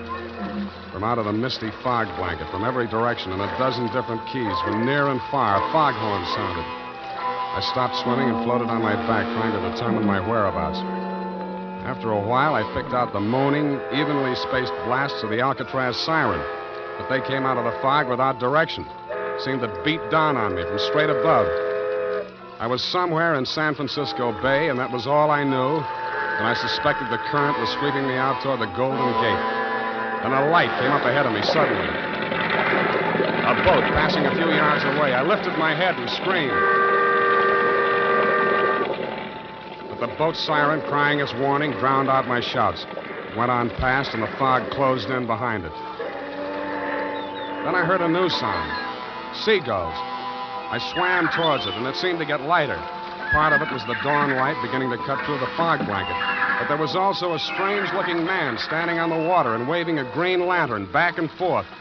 I yelled at him to wait for me, and a seagull got off his hat and flew away. When I got closer, I saw that it was not a man, but only a buoy, channel type. I used all the strength I had left to drag myself up on the base of it and let it rock me to sleep.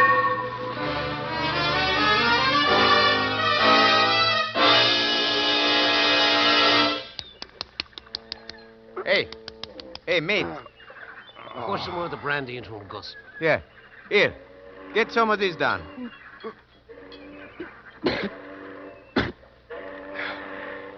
Where are we?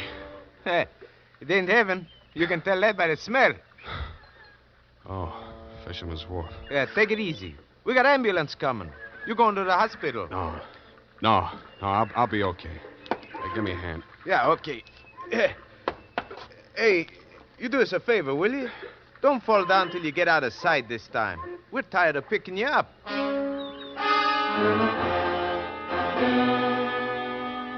I thanked the two kindly old fisherfolk for their interest in my welfare, totted up the pier, fell into a taxi, and went home. While I soaked out some of my aches and pains and chills, I did some stewing about the caper so far and stewed up enough anger to carry me through to the finish. I checked the Coast Guard for news of Dick Foley. They told me his body hadn't been recovered yet. I got dressed and went over to his office. The cops hadn't been there. I went through the file cabinet. And what I found under Foley Private had me so interested that I didn't hear Maxine come in until she closed the door. What are you looking for? You, baby.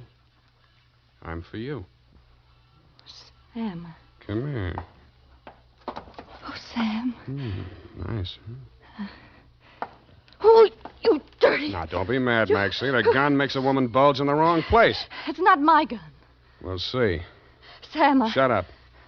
Now, starting with the rap Spicer went up for, the same pattern. The way you worked this one tells me how you worked it the first time. You get something on a private detective. The first time, 5 years ago, it was Dick's partner, Mickey Linehan. Yeah. I don't know what Spicer had on him, but I do know he forced Dick to knock over Grayson's jewelry store last night. I won't listen to you. Okay, I'll talk to myself. I'm not saying you killed Mickey Linehan, but Dick did frame an alibi for you, didn't he? Didn't he? Oh, you're hurting me. Good. Try spending a night swimming around in circles in the middle of the harbor sometime. See how you like that. All right, it's true. Dick did help me out of that old jam. I'm not ashamed of it. I'm proud our love was that important to him. No, Spicer. That same old double-cross. Only this time, I'm standing where Dick did 5 years ago. Dick was set up as a patsy the same way Mickey Linehan was, but he got smart and pulled the trigger first. Stop it. Stop it. Where did that hurt? You fool. I loved Dick. Yeah. I loved him. That's something you can't understand. But it happens that way, no matter what people are. You sound as if you really mean that. But you're a little late, aren't you? He's not dead. I'm sure he isn't. If he's not, he's really in trouble. What do you mean by that? I found something here in the files that Dick left, just in case Spicer got to him first. What is it? A confession to Mickey Linehan's murder. That's impossible. Were you there? What are you going to do with it? Turn it over to the police. But if he's still alive... It still counts, unless he shows and revokes it, but I don't think he will. Why? Because I won't back up a self-defense plea on the Spicer shooting. But you were Dick's friend. You were his friend. I wouldn't ask him to do it for me. Then what can I do for him? I'll do anything at all. Well, if he stays away, he's as good as dead. If he comes back, you'll get a jury trial. And if there are more men than women in the panel, he'd probably be acquitted on your testimony alone. Do you really think he might have a chance? With a jury, there's always a chance. But where is he? How can I get word to him? Well, if he's not fish food by now, there's one sure way of smoking him out. Something I can do. Nobody else. Oh, please, tell me anything. Sign a confession of your own. Confession? Not Mickey Linehan's murder or anything they might nail you for. Swear that you shot Spicer. What? Well, you can always renege. Make both of you look good, sacrificing for each other. How about it? All right. Tell me what to write. I did. She signed it. I had Effie dispatch it to all the papers and news services, and then I brought it down to the hall. Naturally, you didn't believe a word of her confession, Dundee, but when I took you aside and explained my stratagem, you endorsed it heartily and had her booked. She pressed my hand and thanked me. The look of resignation on her face was so real it was hard to believe she was faking. When she turned her back to follow the matron down the corridor, I saw why. On the back of her coat, there was a smear of white paint. I remembered the wet paint signs on the Oakland ferry boat. Dick Foley gave himself up an hour after her confession hit the street. Screamed and yelled at everybody in homicide, trying to convince them that Maxine was innocent and he should take the full rap. But I'm afraid I queered that when we confronted him with the autopsy surgeon's report. He tried to bluff even then when he read it. Pellet A ended right side between third and fourth ribs, penetrated left lung. Pellet B, pleural membrane, side wound punctured. Well, so what, Sam? All three on the right side, angling up, you see? No! I don't know why. You even saw me on that boat. You saw me throw the gun over Oh, it. cut it out, Dick. What I saw was in the dark. But you two men were facing each other directly. If I were going to drop a man fast at close range, face to face like that, I would not put the gun in my left hand, twist it around, straining my wrist in the process, and pull the trigger with my thumb, unless I were left-handed, double-jointed, and a trickier shot than you are. I'd blast him straight through the middle. All right. All right, yes, it was Maxine. Well, that's good. Maybe you can get cured now. Why don't you open up some more? Let me put it down like it was business. All right, sir. Number one, Maxine killed your partner, Mickey Linehan, 5 years ago. Probable motive to eliminate him and send Spicer up for it.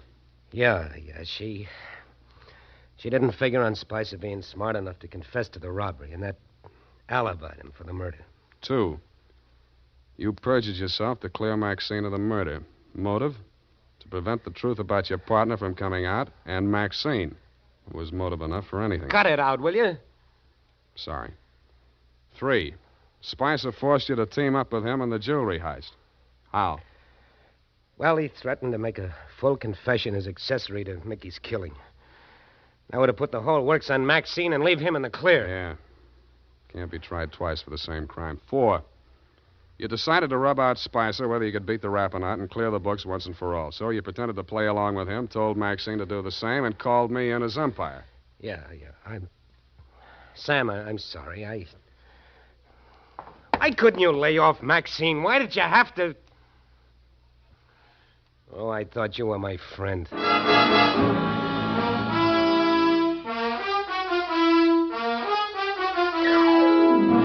And that's about it. Period. End of friendship. Oh.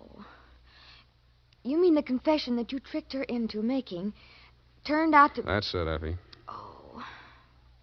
What'll happen to him? What about Dick Foley? Dick? Oh, they got him on a number of things, I suppose.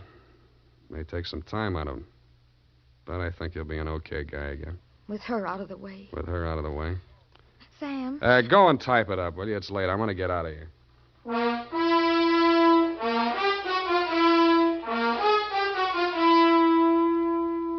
And now, listen to this.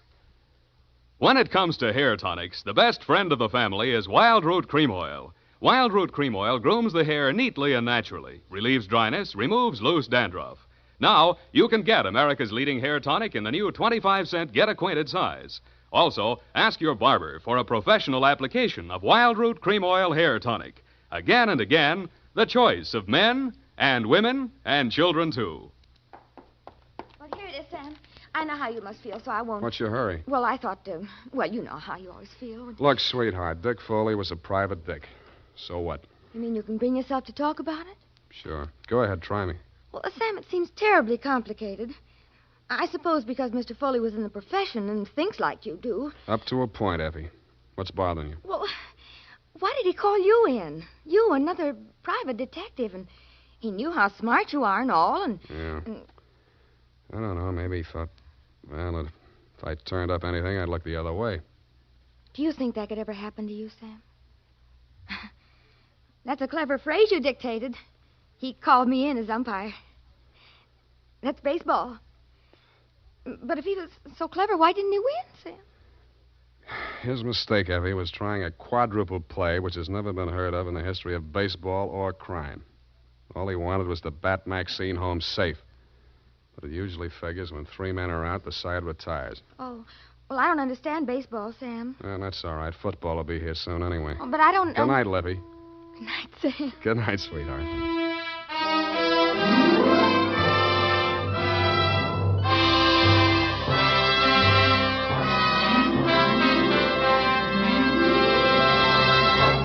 The Adventures of Sam Spade, Dashiell Hammett's famous private detective, are produced and directed by William Spear. Sam Spade is played by Howard Duff. Lorene Tuttle is Effie. The Adventures of Sam Spade are written for radio by Bob Tallman and Gil Dowd. Musical direction by Lud Gluskin, with score composed by Renee Garrigang. Join us again next Sunday when author Dashiell Hammett and producer William Spear join forces for another adventure with Sam Spade. Brought to you by Wild Root Cream Oil.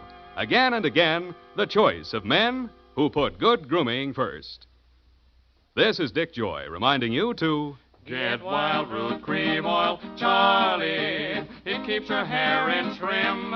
You say it's non-alcoholic, Charlie. It's made with soothing lanolin. You better get Wild Root Cream Oil, Charlie. Start using it today. You'll find that you will have a tough time, Charlie. Keeping all the gals away. Hiya, Baldy. Get Wild Root right away.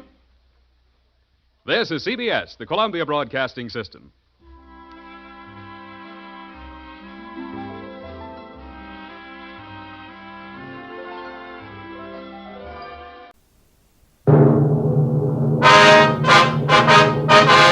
Sound off for Chesterfield.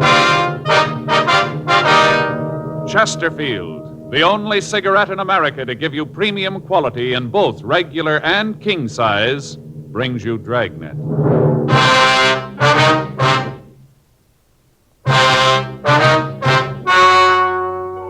Ladies and gentlemen, the story you are about to hear is true. The names have been changed to protect the innocent.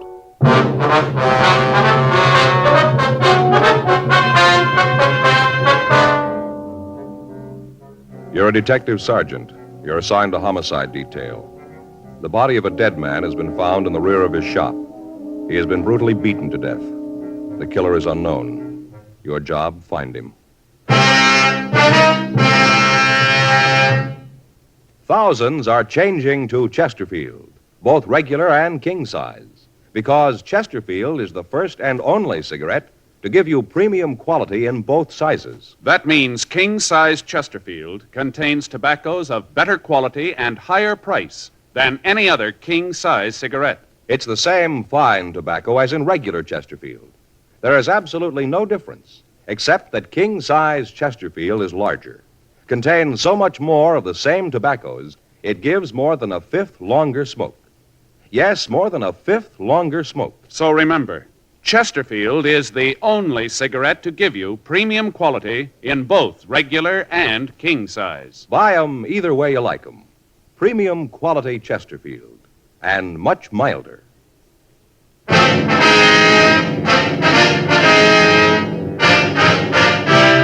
Dragnet, the documented drama of an actual crime. For the next 30 minutes, in cooperation with the Los Angeles Police Department, you will travel step by step on the side of the law through an actual case transcribed from official police files. From beginning to end, from crime to punishment, Dragnet is the story of your police force in action. It was Monday, July 5th. It was hot in Los Angeles. We were working the day watch out of homicide detail. My partner's Frank Smith. The boss is Captain Lorman. My name's Friday. It was 7:58 a.m. when I got to room 42. Homicide. That you, Joe? Yeah. How's it going? Don't ask me. What's the matter? Went to the beach yesterday. Got a sunburn. I could hardly sleep last night. I'm just miserable, Joe. It's going to be a week before I can wear a shirt without feeling I got army blanket on. Well, can't you get something for it? Something to make it feel a little better anyway? Don't bring that up either.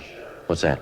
If you've got any homemade remedies for sunburn, keep them to yourself. I've had them for now. Yeah, why? What's the matter? Like I said, we went to the beach yesterday. Beautiful day.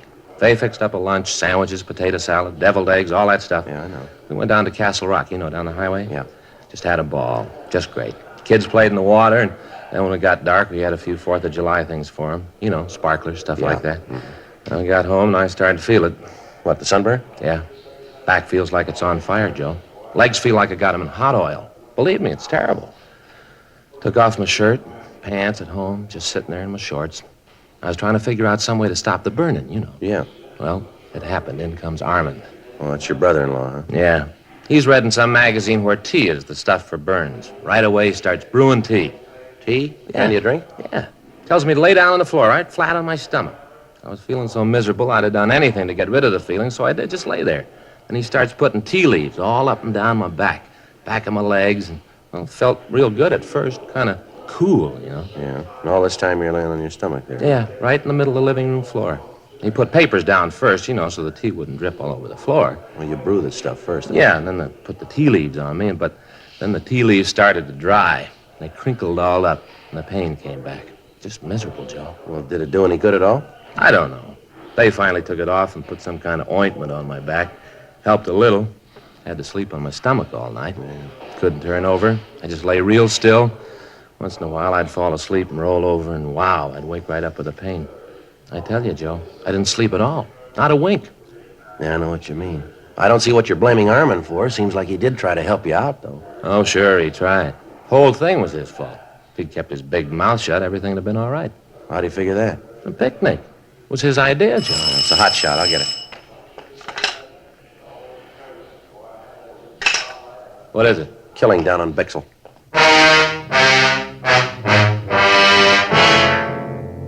8:14 a.m. We arrived at the address on South Bixel. It was a small neighborhood pawn shop. A radio car had arrived, and the 2 officers had cleared the crowd away from the entrance of the store. One of the officers showed us through a curtain into the back room. Everything was smashed. Glass cases were demolished. Clothing from the shelves had been torn down and thrown all over the floor. At one side of the room, a closet door was half open, and in the closet was the body of a man. We started to talk with George Armstrong, the victim's partner. Terrible. I don't want to look anymore. I don't want to believe it. Anybody would do this to Mark. Mark? Is that your partner's name? Yes, Mark Williams, my friend. We've been together the last 15 years. Knew each other for 10 years before that. I don't want to think about it. Would you like to step out here, sir? Front part of the store? Well, would it be all right? Yes, it'd be fine. I'll call the crime lab, Joe. All right, good.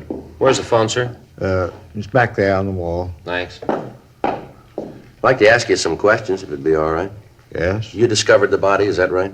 Well, yes. This morning when I came in, I opened the store like I always do, about, I think it was 7:45, I guess it was, something like that. I see. I opened the front door like I usually do, and then I came in and put the water on for some tea. You can see there, see that hot plate? Mark and I usually have a cup of tea when he comes in. I see. Well, then I went to the back room to hang up my coat. First, I thought that somebody had tried to rob the place. Way things, were scattered all over. Then I saw Mark laying on the floor, and I called you. They're on the way, Joe. Okay. Did you always open up the store by yourself, Mr. Armstrong? Yes. I don't know how it started, but somewhere along the line, I'd open up the place, and then Mark would clean up the shop and close. It's been that way for years. When did you last see Mr. Williams? That is, when did you see him alive? Saturday night. I left about 5:45. He was closing the place up. I told him that I'd meet him for breakfast Sunday morning. He wasn't there. I tried to call him at home, but there wasn't any answer. His landlady hadn't seen him. Was he married, do you know? No, he wasn't married. Same thing happened to both of us. Neither one of us married. What's that, sir? Well, you see, Mark and I are both in love with the same girl when we were younger.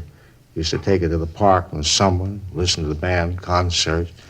3 of us, we used to go every place together. Like I said, both of us were in love with her. Well, things went along just fine for a year or so, and then she got married to someone else. Mark and I were pretty sad about it. Couldn't blame the girl, though. The guy she married was rich. He had a big house. It was a good family. And we didn't have much of anything. No, neither of us married. Just never seemed to find a girl that compared with Kate. Kate? Kate Dillon. She's a lovely girl. This meeting you were going to have yesterday morning, was that a regular thing? Oh, yes, it was. You see, about the only relaxation Mark and I had was bowling on the green. Bowling? Every Sunday that it didn't rain, we'd meet for breakfast and then catch a bus out to Exposition Park. Bowling club out there. Mark and I both belong. Mark was a sort of local champion. Played a real good game. Well, didn't you think that anything was wrong when he didn't meet you yesterday? Well, yes, I did. I did at first. Then I got to thinking about it, and I figured maybe he wasn't feeling too good.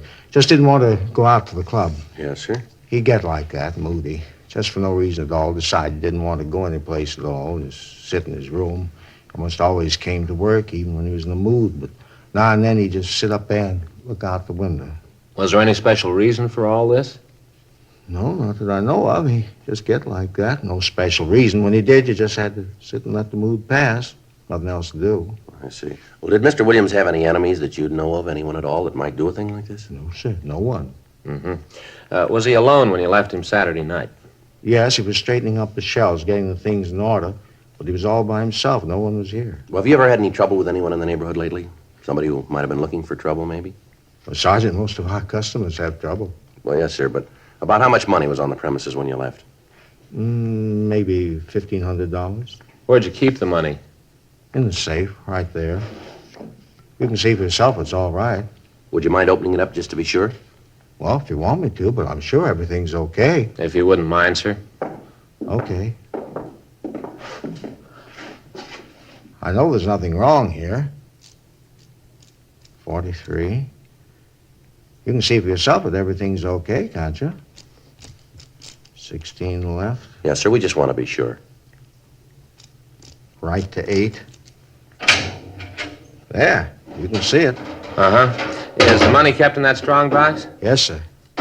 Who knew the combination to this safe? I mean, besides you. Just Mark and me. We were the only ones. Mm-hmm.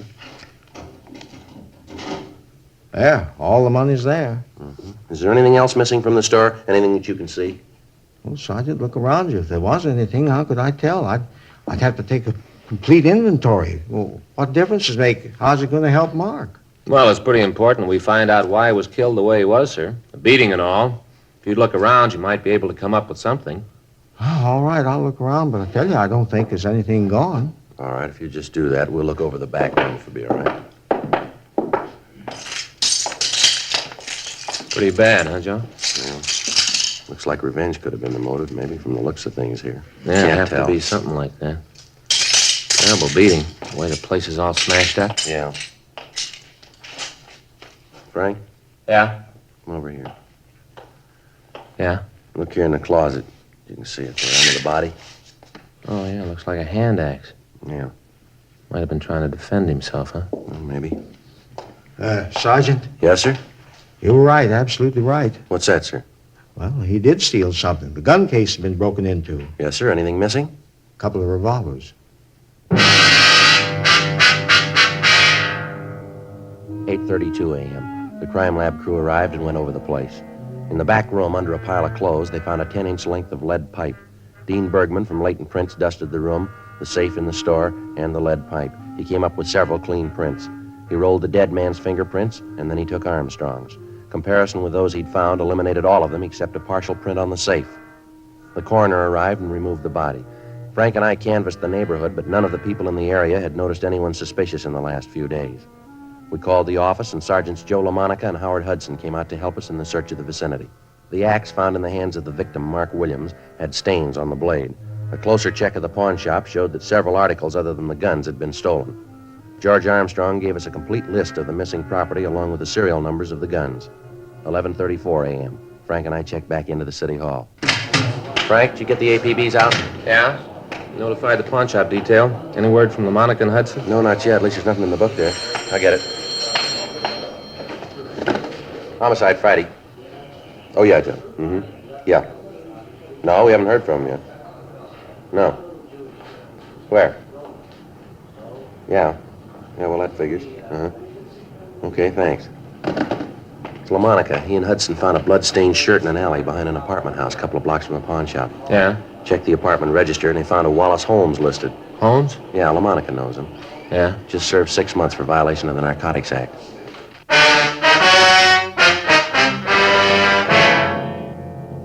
(12:02 p.m.) We ran the name Wallace Holmes through R&I. He had a record dating back almost 10 years.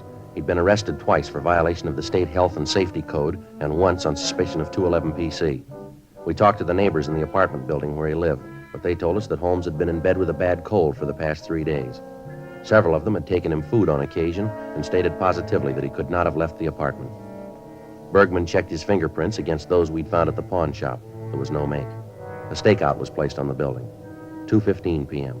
We checked with the crime lab to see if Ray Pinker had finished the tests on the physical evidence that he'd collected at the murder scene. Looks like the lead pipe. Can you tell us anything about the killer? Nothing except he's WMA. How about the other bloodstains, Ray? Test out type O. Victim's type B. Well, figures that he managed to hit the killer with the axe then, huh? Possible. How about the shirt? Did you find anything on it? We haven't finished the tests on the dust particles we found in the pockets yet. Precipitant test shows it's human blood. Haven't had a chance to group it yet. How about any laundry markings? Anything there, Ray? Yeah, I was just about to check it. Spread it out here. You want to get those lights, Frank? Yeah, I'll go. Turn on this fluorescent. Yeah. There's a laundry marking here. Yeah. Looks like RJ. Mm-hmm. Is that right? And there's a number there, too, in it. 769-02. Anything else, Ray? Looks like that's about it. What laundry, would you know? Yeah, I think so. Marking's the same type as Consolidated Central Laundry uses. It's a big place out on Pico. Mm-hmm. Handle cleaning for a lot of small neighborhood places in town. I can give you the address. Okay, anything else? Oh, he had a 15 neck and a 33 sleeve. Average size, not much help, huh? Maybe I can give you some more when I get through the dust particles in the pockets. Yeah, okay. Wish we had a little more to go on. Well, you got a piece of lead pipe, a stained shirt, and an axe that looks like it's been recently used. Yep. They all connect somewhere along the line. Yeah, all we got to do is find out where. 2:58 p.m. Frank and I drove out to the Consolidated Central Laundry. We talked to the manager, and he looked through the files. He was able to tell us that the shirt had been laundered at a small cleaning place on South Hill. He gave us the address, and Frank and I drove over. We talked to the manager of the shop. Uh-huh. Yeah, it's our number, all right. Yes, sir. Would it be possible for you to tell us who owns the shirt? Yeah, I'll look it up in the book. Let's see, RJ 769-02. Mm-hmm, that's right. Let's see, 642, 98, 7. Yeah, here it is. John Dunlap, address out on 3rd Street. Say, what do you want to know about the shirt for? Dunlap done something? Oh, we're just conducting an investigation here. Oh. Wonder if you'd describe this Dunlap for us. Oh, sure. I've known John for years. Been bringing his things in here for at least 8, maybe 9 years. Could you give us a description of him, you think? Yeah, Johnny's about my size, maybe 5'11". Weighs about 180. How about his coloring? Huh? His coloring. Is he dark or light complected? Oh, yeah. Well, I guess you'd say maybe sort of medium. Yeah, medium. Does he have any marks or scars on him? Anything unusual about him? Well, if you asked me that yesterday, I'd have said no. How's that? Well, up till this morning. John came in this morning, and there was nothing that made him stand out up till then. He must have had an accident over the weekend, I guess. I don't understand. Came in this morning, his face was all scratched up.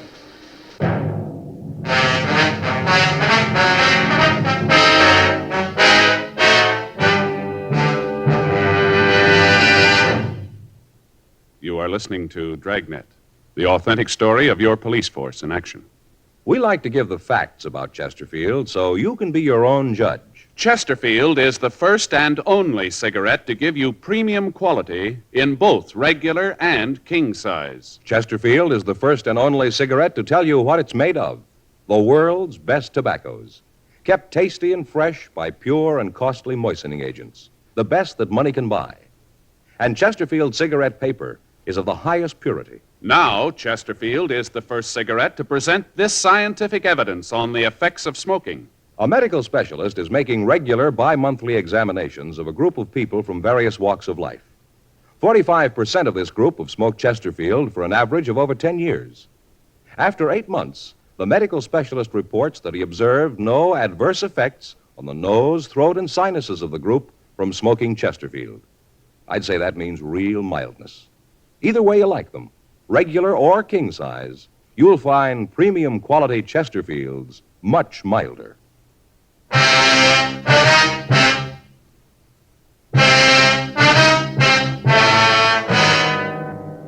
Monday, 5:30 p.m. Frank and I ran the name John Dunlap through R&I. We found no record on anyone answering his description. Meantime, the stakeout on Wallace Holmes' apartment where we'd found the blood-stained shirt continued. Ray Pinker had finished the test on the shirt and found that most of the blood on it was type B. However, there were also small traces of type O. The tests on the dust particles found in the pockets of the shirt netted us nothing. 6:15 p.m. We drove out to the address given us by the cleaning shop. It was a large apartment building. Dunlap was registered in the penthouse. We took the elevator up and rang the bell. Yeah? John Dunlap? That's right. What can I do for you? Police officers would like to talk to you. Police? What do you want with me? Just like to talk to you. Okay, come on in. You can see you caught me in the shower. This is my partner, Frank Smith. My name's Friday. How do you do? How do you, sir? How do you? Hey, you mind if I go ahead and get dressed while we talk? I got a date and I don't want to be too late. No, it's all right. Go right ahead. Come on in here. What is it I can do for you, officers? Well, I wonder if you could explain your movement Saturday night. Saturday night? Yes, sir. Well, let's see. I played golf in the morning, got back from the club about 6, I guess. Miserable game, 102, lost $35. Sure was off Saturday. Just a minute, sir. You tell us what clothes you want. We'll get them for you. All right, hand me that shirt there, the blue one, huh? Here you are. Sure, a miserable game Saturday. 3-putted almost every green. Nice-looking shirts, Dunlap. Like them? Well, they're nice-looking. Where do you get them? I have them made. Can't wear store-made shirts. Neck's too long. Collar doesn't fit right. What'd you do after you got home from the golf club? Took a shower, then went out. Had a date. Lousy game ruined the whole evening. Sir? Well, after that crummy 102, I really played the 19th hole. Got pretty loaded. By the time I got to Alice's, I was in a rare mood. Alice? Yeah, Alice Miller. Anyway, I was about half hour late, and she was fit to be tied. We were supposed to have dinner out in Malibu. Took us about an hour to drive out there, and Alice kept getting mad as we drove. I guess I didn't help things out any. I was in a foul mood and didn't keep it to myself. Yeah? Well, by the time we got there, really going at it, silly thing, no sense to the argument at all, but it just kept building. Either one of you married? Yes, sir. My partner here is. Well, then he knows what I mean. Well, we didn't get down to the beach till about 8:30 or 9. We got out of the car, and Alice said she wanted me to take her back home. I told her we'd just gotten there. She said she didn't care, wanted to go home. Yeah? I told her if she wanted to leave, it was okay with me, and I turned around to walk down to the house. You know, it's pretty dark down there. Uh-huh. Well, I walked right over the embankment. Must have fallen over about 6-7 feet. Didn't hurt myself much, but you can see I scratched up my face. Yeah, we can. Well, the long one, though, I guess it was worth it. How's that? Well, Alice was so scared she ran down to me, and the argument was all over. We went on into the house and had dinner. How long were you there? Oh, I guess until, maybe 2:30, 3 in the morning. Got to playing charades. Time just went. You happen to know what blood type you have? What? Your blood type. Do you know what it is? Oh, I think it's A, but I'm not sure, though. Uh-huh. You said you had your shirts made to order, huh? Yeah, that's right. Why? Can you tell us how someone else might have gotten one of your shirts? Wait a minute. I don't think I understand just what's going on. Or what is this all about? You come in here and ask a lot of questions. What's it all for? Just routine. Routine what? It's not routine for me to have policemen come in and ask a lot of questions. Where was I Saturday night? Who makes my shirts? Who might have had them? Come on, what's the pitch? All right. Do you know a man named Mark Williams? Williams? No, Tom Williams sells insurance. No, Mark Williams. No, I don't think I know him, Mark. Anyway, what's he got to do with this? He was killed Saturday night. Figure maybe I did it? Well, a shirt that belongs to you was found near the scene. My shirt? That's right. Same label. Check the laundry markings in it. Your laundryman said it was your shirt, said it was your number. You talked to Harry? Yeah, if that's his name, I guess we did. Well, I don't understand it. Hey, wait a minute. Yes, sir? A couple of weeks ago, I gave a half a dozen shirts to the woman who comes in to clean up the place. She might know what happened. Let me call her and find out. I got her number here someplace. Yeah, here it is. If anybody knows, she would. A couple of weeks ago, told her she could have them. I don't know what's the matter with them. Hello? Mrs. Lambert in, please? Yeah, thank you. Hello, Mrs. Lambert. This is John Dunlap. Oh, just fine. And you? That's good. No, I just want to know what you did with those shirts you took a couple of weeks ago. Well, no, Mrs. Lambert, I did give them to you. I just want to know what you did with them. Uh-huh. I see. Well, can you give me the address? Well, just a minute. I'll get a pencil. You have a pencil, officer? Here you are. Thank you. Now, go ahead, Mrs. Lambert. Uh-huh. 47? All right, thank you. No, don't you worry. Everything's all right. Yeah, well, thank you, Mrs. Lambert. Yeah, I'll see you then. Right, goodbye. A real character. Thought I wanted the shirts back. Did she tell you what she did with them? Yeah, said she sold them to a second-hand store down on Bixel.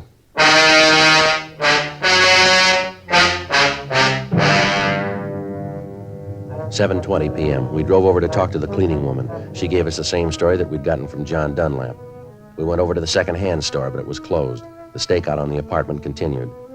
The body had been posted, and the coroner told us that Williams had been killed at approximately midnight on Saturday night.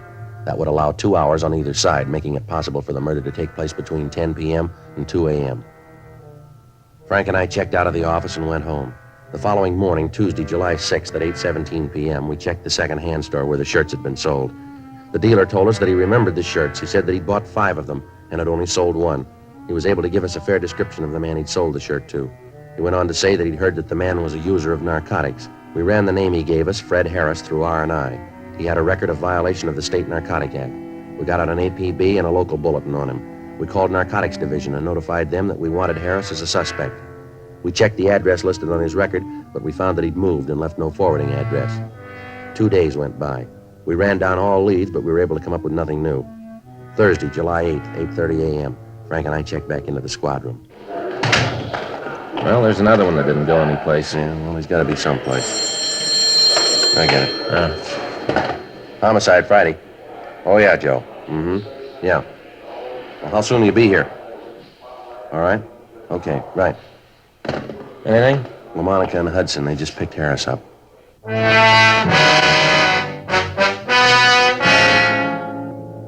11:20 a.m. Fred Harris was brought to the interrogation room. Frank and I talked to him for about an hour, but other than his name, he refused to tell us anything. We tried to lead him out. We talked about his family, about sports, food, everything we could think of. None of it worked. Harris remained sullen and uncooperative. 1:46 p.m. How about some lunch, Joe? Yeah, I guess so. Harris? No, thanks. Well, you suit yourself. What do you want, Joe? Oh, ham on rise, all right. Get some coffee, too, huh? Okay. You sure, Harris? You don't want anything to eat? No, I told you. Okay. All right if I smoke? Yeah, go ahead.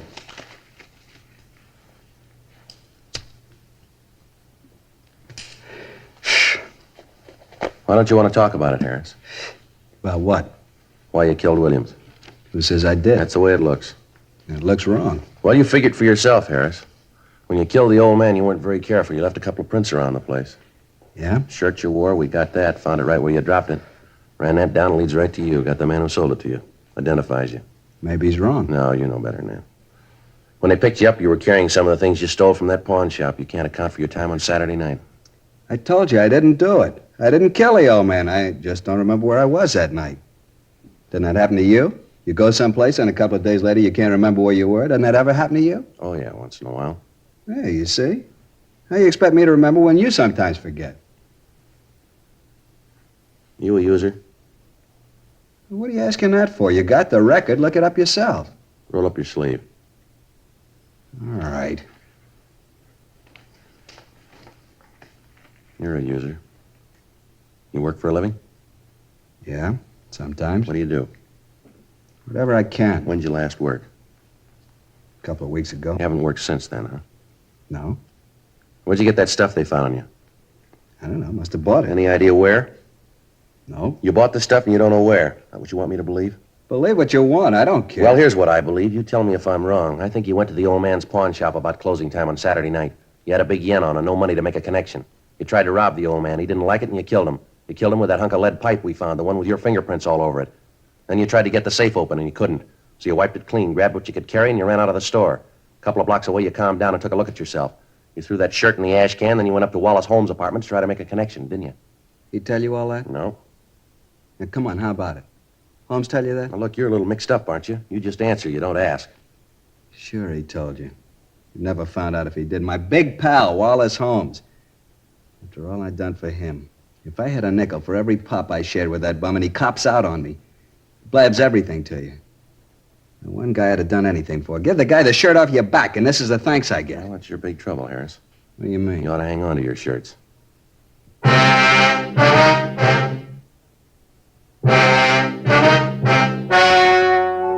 The story you have just heard was true. The names were changed to protect the innocent. On November 15th, trial was held in Department 86, Superior Court of the State of California, in and for the County of Los Angeles. In a moment, the results of that trial. Now, here is our star, Jack Webb. Thank you, George Fenneman. Friends, again this year, Chesterfield has asked me to remind you to see your own neighborhood cigarette dealer first about your Christmas shopping problems. Among many wonderful gift ideas, he's featuring the gift of the year, the Chesterfield Christmas carton. Now, to my way of thinking, it's the ideal gift because Chesterfield is the only premium quality cigarette available to you shoppers in both regular and king size. Either way, regular or king size, they're a wonderful smoke and they make fine Christmas gifts. Get them from your dealer. Premium quality Chesterfields.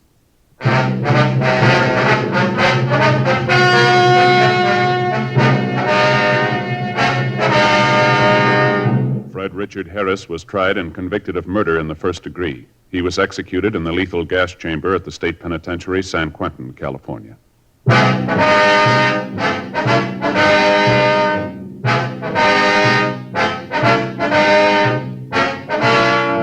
You have just heard Dragnet, a series of authentic cases from official files.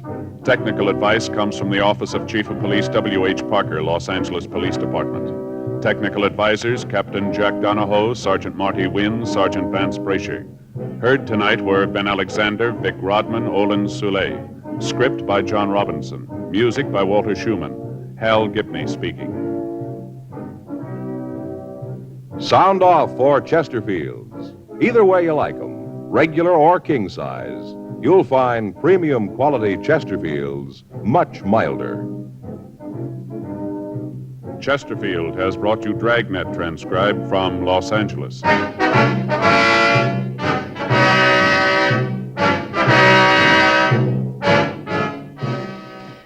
Tonight, it's more adventure with Barry Craig, confidential investigator on NBC.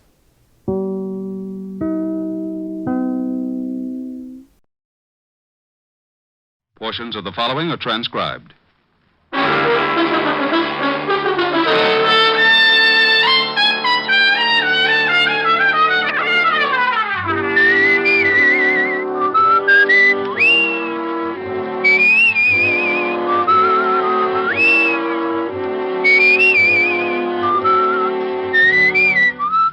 Here's Dick Powell as Richard Diamond, private detective.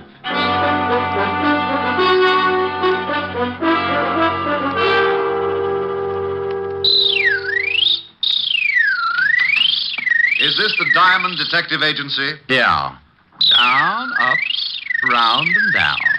Mr. Diamond, I presume? Yes, and maybe no. Down, up, round, and round. I don't understand you. Yes, I'm Diamond, and you're not presuming on me, not if you're a client. Oh, no, that's not what I mean. What is that object you're playing with? This is a yo-yo. You make it go down, up, round, and down. See? Yes. But I came in on business, Mr. Diamond. I want to hire you. Just drop it like this. Down, up. As a detective. Oh, well, $100 a day in expenses, and I throw in the yo-yo lessons free. Mr. Diamond, are you in business? Do you have the $100 a day? I do. I am. That's fine. Your name? Oh, I can't tell you that. Goodbye. Will you kindly put that thing away? I have a terrible head. Oh, I don't know. It's not so bad. Carve it yourself. Why, you insufferable... Now, wait a minute. Until we've had a formal introduction, the word insufferable is your ticket for a new set of dentures.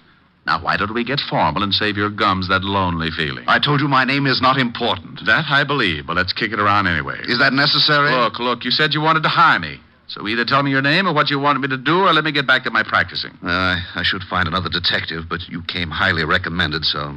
All right. You can call me Johns. Other wife? What? Forget it. The initials on your briefcase read J.B. Oh, it's one I borrowed. So now that I've conquered your coyness, what's the pitch? Pitch? Oh, you mean my assignment. Oh, it's very simple, but first, I must insist that no word of this conversation leaves your office. So far, no one would believe it anyhow. But my ethics are in good order, Mr. Johns. Good. This must be kept very secret. Shall I pull down the blinds and stuff the keyhole? Oh, that shan't be necessary, thank you. Your secret is... murder, Mr. Diamond. Oh, I just knew you were going to say that. Where's the corpse? The corpse? Oh, that's what I came to you for. I want to have professional advice on every angle before I kill. Now, you've had police experience. Unless my hearing aid's on the blink, you're saying you want to commit a murder. Not want. I'm going to. This evening. Oh. What do you want me for? The victim? Oh, I have the victim, the opportunity, method, and the man to handle the details. However, I want to be sure that I'm not tripped up by my lack of foresight to police procedures. Sure, yeah. Whom are you calling? The police, but you'll probably get sent to Bellevue. Mr. Diamond, your ethics. Ethics about concealing or helping a murder are free passage to Sing Sing. The phone. Put it down, quickly. Oh, my. Isn't that shiny? A real gun. Those things are illegal, you know. Must you shake it so much? Sorry. I'm a little nervous. Oh, swell. You're nervous. Quiet. I'm thinking. This visit has obviously been an error, but perhaps not a fatal one. Let's see. I have it. Into the closet. What? With my bicycle, it'll be too crowded. Your bicycle? Oh, my exercise bicycle. There's my rowing board and my be weight. quiet. Start walking. Oh, this is ridiculous. Now open that door. Oh, okay. Now that bicycle. It has a seat? Well, yes. Sit on it.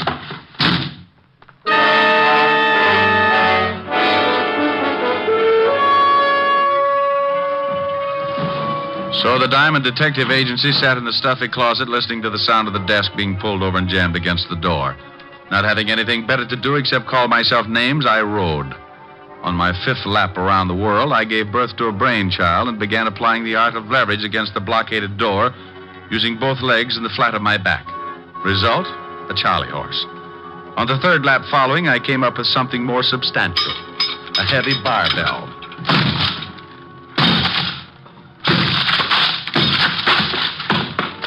4 smashes and 3 torn ligaments later, the thin door collapsed over the desk, blocking it. I picked my way over the debris, trying to focus my eyes to the light. By instinct, more than sight, I found the phone. But as I reached to pick it up, I suddenly realized I was shaking hands with someone. Back up, Diamond. Oh, this is getting ridiculous. All my clients waving guns at me. I'm no client, Diamond. Mr. Johns wants I should keep you company for a while. Oh, well, you're a small one. This gun makes me a big one, Diamond. Real big. That's why my nickname is Big Man, even though I'm only 4 feet tall. Oh, maybe I could help you. I've got a lot of exercise things. Be funny or shut up. How about a few yo-yo lessons? Say, it's very funny. Shut up. Big Man, what would happen if I took that gun away from you? You want to try? I was giving it a thought. But on second thought, no. Yeah, smart shamus. I can empty this magazine in your stomach before you make 2 steps. Rick, Oh, I didn't know you had a client. Take it easy, Diamond. I got a gun in my pocket. Helen, baby, come in. Meet Big Man McCarthy, an old pal from PS 69. Big Man, this is Miss Asher. Oh, yes, delighted, Mr. McCarthy. Hey, same here, chick. Say, pal, you got good taste. Some built. Oh, such a flatterer. Rick, what happened to your closet? The termites broke my non-aggression pact. What's on your mind, baby? Well, I came to see if you were ready for the benefit tonight. You are, aren't you? Oh, well, am I? Just watch this new yo-yo trick. They call it round the world. Oh, wonderful. Oh, Rick, you know so many things. Where'd you learn that? A PS 69, of course. Where else, Mr. McCarthy? Do it again, Rick. I want to see how you do it. Sure, baby. Just watch. You take it in your hand like this and throw it out like this. Rick, you struck that poor little man. No. Well, that poor little man had a big, nasty gun in his pocket, and it was pointed right at my breakfast. Why, that horrible... Why didn't you hit him harder? He might have hurt you. Oh, darling, are you sure you're all right? I'm sure, baby. Will you send for the police? He should be behind... Now, look, Helen, this is my department. You go along with your errands. Rick, he's dangerous. Helen, will you go away? I have a few questions I want to ask this little hood, and you'll be of no help, believe me. Well, all right, but you be careful. Oh, and about tonight. It's not at my apartment, but the Parker's penthouse up above in the same building. Now, come early and help Francis and me get things ready. Oh, stop pushing. I'll see you tonight, baby. Oh, Rick, are you sure I can't stay? Go, scat.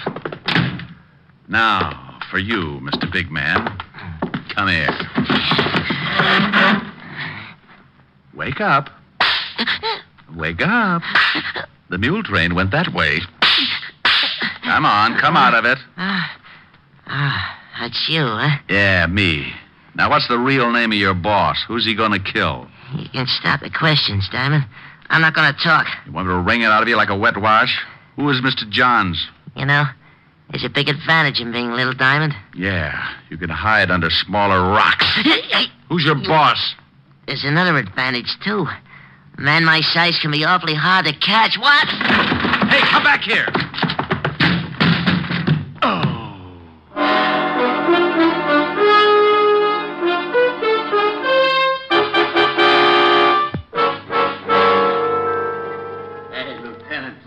Shaman.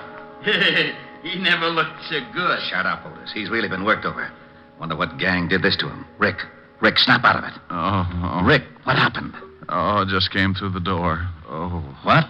Coming through the door couldn't wreck you like that? Oh, without opening it? You mean... Oh, no. You got that shiner by running into the door? Shut up, Otis. Okay, Rick, where's the body? Beside you. Now, That's Otis. I mean, where's the corpse? The corpse isn't a corpse yet. Otis, get my bicarbonate. Hey, Yellowtail. Go on, Rick. The corpse isn't a corpse. Tell me, what is it? A ghost? Exactly. Otis? Hey, Yellowtail. Now, Rick, do me a favor. Please tell me what you're talking about. Oh, you aren't trying, Walt. All I said was that the corpse isn't a corpse yet and that it's a ghost, because I don't know who's going to be the corpse. Rick, before I go stark raving mad, will you tell me what you're talking about? Well, a man came into my office this morning, said he was going to commit a murder. Threw a gun on me when I started to call you. Locked me in a closet. I broke out only to find he left this little man, Big Man, the midget who just ran out of here. Stop, please. So Helen came in. I turned the tables on Big Man. She left. I asked questions, drew a blank. Big Man started to run. Why didn't you nab him? He ran through the door. I ran into it. You're up to date. I'm up to date. Get him. I'm up to my ears in confusion. So we've got a man who's going to murder someone. All right, what's his name? He said Johns, but it's a phony. Initials on his briefcase read J.B. Say, Shamash, what do you look like? Otis, do you have a son? Oh, you know I don't. Well, that's what he looked like. Rick, are you sure this J.B. is planning to kill someone tonight? Well, if he isn't, he sure took a lot of pains for nothing. Let's get down to headquarters. I want to check the files. Well, okay, but we don't keep files on ghosts. Oh, by the way, why did you come up here? Helen called. Said you were holding a pigeon for us. Oh, lovely girl. I'll say. Can I have a dance with her at the benefit tonight? No, Otis. I think I better fix you up with Francis. Swell. Otis, you gravelhead. Francis is a butler. Oh, it's all right, Lieutenant. I like them foreign dames.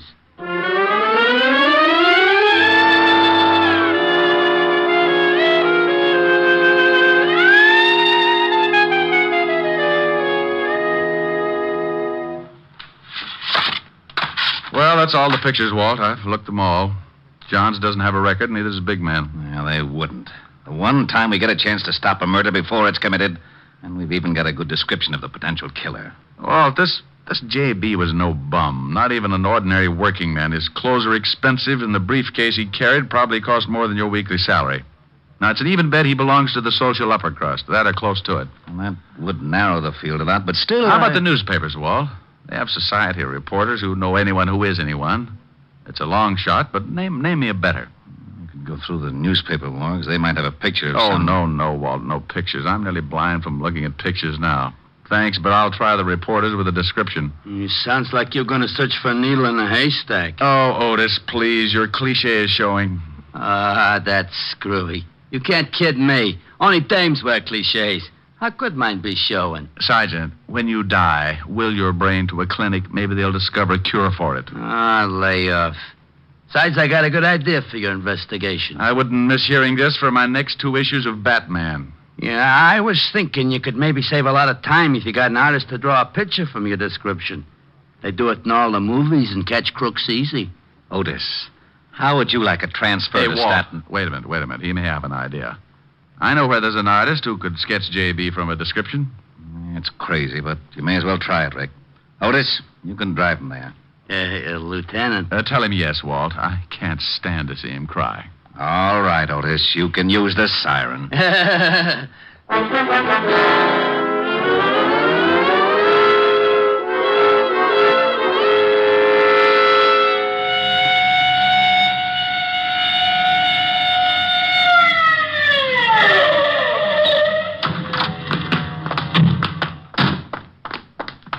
Come on, Otis. It's right at the head of the stairs. Who is this guy? Name's Vladimir, and be careful. He's temperamental. Oh, that's okay. I've been vaccinated. What? Open up, Vladimir. Wrong address. Go away. My name Patrick O'Brien. It's Diamond, not the landlord. Comrade, come in. Stallion. No, Vladimir, that's Sergeant Otis. Oh, what a startle he gave me. Vladimir, can you sketch a man's face from a description? Can I sketch a man's face from a description? Can I sketch? Did I not once sketch the whole Russian army? And with one pencil? Okay, Vladimir, but can you do it? Comrade, you doubt it? I am the greatest artist that's impossible. I can draw... Comrade, you are paying cash money. Cash money? Oh, for that I can draw you Siberia and never miss a salt mine. I'm such a genius, I can't stand myself. Now, the man, Vladimir, can you sketch the man's face? I think so. Okay, but make it fast. I'll give you the general idea and correct you as you go. Corrections you can make. One criticism, I go back to my shave cream signs. Come with me to my hizzle.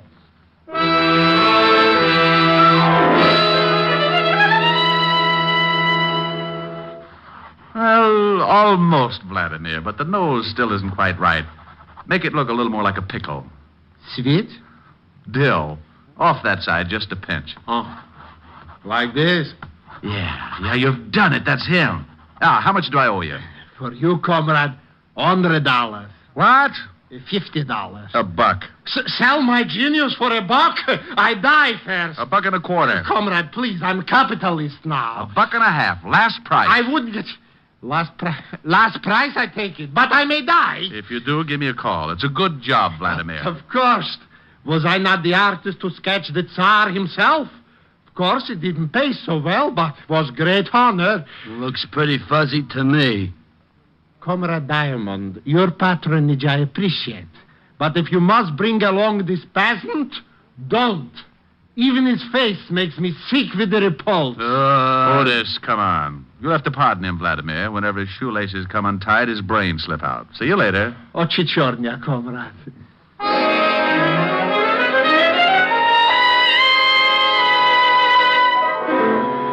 When we left Vladimir, I sent Otis back to Walt and took off for the newspapers.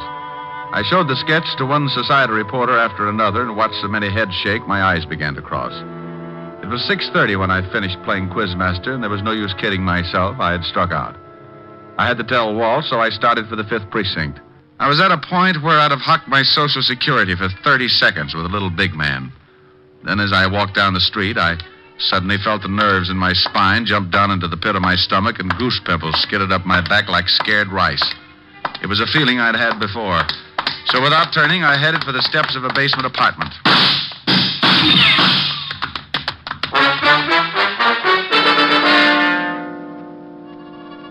Well, I got my meeting with Big Man all right. It came within inches of being a vamp into a Gabriel solo. Big Man apparently thought his shots hit pay dirt. But when I peeked over the top of the stairs, he was in his car and going. I took in the torn knees of my pants, sent a few messages to the spirit world that would have barred me from any seance, and hauled what was left of the Diamond Detective Agency to see Walt Levinson. Well, you can have it, Walt. This is getting ridiculous. Beating my brains out, getting shot at, and for what? Shot at? That's right. I said shot at. You can have the whole stupid mess. I like to get fees for playing post office with slugs. And if a guy gets killed, call me. I'll help with the embalming. But nothing. It's 7 o'clock, and I'm not sticking around to split a 3-way crying job over a killing that may already have happened. I'm going to Helen's and get a drink. Oh, all right. Go ahead, Rick. There's nothing more you can do anyhow. I'll see you later. Right. And you stop looking like a panda with a bellyache, Otis. No, what did I do? Oh, shut up. Hey, where you going? I'm going out and punch the first little guy I can find right in the nose, just on general principles. I left the precinct and headed for Helen's party. I remembered that the benefit was being held in the penthouse and went on up. I was surprised to find Helen's butler, Francis, opening the door. Good evening, Mr. Oh, my, did you have an accident? This day has been an accident, Francis, but if you mean my clothes, I was playing spin the bottle with a bulldozer. You do look a little battered, if I may say so, sir. You ought to see the bulldozer. What are you doing opening the door up here? Oh, the Parker's butler was taken ill, sir. As I was helping Miss Asher with the decorations anyway, I remained to take his place for this evening. Is she here? Yes, she's in the living room, sir. Thanks. I'll go on in. Rick, over here. Hello, baby. What? Hit you a bus? Just the door and the sidewalk. The bus I get later. Oh, Rick. And just look at your suit. It's ruined. Now, what's with the concern over my suit? You lobbying for my tailor? I wanted you to look your very best tonight. Here, let me see those knees. Come on, sit over here. That's it. Now. Oh, well, they're not as bad as I thought. Oh, cheer up. Maybe they'll get infected. That'll help. Who did this to you, Rick? Our sweet little friend of this morning, Big Man, or I should say his boss, J.B. He's the one who sent Big Man after me. J.B.? A specter. Sent to haunt me for my past sins. He hired the little killer you saw me sock with my yo-yo. Your yo? Oh, you haven't lost your yo-yo, have Oh, you? Helen, baby, your Ricky's nearly been killed. Must you worry about my yo-yo? I'm sorry, but it is all right. In my pocket, here. See? Good as new. Oh, that's fine. Now, what about this J.B. person? Why did he send Big Man to kill you, Rick? Because I know he's going to commit a murder tonight. Maybe doing it right now. Wait a minute. You said Big Man. Did you let him go this morning? Yeah, I let him go. And I've worn my feet off up to my eyebrows trying to find out who his boss is and who's on the spot to get knocked off. Oh, poor Ricky. I wish I could help you. It's not me that needs help now. I quit. It's the guy J.B. is after. J.B., are those his real initials? Yeah. No, we've had lots of things to go on. Initials, descriptions, even a sketch of him. Here, I've got it in my pocket for all the good it did. Oh, wait, don't tear it up. Let me look at it. Oh, Rick, silly. This is no murderer. That's a sketch of Johnny Blackwell. It's Helen, you know who this man is? Of course. It's Johnny Blackwell from Newport. He and his wife are up here visiting Adam Wister. Rick, what is it? You're all turning blue. All day long, when you were in my office, you could... Oh, if I'd only asked... Helen... Yes, Rick? Give me some cyanide, no water. Oh, but you must be mistaken about the sketch. Johnny Blackwell can't be a murderer. Well, I'm getting out of here. Where can I find him? If you'll just sit still, he'll come to you. Adam Wister's bringing him and his wife to the benefit tonight.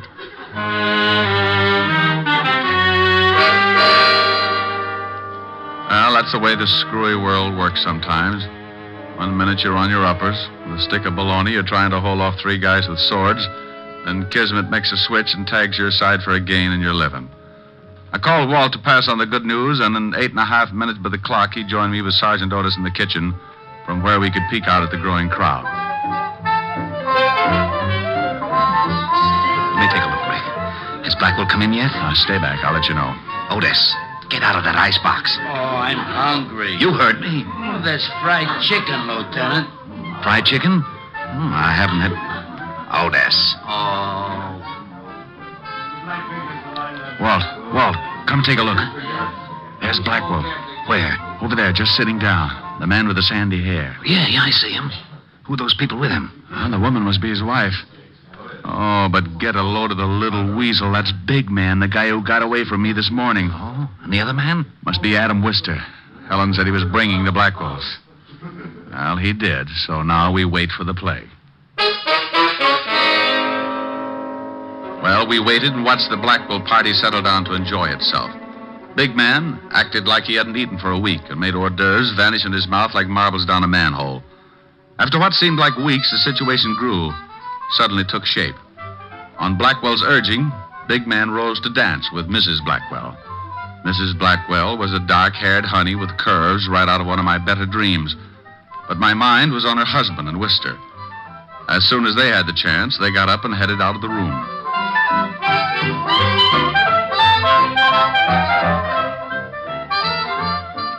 Watch them, Rick. They're headed for the library. Come on, this way. Through this door and down the hall.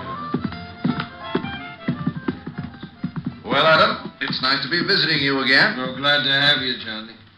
We're sorry to hear about your losses in the market last year. The story here was that you were cleaned out. Hey, Diamond, what's he saying? Shut up. Oh, I still have a little money, Adam. In fact, I'd like to buy back in with you as a partner. You don't have that much, Johnny. And your wife won't give it to you. She may, Adam. She may, and quicker than you think. Walt, come on. We've picked the wrong victim. Let's find the big man.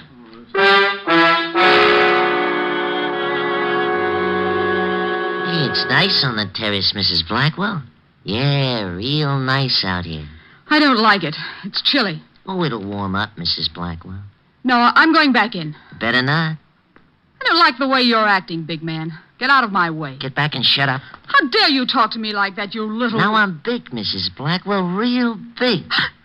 A gun? What in the world? I'm gonna kill you. Kill me? Yeah. Only it'll look like an accident. Why, this is ridiculous. What kind of a joke is this? It's no joke, Mrs. Blackwell. Your husband don't think it's no joke. He wanted me to tell you he was real sorry. Now I'm gonna kill you. You mean it? You really mean it? Yeah, sure, Mrs. Blackwell. Mr. Blackwell needs your dough bad. Back up. He can have it, all of it. Only don't kill me. Don't. Sorry, Mrs. Blackwell, too late. Now start back. Please, please. Over to that wall. You're going to play Humpty Dumpty. That's right. Now get up on the wall. No. I'm a guy who's willing to help you. Me too. Diamond, why you... Catch the girl, Walt. Big man's mine. He was going to kill me. All right, Mrs. Blackwell. Take her inside, Otis. Rick, you okay? Yeah, getting my hands on this little rat was better than a year's vacation. Well, we sure heard enough to give both him and Blackwell a long vacation on the state. Keep him on ice. I'll collect the other one. I'll be delighted. Oh, my jaw. Oh, waking up? What a shame. What a lovely party. I do love these informal get-togethers, don't you, big man? It was short but very sweet, the wind-up of the no one was murdered case. The score was the kind to make you forget you didn't get a fee. 2 killers caught, no victims. When I saw Walt take the little big man, not so big without his gun, and his boss Blackwell off to the Bastille, my worries melted like a snowman in a blast furnace. And speaking of melting, the lovely Mrs. Blackwell showed signs of being upset. So, what could I do but console the pretty little thing? Oh, Mr. Diamond, I think you were so wonderful and brave. Oh, you show a few nice points yourself, Mrs. Blackwell, and call me Rick. You saved my life, Rick. And call me Rita. You can get to the point quick. Why, Rita. Oh, there you are, Mrs. Blackwell. I know you must be terribly upset. Oh, Rick has been a great comfort to me. I'll bet he has. But I've arranged for Francis to take you home. Now. Now? Oh, well, thank you, Miss Asher. And Rick, Yes? don't worry about the name calling. Just say, hey, you. I'll know what you mean. I think I know what you mean. By you. Well? So help me, I'm innocent. With lipstick on your collar? That Otis. I've warned him to be careful with my shirts. Mm-hmm. Mm-hmm. Well, time for my yo-yo act? Your act. Oh, Rick, about that... No, now, look, I've worked my finger to the bone practicing. Don't tell me. Why, you specifically asked me to be here tonight. I know. And come on with me over to the bandstand. Oh, no, you don't. I'm an artist tonight, not a singer. No sing, no yo-yo. You mean if I sing, I can do my yo-yo act? If you make it pretty. It's blackmail, but I'll do it. Well, you stay right here. I want to talk to the orchestra leader. Okay, I'll practice.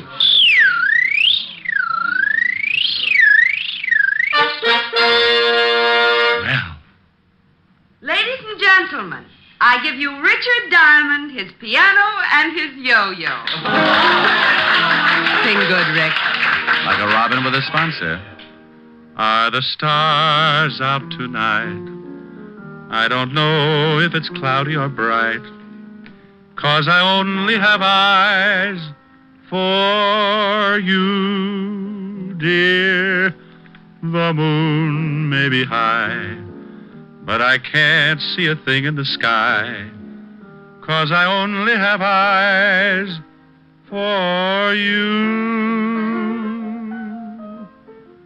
I don't know if we're in a garden or on a crowded avenue. You are here, so am I. Maybe millions of people go by, but they all disappear from view. And I only have eyes for you.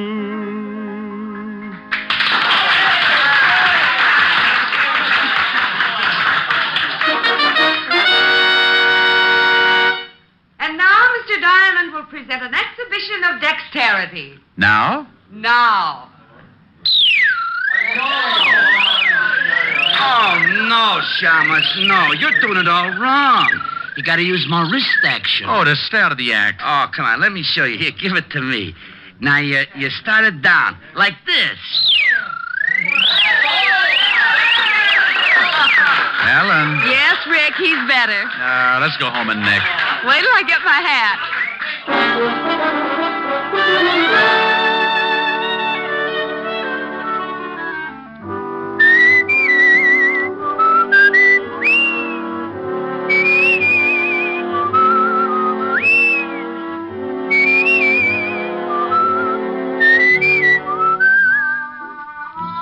You have just heard Richard Diamond, Private Detective, starring Dick Powell. Helen was played by Virginia Gregg, Lieutenant Levinson by Ed Begley. Also in our cast were Wilms Herbert, Hans Conried, Grace Albertson, Sidney Miller, and Hy Everback. Music was under the direction of Frank Worth. Tonight's story was written by Herb Purdom and edited and directed by Blake Edwards. Portions of the program were transcribed. Dick Powell soon will be seen in the screen version of the best-selling novel, Mrs. Mike. Now, this is Tal Avery, inviting you to be with us again at the same time next week when we will again bring you Dick Powell as Richard Diamond, Private Detective.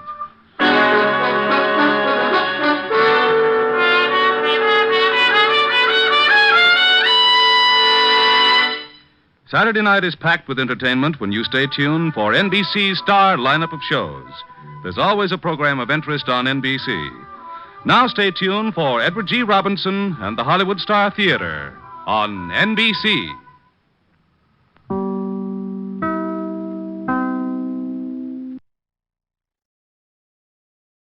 Sir Arthur Conan Doyle claimed he based the character of Sherlock Holmes on a teacher of his, Dr. Joseph Bell, whose real powers of deductive logic awed all who knew him. Yet Dr. Bell, in a letter to Conan Doyle, stated quite bluntly, "You are yourself Sherlock Holmes, and well you know it." Conan Doyle did not dispute this statement, for in fact Sherlock Holmes had the best characteristics of his creator. So did Dr. Watson. Highly educated, honest to the core, and one of the best writers of the Victorian age, the British public and then the world took him to their hearts. It was not long before the doctor-turned-writer found himself a well-established man of letters and friend to such countrymen as Oscar Wilde, Rudyard Kipling, and H.G. Wells. Not bad company to be with. In real life, Conan Doyle solved more than 2 actual murder mysteries, saving the lives of innocent men by his careful research, gathering of facts, and deductive reasoning. Few men in history can claim such feats. When he died in 1930, a time not so long ago, Sir Arthur Conan Doyle had this epitaph engraved on his tombstone: "Steel true, blade straight, Arthur Conan Doyle, knight, patriot, physician, and man of letters." Fitting words for such a giant of a man. And now, Basil Rathbone and Nigel Bruce in The Adventure of the 00. This episode from the life of Sherlock Holmes will be transmitted to our men and women overseas by shortwave and through the worldwide facilities of the Armed Forces Radio Service. Petri Wine brings you Basil Rathbone and Nigel Bruce in the new adventures of Sherlock Holmes.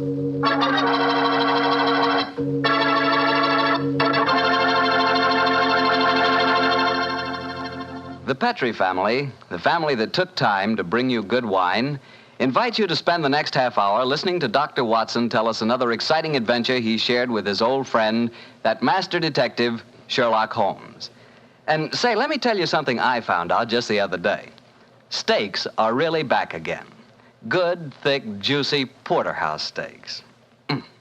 That's for me. A thick, tender steak on the rare side, together with a glass of Petri California Burgundy. You know, Petri Burgundy is a perfect mealtime wine. And with meat or any meat dish, it's the very last word in good eating. Honestly, when you taste the wonderful flavor of that rich red Petri Burgundy, you're tasting one swell example of the art of winemaking. It's full-flavored and just about the most delicious wine that ever poured from a bottle. Try it the next time you have steak or chops, or the next time you have hamburger or pot roast. Believe me, Petri Burgundy is the best friend a good meal ever had.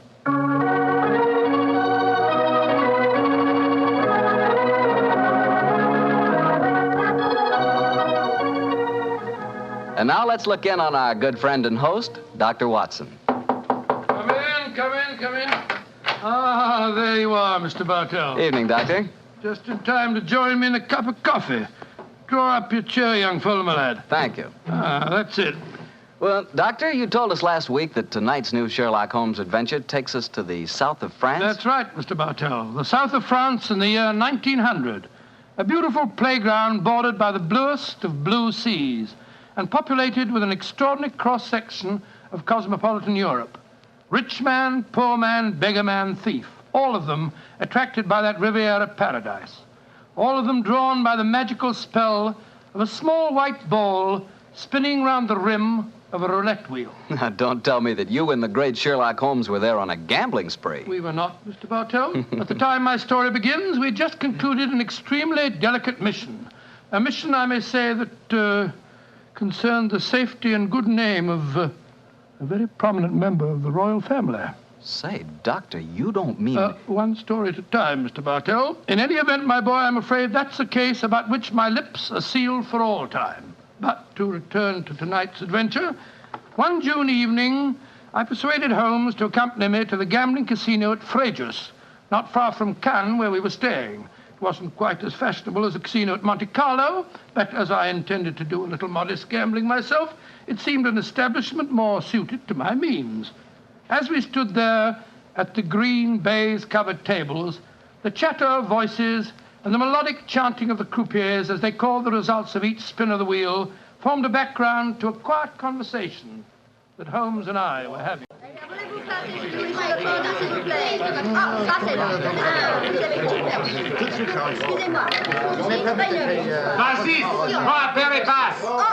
Lost again, Watson? Oh, confounded. That number 10 must come up soon. Oh, why not cut your losses, old fellow, and come for a stroll with me on the waterfront? Well, just a big wait. A couple more bets, Holmes. I have a feeling that 10 is bound to come up in a minute. Watson, I believe the blood of a gambler courses through your veins. Oh, there's no harm in taking a little flutter once in a while. Why don't you risk a few francs, Holmes? Oh, thanks you, my dear chap. The law of averages convinces me that my money is safer in my pocket. In any case, I'm a little dubious as to the integrity of this particular casino. Well, what makes you say that? Well, you will observe that this roulette wheel has a double zero. Most continental wheels have only a single one. It would indicate that this house is extremely concerned with its percentage. Mesdames et messieurs, faites vos jeux. Oh, just 2 more turns of the wheel, Holmes, and I'll take that walk with you. Oh, you müssen sich hier spielen. Why do you not play from the other side of the table? Why must you always stand next to me?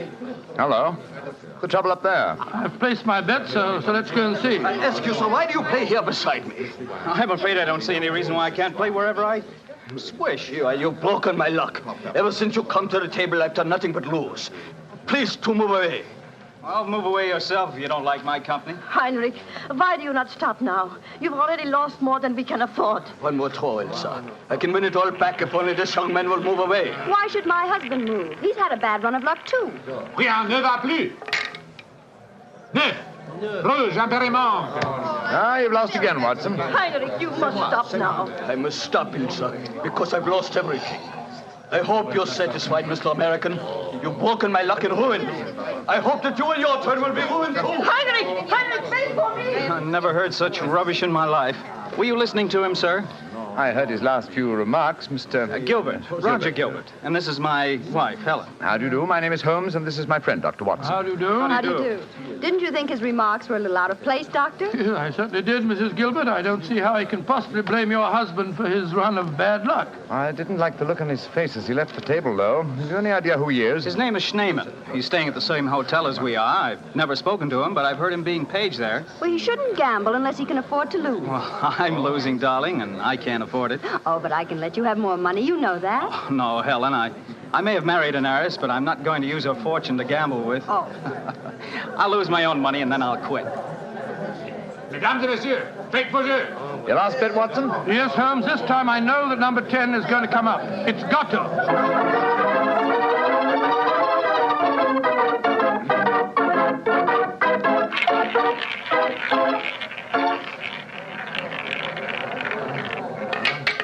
Numéro 10. Noir, 10 at last. I've lost again, darn it. Helen, this is my bad night. Well, why don't you stop now, dear? Holmes, I've made 350 francs. On this throw of the wheel, old fellow, but as you've lost some 500 francs doing it, I can't say that your profits stagger me. Oh, Mr. Holmes, I can see that you're no gambler. I'm afraid not, Mrs. I Gilbert. wouldn't say that, Holmes. You may not like roulette. You've taken a good many chances in your life with long odds against you, too. Well, nevertheless, old chap, in the sense Mrs. Gilbert means it, I'm not a gambler. Say, what's the commotion over there? Oh, that German woman with a crowd forming around her. Yes, the wife of that man that said I ruined him. Attention! Attention! Est-ce qu'il y a un docteur dans la salle? There must be trouble. He's asking for a doctor. A doctor? Come along, then. Will you excuse me, please? Thank you. Excuse me, madame. Mon ami est docteur. Monsieur, cette dame a besoin d'un docteur. What happened, madame? It is my husband. Is he ill? I just found him lying out in the garden. Please come with me at once, gentlemen. Of course we will, madam. What seems to be the matter with him? Herr Doctor, I think he is dead.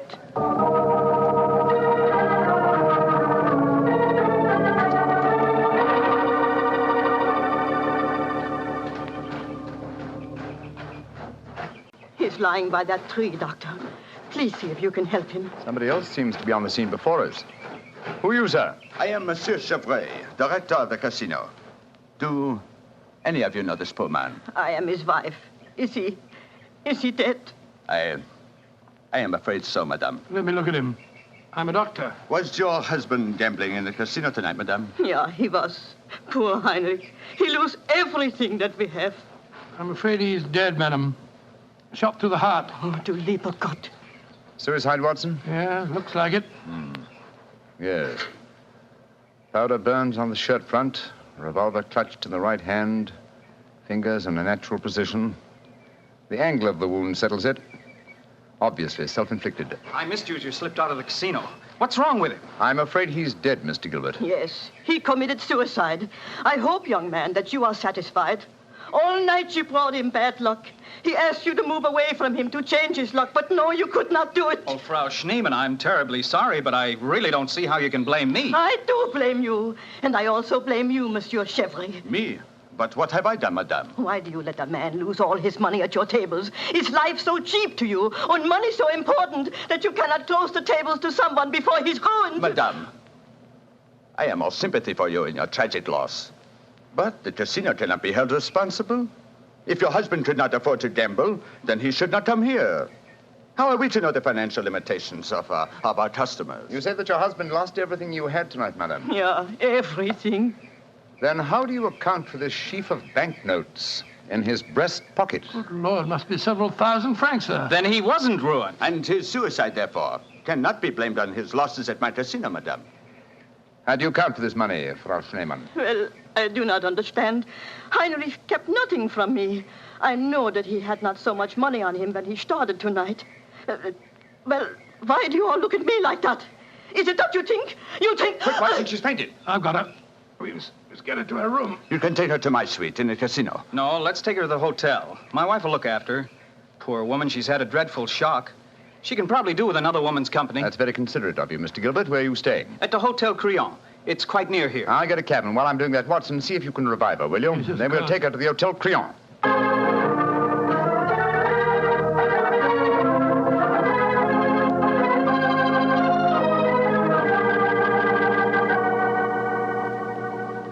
Very kind of you, Mrs. Gilbert, to let us bring the poor lady into your suite. Well, it's the least I can do, in spite of what she said about Roger bringing her husband bad luck. I'm sure she'll need your help when she wakes up, Helen. Yes, I think you'll find that she'll sleep for some hours. I gave her a strong sedative. Well, we were just about to have a drink, gentlemen. Do you care to join us?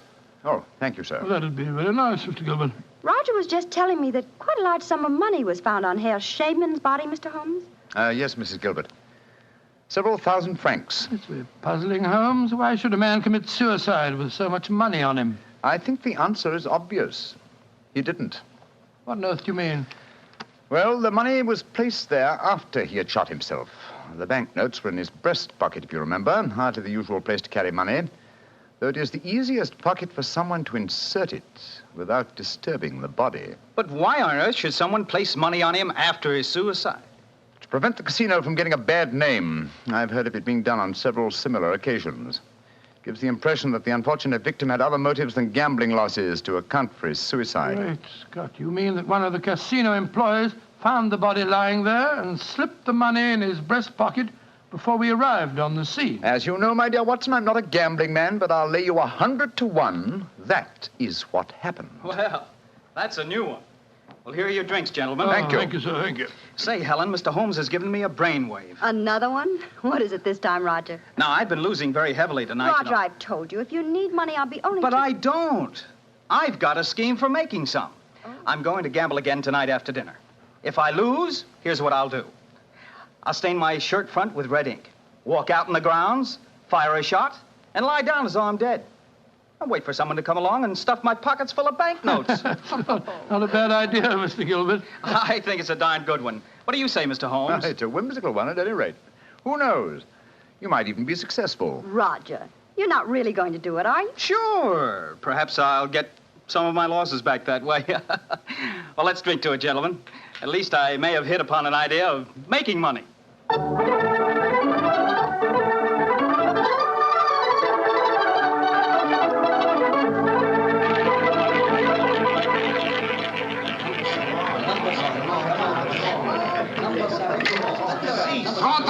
Noir, I'm very fast. My dear Watson, you'll have to work hard at your practice when you get back to England. Your infallible system appears to be extremely fallible. And yet the fellow who told me about it said it couldn't miss. It's just a matter of doubling the stakes each time you lose, and then... my dear fellow, I've been studying your system, but I can tell you a really infallible way of making money at roulette. You can? What is it? Well, own the gambling house and operate the tables yourself. The odds would be all in your favor. Oh, what a brilliant suggestion. Own the gambling house and operate Enough gambling for tonight, Watson? It's nearly 11 o'clock. Yeah, I think so. Let's take a stroll round the other table, shall we? By the way, old fellow, the young American, Mr. Gilbert, was losing heavily again tonight. He was? I wonder if he'll try that trick that he threatened. The one with the red ink and the shot in the night. I shouldn't be at all surprised. As a matter of interest, I saw him leave the tables about half an hour ago. Here comes his wife on the arm of Monsieur Chevrier, the director of the casino. Good evening, Mrs. Gilbert. Monsieur? Bonsoir, monsieur. Hello, Mr. Holmes, Dr. Watson. Monsieur Chevrier is giving me a personally conducted tour of the casino. It's quite fascinating. And it is quite fascinating for me to have so beautiful a woman on my arm, mademoiselle. I know that I am the envy of all the men in the room. Oh, stop flattering me so much. I'm not used to it. Mrs. Gilbert, how is, Frau Schneemann? She seems much better. She wakened an hour ago and insisted on going back to her own room. I wanted her to spend the night with us in our suite, but she wouldn't hear of it. I think I should drop in and see her before I go to bed. Oh, you have finished the gambling for tonight, perhaps, Doctor? No, perhaps about it, Monsieur Chevrier. I've had a bad run at the tables. Oh, I am so sorry. Has anyone seen Roger? He left the tables about half an hour ago, Mrs. Gilbert. After doing as I did and losing quite heavily. So he lost again, did he? I wonder if he'll try that new system he was talking about. We were just discussing that possibility ourselves, Mrs. Gilbert. Mrs. Gilbert! Mrs. Gilbert! Frau Schneemann, you shouldn't have left your hotel, you know. It is too late to worry for me, Herr Doctor. It is for Mrs. Gilbert now that you should worry. What do you mean, madame? Well, I went back just now to where poor Heinrich died. And there, lying in the grass, I saw another body. I was too shocked to go too close. But I am quite sure that I recognize your husband, Mrs. Gilbert. Oh, Dr. Watson, she's ruined Roger's trick. And he'll have taken fright and bolted by the time we get there. Possibly. Let's go at once and find out, shall we?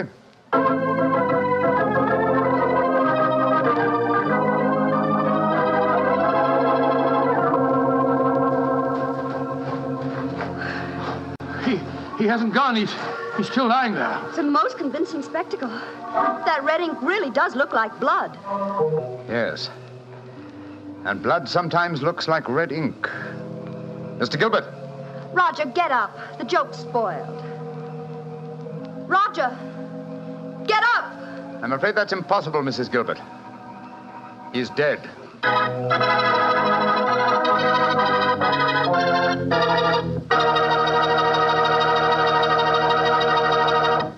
Dr. Watson's story will be continued in just a second, which is all the time I need to tell you that the easiest way I know to transform a simple meal into a feast is to serve that meal together with Petri California Sauterne. Petri Sauterne is a delicate white wine that's the perfect companion for chicken or turkey. Turkey, yes. Turkey and Petri Sauterne. That's the heart of any Thanksgiving dinner. Look, why not make this Thanksgiving dinner the best one you ever had? Give it the air of a banquet. Serve it with Petri Sauterne. And when you buy that Sauterne or any wine for your Thanksgiving dinner, whatever you do, look for the letters Petri, because a Petri wine is always a good wine. Well, Doctor, so the young American's joke turned out to be another tragedy. Yes, Mr. Bartell. The poor fellow was lying there dead with a bullet wound in the heart and a great splash of blood staining the whiteness of his shirt front. What happened next? Monsieur Chevre, director of the casino, took the distraught widow away from the scene while Holmes and I examined the body closely. Within a few minutes, we were joined by Inspector Ganivet of the French police. As we stood there in the moonlight, the sounds of music could be heard from the casino. It was hard to believe that two men had died in that lovely garden since the moon had risen.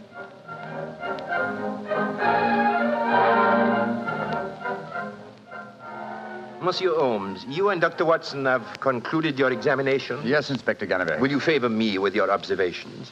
You say that you are certain that this is not another suicide? I'm sure of it, Inspector. Look at the wound. The bullet entered the body at a direct right angle, whereas a self-inflicted shot is always fired obliquely. Yes, that is so. Then you suggest that this man was shot from above as he lay on the ground pretending to be dead? I'm convinced of it. Why, Monsieur Holmes? Well, for two reasons. Though it's impossible to be sure without a laboratory test, I'm certain that beneath those blood stains are stains of red ink. Look for yourself, Inspector.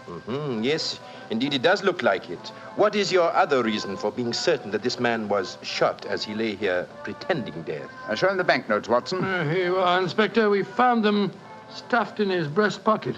So, banknotes with a bullet hole through the middle of them. Very illuminating.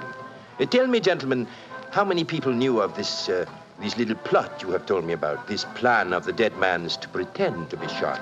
Just 3 people, Inspector. Dr. Watson, myself, and Mrs. Gilbert. Alors, then the answer is obvious. You and your friend are innocent. It must be the wife who killed him. No one else knew of the plot. I'm not so sure of that. Frau Schneemann, the dead German's widow, was in the next room when Gilbert told us about his plan. She might have heard, though I could swear that she was asleep. I gave her a very strong sleeping draught. From what you have told me of her husband's suicide, she might easily have had a motive for murdering this man. Come, gentlemen. Surely it's obvious who murdered Mr. Gilbert? Who, Monsieur Holmes? Well, it's certainly one of the 2 widows. Since there seems to be some doubt in your minds, I suggest we return to the casino. I can promise you the answer to your question within a very few minutes.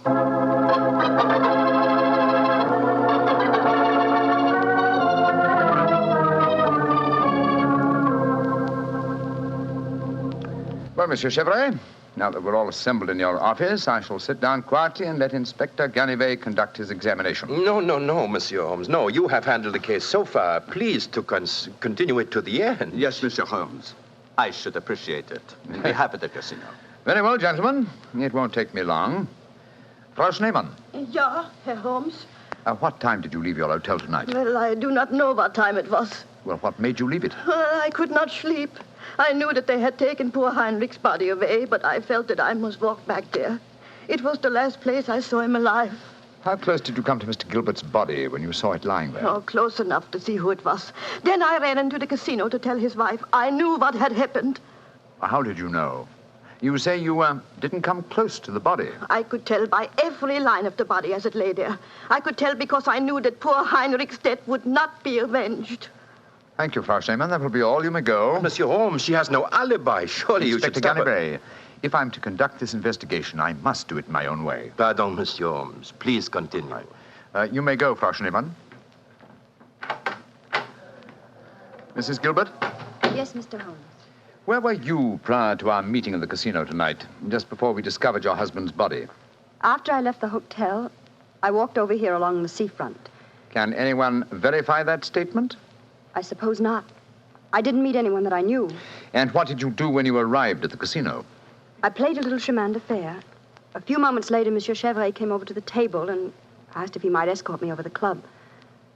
10 minutes after that, we walked into you and Dr. Watson. That is quite true, Monsieur Holmes. I can swear to it. Thank you, Mrs. Gilbert. I'm sorry to distress you with these questions. You may go. I'll wait outside, Mr. Holmes. I must know what happened. Wait for me there, madame. I shall join you in a few minutes and escort you home. Well, another suspect with a poor alibi, eh, Ganivet? I must say, Monsieur Holmes, your methods puzzle me. It seems to me that both those women should be watched. Yes, I agree with the Inspector, Holmes. Please don't worry, Inspector. I've asked 2 of your plainclothes men to keep an eye on the ladies. And now, Monsieur Chevrolet, I'd like to ask you a few questions. Ask me any questions you wish, Monsieur Holmes. Thank you.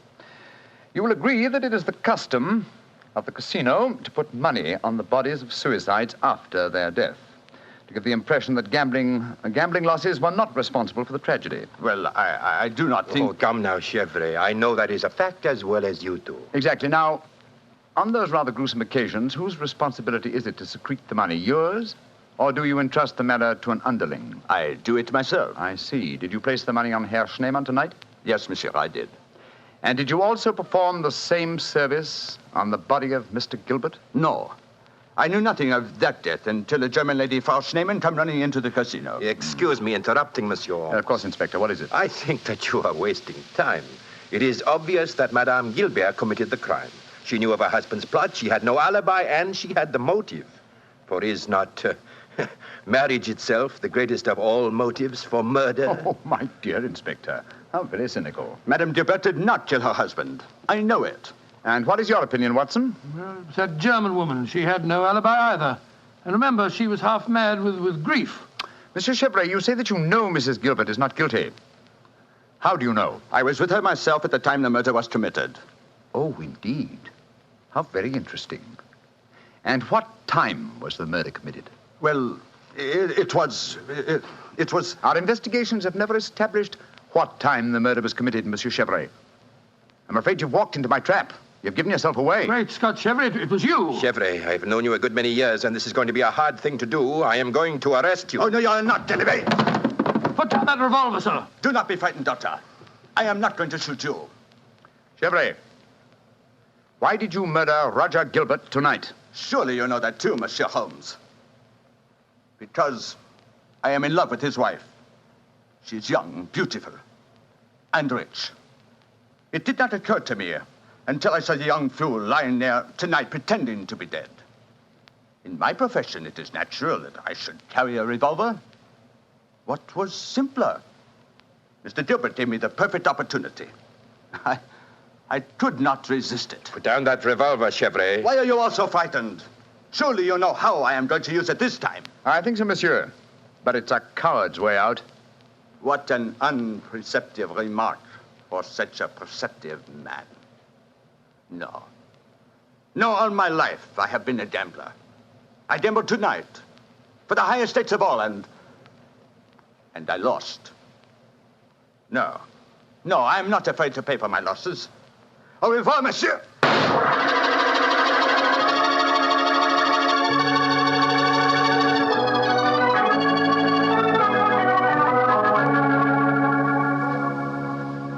An extraordinary case, Holmes. I never suspected Chevre. And I, old chap, suspected him from the beginning. Well, I wasn't the only one who was stupid anyway. Inspector Canary thought it was the wife. True. Very puzzling conclusion for a detective inspector to arrive at. Well, it seemed logical enough to me at the time. No, my dear Watson. Cold logic should have told you otherwise. Roger Gilbert had been losing heavily and had planned this hoax. He obviously had no money on him. Therefore, the money was planted in his pocket by Chevre. After he shot him? No, my dear fellow. Before. Before? The bullet hole through the banknotes provided that. Now, had the money been put there innocently, Gilbert would have, come back to life as soon as the person placing it there had left. He would not have remained lying on the ground for a murderer to find him. Then Chevre must have bent over him as he lay there, placed the money in his breast pocket, and then fired. Precisely, Watson. Well, Holmes, I must say you solved it very neatly. You've told Inspector Ganivay that you wanted no credit in the case. Naturally, publicity would be unfavorable. If you remember, no one is supposed to know that we're in the south of France. I'm certain that the inspector learned a few tips about detection tonight. Possibly, old fellow. And I hope that you have learned a few things about gambling. How do you mean, Holmes? Well, you're backing the wrong color. A gambler is usually superstitious, and superstition... Well, I should have told you what color to follow tonight. I still don't understand you, Holmes. I was playing number 10. Exactly. Number 10 is black. You should have followed a red color tonight, old fellow. The color of red ink. Red ink. And blood.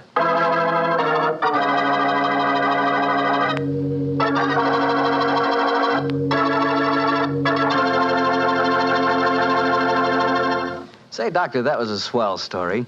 I didn't know you liked to play roulette. Well, I figured out a system for roulette. It's like yours. Every time you lose, you double your money and keep doubling until you win. Oh, it's a great system, Mr. Bartell. There's only one thing wrong with it. What's that? You lose, you go broke before you win. Look, take my advice.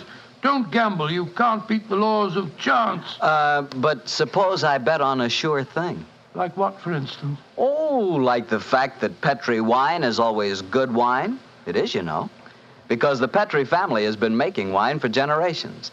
They've been handing down from father to son, the art of turning luscious, sun-ripened grapes into delicious, fragrant wine. Ever since the Petri family started their business way back in the 1800s, they've been perfecting the art of winemaking.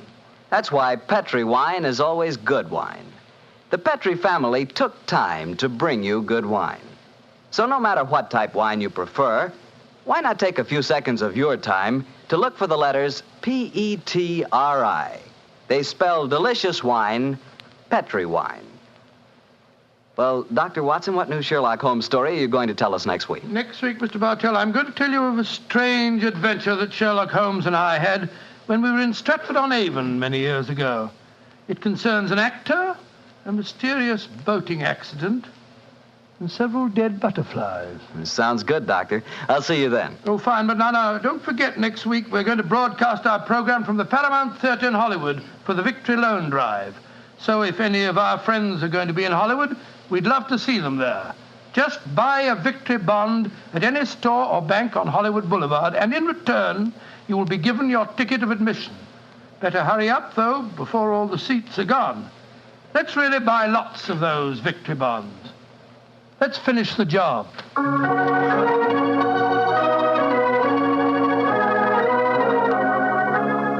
Tonight's Sherlock Holmes adventure is written by Dennis Green and Anthony Boucher and was suggested by an incident in the Sir Arthur Conan Doyle story, A Study in Scarlet. Music is by Dean Fossler. Mr. Rathbone appears through the courtesy of Metro-Goldwyn-Mayer and Mr. Bruce through the courtesy of Universal Pictures, where they are now starring in the Sherlock Holmes series. The Petri Wine Company of San Francisco, California, invites you to tune in again next week, same time, same station. This is Harry Bartell saying goodnight for the Petri family. Sherlock Holmes comes to you from our Hollywood studio. This is the Mutual Broadcasting System.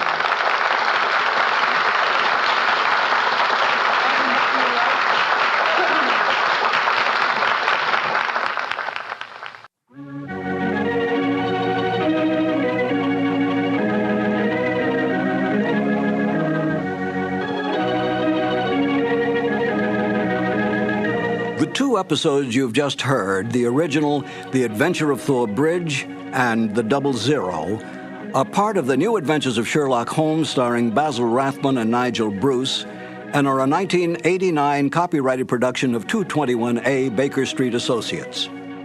The Sherlock Holmes stories and the characters of Sherlock Holmes and Dr. John H. Watson were created by Sir Arthur Conan Doyle and are used with the kind permission of Dame Jean Conan Doyle. This is Harry Bartell. Won't you join me again on another cassette when I present Murder in Wax and The Man with the Twisted Lip? Thank you for listening.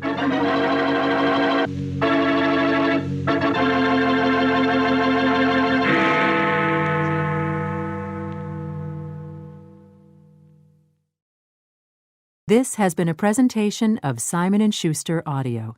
The Adventures of Sam Spade, Detective.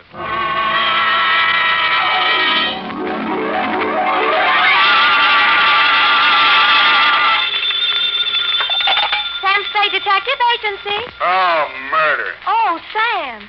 Have you had a hard day? Murderess. 9 this morning, I grinned through 25 poses, count them, over dishes of all 25 varieties of Sanderson succulent soup, a meal in a can. Then, Really, Sam? Then I was imprisoned in a plush chair for 2 hours with a glass in my hand. No. Yes, of Brannigan's Bog, the whiskey that smells like old Ireland. Sounds interesting. It wasn't. They wouldn't let me touch it till after. Aw. And for the rest of the afternoon, I've been pulling up my trousers. Woo. For a series of leg art shots which will bear the legend Samuel Spade, prominent San Francisco detective, says McGonagall's grip tight is the garter for me. Oh, Sam, how thrilling to be prominent. Maybe so, but fame is a sometime thing, sweetheart. Just a flash bulb in the pan, as you will agree when you have heard my report on the Cheesecake caper.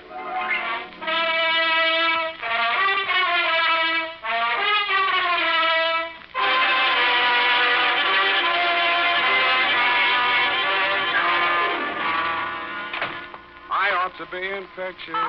I'm beautiful to see. Oh, Sam. It was a photography caper? Yes, and as it developed, it was a snap. Does that make you shatter? Oh, Sam. Well, have you got any photography jokes? No. All right, then. We just saved 30 seconds. And, by the way, Miss Perrine, statistics prove that 9 out of 10 private secretaries have the pencil ready when the boss comes in. Why do you always have to be number 10? Well, I'm ready, Sam. Here's the pencil. That's better. 2, Homicide Division, San Francisco Police Department. Attention, Lieutenant Kelsey from Samuel Spade, license number 17596. Subject, the Cheesecake caper. Dear Kelsey. Down. Cheesecake, to me, was something that cost 25 cents on the a la carte side of a menu up until now. As a matter of fact, the cheesecake theme didn't make itself felt until sometime after the beginning of this, which was a phone call at high noon, just as I was wondering where I'd eat. Sam Spade. Mr. Spade, I gotta see you right away. What are you doing? About to go to lunch. Who's this? I'll tell you later. I gotta see you first. Right now. Well, all right. You want to come to my office? No, I'm at Barney's Grill. You know where that is? Yeah, I know where that is. Who will I ask for? Just go in and order a sandwich. Nobody sent for you, see? You just come in for lunch. I just go... let me get this straight now. You hiring me? Yeah, $50 in it for you, Spade. All I got. But remember, you don't know nothing about it, see? You just came by for lunch. Wednesday is when they have sauerbraten and potato pancakes at Barney's, but then it had been only that very morning that my secretary, Miss Effie Perrine, had looked at my figure, of which she is usually inordinately fond, and made certain remarks to the effect that a few of my pounds needed devaluating. So I decided on a sandwich. The business crowd hadn't arrived, so I slid into a vacant booth, ordered my sandwich, and waited for something to happen. Well, Spade. Huh? You remember me, Spade, Fred Malloy? Yeah, afraid so. Last I heard, you were in Cleveland. Yeah, but I'm in San Francisco now. Well, Cleveland's gain is our loss. I like it here. Maybe they had a hot spell in Cleveland, huh? Heat never bothered me much. Yeah, you ought to be used to that by now. Let's talk about you, Spade. How's business, huh? Please, I'm eating. Yeah, so I noticed. You like Barney's, huh? As good as the next joint, yeah. I mean, you come in here all the time, regular. You ain't here on business now, are you, Spade? Sure, Freddie, sure. Yeah? Yeah, making a little deal.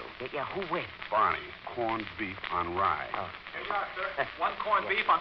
What's the matter? Oh, the cook loused it up, sir. You said rye, didn't you? This here's wheat. Oh, that's all right. Here. No. I'll fix it up, sir. Only take... Forget it. I said wheat's all right. Now, how about a cup of coffee and I'm all set? Denny. Yeah? You said you were going off duty. Yeah, I know. I'm just finishing up a couple of orders. I'll get my hat. Never mind the hat. Come on, Denny. I'm parked out front. I hate to get wrong with cops. Yeah. Okay. Tell the boss I already told the boss. Get going. So long, Spade. Just stay there and enjoy your sandwich, sir. Yeah, so long. The waiter, of course, was the guy who'd called me, a white-faced young kid sweating with his black tie up under his left ear. They walked outside and got into a car parked in front of the restaurant. Of all things, a limousine with a liveried chauffeur. I watched through the front doors. It pulled away, picked up the license number, and called the Department of Motor Vehicles. The car belonged to Mike Sheldon, known to the voters of the North Beach section as Uncle Mike, a white-haired, jolly-faced gentleman of dubious means and still more dubious methods who had something to do with politics. What he had to do with a weasel like Freddie Malloy, much less a poor waiter boy at Barney's, was something to ponder. I sidled back to my booth and attacked the corned beef on wheat. My teeth, instead of going all the way through the sandwich, which is the way I like it, struck something firm and unyielding. I pulled from between the lettuce and the bread a wax paper envelope. Inside was a $50 bill and a small photograph of a blonde. Denny, the waiter, had scribbled 3 words in the corner of it. Find this girl. You care for some more coffee, sir? I got plenty Yeah. Bring the pot, will you? And, waiter. Yes, sir? This, Denny, the kid who was just here. What's his last name? Denny? It's Weston. Denny Weston. Yeah, okay. Where's he live, you know? Well, I'm not sure. I think he has an apartment out around Larkin Street somewhere, but I'm not sure. Is he a funny kid? Yeah, what's funny about him? Well, I mean, working as a waiter in a joint like this when his sister had all that dough living in that Nob Hill apartment and all, you know. Who's his sister? Monica Weston. You must have heard of her. Used to be a dancer in some joint over in North Beach. Well, I don't get around much anymore. Well, you saw the papers, didn't you? She was in the papers? Yeah, committed suicide. Denny nearly went off his rocker. Wait a minute. Look, is this here his sister? Oh, let me see. No. Monica was a redhead. This here's a blonde. Well, I'd better get you that coffee while it's out. Be right with you. I examined my sandwich for further clues, found nothing except corned beef, so I put it back together and began to eat it while I scrutinized the picture of the blonde. A nice-looking girl in her 20s, no scars, birthmarks, buck teeth, or anything else to set her apart from roughly 25,000 other blondes in San Francisco. There were a couple of points, though. The picture was about 2 inches square, showing her head and shoulders, and her hand was up to her face as if she was surprised at something near the camera. On one of her fingers was a ring, which I couldn't quite make out. On the back of the picture were the letters L-P. Now, this is probably the credit stamp of some professional photographer. I abandoned my sandwich, thumbed through the yellow section of the phone book, and stifled a cry of triumph as I discovered the firm of Leonard and Perkins, photographers, with an office on Bush Street, where forthwith I went. No, I'm sorry, Mr. Spade. I don't think we did that here. You're sure that's not your mark on the back, Mr. Leonard? Oh, positive. And anyway, that's not the kind of work we do. Looks like an outdoor flash shot. Ours is all studio stuff. Funny trimming it down like that. Trimming it down? Yeah, this is probably a standard 8x10. Someone just got the center out of it. Thanks very much. Bye. So I went to the telephone book again, but instead of looking for the L-P as the front initials of the firm, I looked for them in the middle, since both ends of the photographer's credit stamp were trimmed off. And I ran across an outfit called Cal Pictures on Harrison Street.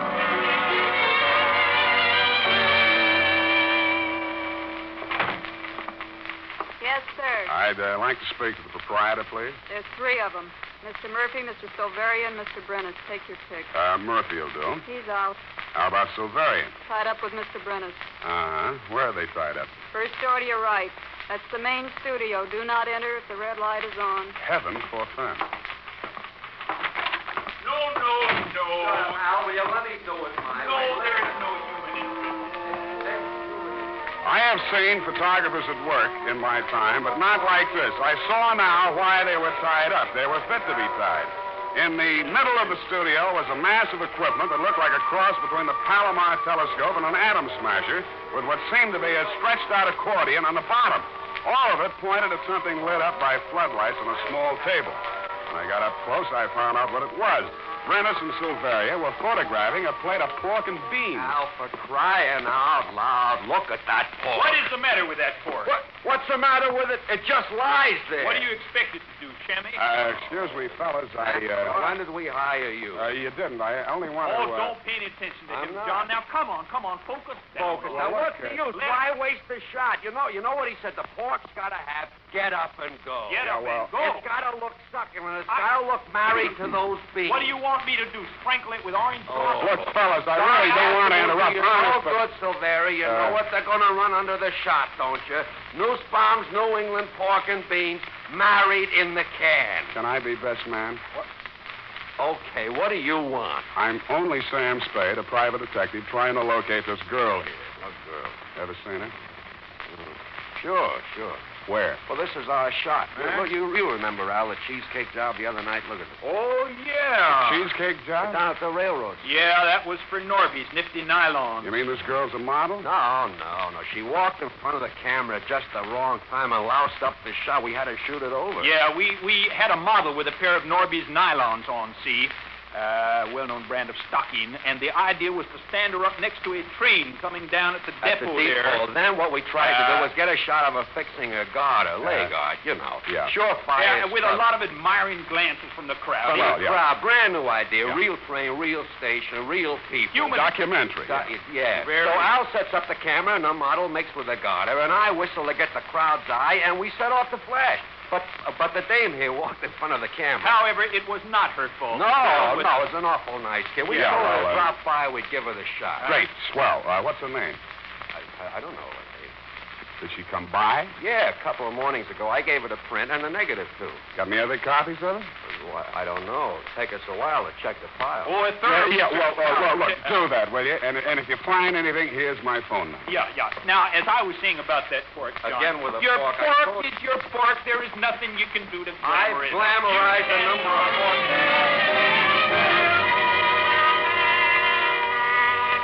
So I bought an afternoon paper and went back to the office to take the load off my feet and mull over this latest turn of events. I mulled, decided to contact Denny Weston, my client, found his phone number in the book, and was about to call when the phone went off in my hand. Sam Spade. Spade, this is Denny Weston. The waiter. I'm the guy who... Yeah, I know. I was about to call you. Don't call me, understand? You don't know me. I never saw you. Wait a minute now. I've been chasing that blonde all afternoon. You got your $50, didn't you? What's the matter? Is Freddie standing there with a gun at your back? Shut up about Freddie. Okay, then let's talk about your sister Monica, or maybe this blonde you stuck in my corned beef sandwich. And don't let Freddie throw a scare into you. Hello. Hello, Denny?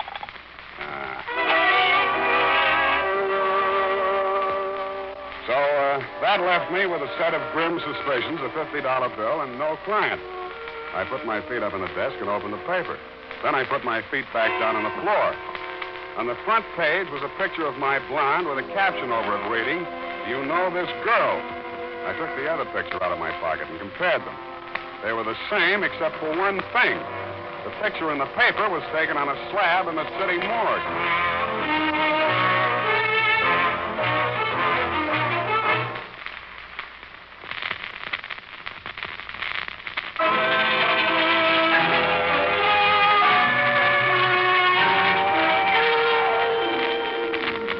Putting my shoes back on, I read the article under the picture of my blonde. It was simple enough. She'd turned up in the bay near the yacht harbor an hour before with a bullet in her back. The paper said nothing about identification. It didn't have to.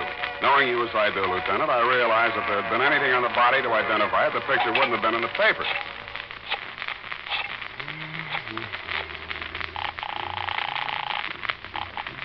Cal, pictures, Brennis.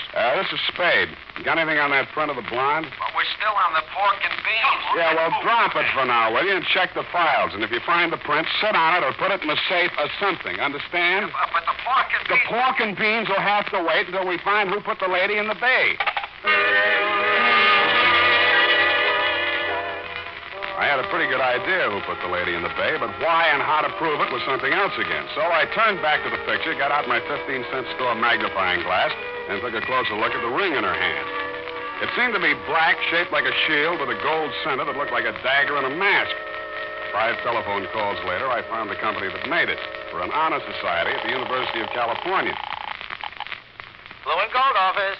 Is that the campus yearbook, the blue and gold? Yes, sir, that's right. Do you publish the pictures of the members of the Mask and Dagger Society? We sure do. Who's this?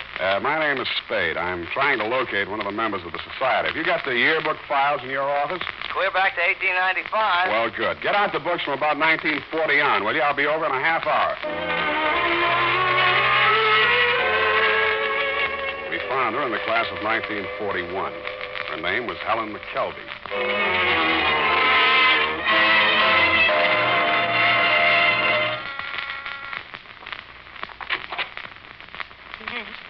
What is it?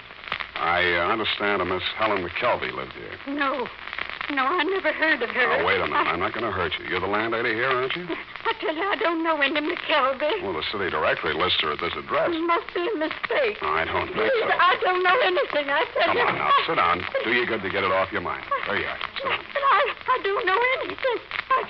Well, look, that's not going to help any. I told you I'm on your side. Who are you?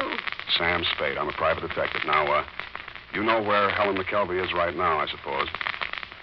Yes, I do. Well, I'm trying to find out who put her there and why. Then what?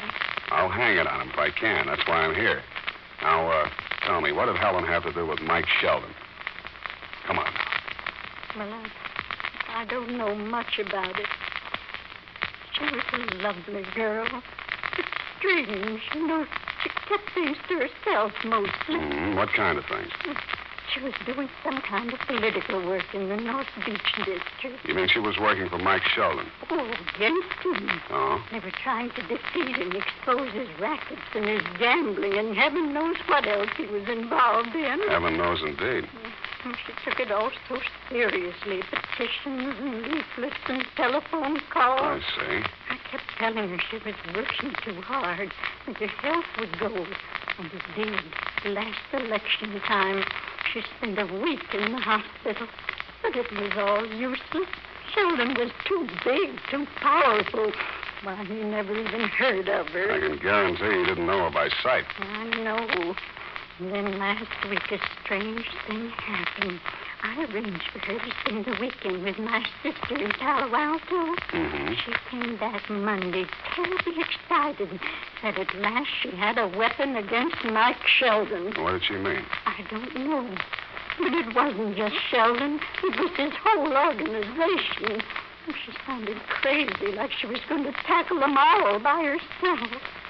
Then what? And she packed her suitcase and moved out to some hotel. She wouldn't say where. I was worried about her. I looked through her room afterward. That's when I found this clipping. Mm-hmm. Here. Last Tuesday's Chronicle. Does it help? Police seek motive in showgirl suicide. Investigation of circumstances surrounding the suicide of Monica Weston, nightclub dancer, moved into its third day without producing a reason why the girl apparently took her own life Friday night by leaping from a southbound train. I took off for headquarters, where, as you'll recall, Kelsey, we went over the file on the showgirl capers. You'll also recall we came up with nothing that wasn't in the newspaper. The girl had apparently climbed aboard the train at 3rd and Townsend, eased down the aisle to the end of the car where a porter had left the door open, and flung herself off on the straightaway stretch near South City, where the train hits it up around 70 miles an hour. She'd been pretty, unaccountably prosperous, and hardly a candidate for suicide. But nothing had turned up in her background to set her up as a candidate for murder, either. So that's where it stood. 2 dead young ladies and a missing cheesecake photograph of Norby's nifty nylons. Feeling this is enough for a day, I limped back to my apartment. I tossed my hat on the bed and started to pour myself a drink. Oh, you never want to do that, Spade. Huh? Oh, Freddie. Dumb stunt tossing your hat on the bed. It's bad luck. Yeah, that's not so bad, Freddie. Well, I expect to go home to a cold, empty apartment, and I find you.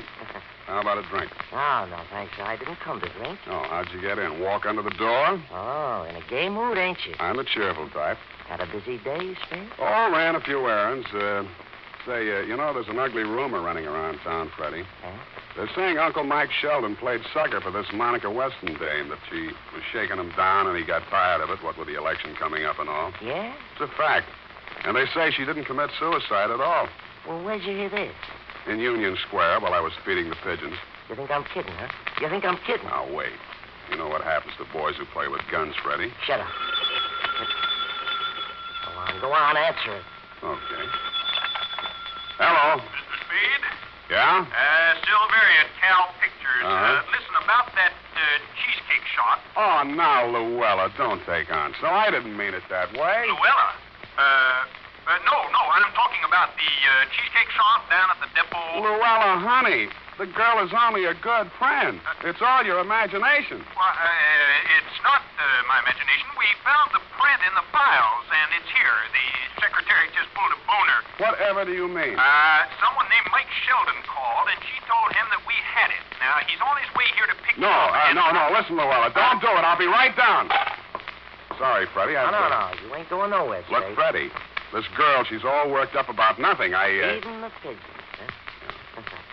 You want to know what you were doing, Spade? What? I'll tell you. 1:30 p.m. Went to a photographer's on Harrison Street. 3 p.m. across to the campus at Berkeley. 10 after 4 to a rooming house on Bay Street. And from 5:30 to 7 at headquarters. Feeding the pigeons, huh? You're just like Luella, Freddie. Your imagination's running away with you. Come on, have a drink. Now, I told you I don't want to drink.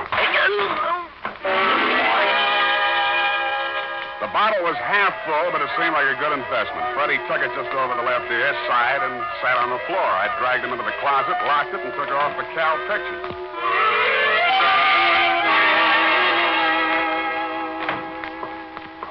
All right, Al. have it your way. Well, if we lose a News Farm New England bean account, don't come sniveling to me. Where's the picture? Hello, Spade. Oh, come on, John. Now focus down on it. Let's get this thing. The beans. 2 days' work. Hey, what's the big idea? I'm sorry, fellas. I accidentally hit it with my elbow. I'll buy you a new can tomorrow. Where's the picture? On the table there. I brought it over the floodlight and looked at it. The blonde was in the foreground, blocking out the model with the garter, but the shot wasn't entirely worthless since directly behind her, about to get on the train, looking squarely into the camera, was Monica Weston, the dead showgirl, and with her, with his white mane a-flying, was you-know-who. Now, wait a minute. You can't barge in like Shut up. this. All right, hold it, boys.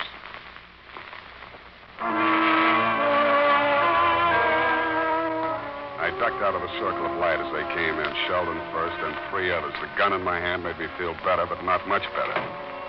They closed the door, and the room was pitch dark again, except for the spot of light in the center. Okay, Spade, where is it?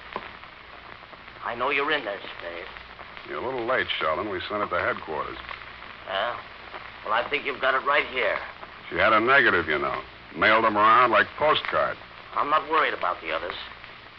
Come on now, let's have it. You hear what I said, Spade? Yeah? Come and get it. Okay. Now, hold it, boys. Okay, Spade. I'll come and get it.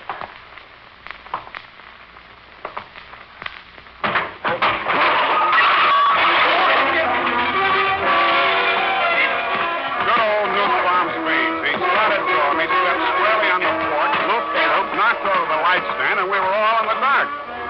I groped my way toward the door, came up against a shelf full of supplies when somebody rammed me by the skirt, and the shelf went over. It sounded like a machine gun company on battle maneuvers. The mob hit the door in a rush, all that is except Sheldon, whom we found when we finally got the lights back on, trying to untangle himself from A, the floodlight stand, B, the table that had held the pork and beans, and C, 50 feet of light cable. Silveria was sitting in the middle of everything, sobbing softly. 3 brand new crates. $450 worth of flash. And our last can of Nussbaum's pork and beans.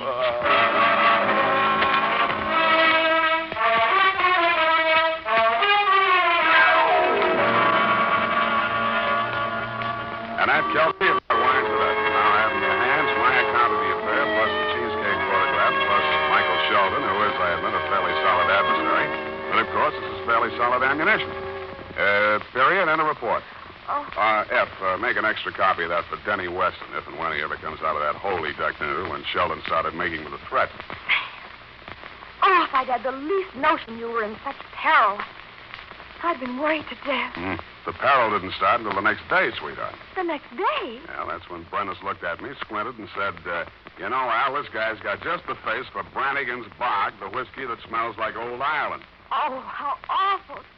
Fate worse than death, sweetheart, but that is all behind me, while directly in front of you is, of course, the typewriter. Yes, sir. I'll have it right away. The blonde, Sam. Yeah? What was she trying to do with a picture of Uncle Mike with the other girl at the station? You mean, why didn't she go to the police like any normal human being? Well, it's hard to say, F. She was really a sincere reformer. From here, it looks like she was trying to work up a partnership with the dead showgirl's brother. Maybe put the squeeze on Uncle Mike and force him to come across with names, numbers, and salaries of the members of his graft machine. Besides, what? She was a woman. Come here. A mad, unpredictable, illogical creature. Oh, Sam. Effie Perrine, the non-alcoholic secretary that contains lanolin. Well, that's better than Brannigan's Bog, the whiskey that smells like old Ireland. Sure, it's a fine broth of a girl you are, and I'll be saying good night, sweetheart.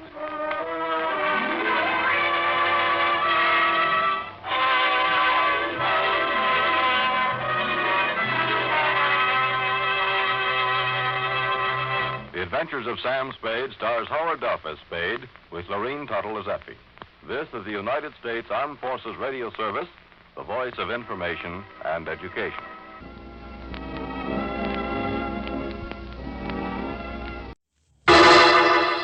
Personal notice, danger's my stock and trade.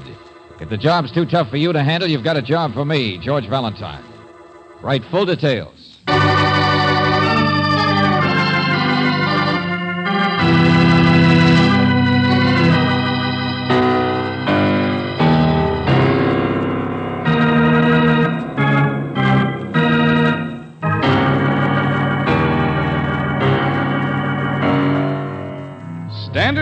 Company of California, on behalf of independent Chevron gas stations and standard stations throughout the West, invites you to Let George Do It.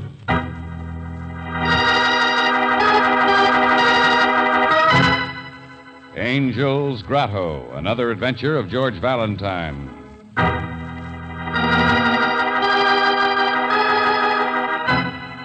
Dear Mr. Valentine, you are fired. I know that's a clumsy way to put it, but I've been a nurse too many years to learn parlor diplomacy. Besides, you've been here at the Grotto farmhouse for almost a day now, and you haven't found anything. Not a single thing. Not that you should have. Perhaps I was just hysterical this morning when I called you out here. But now even the police seem to agree, don't they? Mr. Moraga's death last evening was an accident. Yes, an accident. And so much as I appreciate your coming to help, why should you stay on? Sincerely, Emily Flood.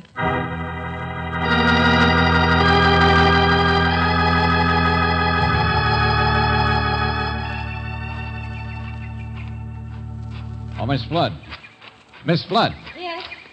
Oh, Mr. Valentine. Oh, here you are. We've been looking all over. Did you get my note? Yes, back at the house, but we wanted to... I don't like it back there. I came out Miss Flood, I was a little surprised. After all, I've barely even had a chance to talk to you since we got here. You see, there's very little factual evidence of any kind. Here. Did you check here? There might have been fingerprints on the handrail that might show... No, we checked all that. Best fingerprint man in the state found nothing to prove anything, not even on the wheelchair. No sign of a struggle. He hated that wheelchair. Imagine a man only 45 who usually couldn't sit still for a minute, having to spend 6 months in that thing. It was from a sailing accident. The bone wouldn't heal. Uh-huh. Most of the nurses were scared to death of him. But he liked me, because I wasn't good looking and I didn't have an eye on his purse. And he had told me about this grotto. The Angel's Grotto. It's beautiful, isn't it? All that moss and the ferns. Yes. I saw it first about the same time yesterday. I just brought him out from the train, and he had to come here first thing, even before supper. Did you try to find the angel like we did? Oh, it's just a legend. Indians who used to work at the mission across the ranch. An angel of stone, they say. Crossed by the waterfall, I guess. Yeah. Only it's like all those things, huh? The face in clouds, the mountain shaped like a man's head. You can never really see it. Angel of death. He used to come out here and just sit when he was a little boy, you know. It was all so different then, he said. The farm, I mean. Just a place in the woods. And an exciting, scary grotto for boys to tell stories about and dare each other to come close to the edge. They were lovely boys, I guess. Herman hadn't met the bottle and the blondes yet. And that whiny stepbrother who still lives here was just like the real brothers. And John hadn't taken up sailing or broken hips, or even gone out to the city to build his steel mills to become the richest man in the state. Why? All been murdered. Mr. Valentine. All right, lady, we're sorry. We know you're upset. Anyway, there aren't any facts. But last night at supper, well, those guys aren't boys anymore, are they? He hated his family. He said this was the last time he'd ever come back. You want the rest of it? If you're going to fire me, you want my report, why I say murder? Go on. Well, you were there. You and he and the boys last night, remember? You were all sitting around the table. No, I don't want to talk business tonight. I don't want to talk anything. I'm tired. Emily, have you done my unpacking yet? Well, I thought as soon as supper is over, while you sit outside for a while... Sure, your nurse will take care of things, John. Here, have another glass of wine. It's special. No, I said. Well, the farm isn't business. I only waited till you came, John, to talk about buying a new tractor instead of riding. Oh, for the love Leave him alone, Jake. He's tired. Can't you hear what he Well, I said? got a setter coming around tonight. Got to get out there, help her with the pups. I only thought if he could spare $1,000 or so. Leave him alone. Jake, you'll just never understand us businessmen. Well, farm's a farm. You can't operate on that. Stop it, both of you, stop it. I came here for a one-day visit, that's all. That day starts tomorrow. Oh, sure, Johnny, sure, we understand. I don't come out to the old place often myself, but a little reunion is different, huh? No. I wish I'd stayed in Florida. Don't blame you. All those classy nurses. Please, Mr. Moraga. Well, Johnny, I know the farm isn't very important anymore to you, but all I wanted to say was... Oh, get out to your barn. Go be a midwife, whatever it is. Now, you nurse, see if you can't give the cook out there a hand with the dishes. I notice Mary's not as speedy as she used to be, Jake. Stay where you are, Emily. Herman, for your information, I'm sick and tired of the steel business, too. Huh? You heard me, Mr. Vice President in charge of gas and wind? Oh, yes. Get everybody out. Leave us brothers alone. Have some wine. You don't want to talk business, not old Herman. Herman, the diplomatic sponge. Well, I wrote you I'm going to retire, didn't I? In the prime of life, and why not? And that means for my family, too. I'm here to cut all strings at once. Lazy relative steel mills, old family homesteads, the works. I'm sick and tired of supporting a worthless bunch Please, don't. You're tired. You'll upset yourself. You said everything could wait till tomorrow. Everything you have to say to him. Yes. All right. I'm sorry, Emily. You two fellas. Wheelchair doesn't make a guy like me very friendly, but I mean it. I'm moving to Florida for good. Only, we'll talk tomorrow, huh? Sure, Johnny, sure. We understand. No, you don't. You're going to work for a living, Herman. Well, what's the matter with you, Jake? Huh? Earn your own tractor. Me? I'm tougher than all of you, I guess. Well, what's the matter? Want to murder me or something? Well, come on, say something. Want to murder me or something? And then, Miss Flood, you brought John Moraga out in his wheelchair to sit in the evening air, and you went back to do the unpacking and clean up the dishes for Mary, the cook, who was out helping Jake. Brother Herman, he went to his room, so the testimony says, where he drank that wine all by himself. Jake, he came out and smoked a cigarette for a while with the impatient invalid. Then went to the barn and was busy for some time delivering a litter of puppies. Your testimony is very complete, Mr. Valentine. So what? So 10 o'clock, you came out to bring Mr. Moraga in for the night. And he was missing. Because around 9 o'clock, according to police reports, the doctors, his wheelchair parked here overlooking the grotto where you left him, got a little bit too close to the edge. Look out, George! Oh. But there wasn't any evidence. You couldn't find anything. No. No evidence to show whether the brakes just slipped and the wheelchair rolled over, or whether Mr. Moraga was pushed off the edge. 200 feet down to the rocks. All those hatreds and everything, even motives. But everybody's story seemed to check. Yeah, that's it. Nothing so far can be proved. Mr. Valentine, you kicked that rock just now to see how I would react. Maybe. Well, I think you should understand there won't ever be any evidence. His death was an accident. I believe that now. So get out. Get out. Please, go.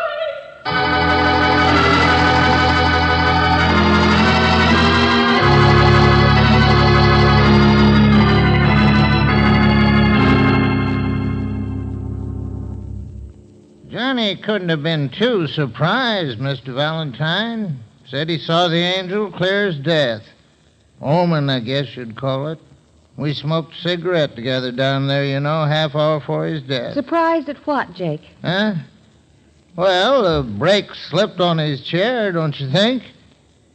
You figure he was unconscious when it happened. We don't even know that. Look, we're leaving. I only asked... His own fault in one way. Had a fixation on that place, he did. Ought to be the devil's grotto, I always claimed. Or maybe we could blast the marble and make a quarry. Want to see me, Mr. Valentine? Oh, yes, Mr. Moraga. Look, Jake, do you mind... Sure, Mr. Valentine, sure. Got to see about... Mr. Moraga, testimony showed that last night your brother called you vice president in charge... In charge of gas and wind. Yeah. Old Johnny was the only one had any brains or... Are you part owner of the Moraga Steel Mills, or just a paid employee? You mean, am I just the boss's brother? Yeah. Yes, if you like. Uh-huh. And now that he's dead, Weren't you leaving, Mr. Valentine? Oh, no, don't get me wrong. Jake and I, we appreciate what you've done.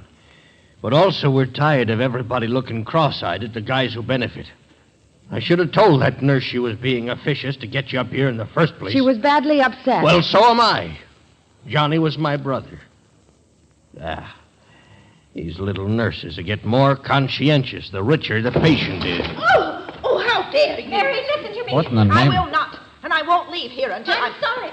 I didn't mean to hit you, but you can't talk like that to me. I'll talk any way I please. I've been here 15 years. I'll call you all the names I Stop can. it, I said stop it. All right, Nursey, now cut it out. Cut it out. What'd she do to you, Mary? Huh? What'd she do? Don't look at me that way. Hey, easy, please. Miss Flood. Know what she was up to, Mr. Moraga? She was firing me. Yes, she fired me. You what? Now, look here, Miss Flood. You've been butting Take it in easy, a will lot. you? Here, Emily, you're all right. It was the way she looked. The way she... I'm sorry, Mary. I didn't mean You to... see, Mr. Moraga, I happened to overhear this young lady and a policeman Please, talking. no. You just Let me- found out the nurse is really a wife, eh, Mary? What's that, George? Just guessing. But it would explain why she could try to fire you, Mary. Why you laugh at the word miss. Not to mention some things John Moraga said last night. Or why just a nurse should be so curious and hire me You and mean try... this mousy little flat-heeled... Yes. We were married a week ago in Florida. I did tell the police, Mr. Valentine. I wanted to tell you, but I wanted to wait until... Oh, just because I'm his nurse and he was wealthy. Just because... Stop looking at me like that. Nobody's looking any way they shouldn't. I wondered what his big announcement today was going to be. What made that hot-headed sucker want to sell his business, cut us off, go gallivanting off? Get out of here! Every one of you! This is my house now. Get out! So you married a week and now he's dead. Yes. He's dead. He's dead. Don't look that way. Can't you understand? I loved him. And he loved me. Don't give me that Oh, hug. I wish I were dead, too. Leave me alone or I will be! Yes. A good act. Good act, Mr. Moraga? Are you changing your mind? I thought you were so sure your brother's death was an accident.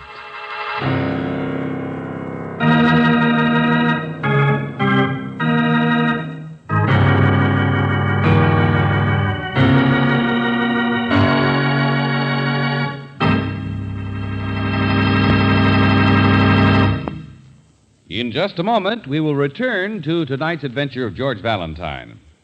Tonight, we present another first-hand report on new RPM motor oil, the oil that doubles engine life between major overhauls due to lubrication. Tonight, you'll go with our scientists test by test as they explore the chemistry of motor oils with a new atomic tool in search of the formula for new RPM. By special transcription now, we take you to the Richmond laboratories of California Research Corporation. The next voice you hear will be Senior Research Engineer H.F. Galindo. The test engines you hear running in the background are equipped with piston rings, which we had specially treated at the Oak Ridge plant of the Atomic Energy Commission. Geiger counters connected to these engines measure the fine particles of treated metal worn from the atomic ring as that wear takes place. We're using rigid temperature controls to get exact simulation of the toughest engine wear conditions your car gets, the normal, everyday short hops, the stop-and-go traffic driving. We call it cold operation.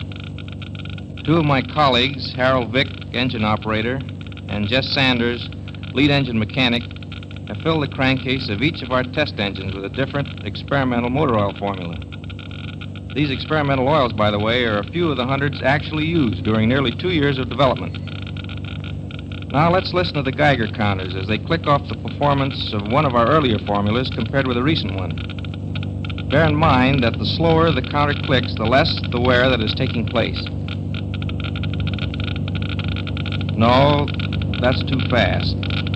Too much wear. That formula couldn't do the job.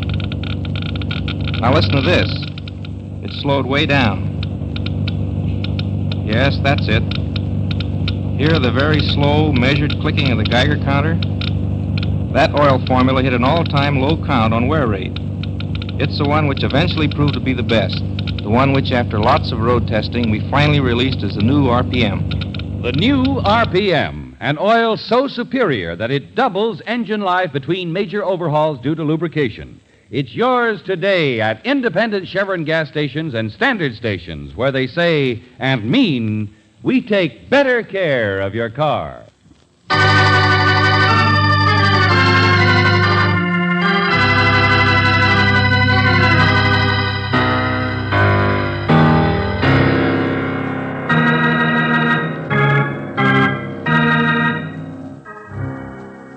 And now, back to tonight's adventure of George Valentine.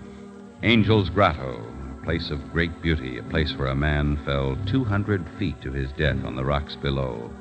A man in a wheelchair sitting alone in the moonlight. But, according to the police, that death was an accident. There's no further reason for you to stay around. Still, if your name is George Valentine, well, what can you do except stall for time, pretend you can't start your car? Say, look, Jake, is there some rope around here? I may need it when the mechanic comes to give me a tow. Yeah, in the shed over there. Help yourself. Oh, okay, thanks. Get out of the way. Good idea. So that fool Emily won't hang herself. Ha! There's a good one. Come on, Brooksy. Let the rest of them think we've gone. You realize how short our time is? You mean what he just said about Emily? George, I want to go back in and talk to her. No, Brooksy, we got to find evidence before somebody else gets murdered.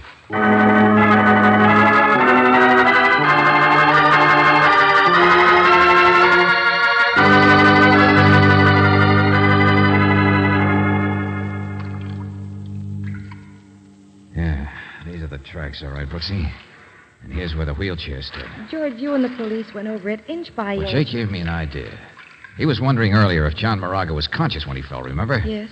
Okay, now look, I'm John Moraga. I'm in a wheelchair, see, and I'm sitting here. I'm a strong guy. Strong? George, John had been laid up for 6 months. Well, that's not long enough to break down a dynamo like him. The point is, when he was sitting here, it would have been pretty hard to take him by surprise. You mean somebody slugged him first? I don't know. There's no sign of a struggle. Police thought he might have fallen asleep. George, suppose he'd been drunk. Huh? I mean, remember that wine last night at supper? Oh, yeah, I thought of that. But it's like everything else. Nothing left to show. Nothing left but the tracks of the two wheels here. And hey, Brooksy, look.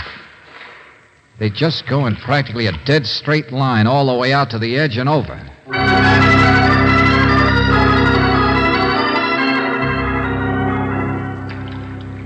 Okay, Brooksy, throw me that rope there. Oh, George. It's all right now. It's all right. This tree will hold me. George. Just take it easy, will you? There we are. This is one thing we didn't check. But they combed every rock down below there. When I kicked that rock loose this afternoon, remember what happened? It bounced. Okay, I'll find out what happened last night, and I won't bounce either. I hope.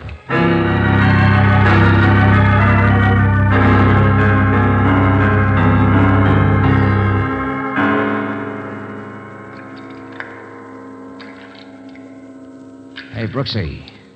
I can see the angel from down here. Yeah. It really does look like one, you know. Across by the... George, your rope's twisting. I'm all right. There's some stuff to hang on to here. Angel of death, huh? I can't even see you anymore. Brooksy. What'd you say, George? Hey, not so loud, will you? I was just looking down before. It's a watch. What? No. Piece of watch chain. Sure. He did hit here before he dropped to the rocks. I thought so. The way the cliff curves out, it's... Don't go any farther. What if he did lose part of his watch chain? It doesn't tell you anything Oh, about... doesn't it? Hooked on a little twig, some scrub trees here growing in a crevice. Well, you know, it doesn't have any bark.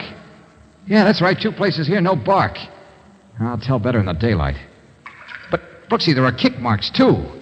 He grabbed here as he fell. Must have hung on for some time, several minutes maybe, before his strength gave out. Somebody's coming, George.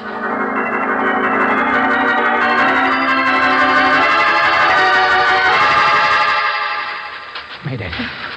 Hey, I called you, but I didn't hear you answer. Well, I went to see George. Listen. Listen to what? Well, it's gone now. Okay, come on. Get this rope out of sight. Here, duck back here. In the bushes. Now, that's better. Oh, George, I hate high places. You crazy. But I learned something, Brooksy. The fact he clung there proves John Moraga was conscious. He couldn't have grabbed on there unless he was perfectly all right when he went over. He wasn't slugged, doped, anything. Just pushed. But those straight line tracks... Well, I can think of a person he might have trusted. Never guess what was going to happen until the last minute. Oh, George. Any of them could have come down here without being seen. His shouts when he was hanging there wouldn't have been heard. Oh, Brooksy, look, stop evading it. You know who I'm talking about. All those tears don't hide her motive. George, I just can't believe that a girl would... Yeah. You see what I see? Little Emily. George, she's crying. That's what I heard before. Yeah. Walking like she didn't know where she was. George, she wished she were dead, too. She was hysterical, but she said I'm like Jake. I didn't take it seriously. She's going where we were. George, grab her. No, She's no, gonna... stop. Emily? Oh, you startled me. Oh? I didn't mean to. It's Herman. Beautiful night, isn't it? Mr. Moraga. What are you doing down here, anyway? You know, don't you? Why do you ask? Oh, well, I didn't believe a good-looking girl like you with her head on her shoulders would seriously think of carrying out a threat You like... think I'm ugly. You said so. A stupid, flat-heeled nurse. Uh-huh. Oh, well, really, it isn't No, anything... stay where you are. I don't think there's room for both of us here, Mr. Moraga. All right. All right. I loved your brother. I loved John. I'm 35. I'm not pretty. I know what I am. But he loved me, too. Now. Please don't touch me. Don't come any closer. Oh, it's all right. I know how you feel. It was an accident. Leave me alone. Well, just an accident, that's all. I told you. Don't touch me. Well... You big You walked right into it, didn't you? Look out, my arm. I've handled patients 10 times as tough as you are. My arm. Look out, the edge is Believe right. what I said, didn't you? Believed I'd come down here and be thinking of jumping when it's you who's going to go. Come on, Brooksy, step on it. He's the one who's liable to be killed.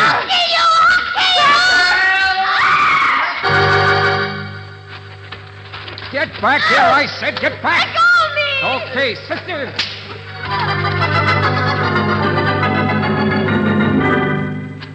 Hey, what happened? All right. Take it easy, all of you. Good Lord, what's the matter with She's all her? right, George. Let go. Leave me alone. She would have killed me. She was trying to I push me. know. We saw We it. thought it was going to be the other way around. Oh? It never occurred to me.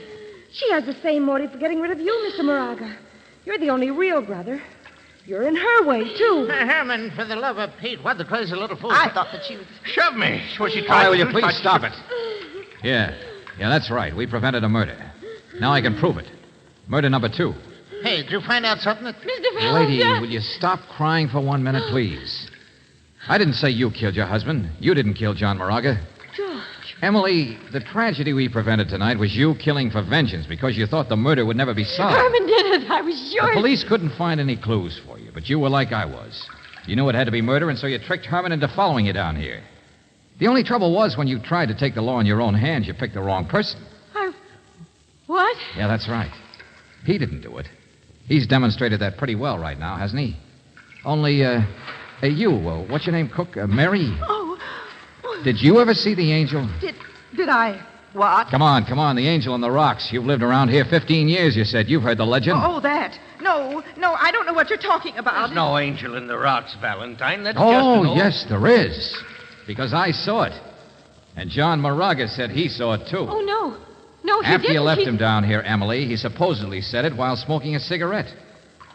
With you, Jake. Now, wait a minute. I never said Oh, yes, you did. I remember it, George. And that was your mistake.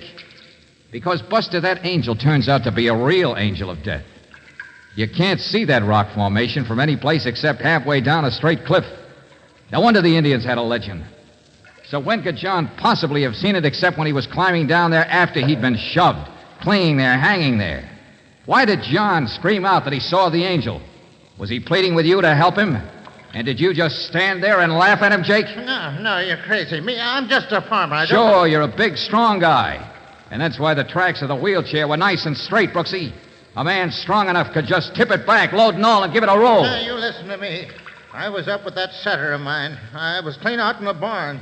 Mary helped me. Mary, do you know what the penalty is for providing a false alibi in a murder case? No, I don't even know what you're You talking better tell me fast, lady, how many of those puppies you delivered? Mr. Valentine. How much of you that think- 2 hours Jake really spent with you in that barn? Hey, get her. She's running. No, we'll get her all right. I don't believe anything that dumb old thing... That's all, Jake!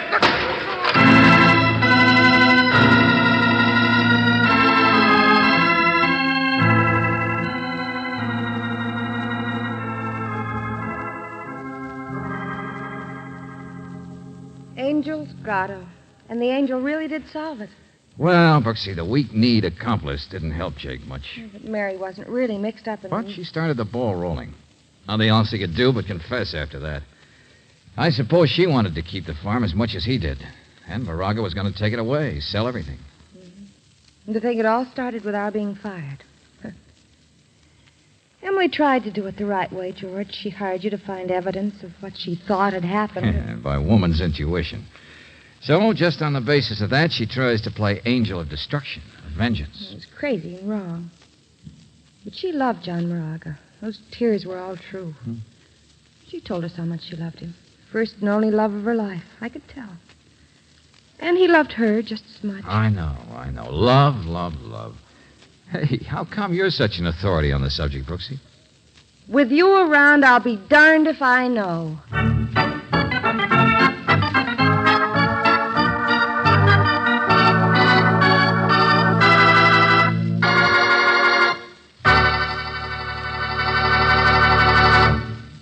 Tonight, you heard firsthand how new RPM motor oil was developed years ahead of its time. Only the new atomic research tools of our scientists could make possible this remarkable motor oil progress. Here's what it means to you. Compared with the best of conventional premium type oils, as designated by the American Petroleum Institute, new RPM cuts in half the wear rate of critical engine parts, doubles engine life between major overhauls due to lubrication. It maintains the low oil consumption mileage of average engines twice as long, and it doubles protection against acid, corrosion, gummy carbon, and varnish. Stop in for new RPM, sold with a money-back guarantee of satisfaction at standard stations and independent Chevron gas stations, where they say and mean, we take better care of your car.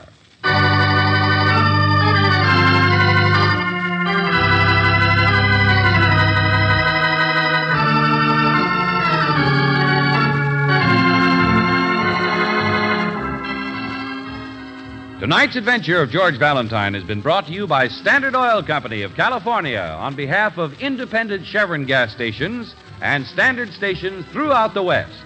Robert Bailey is starred as George with Virginia Gregg as Brooksy. Let George Do It is written by David Victor and Jackson Gillis and directed by Don Clark. Jeanette Nolan was heard as Emily, Larry Dobkin as Herman, Bob Griffin as Jake, Bill Boucher as John, and Noreen Gamil as Mary. The music is composed and presented by Eddie Dunstetter. Your announcer, John Heaston. Listen again next week, same time, same station, to Let George Do It.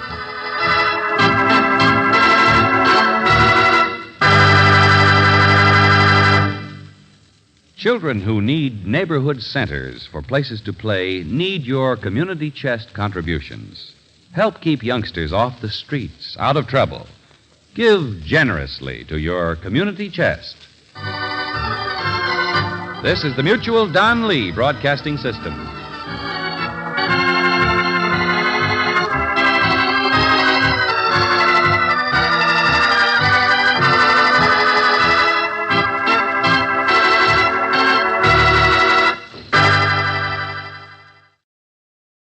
This episode from the life of Sherlock Holmes will be transmitted to our men and women overseas by shortwave and through the worldwide facilities of the Armed Forces Radio Service. Petri Wine brings you Basil Rathbone and Nigel Bruce in the new adventures of Sherlock Holmes.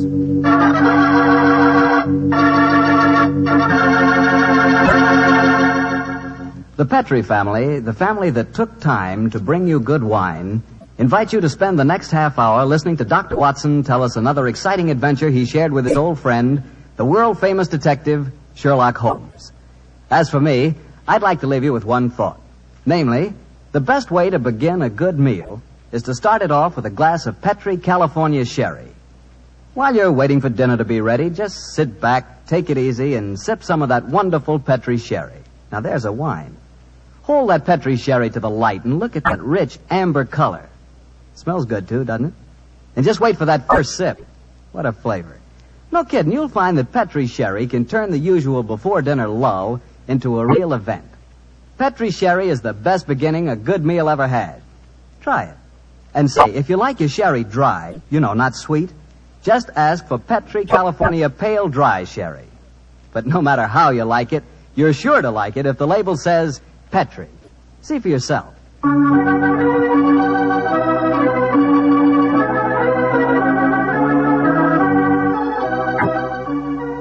And now for the weekly visit with our good friend and host, Dr. Watson. Tonight we find him on the stage of the Paramount Theater in Hollywood. Good evening, Doctor. Good evening, Mr. Bartell. If you've bought a victory bond, you're welcome. I have, Doctor.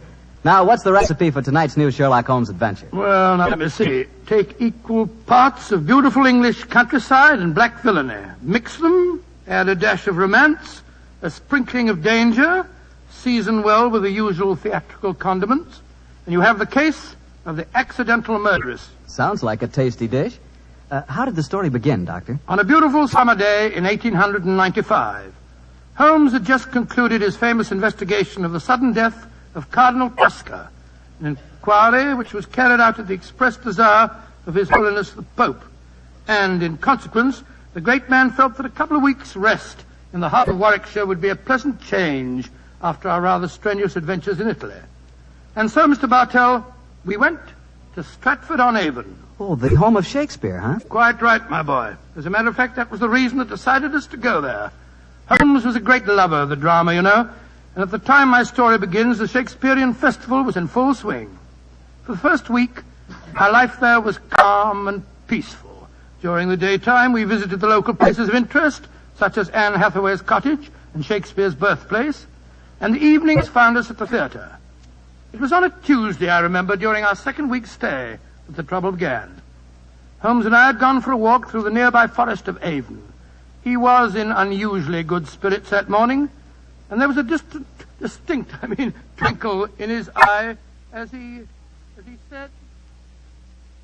Watson, for once I begin to wish that I were a man of wealth. Oh, and what makes you say that, Holmes? The beauty of this place, old fellow. I'm perfectly certain I'd be happy in retirement here.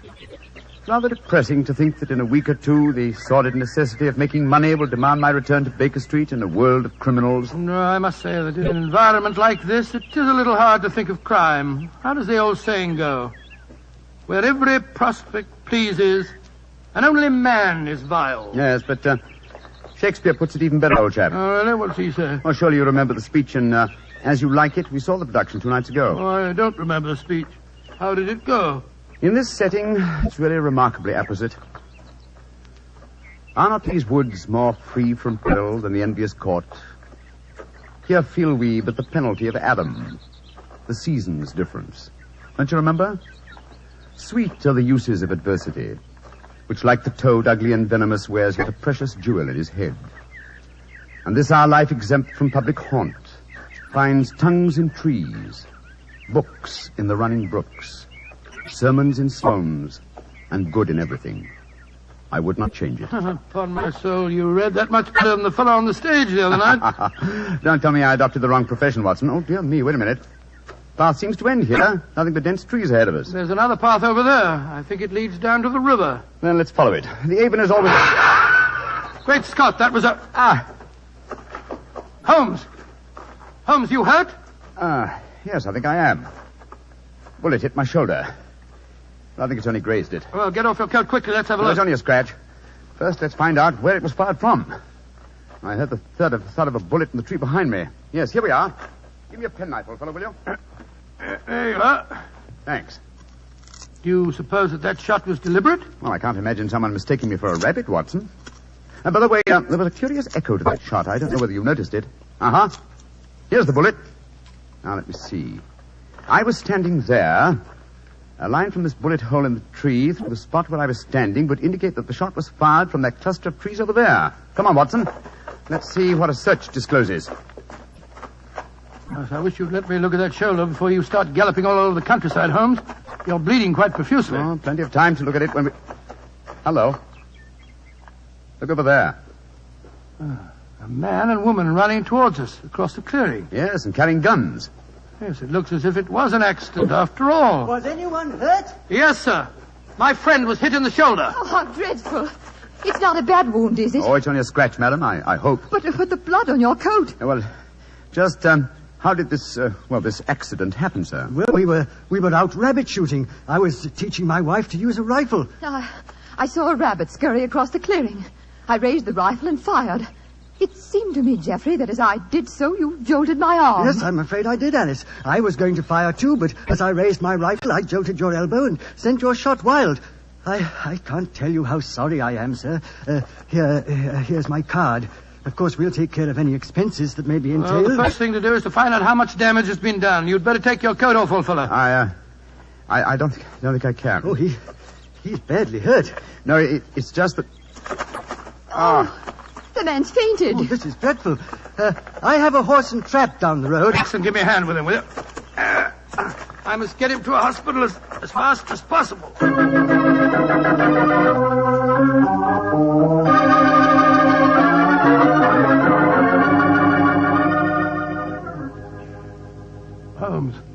Holmes, you feeling any better? Has the nurse gone? Yes. She's bringing in the house surgeon. And the man and his wife? They're down in the hospital waiting room. Oh. I found out their name. It's Markham. Then we're alone. Yes, old fellow. In that case, I can stop behaving as if I were at death's door. Holmes, you mean that you shammed that collapse just now? Yes, I did, Watson. Well, spare me a little pity, old chap. My shoulder's confoundedly painful, I assure you. Well, I'm sure it is. But what made you pretend to faint? I recognized this Mrs. Markham, and I think she recognized me.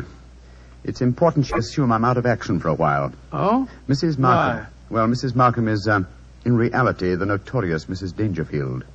You remember the Dangerfield case? The Dangerfield? Great Scott, yes. She was tried for the murder of her husband by poisoning, wasn't she? Yes, she was, old fellow. She was acquitted when the jury decided he was an habitual arsenic addict who happened to take an accidental overdose. Well, didn't you have some connection with the case? It was I who tracked down the sale of the arsenic she claimed to have bought for cosmetic purposes. Well, if you ask me, that shot at you was no accident. Oh, of course it wasn't. I'm certain that I was recognized. In any case, her record is a bad one. Prior to her husband's death, there was an episode in which her uncle was killed in a shooting accident on a grouse moor in Scotland. An uncle who left her a large fortune on his death. And I suppose Mrs. Dangerfield was a member of the shooting party when the accident happened. Yes, she was. She's something of a femme fatale, Watson. I must plan my actions very cautiously. I'm up against a dangerous opponent. Well, you'll have to stay in the hospital until your wound's being examined and dressed. That's true, fellow. And while the local staff are taking care of that, I want you to shadow the Markhams. Of course I will, Holmes. Stick close to them, old fellow. Make them believe that I'm going to be kept here for some days. Find out as much as you can, and then report to me. Right, I'll do my best.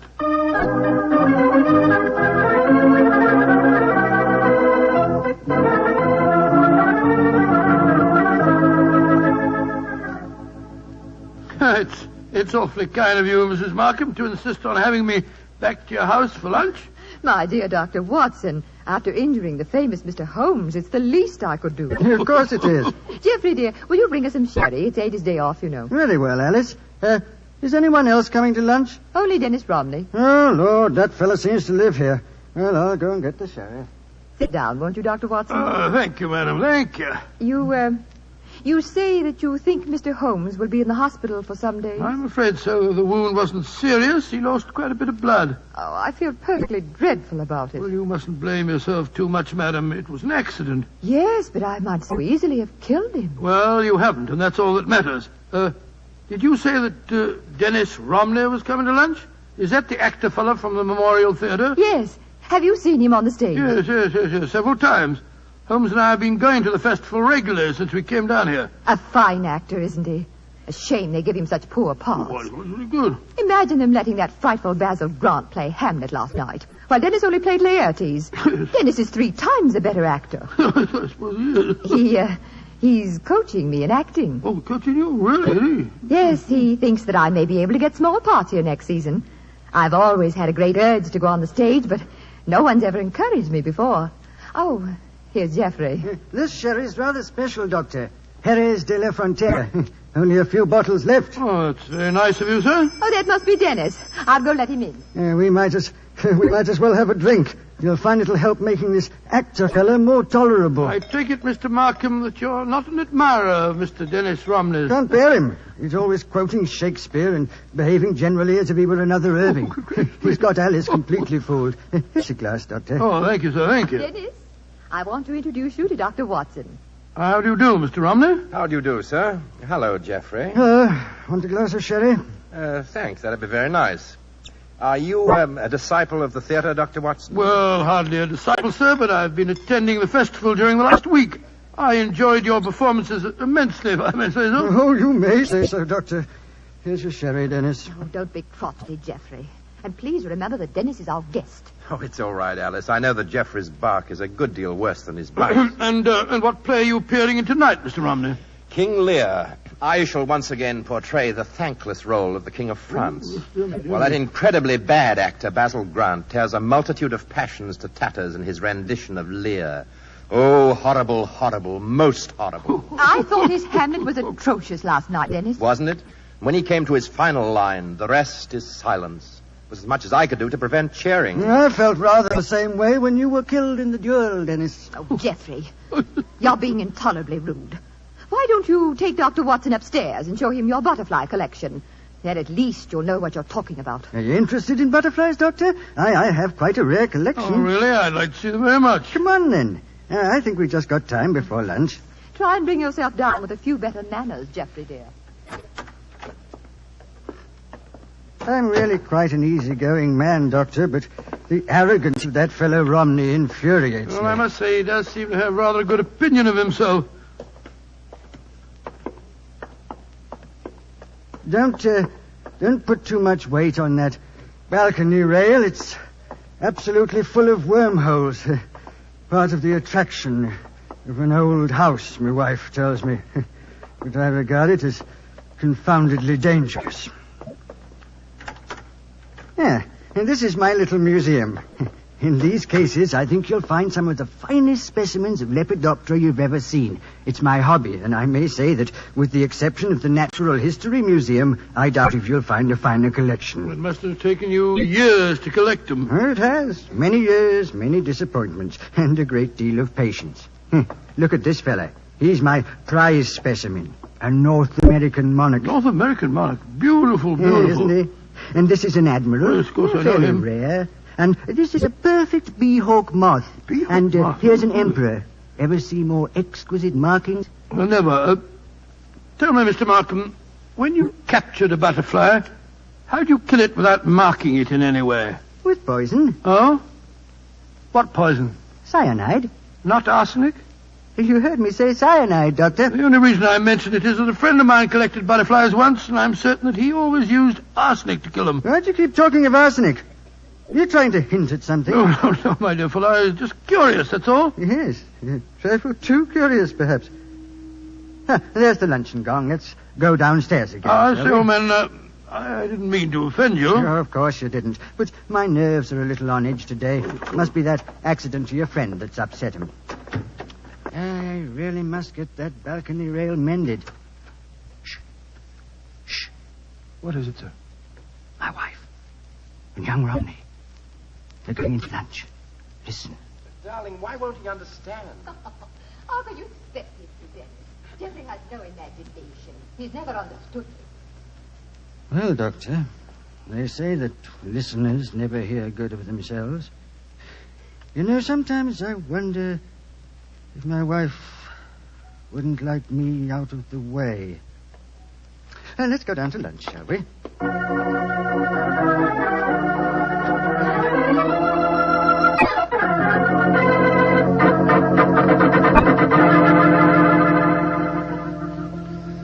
And so, Holmes, that's the story up to now. A very interesting one, too, Watson. So you think that Mrs. Markham is planning to kill our husband, eh? Oh, it's obvious. She's in love with the actor fellow, Dennis Romney. Her husband's in the way, and if she doesn't want to use poison this time, there's a perfect setting for murder in that crumbling balustrade on the landing. Mm-hmm. One push when he wasn't looking, and it'd be the end of him.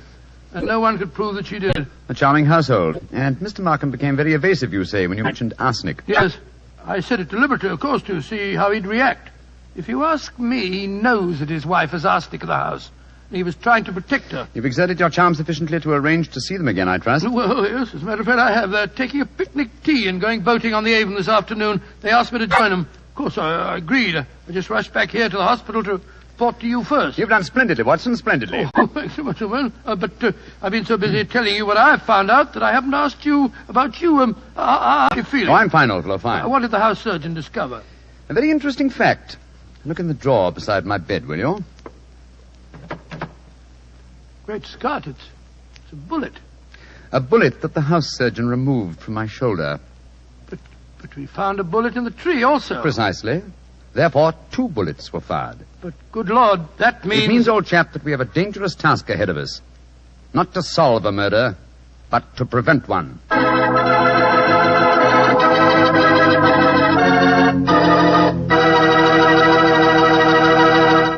We'll hear the rest of Dr. Watson's unusual story in just a moment. Meanwhile, I'd like to remind you that good cooking becomes wonderful cooking if you serve your good food with a Petri wine. If you like a red wine, say with meat or any meat dish, try Petri California Burgundy. If white wine's your favorite, then you'll love Petri California Sauterne. It's wonderful. But Burgundy or Sauterne, whichever you prefer, it's just bound to be good if you see the letters Petri on the bottle. Because Petri wine is always good wine. And now, Dr. Watson, what happened next? We left you at Sherlock Holmes' bedside in the hospital. Did the picnic with Mr. and Mrs. Markham prove an exciting one? No, it was rather unpleasant, as a matter of fact. The 3 of them kept squabbling all the time, and just as we were coming home, something unforeseen occurred. Mr. Markham fell into the river. Well, pardon the old question, Doctor, but did he fall or was he pushed? It was hard for me to say. I had my back to him when he fell. Of course, we fished him out and rattled him back home in a trap as fast as we could. He changed his clothes at once, and as we sat round the fire a little later, I could see that he'd caught a chill. In fact, I recommended that he go to bed and stay there. Mrs. Markham agreed with me.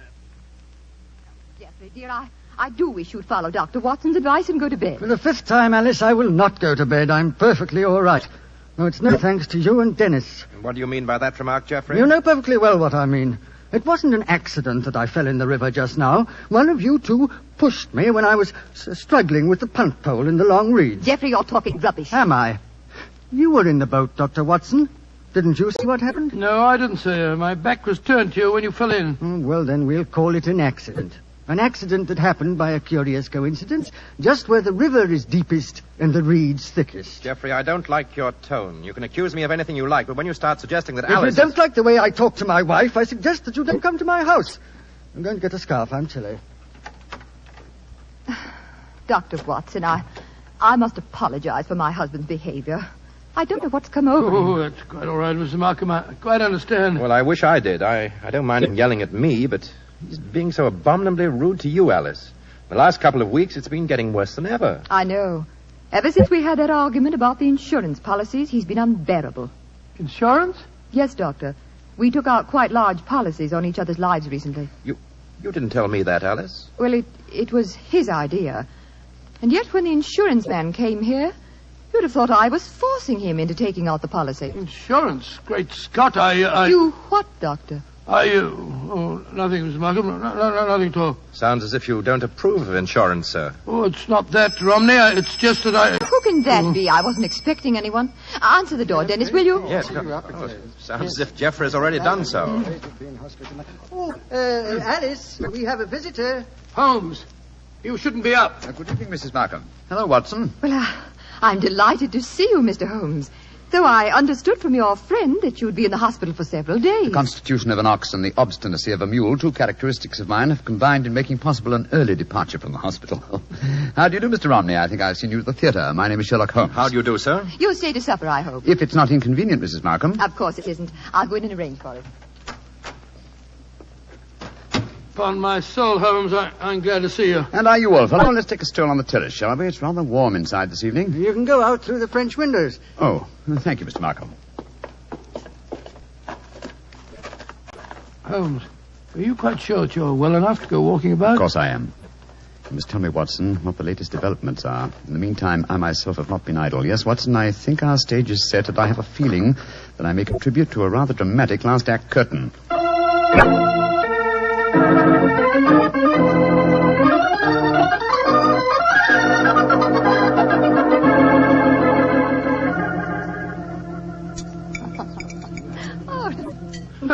A delightful meal, Mrs. Markham. Oh, thank you, Doctor. Mr. Holmes, you're not eating very much. My appetite is a trifle jaded. The mental fencing that we have indulged in during the meal has been somewhat disturbing. I don't understand you. Oh, come now, madam. I know that you were once Mrs. Dangerfield, and you know that I know it. Why keep up the pretense any longer? Very well, Mr. Holmes. But we needn't converse in lowered voices. I'm sure that you've told Dr. Watson whatever there is to know, and perhaps more. I admire your courage, madam. Geoffrey, Dennis. Yes, Ellen. I want you to listen to this. Mr. Sherlock Holmes knows that I was once Mrs. Dangerfield. He's apparently under the impression that this is a dark secret of mine. Mr. Holmes, Geoffrey knew and loved me before I ever married Mr. Dangerfield. Of course I did, Holmes. He stood by me during the horrible trial after my first husband's death. And I told Dennis about the whole miserable business months ago. So I really don't see that you've uncovered any great secret. Not yet, Mrs. Markham, but I have a feeling that it's only a matter of moments. So you haven't got any secrets from Dennis either, eh? There's no need to shout, Geoffrey. There's no need for Dennis to be in my house. Get out, Romney, and stay out. This business between you and Alice has gone far enough. I'll go when Alice tells me to. Well, if you won't go, then I'm not going to sit here. I'm going upstairs. You're shaking like a leaf, sir. You've got a fever. Don't you think you'd better go to bed? Mind your own business and leave me alone. Mrs. Markham, I really think you should persuade your husband to go upstairs and lie down. Don't worry, Mr. Holmes. I know how to handle him. I'll take him up. Put an arm around my shoulder, Geoffrey. Come along. We should follow them, Holmes. They have to pass that crumbling banister on the landing. With him in that state, she might try to... What are you suggesting, Doctor? Come and watch. Both of you. We can observe them both from the foot of the stairs here. They're on the landing. She's on the outside. Look, look, look, look. Markham stumbled against her.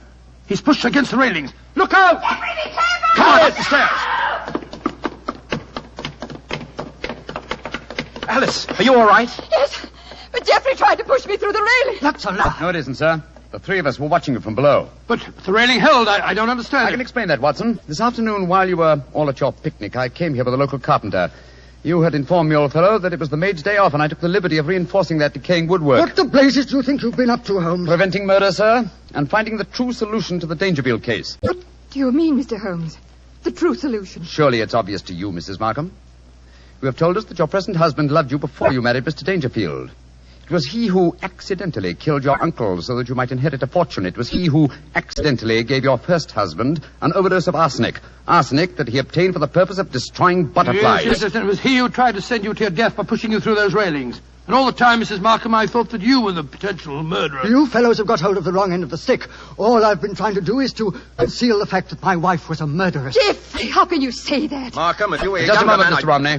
I'm not through with him yet. This talk is all very dramatic, Mr. Holmes, but I wonder how you're going to be able to prove it. Dr. Watson, Mr. Romney, and I will testify to the attempt that you've just made on Mrs. Markham's life. Yes, and what about the attempt on your life, Holmes? Obviously, it was Markham who fired at you in the woods. But my wife has already admitted firing the shot. True, sir.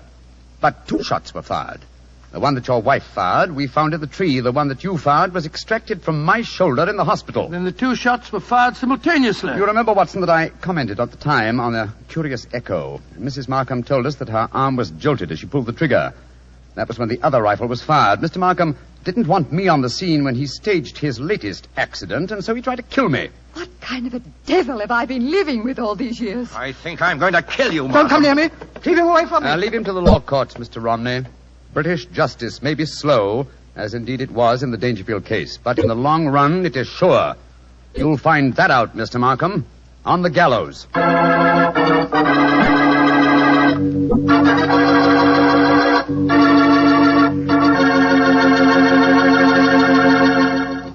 Well, tell me, Doctor, did Mr. Markham finally end on the gallows? Yes, he did.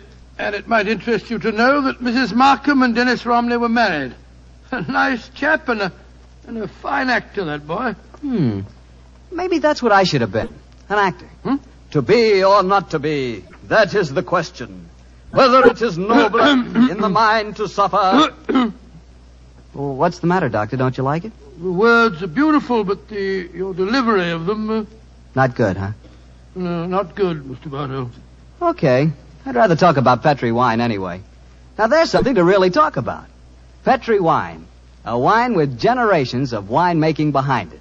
That's a fact, you know. The Petri family started making Petri wine generations ago. Way back in the 1800s. So they've had the time to develop the art of winemaking, and they've been able to hand down that art from father to son, from father to son. Yes, the Petri family really knows how to turn luscious, sun-ripened California grapes into clear, fragrant, delicious wine.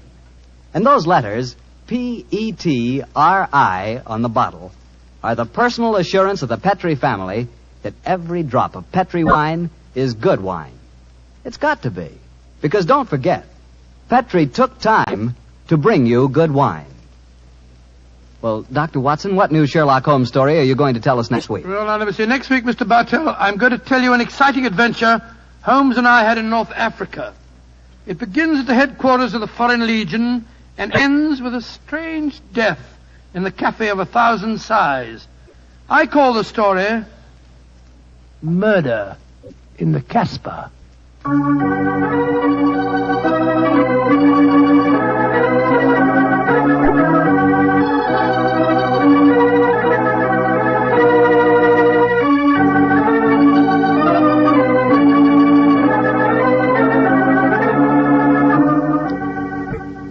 Tonight's Sherlock Holmes adventure is written by Dennis Green and Anthony Boucher and was suggested by an incident in the Sir Arthur Conan Doyle story, The Adventure of Black Peter. Music is by Dean Fosler. Mr. Rathbone appears through the courtesy of Metro-Goldwyn-Mayer and Mr. Bruce through the courtesy of Universal Pictures, where they are now starring in the Sherlock Holmes series.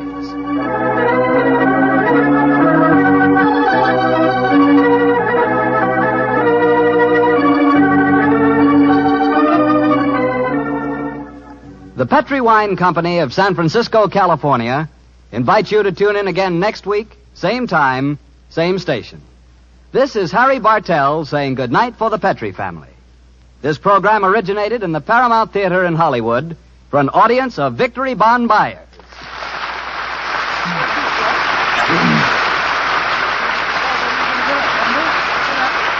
This is the Mutual Broadcasting System.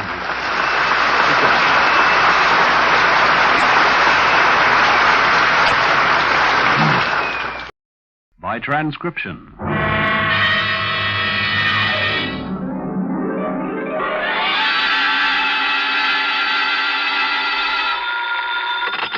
Spade Detective Agency. Finitum est. Mr. Who? Finitum est. It is finished. Latin. Oh, Sam? What's left of me, sweetheart? Well, where are you? What happened? Who did it? Here, everything, and what? What? No, I asked you first. Sam. Now you're making sense. Oh, did that Mr. Mortuus get in touch with you? Demortuus nil nisi bonum. Oh, Sam, stop it. Second year Latin, F. Speak well of the dead. You mean he's dead? If you have tears, prepare to shed them now. This one ends up worse than Rigoletto. Have your extra handkerchief ready, get some organ music on the radio, and I'll be down to dictate my report on the tears of Night Caper.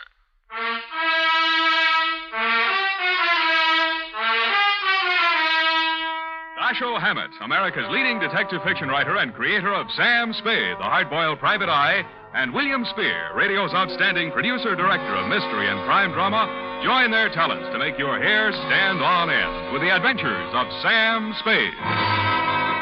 Presented by the makers of Wild Root Cream Oil for the hair. You know, just a little Wild Root Cream Oil in your hair can mean a world of improvement in your general appearance. Just try it and see. See how Wild Root Cream Oil Hair Tonic grooms your hair neatly and naturally, relieves dryness, and removes loose dandruff. Yes, you'll be glad to discover that just a few drops of Wild Root Cream Oil make a big difference. So if you've never tried it before, get the 25-cent Get Acquainted size and ask for it by name. Wild Root Cream Oil Hair Tonic. Again and again, the choice of men and women and children, too.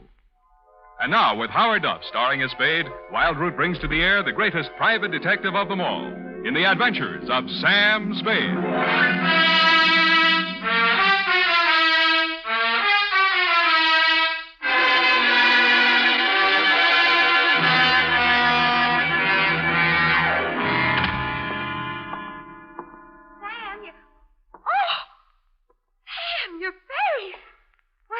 To it. Many things, F. But it's also kind of raw. Oh, Sam. In time, Effie, my wounds will heal. Oh, I'll bet that Mamie Gagan had something to do with it. I could tell when she came in here that she was going to be... Demortuus nil nisi bonum. Huh? Latin, speak well of the dead, remember? Oh, One thing at a time, sweetheart. Let's get this over with. I want to find a doctor. oh, you're so brave, Sam. Carrying on in the face of your face. Sure. You won't be satisfied until you just die for your profession. Yeah, well, if I do, nil nisi bonum, Effie. Nil nisi bonum. That means... Latin means, bony knees. Date, July 24, 1949, to Miss Daphne Arlington from Samuel Spade, San Francisco, license number 1375596. Subject, the tears of night. Dear Daphne, I hope this will clear up a few things in your mind. I hope it'll let you know how you got where you are and what happened to put you there. It all has an illogical beginning, middle, and end. At 3, yesterday afternoon, my loyal secretary and confidant, Miss Effie Perrine, a doll, who has been rehearsing a Cockney play for television, flung open my office door and said, Miss Mamie Gagan to see Mr. Spade. I said, cooey. Miss Mamie Gagan looked everything the name implied, from her lately blonded hair to her genuine alligator shoes. I might add, she weighed in at approximately 160 and was in very good condition. You, Spade. I am he. Sit down, please. Ah, Don't you believe me? I hate gumshoes. They all stink. Something in your background. Perhaps as a girl. I'm just assuming that you were one. All gumshoes are nosy. They talk too much. That's why I don't like them. Here. For me? Who else, stupid? Oh. Well, it says, pay to the order of Samuel Spade, $100, signed Mamie Gagan, co-signed Johnny McCall. All right, is it good? You wise guy or something? Sure, it's good. I'm the treasurer. Get your hat. In this weather? We gonna go see Johnny. McCall? Yeah. Why are we going to see Johnny? Johnny wants you should do something for him. What does Johnny want I should do for him? Come on, Spade. What's the matter with you? He'll tell you. I just love to hear you talk, Mame. That's all. All this gassing ain't getting us nowhere. The boss is waiting. Gumshoes talk too much. Yes, ma'am. Well, maybe we do, but ours is a lonely profession. Mamie led me to a large Cadillac parked in a no-parking zone. She tore the ticket up and ate it. We got in and charged through traffic towards Burlingame. About a half a mile this side of the main highway, we turned off to the left, and pretty soon we were winding up a private road to a fine old colonial mansion. 2 or 3 private patrolmen were guarding the entrance. They all needed shaves. They kind of nodded as we went up to the front door. Naturally enough, it didn't open, but a peep shutter did. Yeah. It's me, Feely. This is the private peeper the boss wants to see. Open up. Okay. How are you feeling, Mr. Feely? Screw. All kinds of folks around. This way, Spade. How is it? Mamie, I got your peeper. Okay. Inside. Here he is, Johnny, flat feet and all. His name's Spade. I know. I picked him myself. Go on, beat it. I hate gumshoes. Boo. I don't mind Mamie. She's kind of bitter. Yes, she is. Yeah. We did a lousy job on her hair last time. It's all streaky. Yeah, I noticed. Go on, sit down. Nice place, Johnny. Nice place. How's the gross? Oh, ain't as good as running beer, but them days are gone. I do all right. 2 crap tables, 2 faro games, a little roulette in the living room, but I have to be careful. Yeah, you seem to have plenty of muscle outside to keep you safe and comfy. Punks, all of them. But the best I can get nowadays, no good gunsels left. Guess they all got married and settled down or something. All right, Johnny, it's cool and it's nice out here. You make a living, and I got a check for $100. Why? Well, in my line, I don't generally have much use for a private eye. I don't generally like them. Neither does Mamie. But I can use one right now. Ever see this before? No? Well, it's a little bit of necklace. Necklace case. Called the Tears of Night or something. Yeah? And it's worth quite a chunk of Geetus. These 4 diamonds are good stuff. Dame named Daphne Arlington left it here a week ago when she went in for a plunge at the roulette table. She left it for a standby till she raised the cash. Kind of a screwy dame. You know, a widow with a lot of money. Boyfriend named Lenny Eppich. He paints or something. Well, she sent me a check today for the 5 G's she lost, and I just want you to take this thing back to her. That all? Yeah, that's all. I got my dough, she gets a necklace. You're a licensed bonded investigator, insured, it's safe with you. I couldn't trust any of my punks with it, and I don't like to be seen in public, so you just take it back. It's all very simple. Uh-huh. Now that you've told me how simple it is, suppose you give me the unexpurgated sequel. Did her check bounce? Yep. All right. You want a drink? There wasn't any check, Sam. She called me a couple of hours ago and said if I didn't have this thing back to her by tonight, she'd call a load of cops and come out here and tear the joint apart. Not such a screwy dame at that. You're stuck. You telling me. If she comes with cop, I'm closed for season. I'm getting old. Oh, you're not old, Johnny. Feely was running the table, and I didn't know he'd taken this thing for security till we counted up. Stupid Feely. I should have pushed his mush in or something. Letting a dame like that make us a setup. Well, maybe you'll do better next time. Oh, ain't gonna be no next time, Spade. Well, here's her address. Here's the ice. Just take it to her, and I'll chalk it up to experience. You better get yourself a new boy at that table, Johnny. You telling me. You telling me. Well, bye.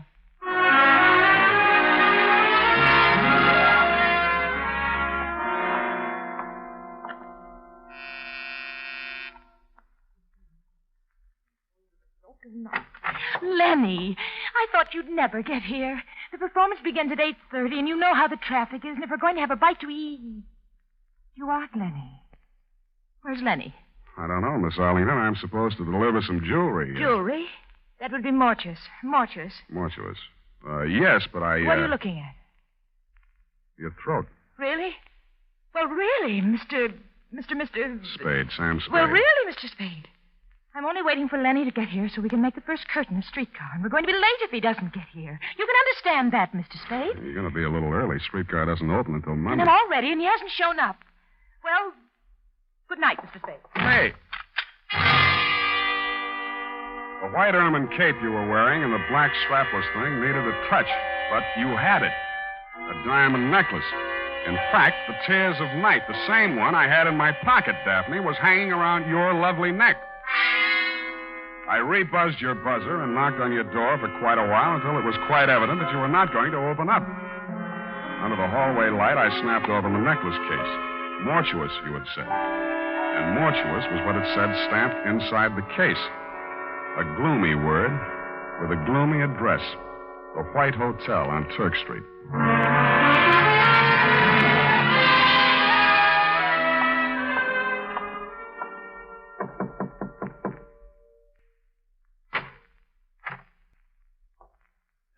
Hannibal Mortuous. At your service, sir.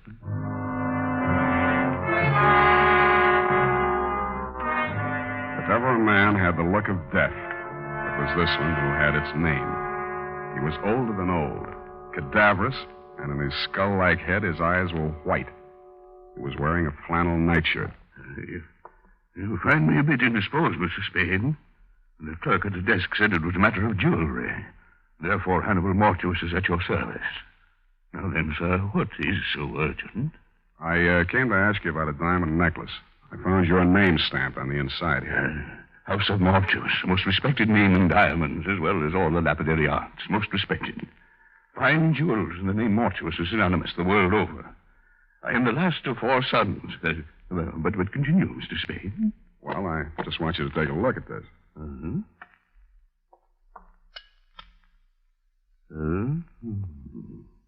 And how do you come in possession of the Tears of Night, sir? Well, a man named Johnny McCall, who runs a gambling club, hired me to deliver it to a lady named Daphne Arlington. She lost it at the roulette table. She left it there until she could raise the cash. Deplorable conduct on her part. Daphne Arlington, most indiscreet young lady, to be sure. I recall my interview with her when her late husband, Sidney, ordered this necklace. A lovely body, propelled by a ridiculous mind. For shame, such conduct, a gambling house, the Tears of Night, a pawn. Well, this is real, then? It isn't phony? Mr. Spade, I am a gemologist. The House of Mortuous. Of course, it's real. Take a good look. When an artist creates a dazzling thing of beauty such as this, would he be so unlikely as to forget the time, the patience, the agony of his creation? See how each stone is carefully mounted to capture every single pinpoint of light. Mm-hmm. An incomparable masterpiece. An incredible money. How much money? No wholesale market, about 10,000. Arlington? He paid 25, but he had it, as I say, incomparable. Yeah. Yeah, well, I saw another one just like it tonight. Ridiculous. The finest workman at best could only create a crude resemblance. This kind of work demands an artist or an artist. But tell me, Latin in anguis herba, huh? My second year Latin escapes me. Snake in the grass. Something wrong? Something wrong, yeah. You were concerned for the safety of this piece. I have a small safe in my room. You may have the key if you care. I'll take it with me. Thank you, Mr. Mortuus. My pleasure, Mr. Spade. Omnia mortuus bonum vocat est. All speak well of Mortuus, of Panza. Good evening.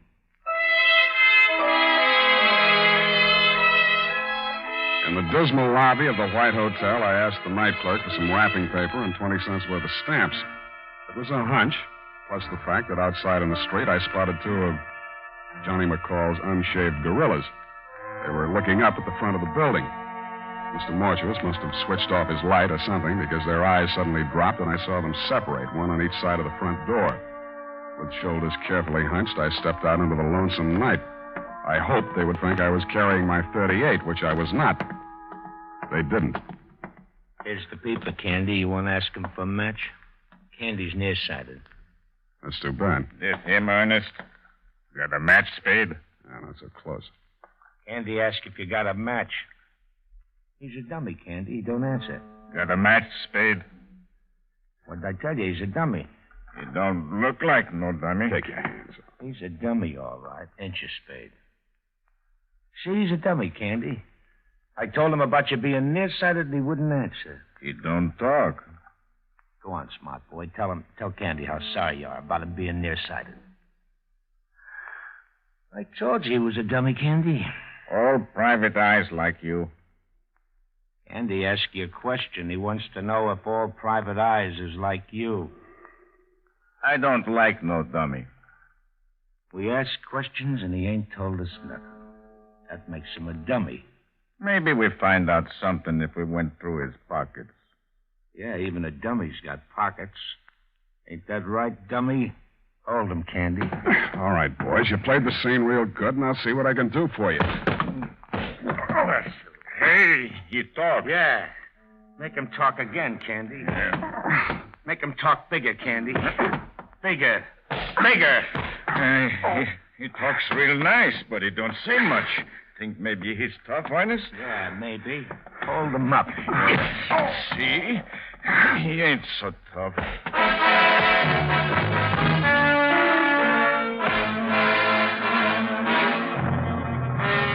I wasn't.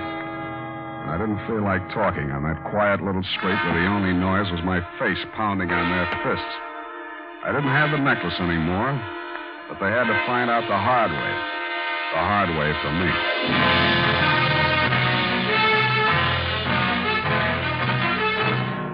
The makers of Wild Root Cream Oil are presenting the weekly Sunday adventure of Dashiell Hammett's famous private detective, Sam Spade.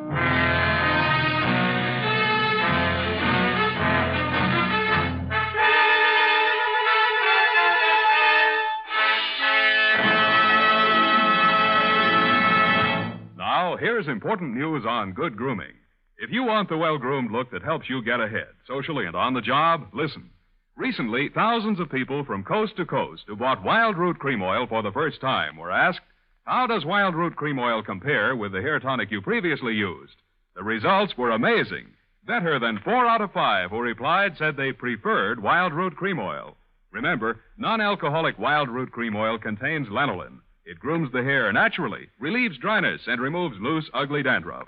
So if you want your hair to be more attractive than ever before, get the generous new 25-cent size of Wild Root Cream Oil, America's leading hair tonic, on sale at all drug and toilet goods counters. It's also available in larger economy bottles and the handy new tube. By the way, smart girls use Wild Root Cream Oil, too, and mothers say it's grand for training children's hair.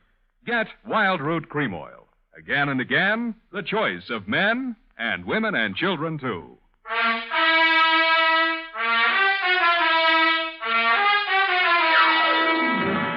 And now, back to the Tears of Night caper. Tonight's adventure with Sam Spade.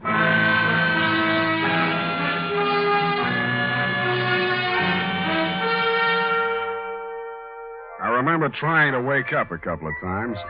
I was dreaming that we were driving along in a giant Cadillac. Big Mamie was sitting on my lap. She was eating a diamond necklace and spitting out cherry pits, which Mr. Mortuus grabbed, looked at through his jeweler's glass, and then tossed into a roulette wheel. Then we had a blowout and the whole car vanished with everybody screaming, "Demortuous, demortuous."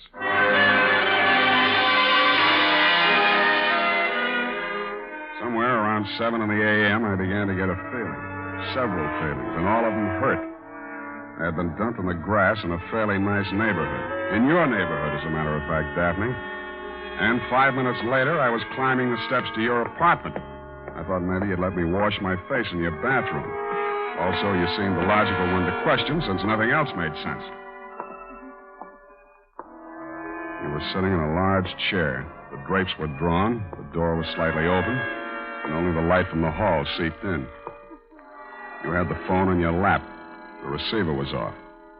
My guess was right. You were looking at nothing.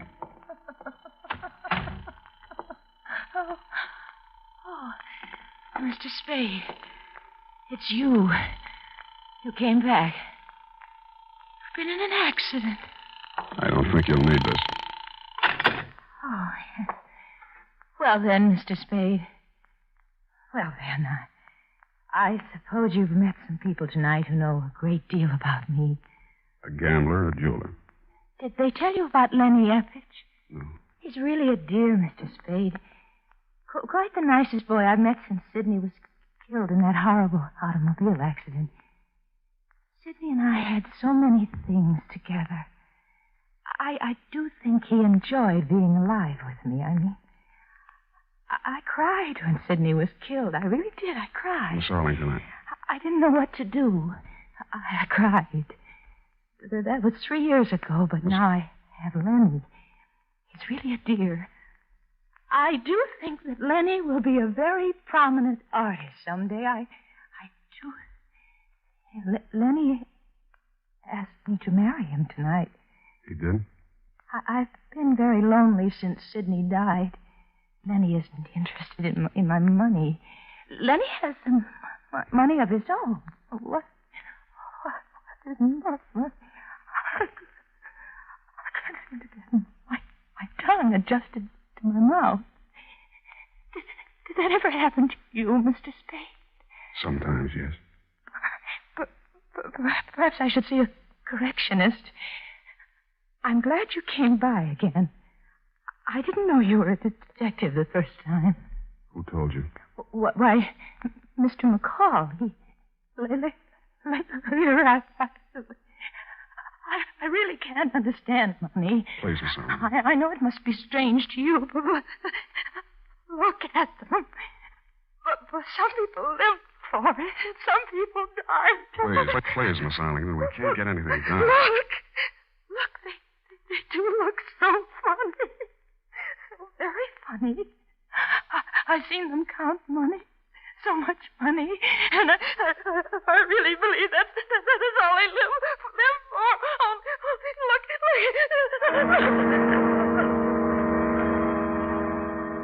You were pointing at something across the darkened room. It took me 10 seconds to find the light switch. Stretched out on your floor, they looked funny, all right. Candy and Ernest. Both of them as dead as you can get.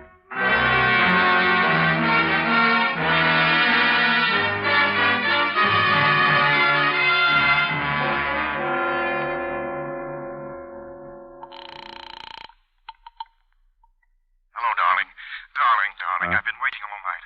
I knew you'd telephone and give me your answer. I knew you'd marry me. Your name, Lenny Eppich? Well, yes, but I was expecting... My name's Spade. I'm a private investigator. I'm calling from her apartment. Daphne's? Now, listen. There's been a couple of murders here. Murders? She's had quite a jolt. She's going to need you and all the help she can get to bring her out of it. I've called homicide, and it might be pretty rough for her. I'll be right over. Bring a doctor. Right. And a lawyer. I'm afraid she'll need one of those, too. I've got a good one. We'll be there. Thanks, Mr. Spade. He showed up about the same time the crew from homicide got there. Your fiancé's a good guy. He talked fast and urgently, as did the doctor and lawyer he brought with him, and through their combined efforts, you were removed not to police headquarters, but to the private hospital in which you are now a patient. It was obvious from the powder test that you could not have fired the .45 which ended the lives of Candy and Ernest. It was also obvious that the murders had been done elsewhere. But who had done them remained to be seen. Spade, I've been expecting you. Come in, sir. I've been amusing myself with your chessboard. Sit down. Oh, you've had a hectic night. Yeah, your boys were pretty rough. Candy and Ernest. Two men of another world, Mr. Spade, not our world. Allow me to apologize for that action. I want more than an apology, Mr. Mortuous. And if that's my gun and it looks like it's got a hair trigger, and if you'll pardon me for saying so, your hands are a little shaky. I underestimated you, Spade. Such an ingenious method of protecting the tears of night. Why, sir, by the simple expedient of placing it in an envelope and mailing it to yourself from my hotel lobby, you hired as guardians the entire United States Postal Service, not to mention the armed forces. Thanks. What happens now? We wait for the mail. Just tell me where I'm wrong, will you, Mr. Mortuous? McCall wanted me to get caught with it. He didn't know it was real. You'd made a phony for him, only you found out it wasn't phony when I came to your place. Then there was a double cross. If you can bear my vanity, I have invented a new word. Triple cross. It has a ring to it, Oh. Including Mamie? Mamie and her friends have been very valuable to me, but I must necessarily exclude them from sharing the profits. Mamie knocked off Candy and Ernest? Abetted by the last of the House of Mortuous. You planted them in Daphne's place. Mamie and I. A crude touch, I thought, but it had a purpose. I happen to know that Mrs. Arlington has for a long time been on the verge of a nervous breakdown. With two cadavers in her living room, she was very unlikely to discuss a bogus necklace with the police. And I doubt very much if she knew she was wearing the original or the imitation. Flighty girl. That's the lousiest thing the House of Mortuous ever did. She walked in and found it. If you had merely returned the real necklace to her, it would have been simple to make an exchange, and none of this would have been necessary. But then... I know. You just sit here and wait for the mail. We wait for the mail. What about your other playmate? I'm afraid I'll be sought for a murder or 2 or 3 this night. Mamie. She got it, too? Yes. Where are the police going to find her? Oh, in my hotel room, which I departed hastily once the room clerk had informed me of your ingenious method for protecting the necklace. I shot her there. You work cheap. Cheap, sir? I don't understand. A $10,000 necklace? It's not quite a king's ransom, you know. The tears of night are worth 5 times that. I'm afraid I misinformed you as to their value. I didn't want you to become suspicious. You are a really horrible, terrifying old man. I suppose you think you'll get away with it. I don't intend to get away with it. An old man, yes, but I intend to spend my remaining years... They'll pick you up before you get to the airport. I doubt that. I shall turn the tears of night into cash. And with a well-laden purse, I shall guarantee to elude the police over half the world. In 2 years, perhaps 3, they'll get me. But I'll have spent the money. We have a visitor. Caution, Spade. I do shoot well. Answer it till a little away. I'll be right beside you. All right. Open it. One side, Spade. I got a gun. Obvious. Mamie. I thought I'd find you here waiting for the mail. You dirty. You didn't do such a good job on me. Caution, my dear. I have a gun, too. Everybody but me. I can last long enough to let you have it. Not so good, my dear. Your loss of blood has made you groggy. Still good enough. Well, It was almost a photo finish. He kind of leaned into the wall with a pained and amazed look on his face, and he seemed to try to walk. Mr. Spade. Mr. Spade, sir, I believe I've been shot. I'll need a little assistance. I can't seem to hold my feet, sir. I can't seem to hold my feet. This was an awkward plan at best. Remortuous nil nisi bonum, Spade. Or if your second year Latin escapes your memory, speak well of the dead.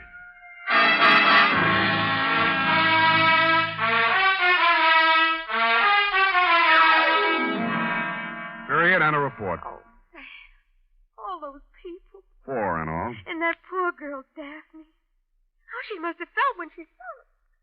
Oh, Sam. Yeah, it was pretty bad. You poor darling. Well, it's about time. Now you go right home In fact, I am going to take you home. Yeah? Then what? Well, You are a registered nurse, maybe? Hmm? well, I... Go type that up. I am completely well, and when you return, we shall Indian wrestle. Certainly, sir. And now, listen to this. Shopping note. Tonight or tomorrow, get a family-sized bottle or handy tube of Wild Root Cream Oil, America's favorite hair tonic.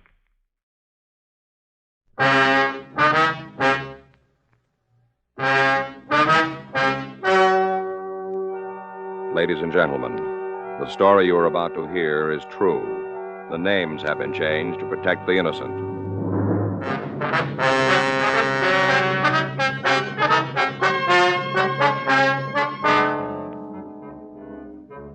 You're a detective sergeant. You're assigned to homicide detail. A night watchman has been stabbed to death in a downtown appliance store.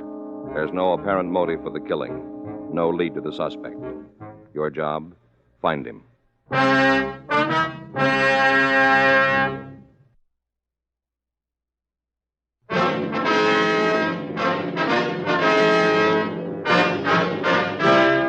Dragnet, the documented drama of an actual crime.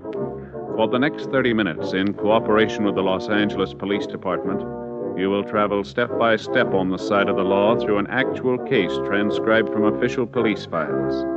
From beginning to end, from crime to punishment, Dragnet is the story of your police force in action.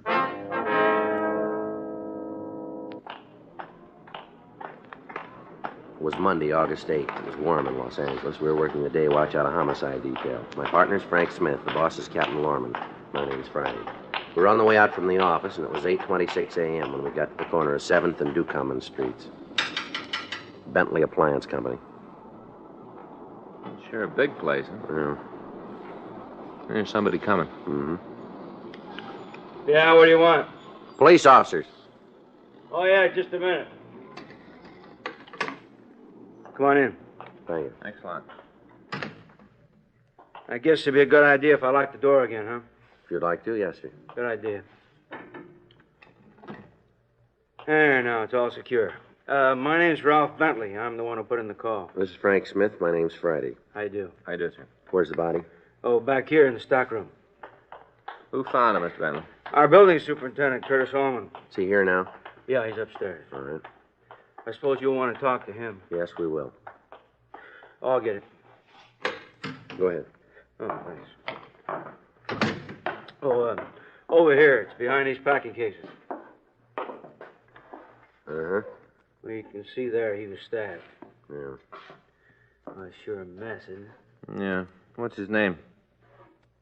Mr. Bentley? Hmm? The victim's name? Oh, Clyde Maddock. M-A-T-I-C-K? I-K, no C. Mm-hmm. What time was the body discovered?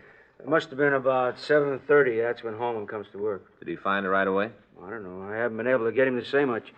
When I came in, he was just standing here looking at the body. He was kind of numb, you know. Mm-hmm. What time did you get here?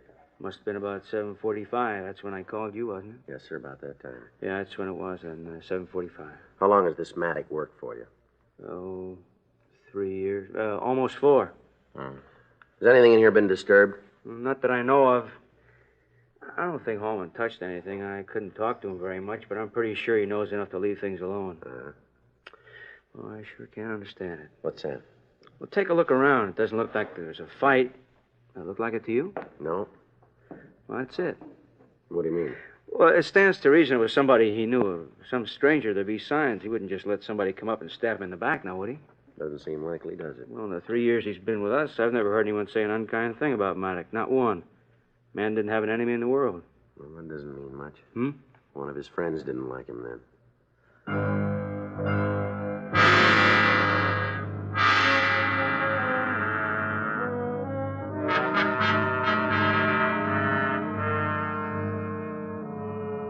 "8:30 a.m. We put in a call to the crime lab and asked them to come out and go over the scene.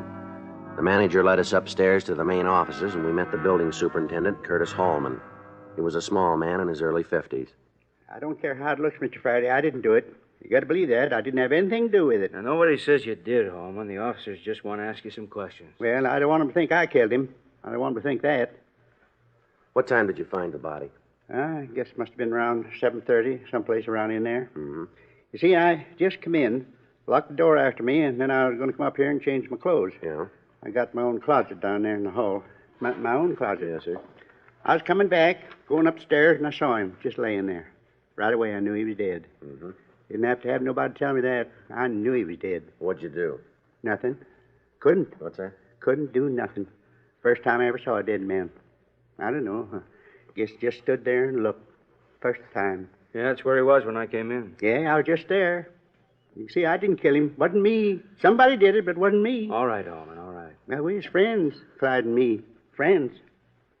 I guess I should have told you he doesn't mean any harm. We understand. Played cribbage once in a while in the morning. Me and Clyde played cribbage. Was there anybody else in the store when you got here, Holman? Huh? You talking to me? Yes, sir. Did you see anybody else in the place when you got here? No, just me and Clyde. Only he was dead. How'd you get in? Got a key. See, right here. My own key. How many keys are there, Mr. Bentley? Oh, there's 3 out. I got one, Holman has one, Maddox had the other one. Mm-hmm. Have you contacted his family? Hasn't got one. As far as we know, he hasn't got any people. You can give us his address, though, can't you? Well, sure, no trouble at all. He lives upstairs. What? Part of the deal we worked out when he started. A little room on the 3rd floor. He gets that and a salary. Real nice way he fixed it up. All painted bookshelves, a lot of books. All over the place, books. Wonder if we could see it. Certainly. You like it. Real nice room. Nicer than mine. Wish I had it. We can go down this way. Want me to go up with you? Yes, sir, if you'd like to. Sure. I like Clyde's room. Be faster if we take the stairs. All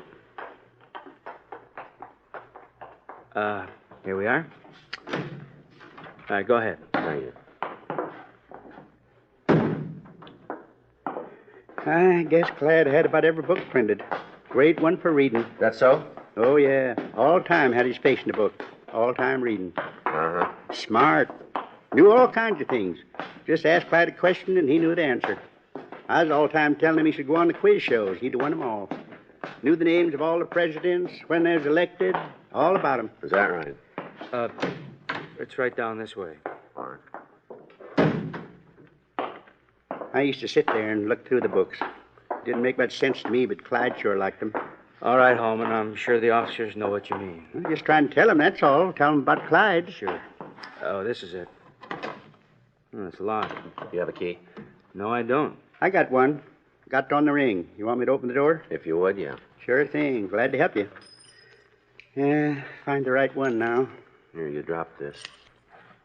Why do you have a key to the room? Clyde gave it to me. Said it was all right for me to have it in case I wanted to clean up. He let me do that, clean up. All right. Well, do you have the key? Yeah. Here it is. There you are. Hey. Sure looks like there was a party in here. Yeah. Certainly didn't have any idea things like this went on. Oh, just look at this room. Beer bottles all over the place, glasses. Empty bottle. This place is filthy. I was going to clean it up, Mr. Bentley. Honest I was. Right after I finished with the rest of the building, I was going to clean it up. 14 beer bottles, all of them empty. Boy, I don't see how a man could drink that much beer. Looks like he had some help, though. Huh? What do you got? Take a look at these glasses. Yeah. Lipstick Don't smear. touch them. I'm sorry. Boy, that really does it. That's the capper. Sir? Oh, when he took the job, I made it perfectly clear. No mistake about it, none at all. What do you mean? Beer drinking, I don't mind. He's got that right. But I told him there wasn't supposed to be any women up here. No. He knew it. Doesn't look good. Place of business just doesn't look good. Yeah. I told him if he broke the rule once, just once, he'd be sorry about it. That's what I told him. He's got no quarrel about it now. Huh? He's sorry.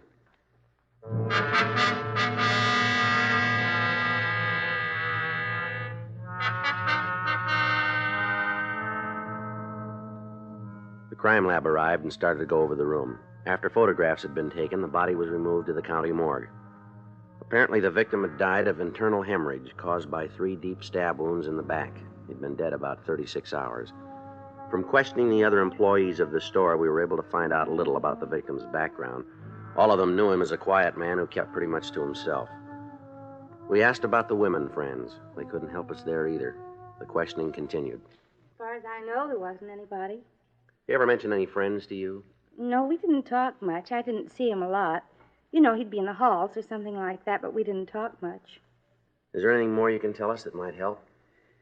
I don't think so. If I think of anything, I'll let you know. All right. Thank you very much. Is that all? Yes, ma'am.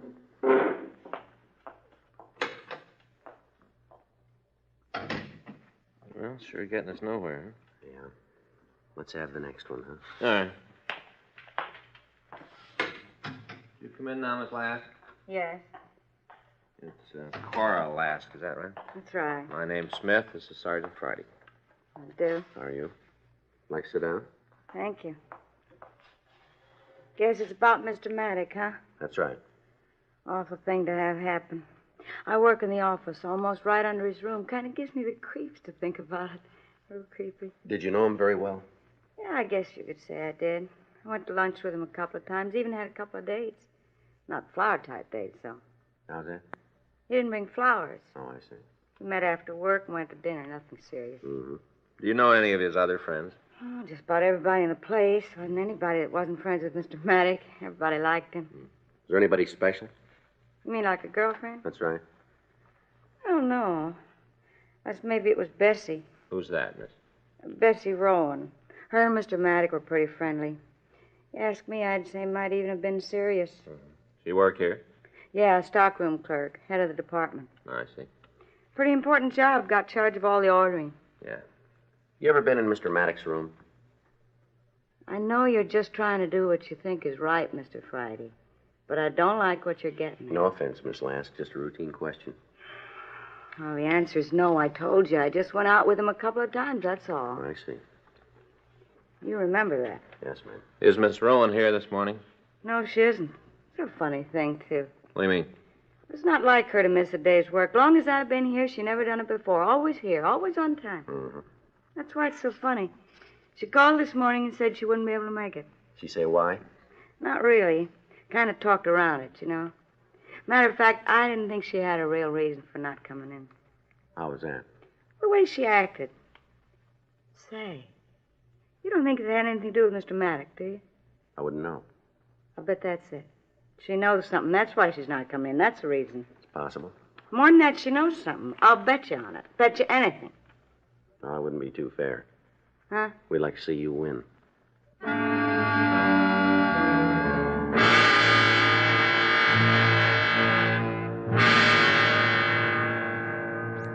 We checked all of the employees of the store through R&I. Except for 2 drunk arrests for the janitor, Curtis Hallman, there was no record on any of them.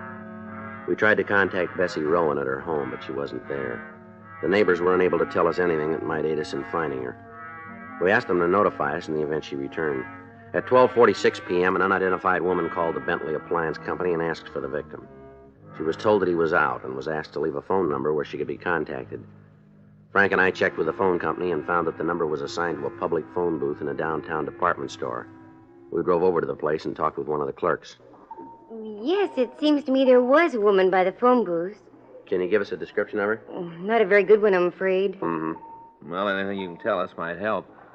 See, there is one thing, though. What's that? Might not mean anything. Well, what is it, ma'am?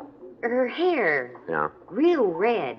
About the brightest red I've ever seen. Had to come from a bottle. Never saw any natural hair that color. All right. That help you any? Well, we don't know yet. I didn't think it would. Just something you remember. Something kind of outstanding. Mm-hmm. I just thought of it. Figured it might be a way for you to remember if it's the one you're looking for. Well, if it is, we've got another way.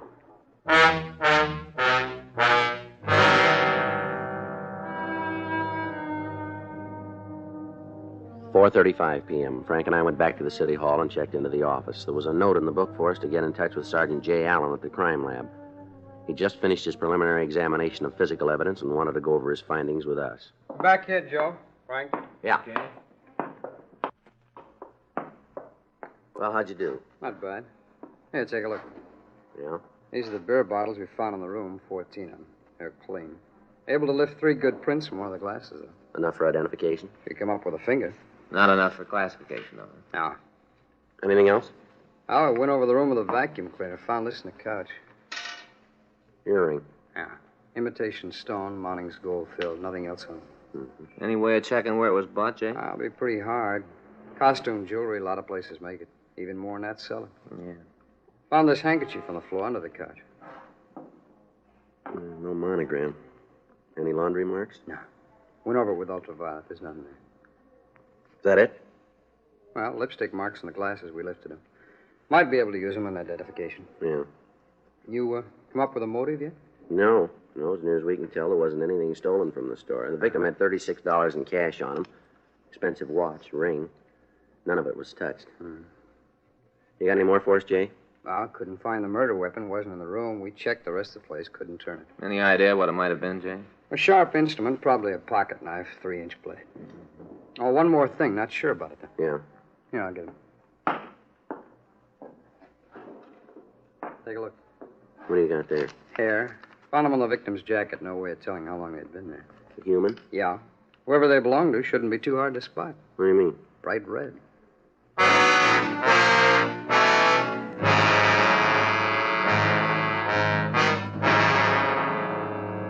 We left the crime lab and drove over to the Bentley Appliance Company. We went up to the second floor and talked with the secretary again, Cora Lask.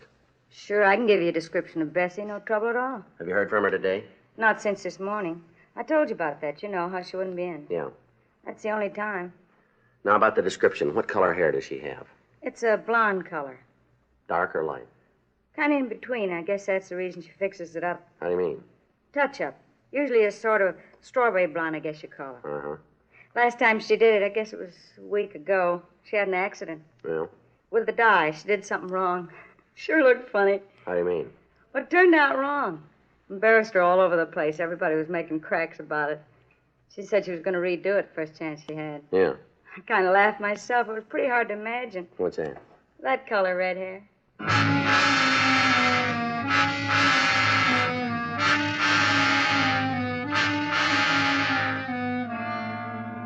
We returned to the office and filled out the reports. At 6:18 p.m., we got a call from one of the suspect's neighbors telling us that she'd returned home. We drove out to talk to her.